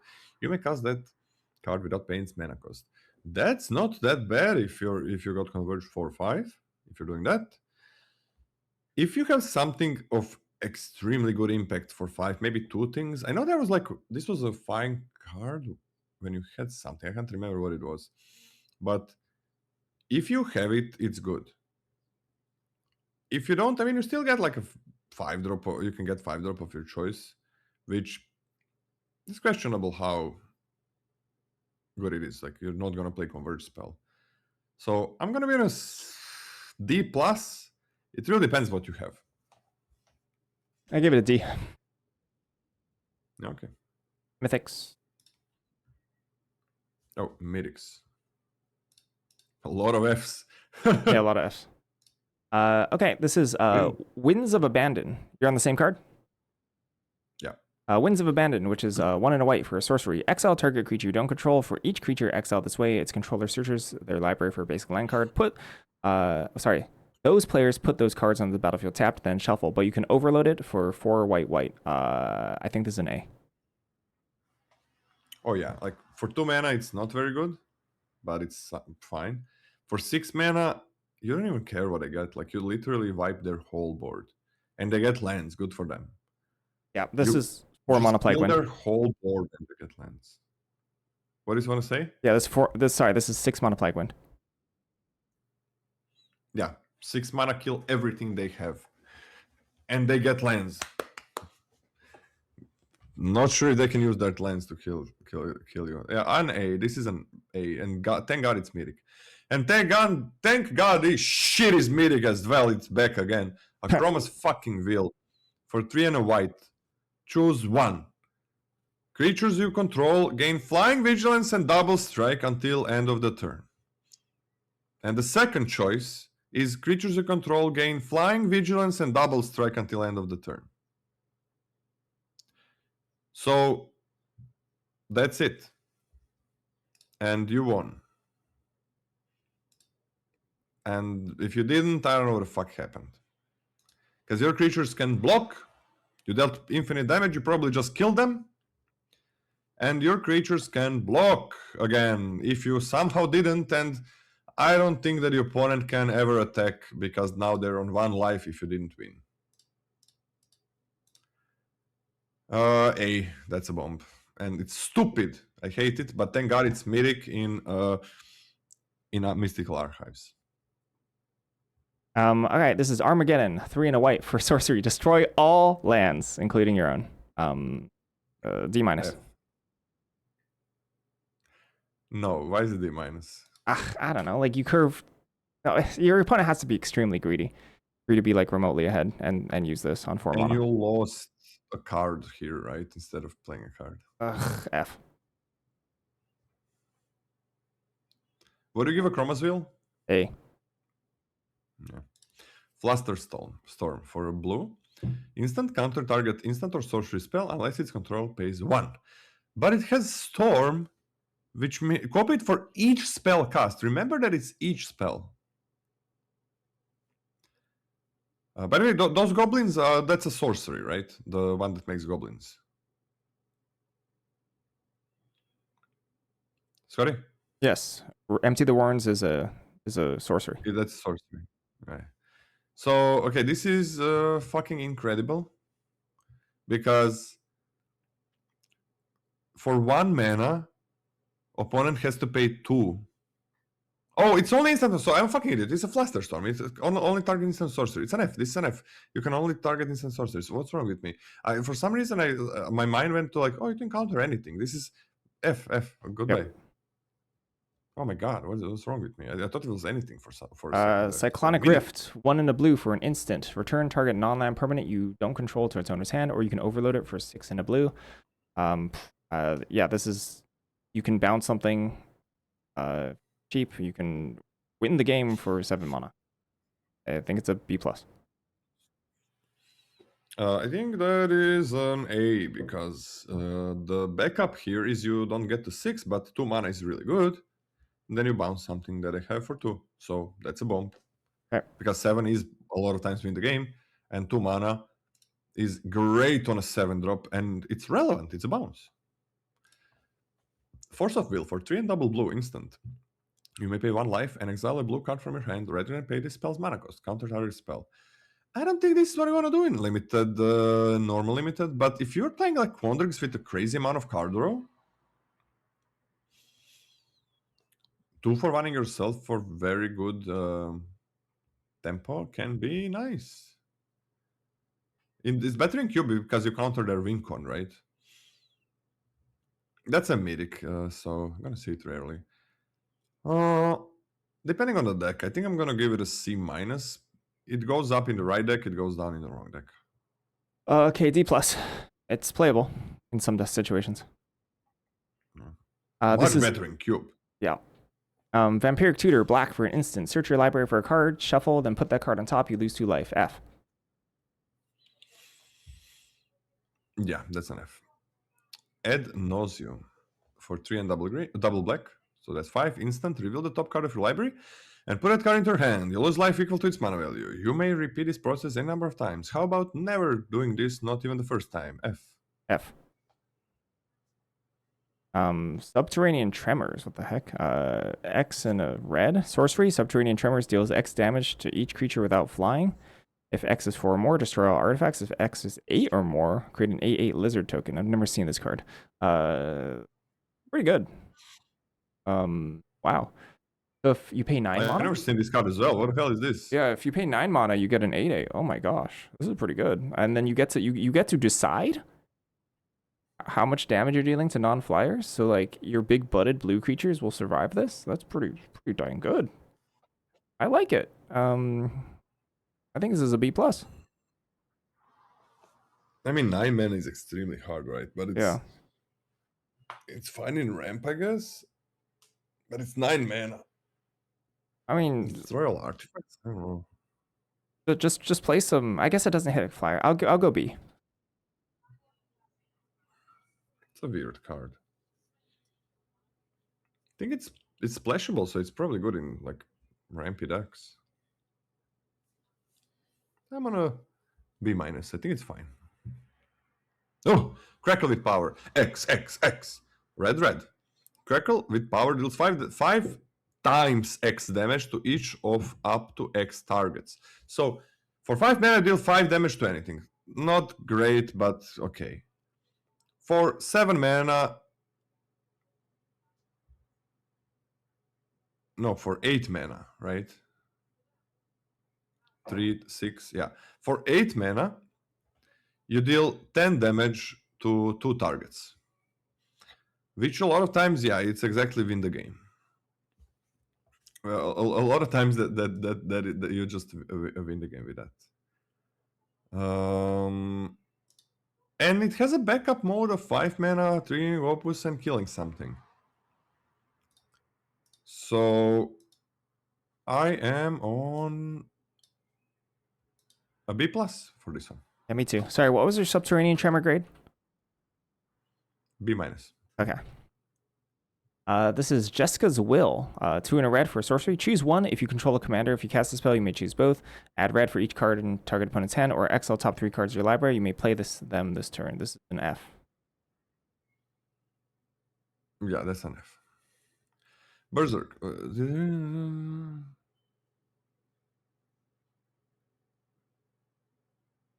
You don't have a commander, so. Berserk. For a green instant, cast these spells only before the combat. Oh, this is cool. Cast this spell only before combat damage step. Target creature gains trample and gets +X+0 until end of turn, where X is its power. At the beginning of the next end step, destroy that creature if it attacks this turn.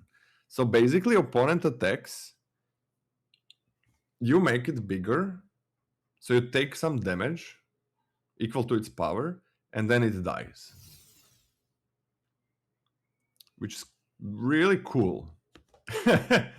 And you can also kill the opponent with this, right? You can also just kill the opponent with this. You have like a 6/6 fractal. It's a bit harder to have that in this set than in Strixhaven, and you attack, and it's 12 damage. So I want a C+ for this one. Or even Okay. D-. No C+. idea. D+. D+? Yeah, it doesn't seem that good to me. I don't know. It's very... Attack with the opponent attacks with like 2/2. Yeah. And you'd use it there, and for 1 mana you killed it, and That's pretty good. Yeah, I guess that gosh, D-. I don't know. Maybe I'm wrong.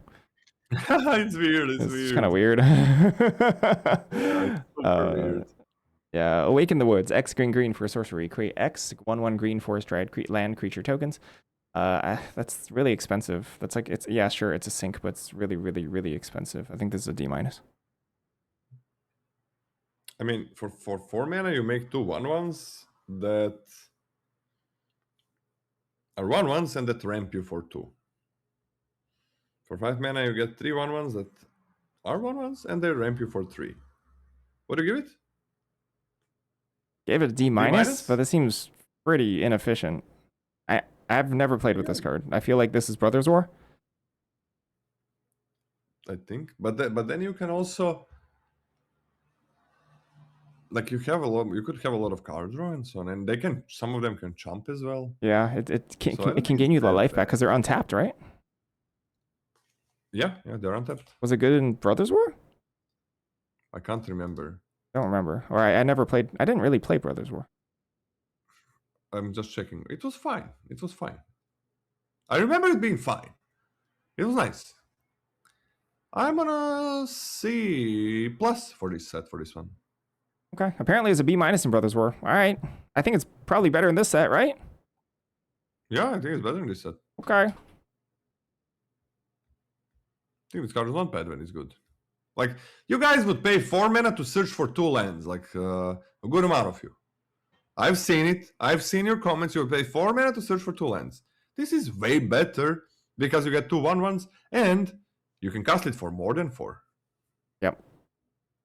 I've seen your comments. Triumph of the Hordes. For 2 and double green. Until the end of turn, sorcery. Creatures you control get +1/+1, gain trample and infect. Okay. Trample and infect, it means now they need to deal like 10 damage to the opponent if you never attacked, right? If you never attacked. Alright. Kinda sucks. I'm on a D. D-. Minus. D- seems fine. Because you're probably dealing some damage over the course of the game, so it's not like now they lose 10 life all of a sudden. And nothing else is ever going to have infect, so that's something.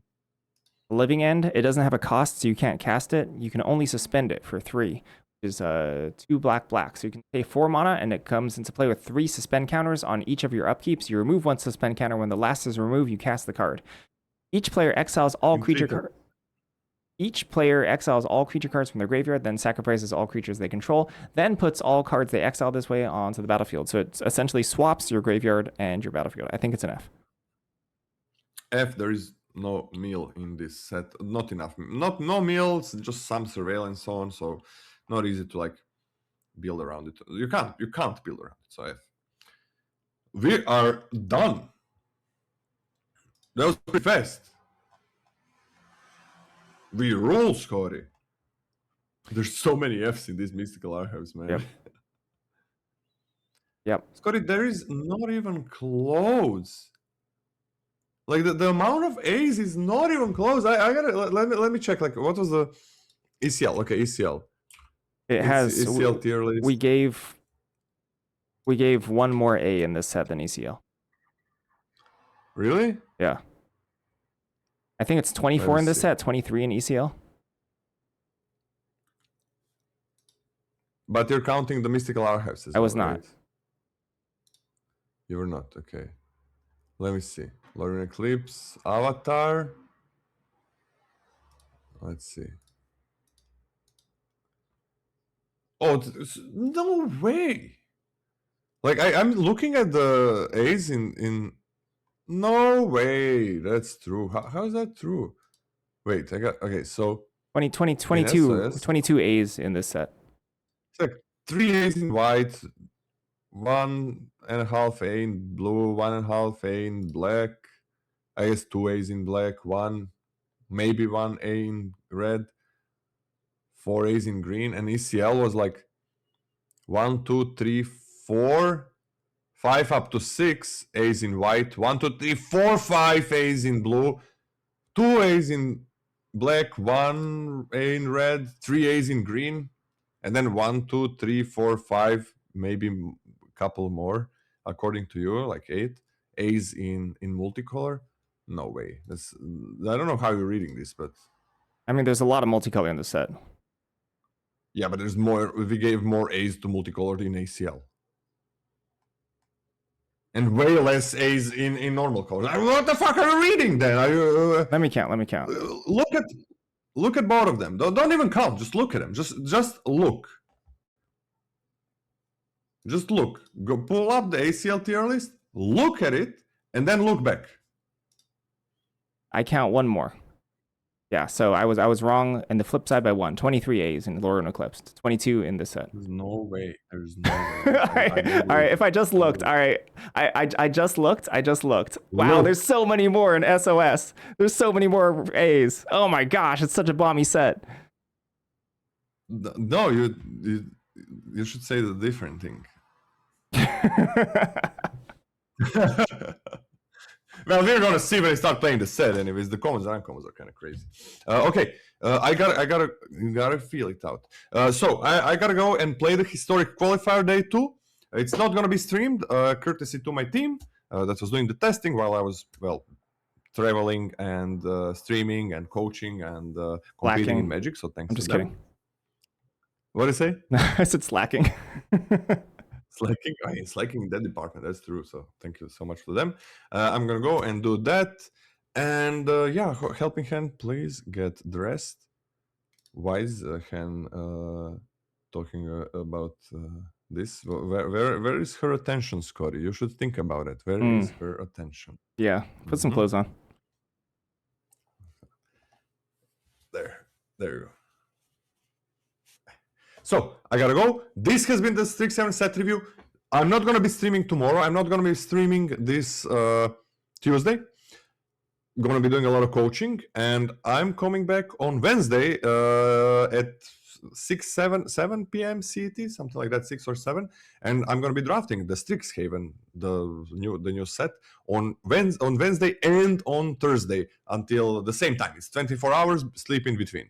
So in 3 days, the drafting of this set starts before the set gets released in a week and 2 days. Scotty, you in the early access? Nope. Nope. Why are you not applying?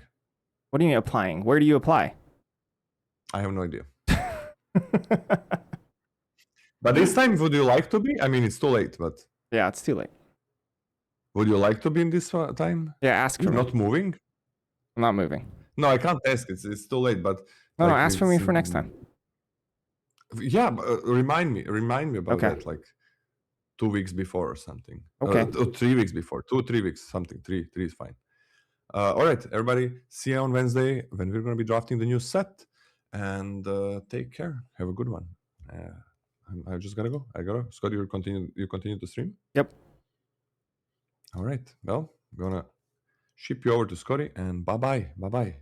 Hopefully, I qualify to through historic. Ciao.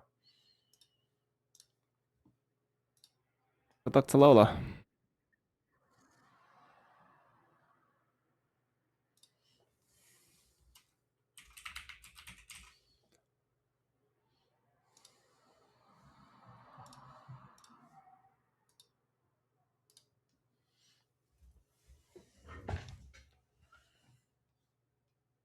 Bye.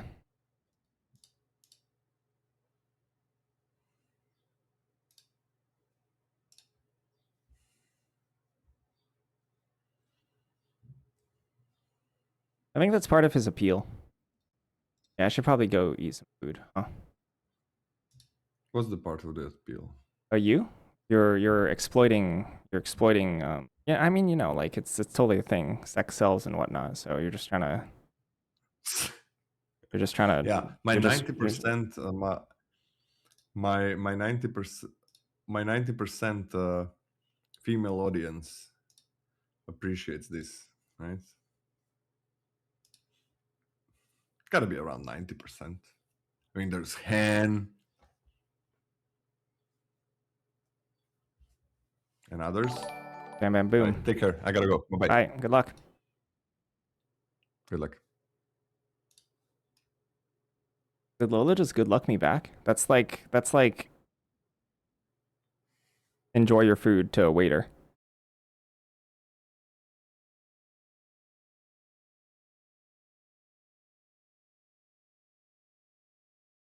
I think Lola just good lucked me back, which is hilarious.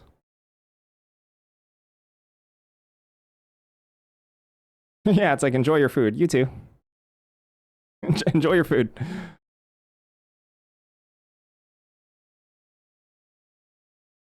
The set looks good, actually. I am very optimistic about the set. Yeah. Yeah. It looks nice. Do you know why? Because like Lola's right. Oh yeah, I did.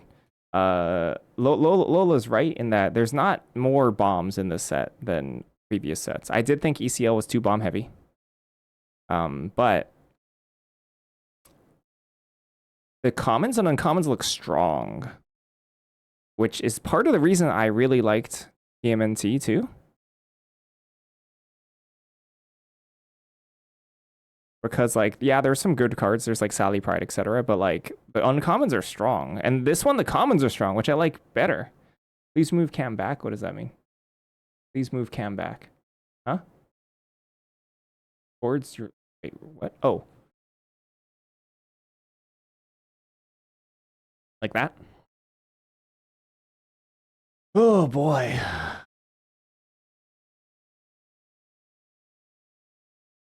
How we transition? Whee! Close all this funny business.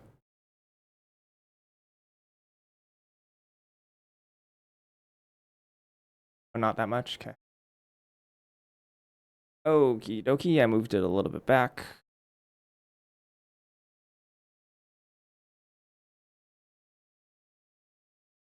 Ban better set reviews? Yeah, they could be better. They're a little all over the place right now. No structure. Just kind of hanging out long form content.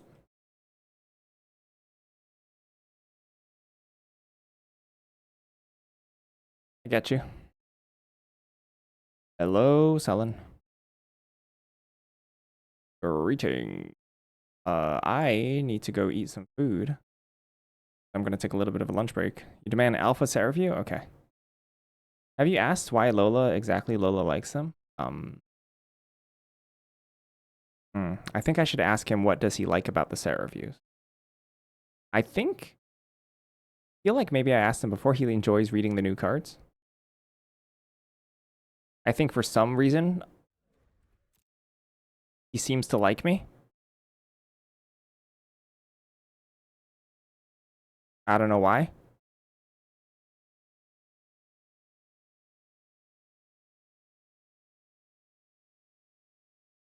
Or maybe I'm just comfortable for him. It's possible. It's possible that I'm a comfort pick. And maybe he's afraid of rejection from asking other people to do the set review with him. It's possible. Although I've rejected him multiple times, so it's probably not that. Oh.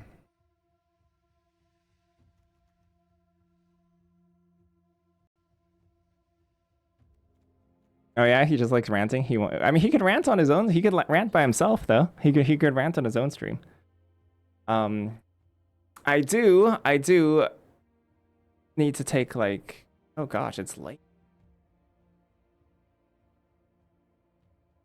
I guess I'm only gonna finish it off. I'm probably just gonna finish off this draft.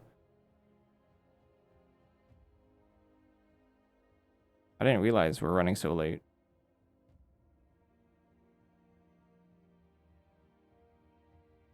Yeah, but still, let me take a break. You want to end a bit early? Like, should I just finish this draft and end early a little bit and then eat afterwards? I could do that.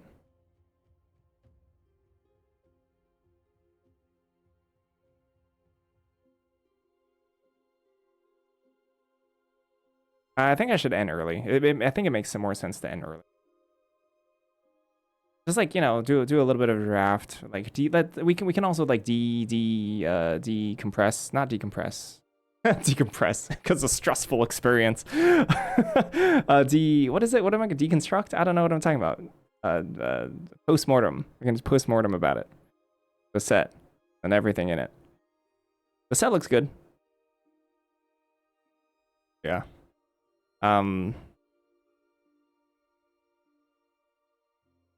For stream content, it's kind of okay to just talk. It's kind of okay to just talk.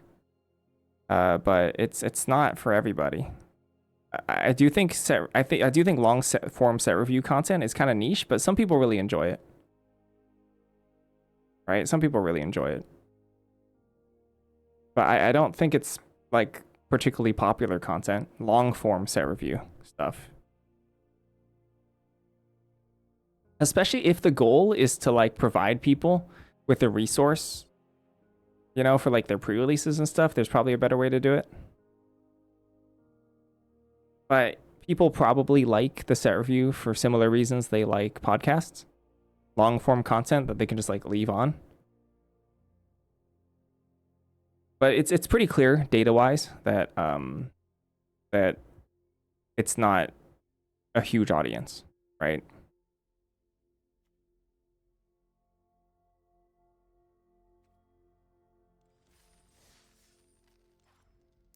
Actually, let me get some water real quick. I'll be right back.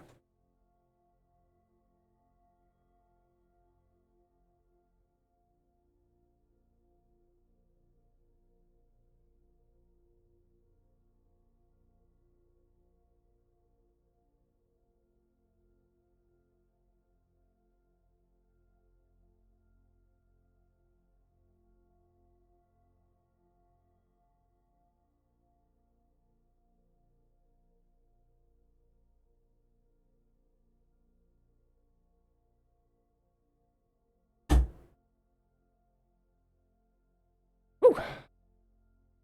As deck's got some goodies in it. Yeah, I'm not gonna stay on for that much longer. I'm just gonna finish. Did you give us what pre-release to choose to 3-0 the pre-release? I think Prismari looks the best for pre-release. You get access to treasures, which means you get access to splashing. Extremely powerful spells and uncommon. I think Prismari looks good. Even the commons look good. Prismari commons. It's not even so Prismari is not like A plus B synergy, like Witherbloom kind of is, like life gain infuse. It's just cast spells and splash stuff, treasures, etc. Green also looks pretty good, but green, I think Witherbloom's life gaining stuff kind of detracts from it a little bit. In that some of the Witherbloom cards kind of want to turn sideways, and I think that's just I think that dilutes the quality of your cards. You know, like Quandrix I think is good. I don't know what counts as, I don't know what's in the seeded pack, but if you get like Witherbloom cards in your Quandrix packs, you know, like green cards that don't necessarily care about doing the Quandrix thing, then it's rough. But if there's like specifically only pick out like the Quandrix cards, it's pretty dang good. Oh, oof. I go first. Need a land. I think I can keep it. There's also 3 manhole missiles that really help me hit my blue.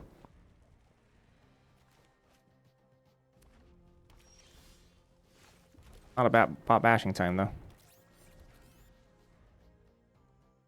They also have access to manhole missile here.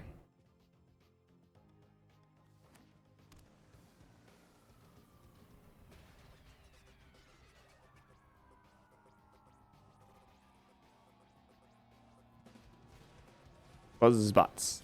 Okay. Nice.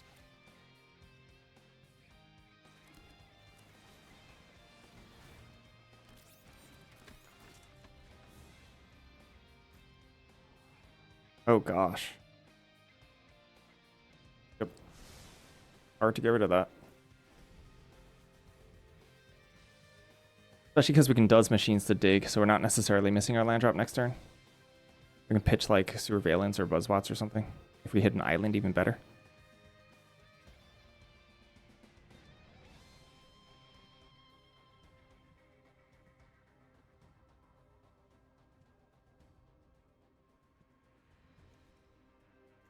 Yeah, I like the look of it. I wonder what Lola's playing. I didn't ask him.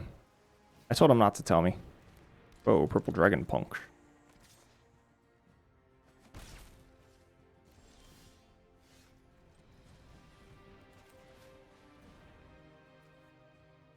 Surveillance.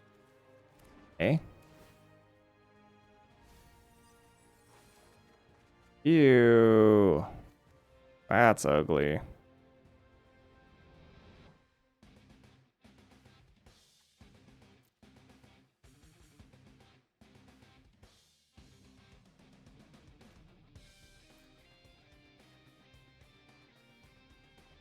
think I'm supposed to pitch an artifact here.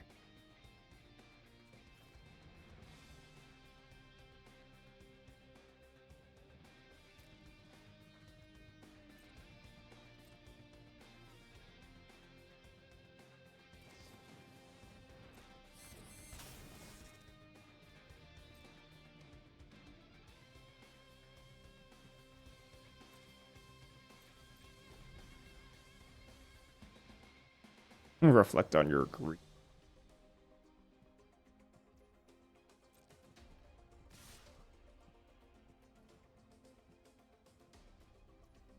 Maybe the 7 drop is fine, I think, because it does machine.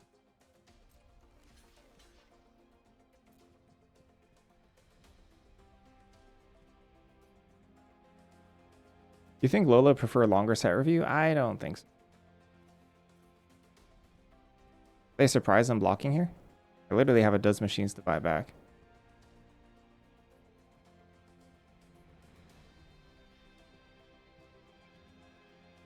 Are they gonna like 4-5 this?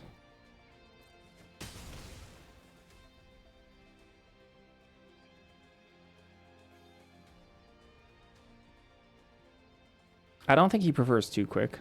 I don't know. I'll have to ask him like how quick. Talking. Ultron scientist. Very interesting. And also missing like.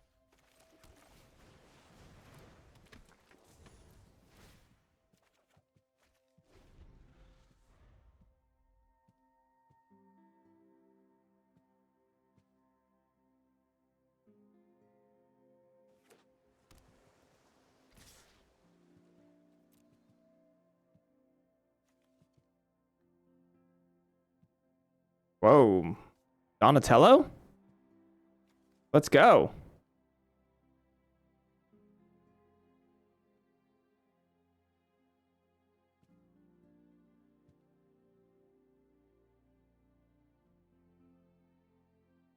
Donatello copying Ultron scientists?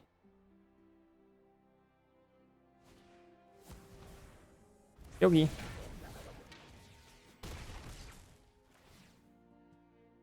That kind of hurts.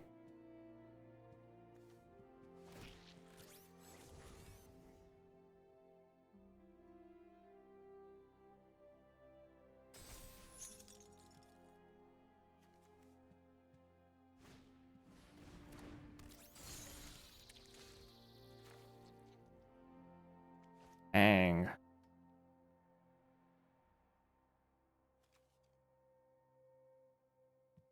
You almost never make the Anya face, to be perfectly honest. You almost never do.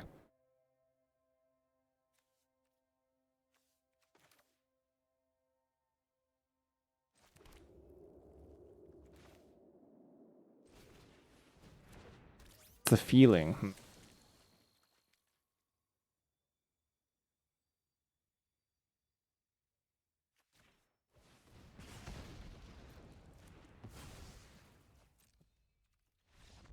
Okay.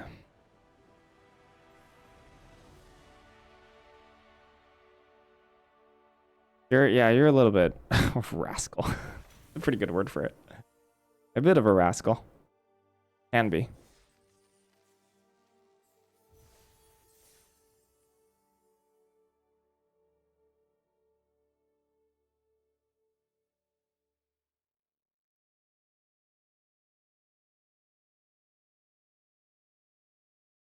What does your face look like? More of the bee? Looks like more of the bee.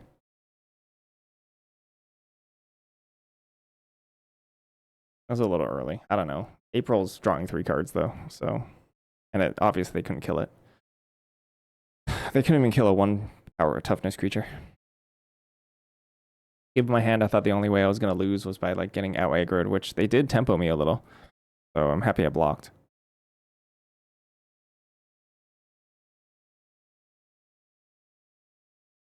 Your face looks like SpongeBob when you catch Squidward being a hypocrite.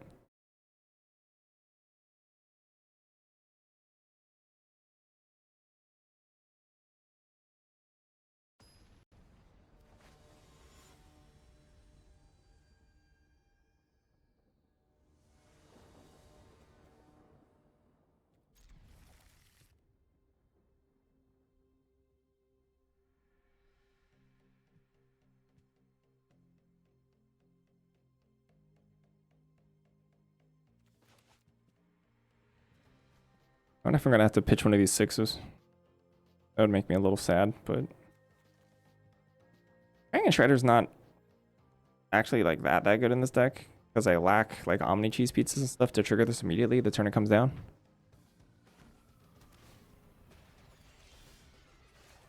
Might pitch that, especially because it's an artifact.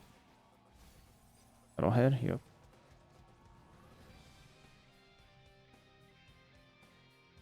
Oh boy.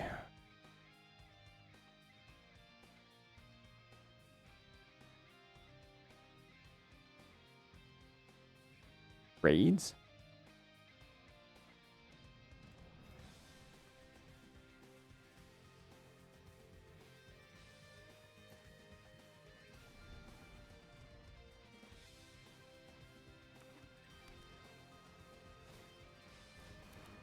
Yowzers.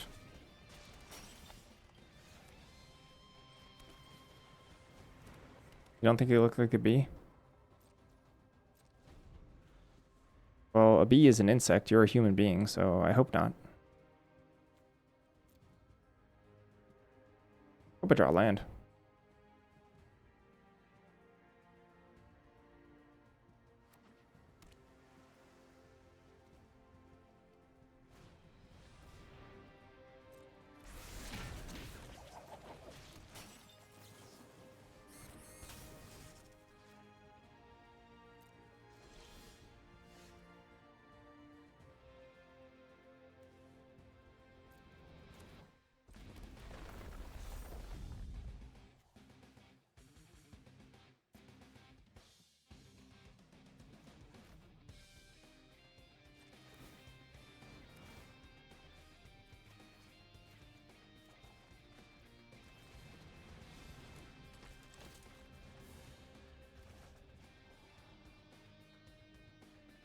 Wow, shockingly, I don't want that.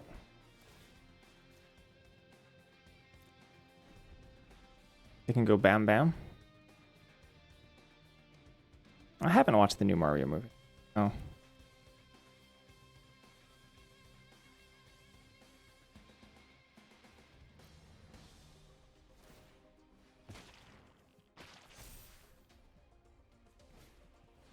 Buzzbots, eh? Genghis Frog has a good attack here. Michelangelo does not. Yep. Aye. What I wanted to see. I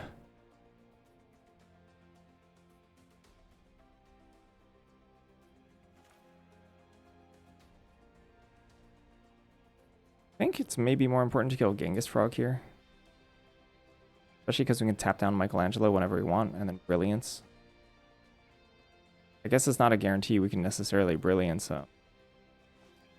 I don't think we can just those machines here.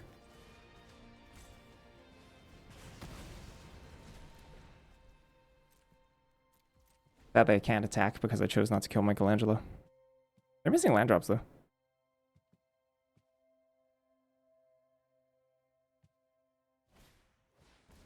Oh, okay. Sure. Guess I helped them with that. Congrats.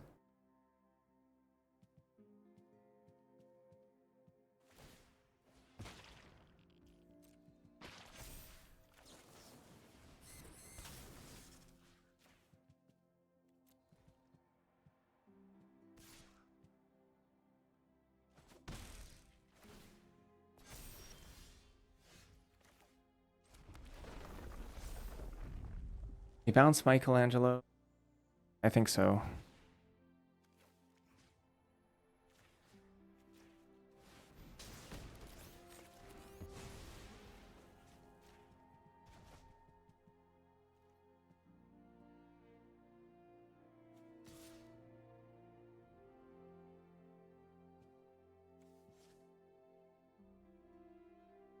Okay, attacking. Should have attacked first. They're really trying to hit a land drop, which is why I'm considering not attacking. And if they can hit a land drop, they can grow this to 5/5 immediately. Frog butt.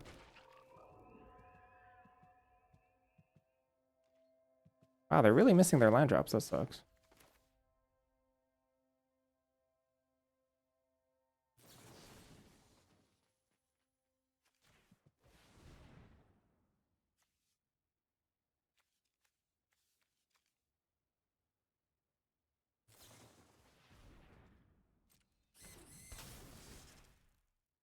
There is, I think.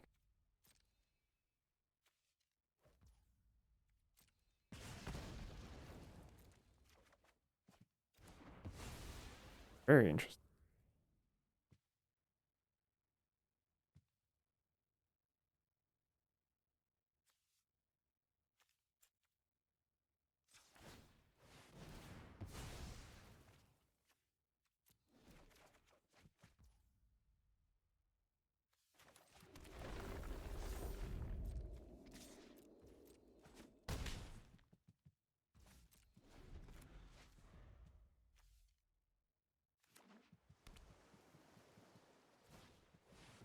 Executor.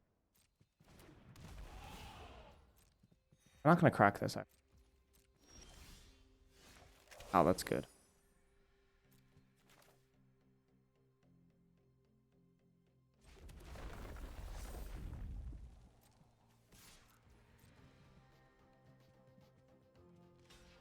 I crack escape tunnel again, I think.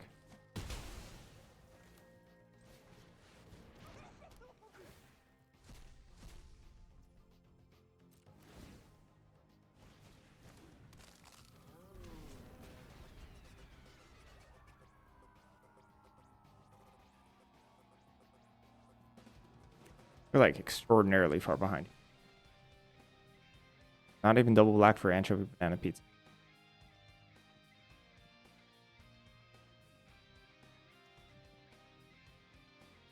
Also, I just have a lightning bolt this turn.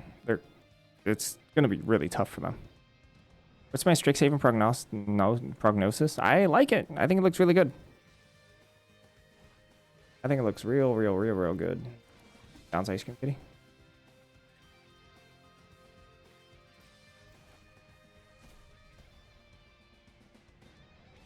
Format has to live for a long time, I think. It has a lot of longevity, in my opinion.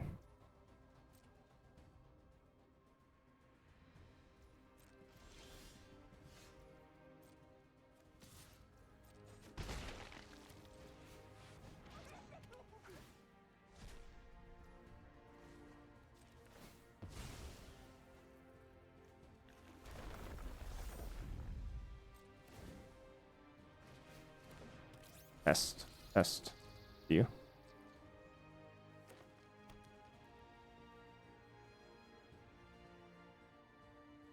Eight weeks. Wow, that's so short.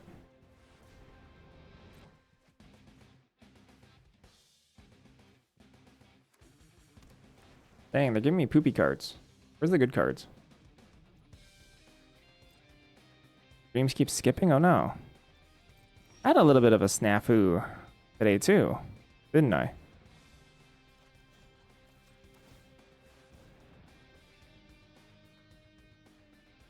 Same as all the limited formats.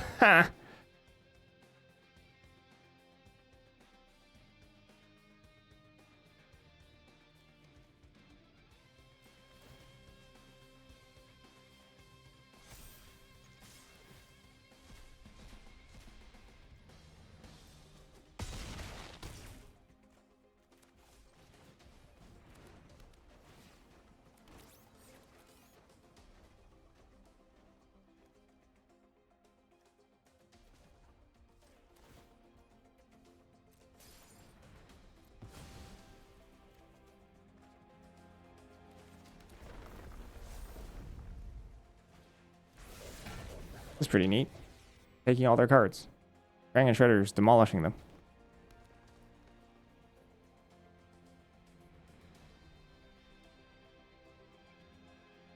I mean, not even, what, like 7 mana, Raph and Mikey? 8 mana? I can't even think of anything in this format that could save them. Active Dust Machines, Krang and Shredder.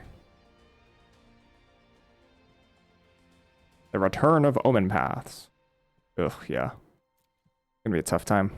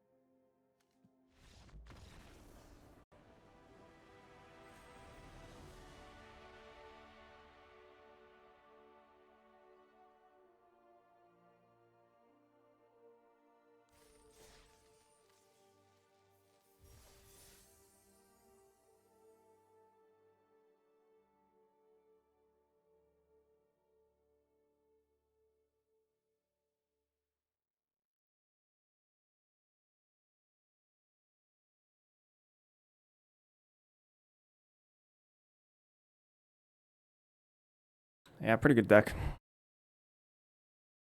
We lost our first match with this one. Went 4-0 since.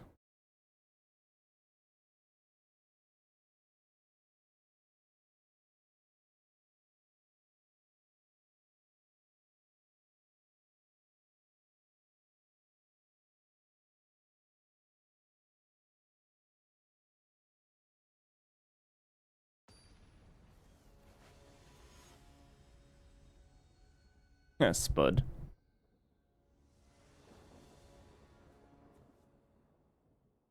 Okie dokie. I mean, this hand packs a pretty dang big punch.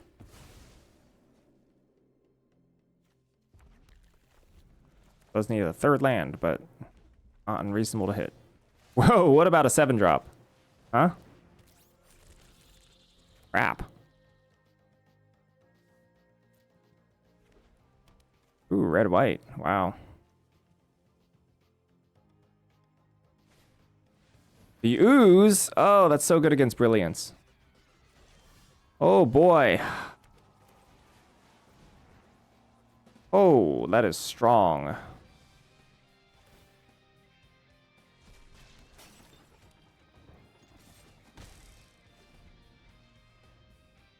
Crapo. Yep. There he goes.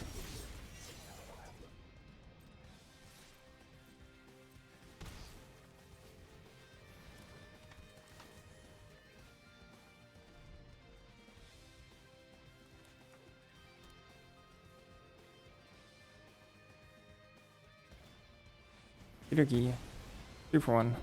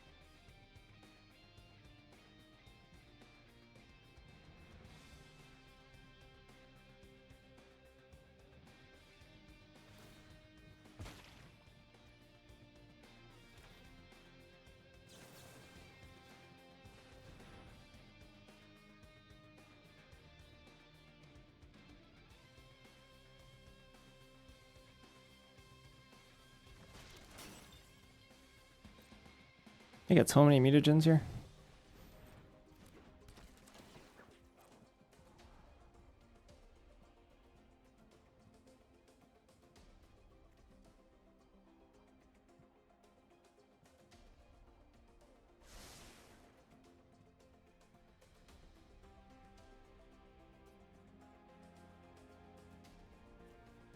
Raph and Mikey's probably on top. We can't guarantee that, though.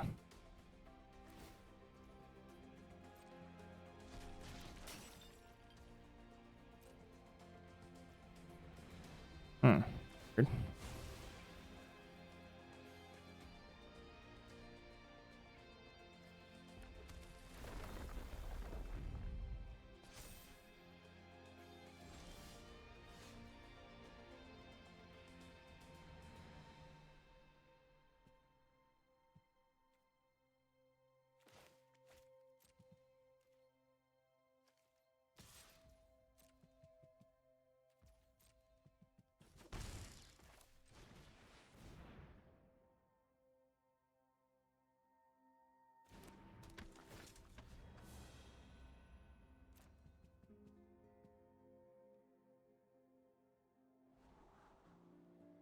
Huh. I don't think so. Yeah, I can buy 2 things back. It's very, very weird versus the use.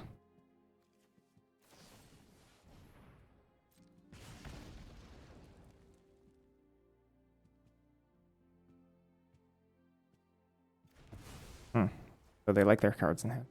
Sure.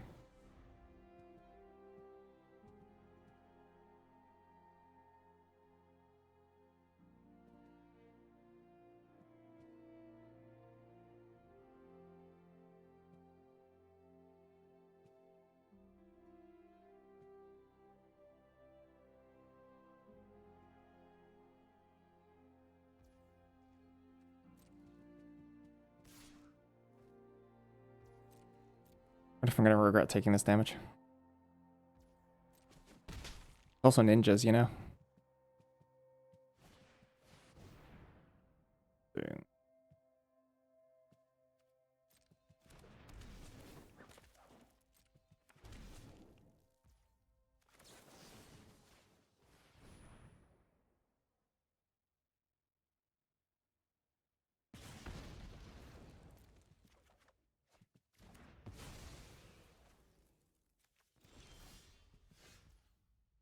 Want to do Park Stream? Is it called early? Oh yeah, that sounds like a good idea. I like that a lot, actually.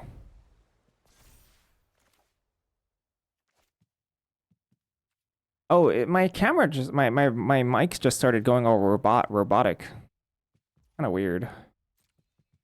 I thought. Oh snap! I could have played this turn because of Weathermaker. Oh, that was way better. I forgot about the secret mode of add additional mana. This was stronger this turn, I think.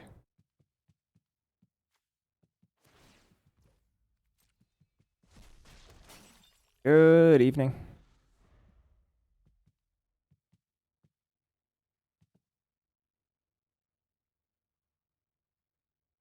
No, we're actually talking about it right now, doing a Cherry Blossom stream.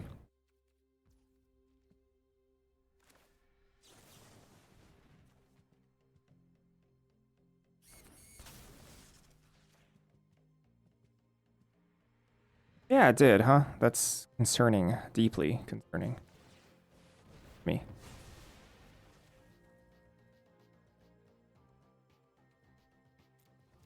Hmm.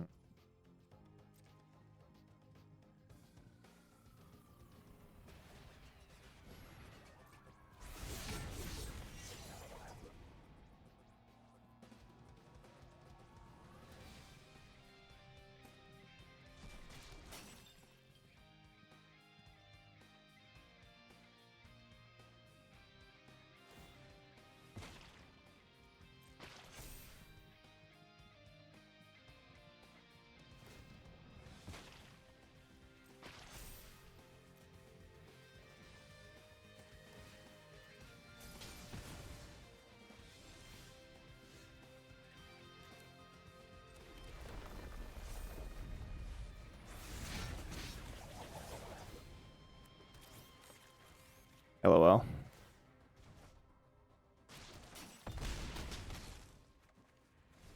You remember what card you were talking about when it happened? Ah. Does anyone know? I don't know. This is the best hit we could possibly have there. They were actually gonna crack back for a lot of damage, right? They're threatening cracking back for a ton of damage here.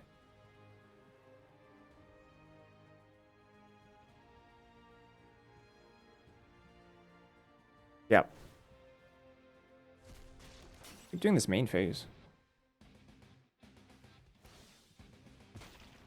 Oh, it's because they're dumping everything here?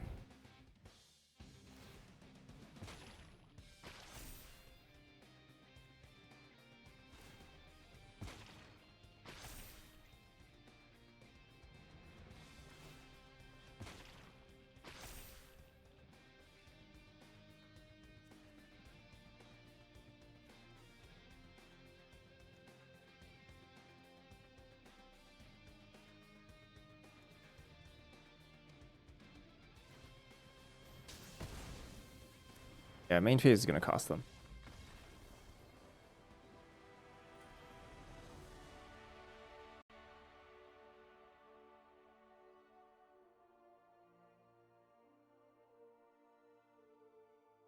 Woo!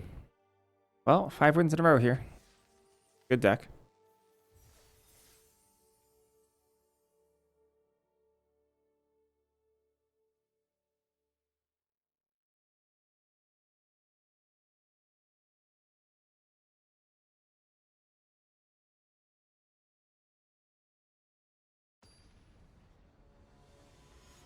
I hope Lola wins. It was kind of cool watching him play the Mythic Championship.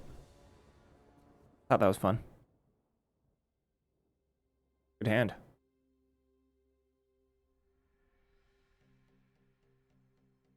You had to take care of 3 elephants. What would you do to prepare? Contact the zoo. Have the zoo people take them. Or at least an enclosure. You know, if I was like forced to take care of them. That would probably mean like I take care of them at the zoo.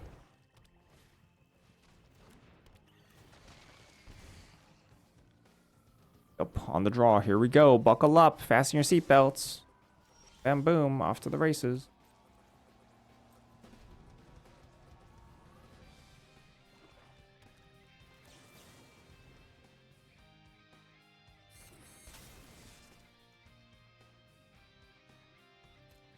Yeah, I'd set up an account for them.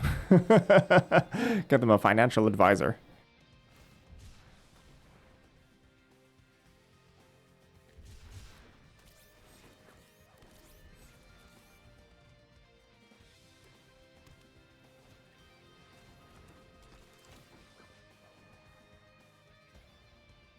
Main phase, huh? So they never had ninjutsu the whole time.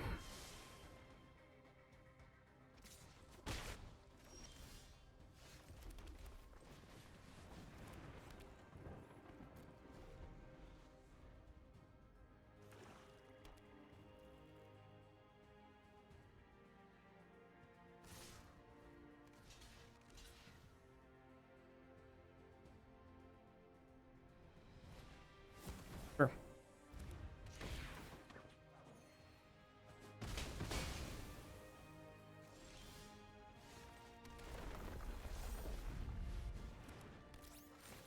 Boing. A trailer full of hay. Tap concede. Dream Beaver. Beavers. That's 12. Gee. I did a reasonable job defending. Guess it's because I took 5 to the face, huh? Dimensional Exile. Got him.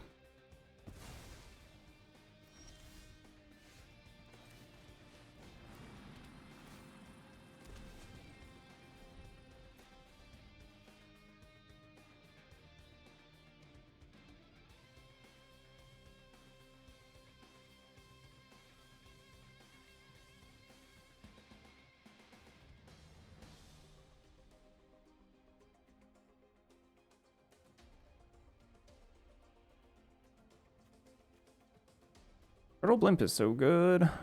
Nice card. I mean, I'm still on the back foot, the 25 here.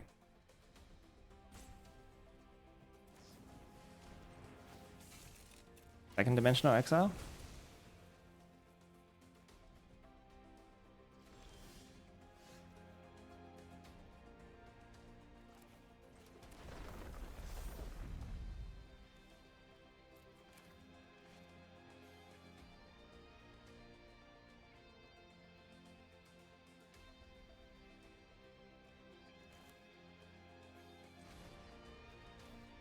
Kind of weak. I think this is the tempo I want.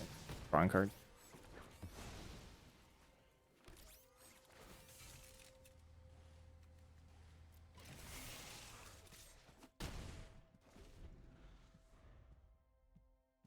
Given this board. Oh, again! I did it again! Curses! I literally just talked about it last time. Fine, not a big deal.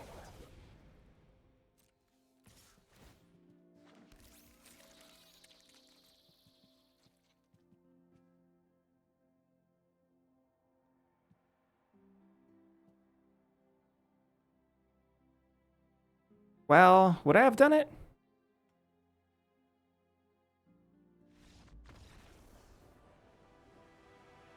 Was that good? Was it? So on 6 mana, on that turn they would have put us, brought us down to 7. But then if they did that, we get another hit in Wrath. Yeah, heck yeah, I would have done it. Yeah, heck yeah, bounce your stupid Dream Beaver. Put me to 6. 7 and then 6. I don't care. Hit you again. I might even hit Metalhead.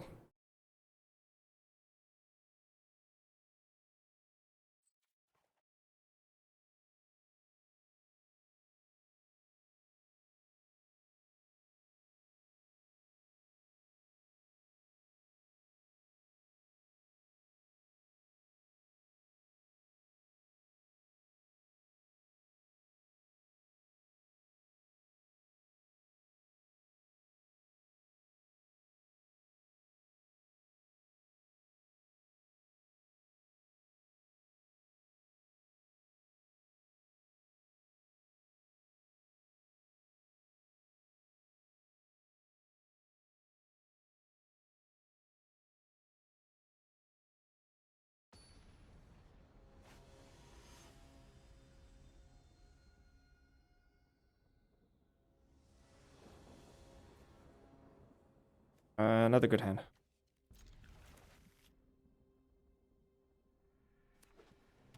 Lovely curves. Other Raff and Mike cast on top. Because I elect not to. Oh, look. Pure Valence, untap it, hit.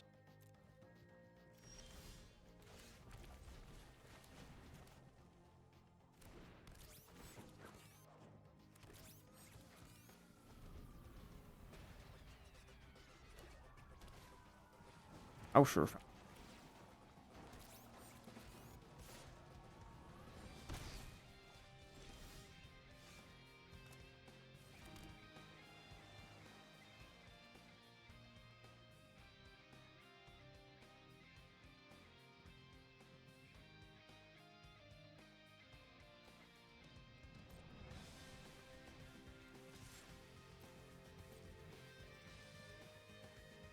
Sure. Might just blast this.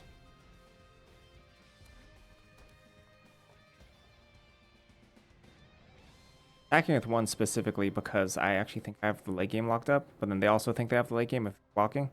Kind of interesting.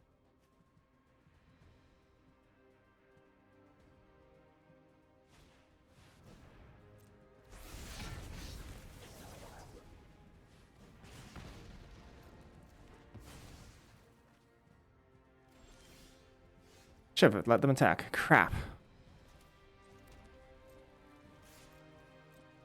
some reason I thought that was an artifact. Could have eaten it.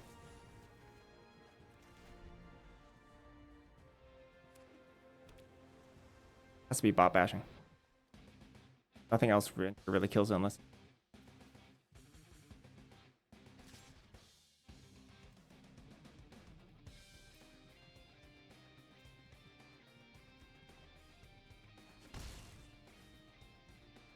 I don't even know what this could be. Double manhole?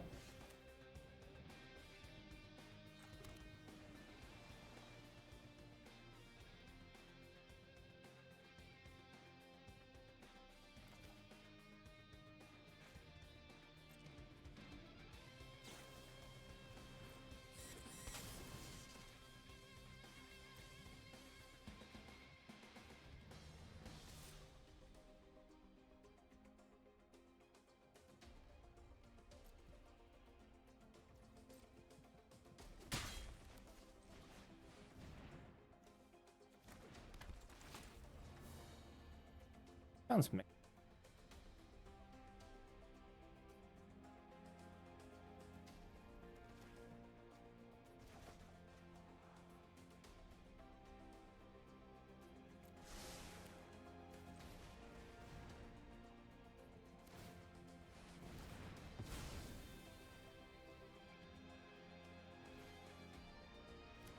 Oh, they're not even interested in tapping nobody.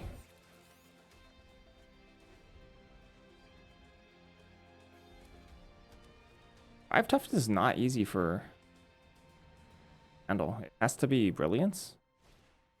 Spicy. Yeah, so I already got like a 5 for 1 here.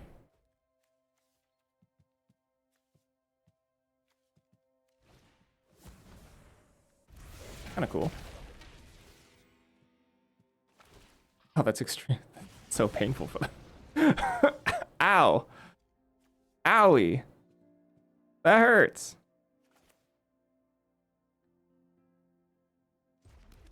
Sheesh.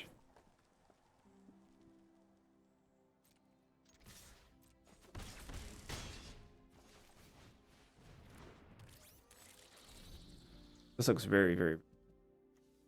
Those are abilities or what? Oh.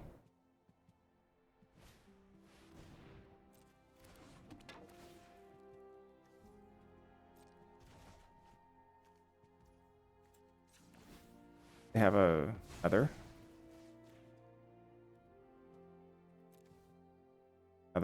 play on top. That would work.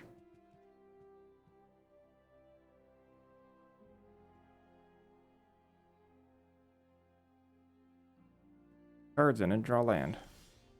There's the land. Can't play this though. Blue. Something to the sewers, huh?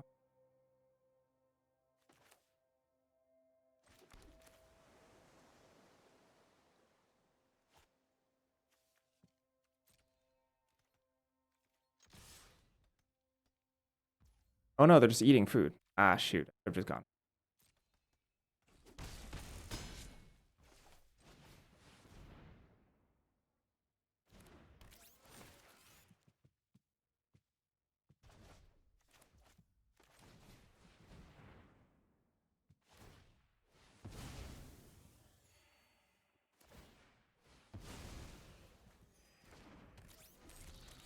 Back.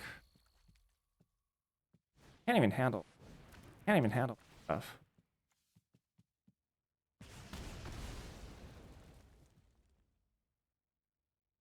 Can't even handle my non-Raph and Mikey card. Look how gas my hand is. This hand is insane.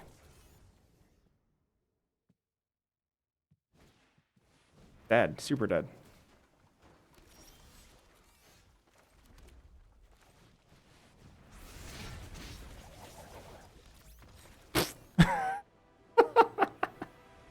It's just another metalhead. Yeah, this deck could hard carry me. Made a lot of suboptimal decisions that run. Not casting Raph and Mikey sooner. In fact, I'm pretty sure all 3 of my blunders, all 3 of my major blunders is not casting Raph and Mikey. I'm just having mercy on my opponents by not casting my bomb. Like 3 times that run. It's like, do I want to win the game or do I want to like play with my food a little?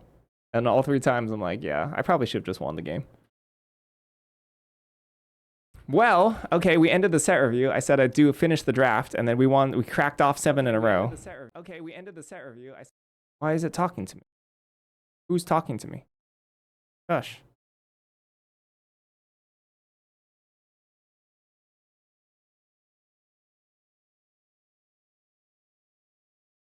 Oh, look. Yellow hats also popping off here. I think you should draft more. I am going to leave. Doomwake is actually playing cube, so let's raid Doomwake, yeah? Alright, bye-bye. I'll be back tomorrow doing normal stuff. Bye.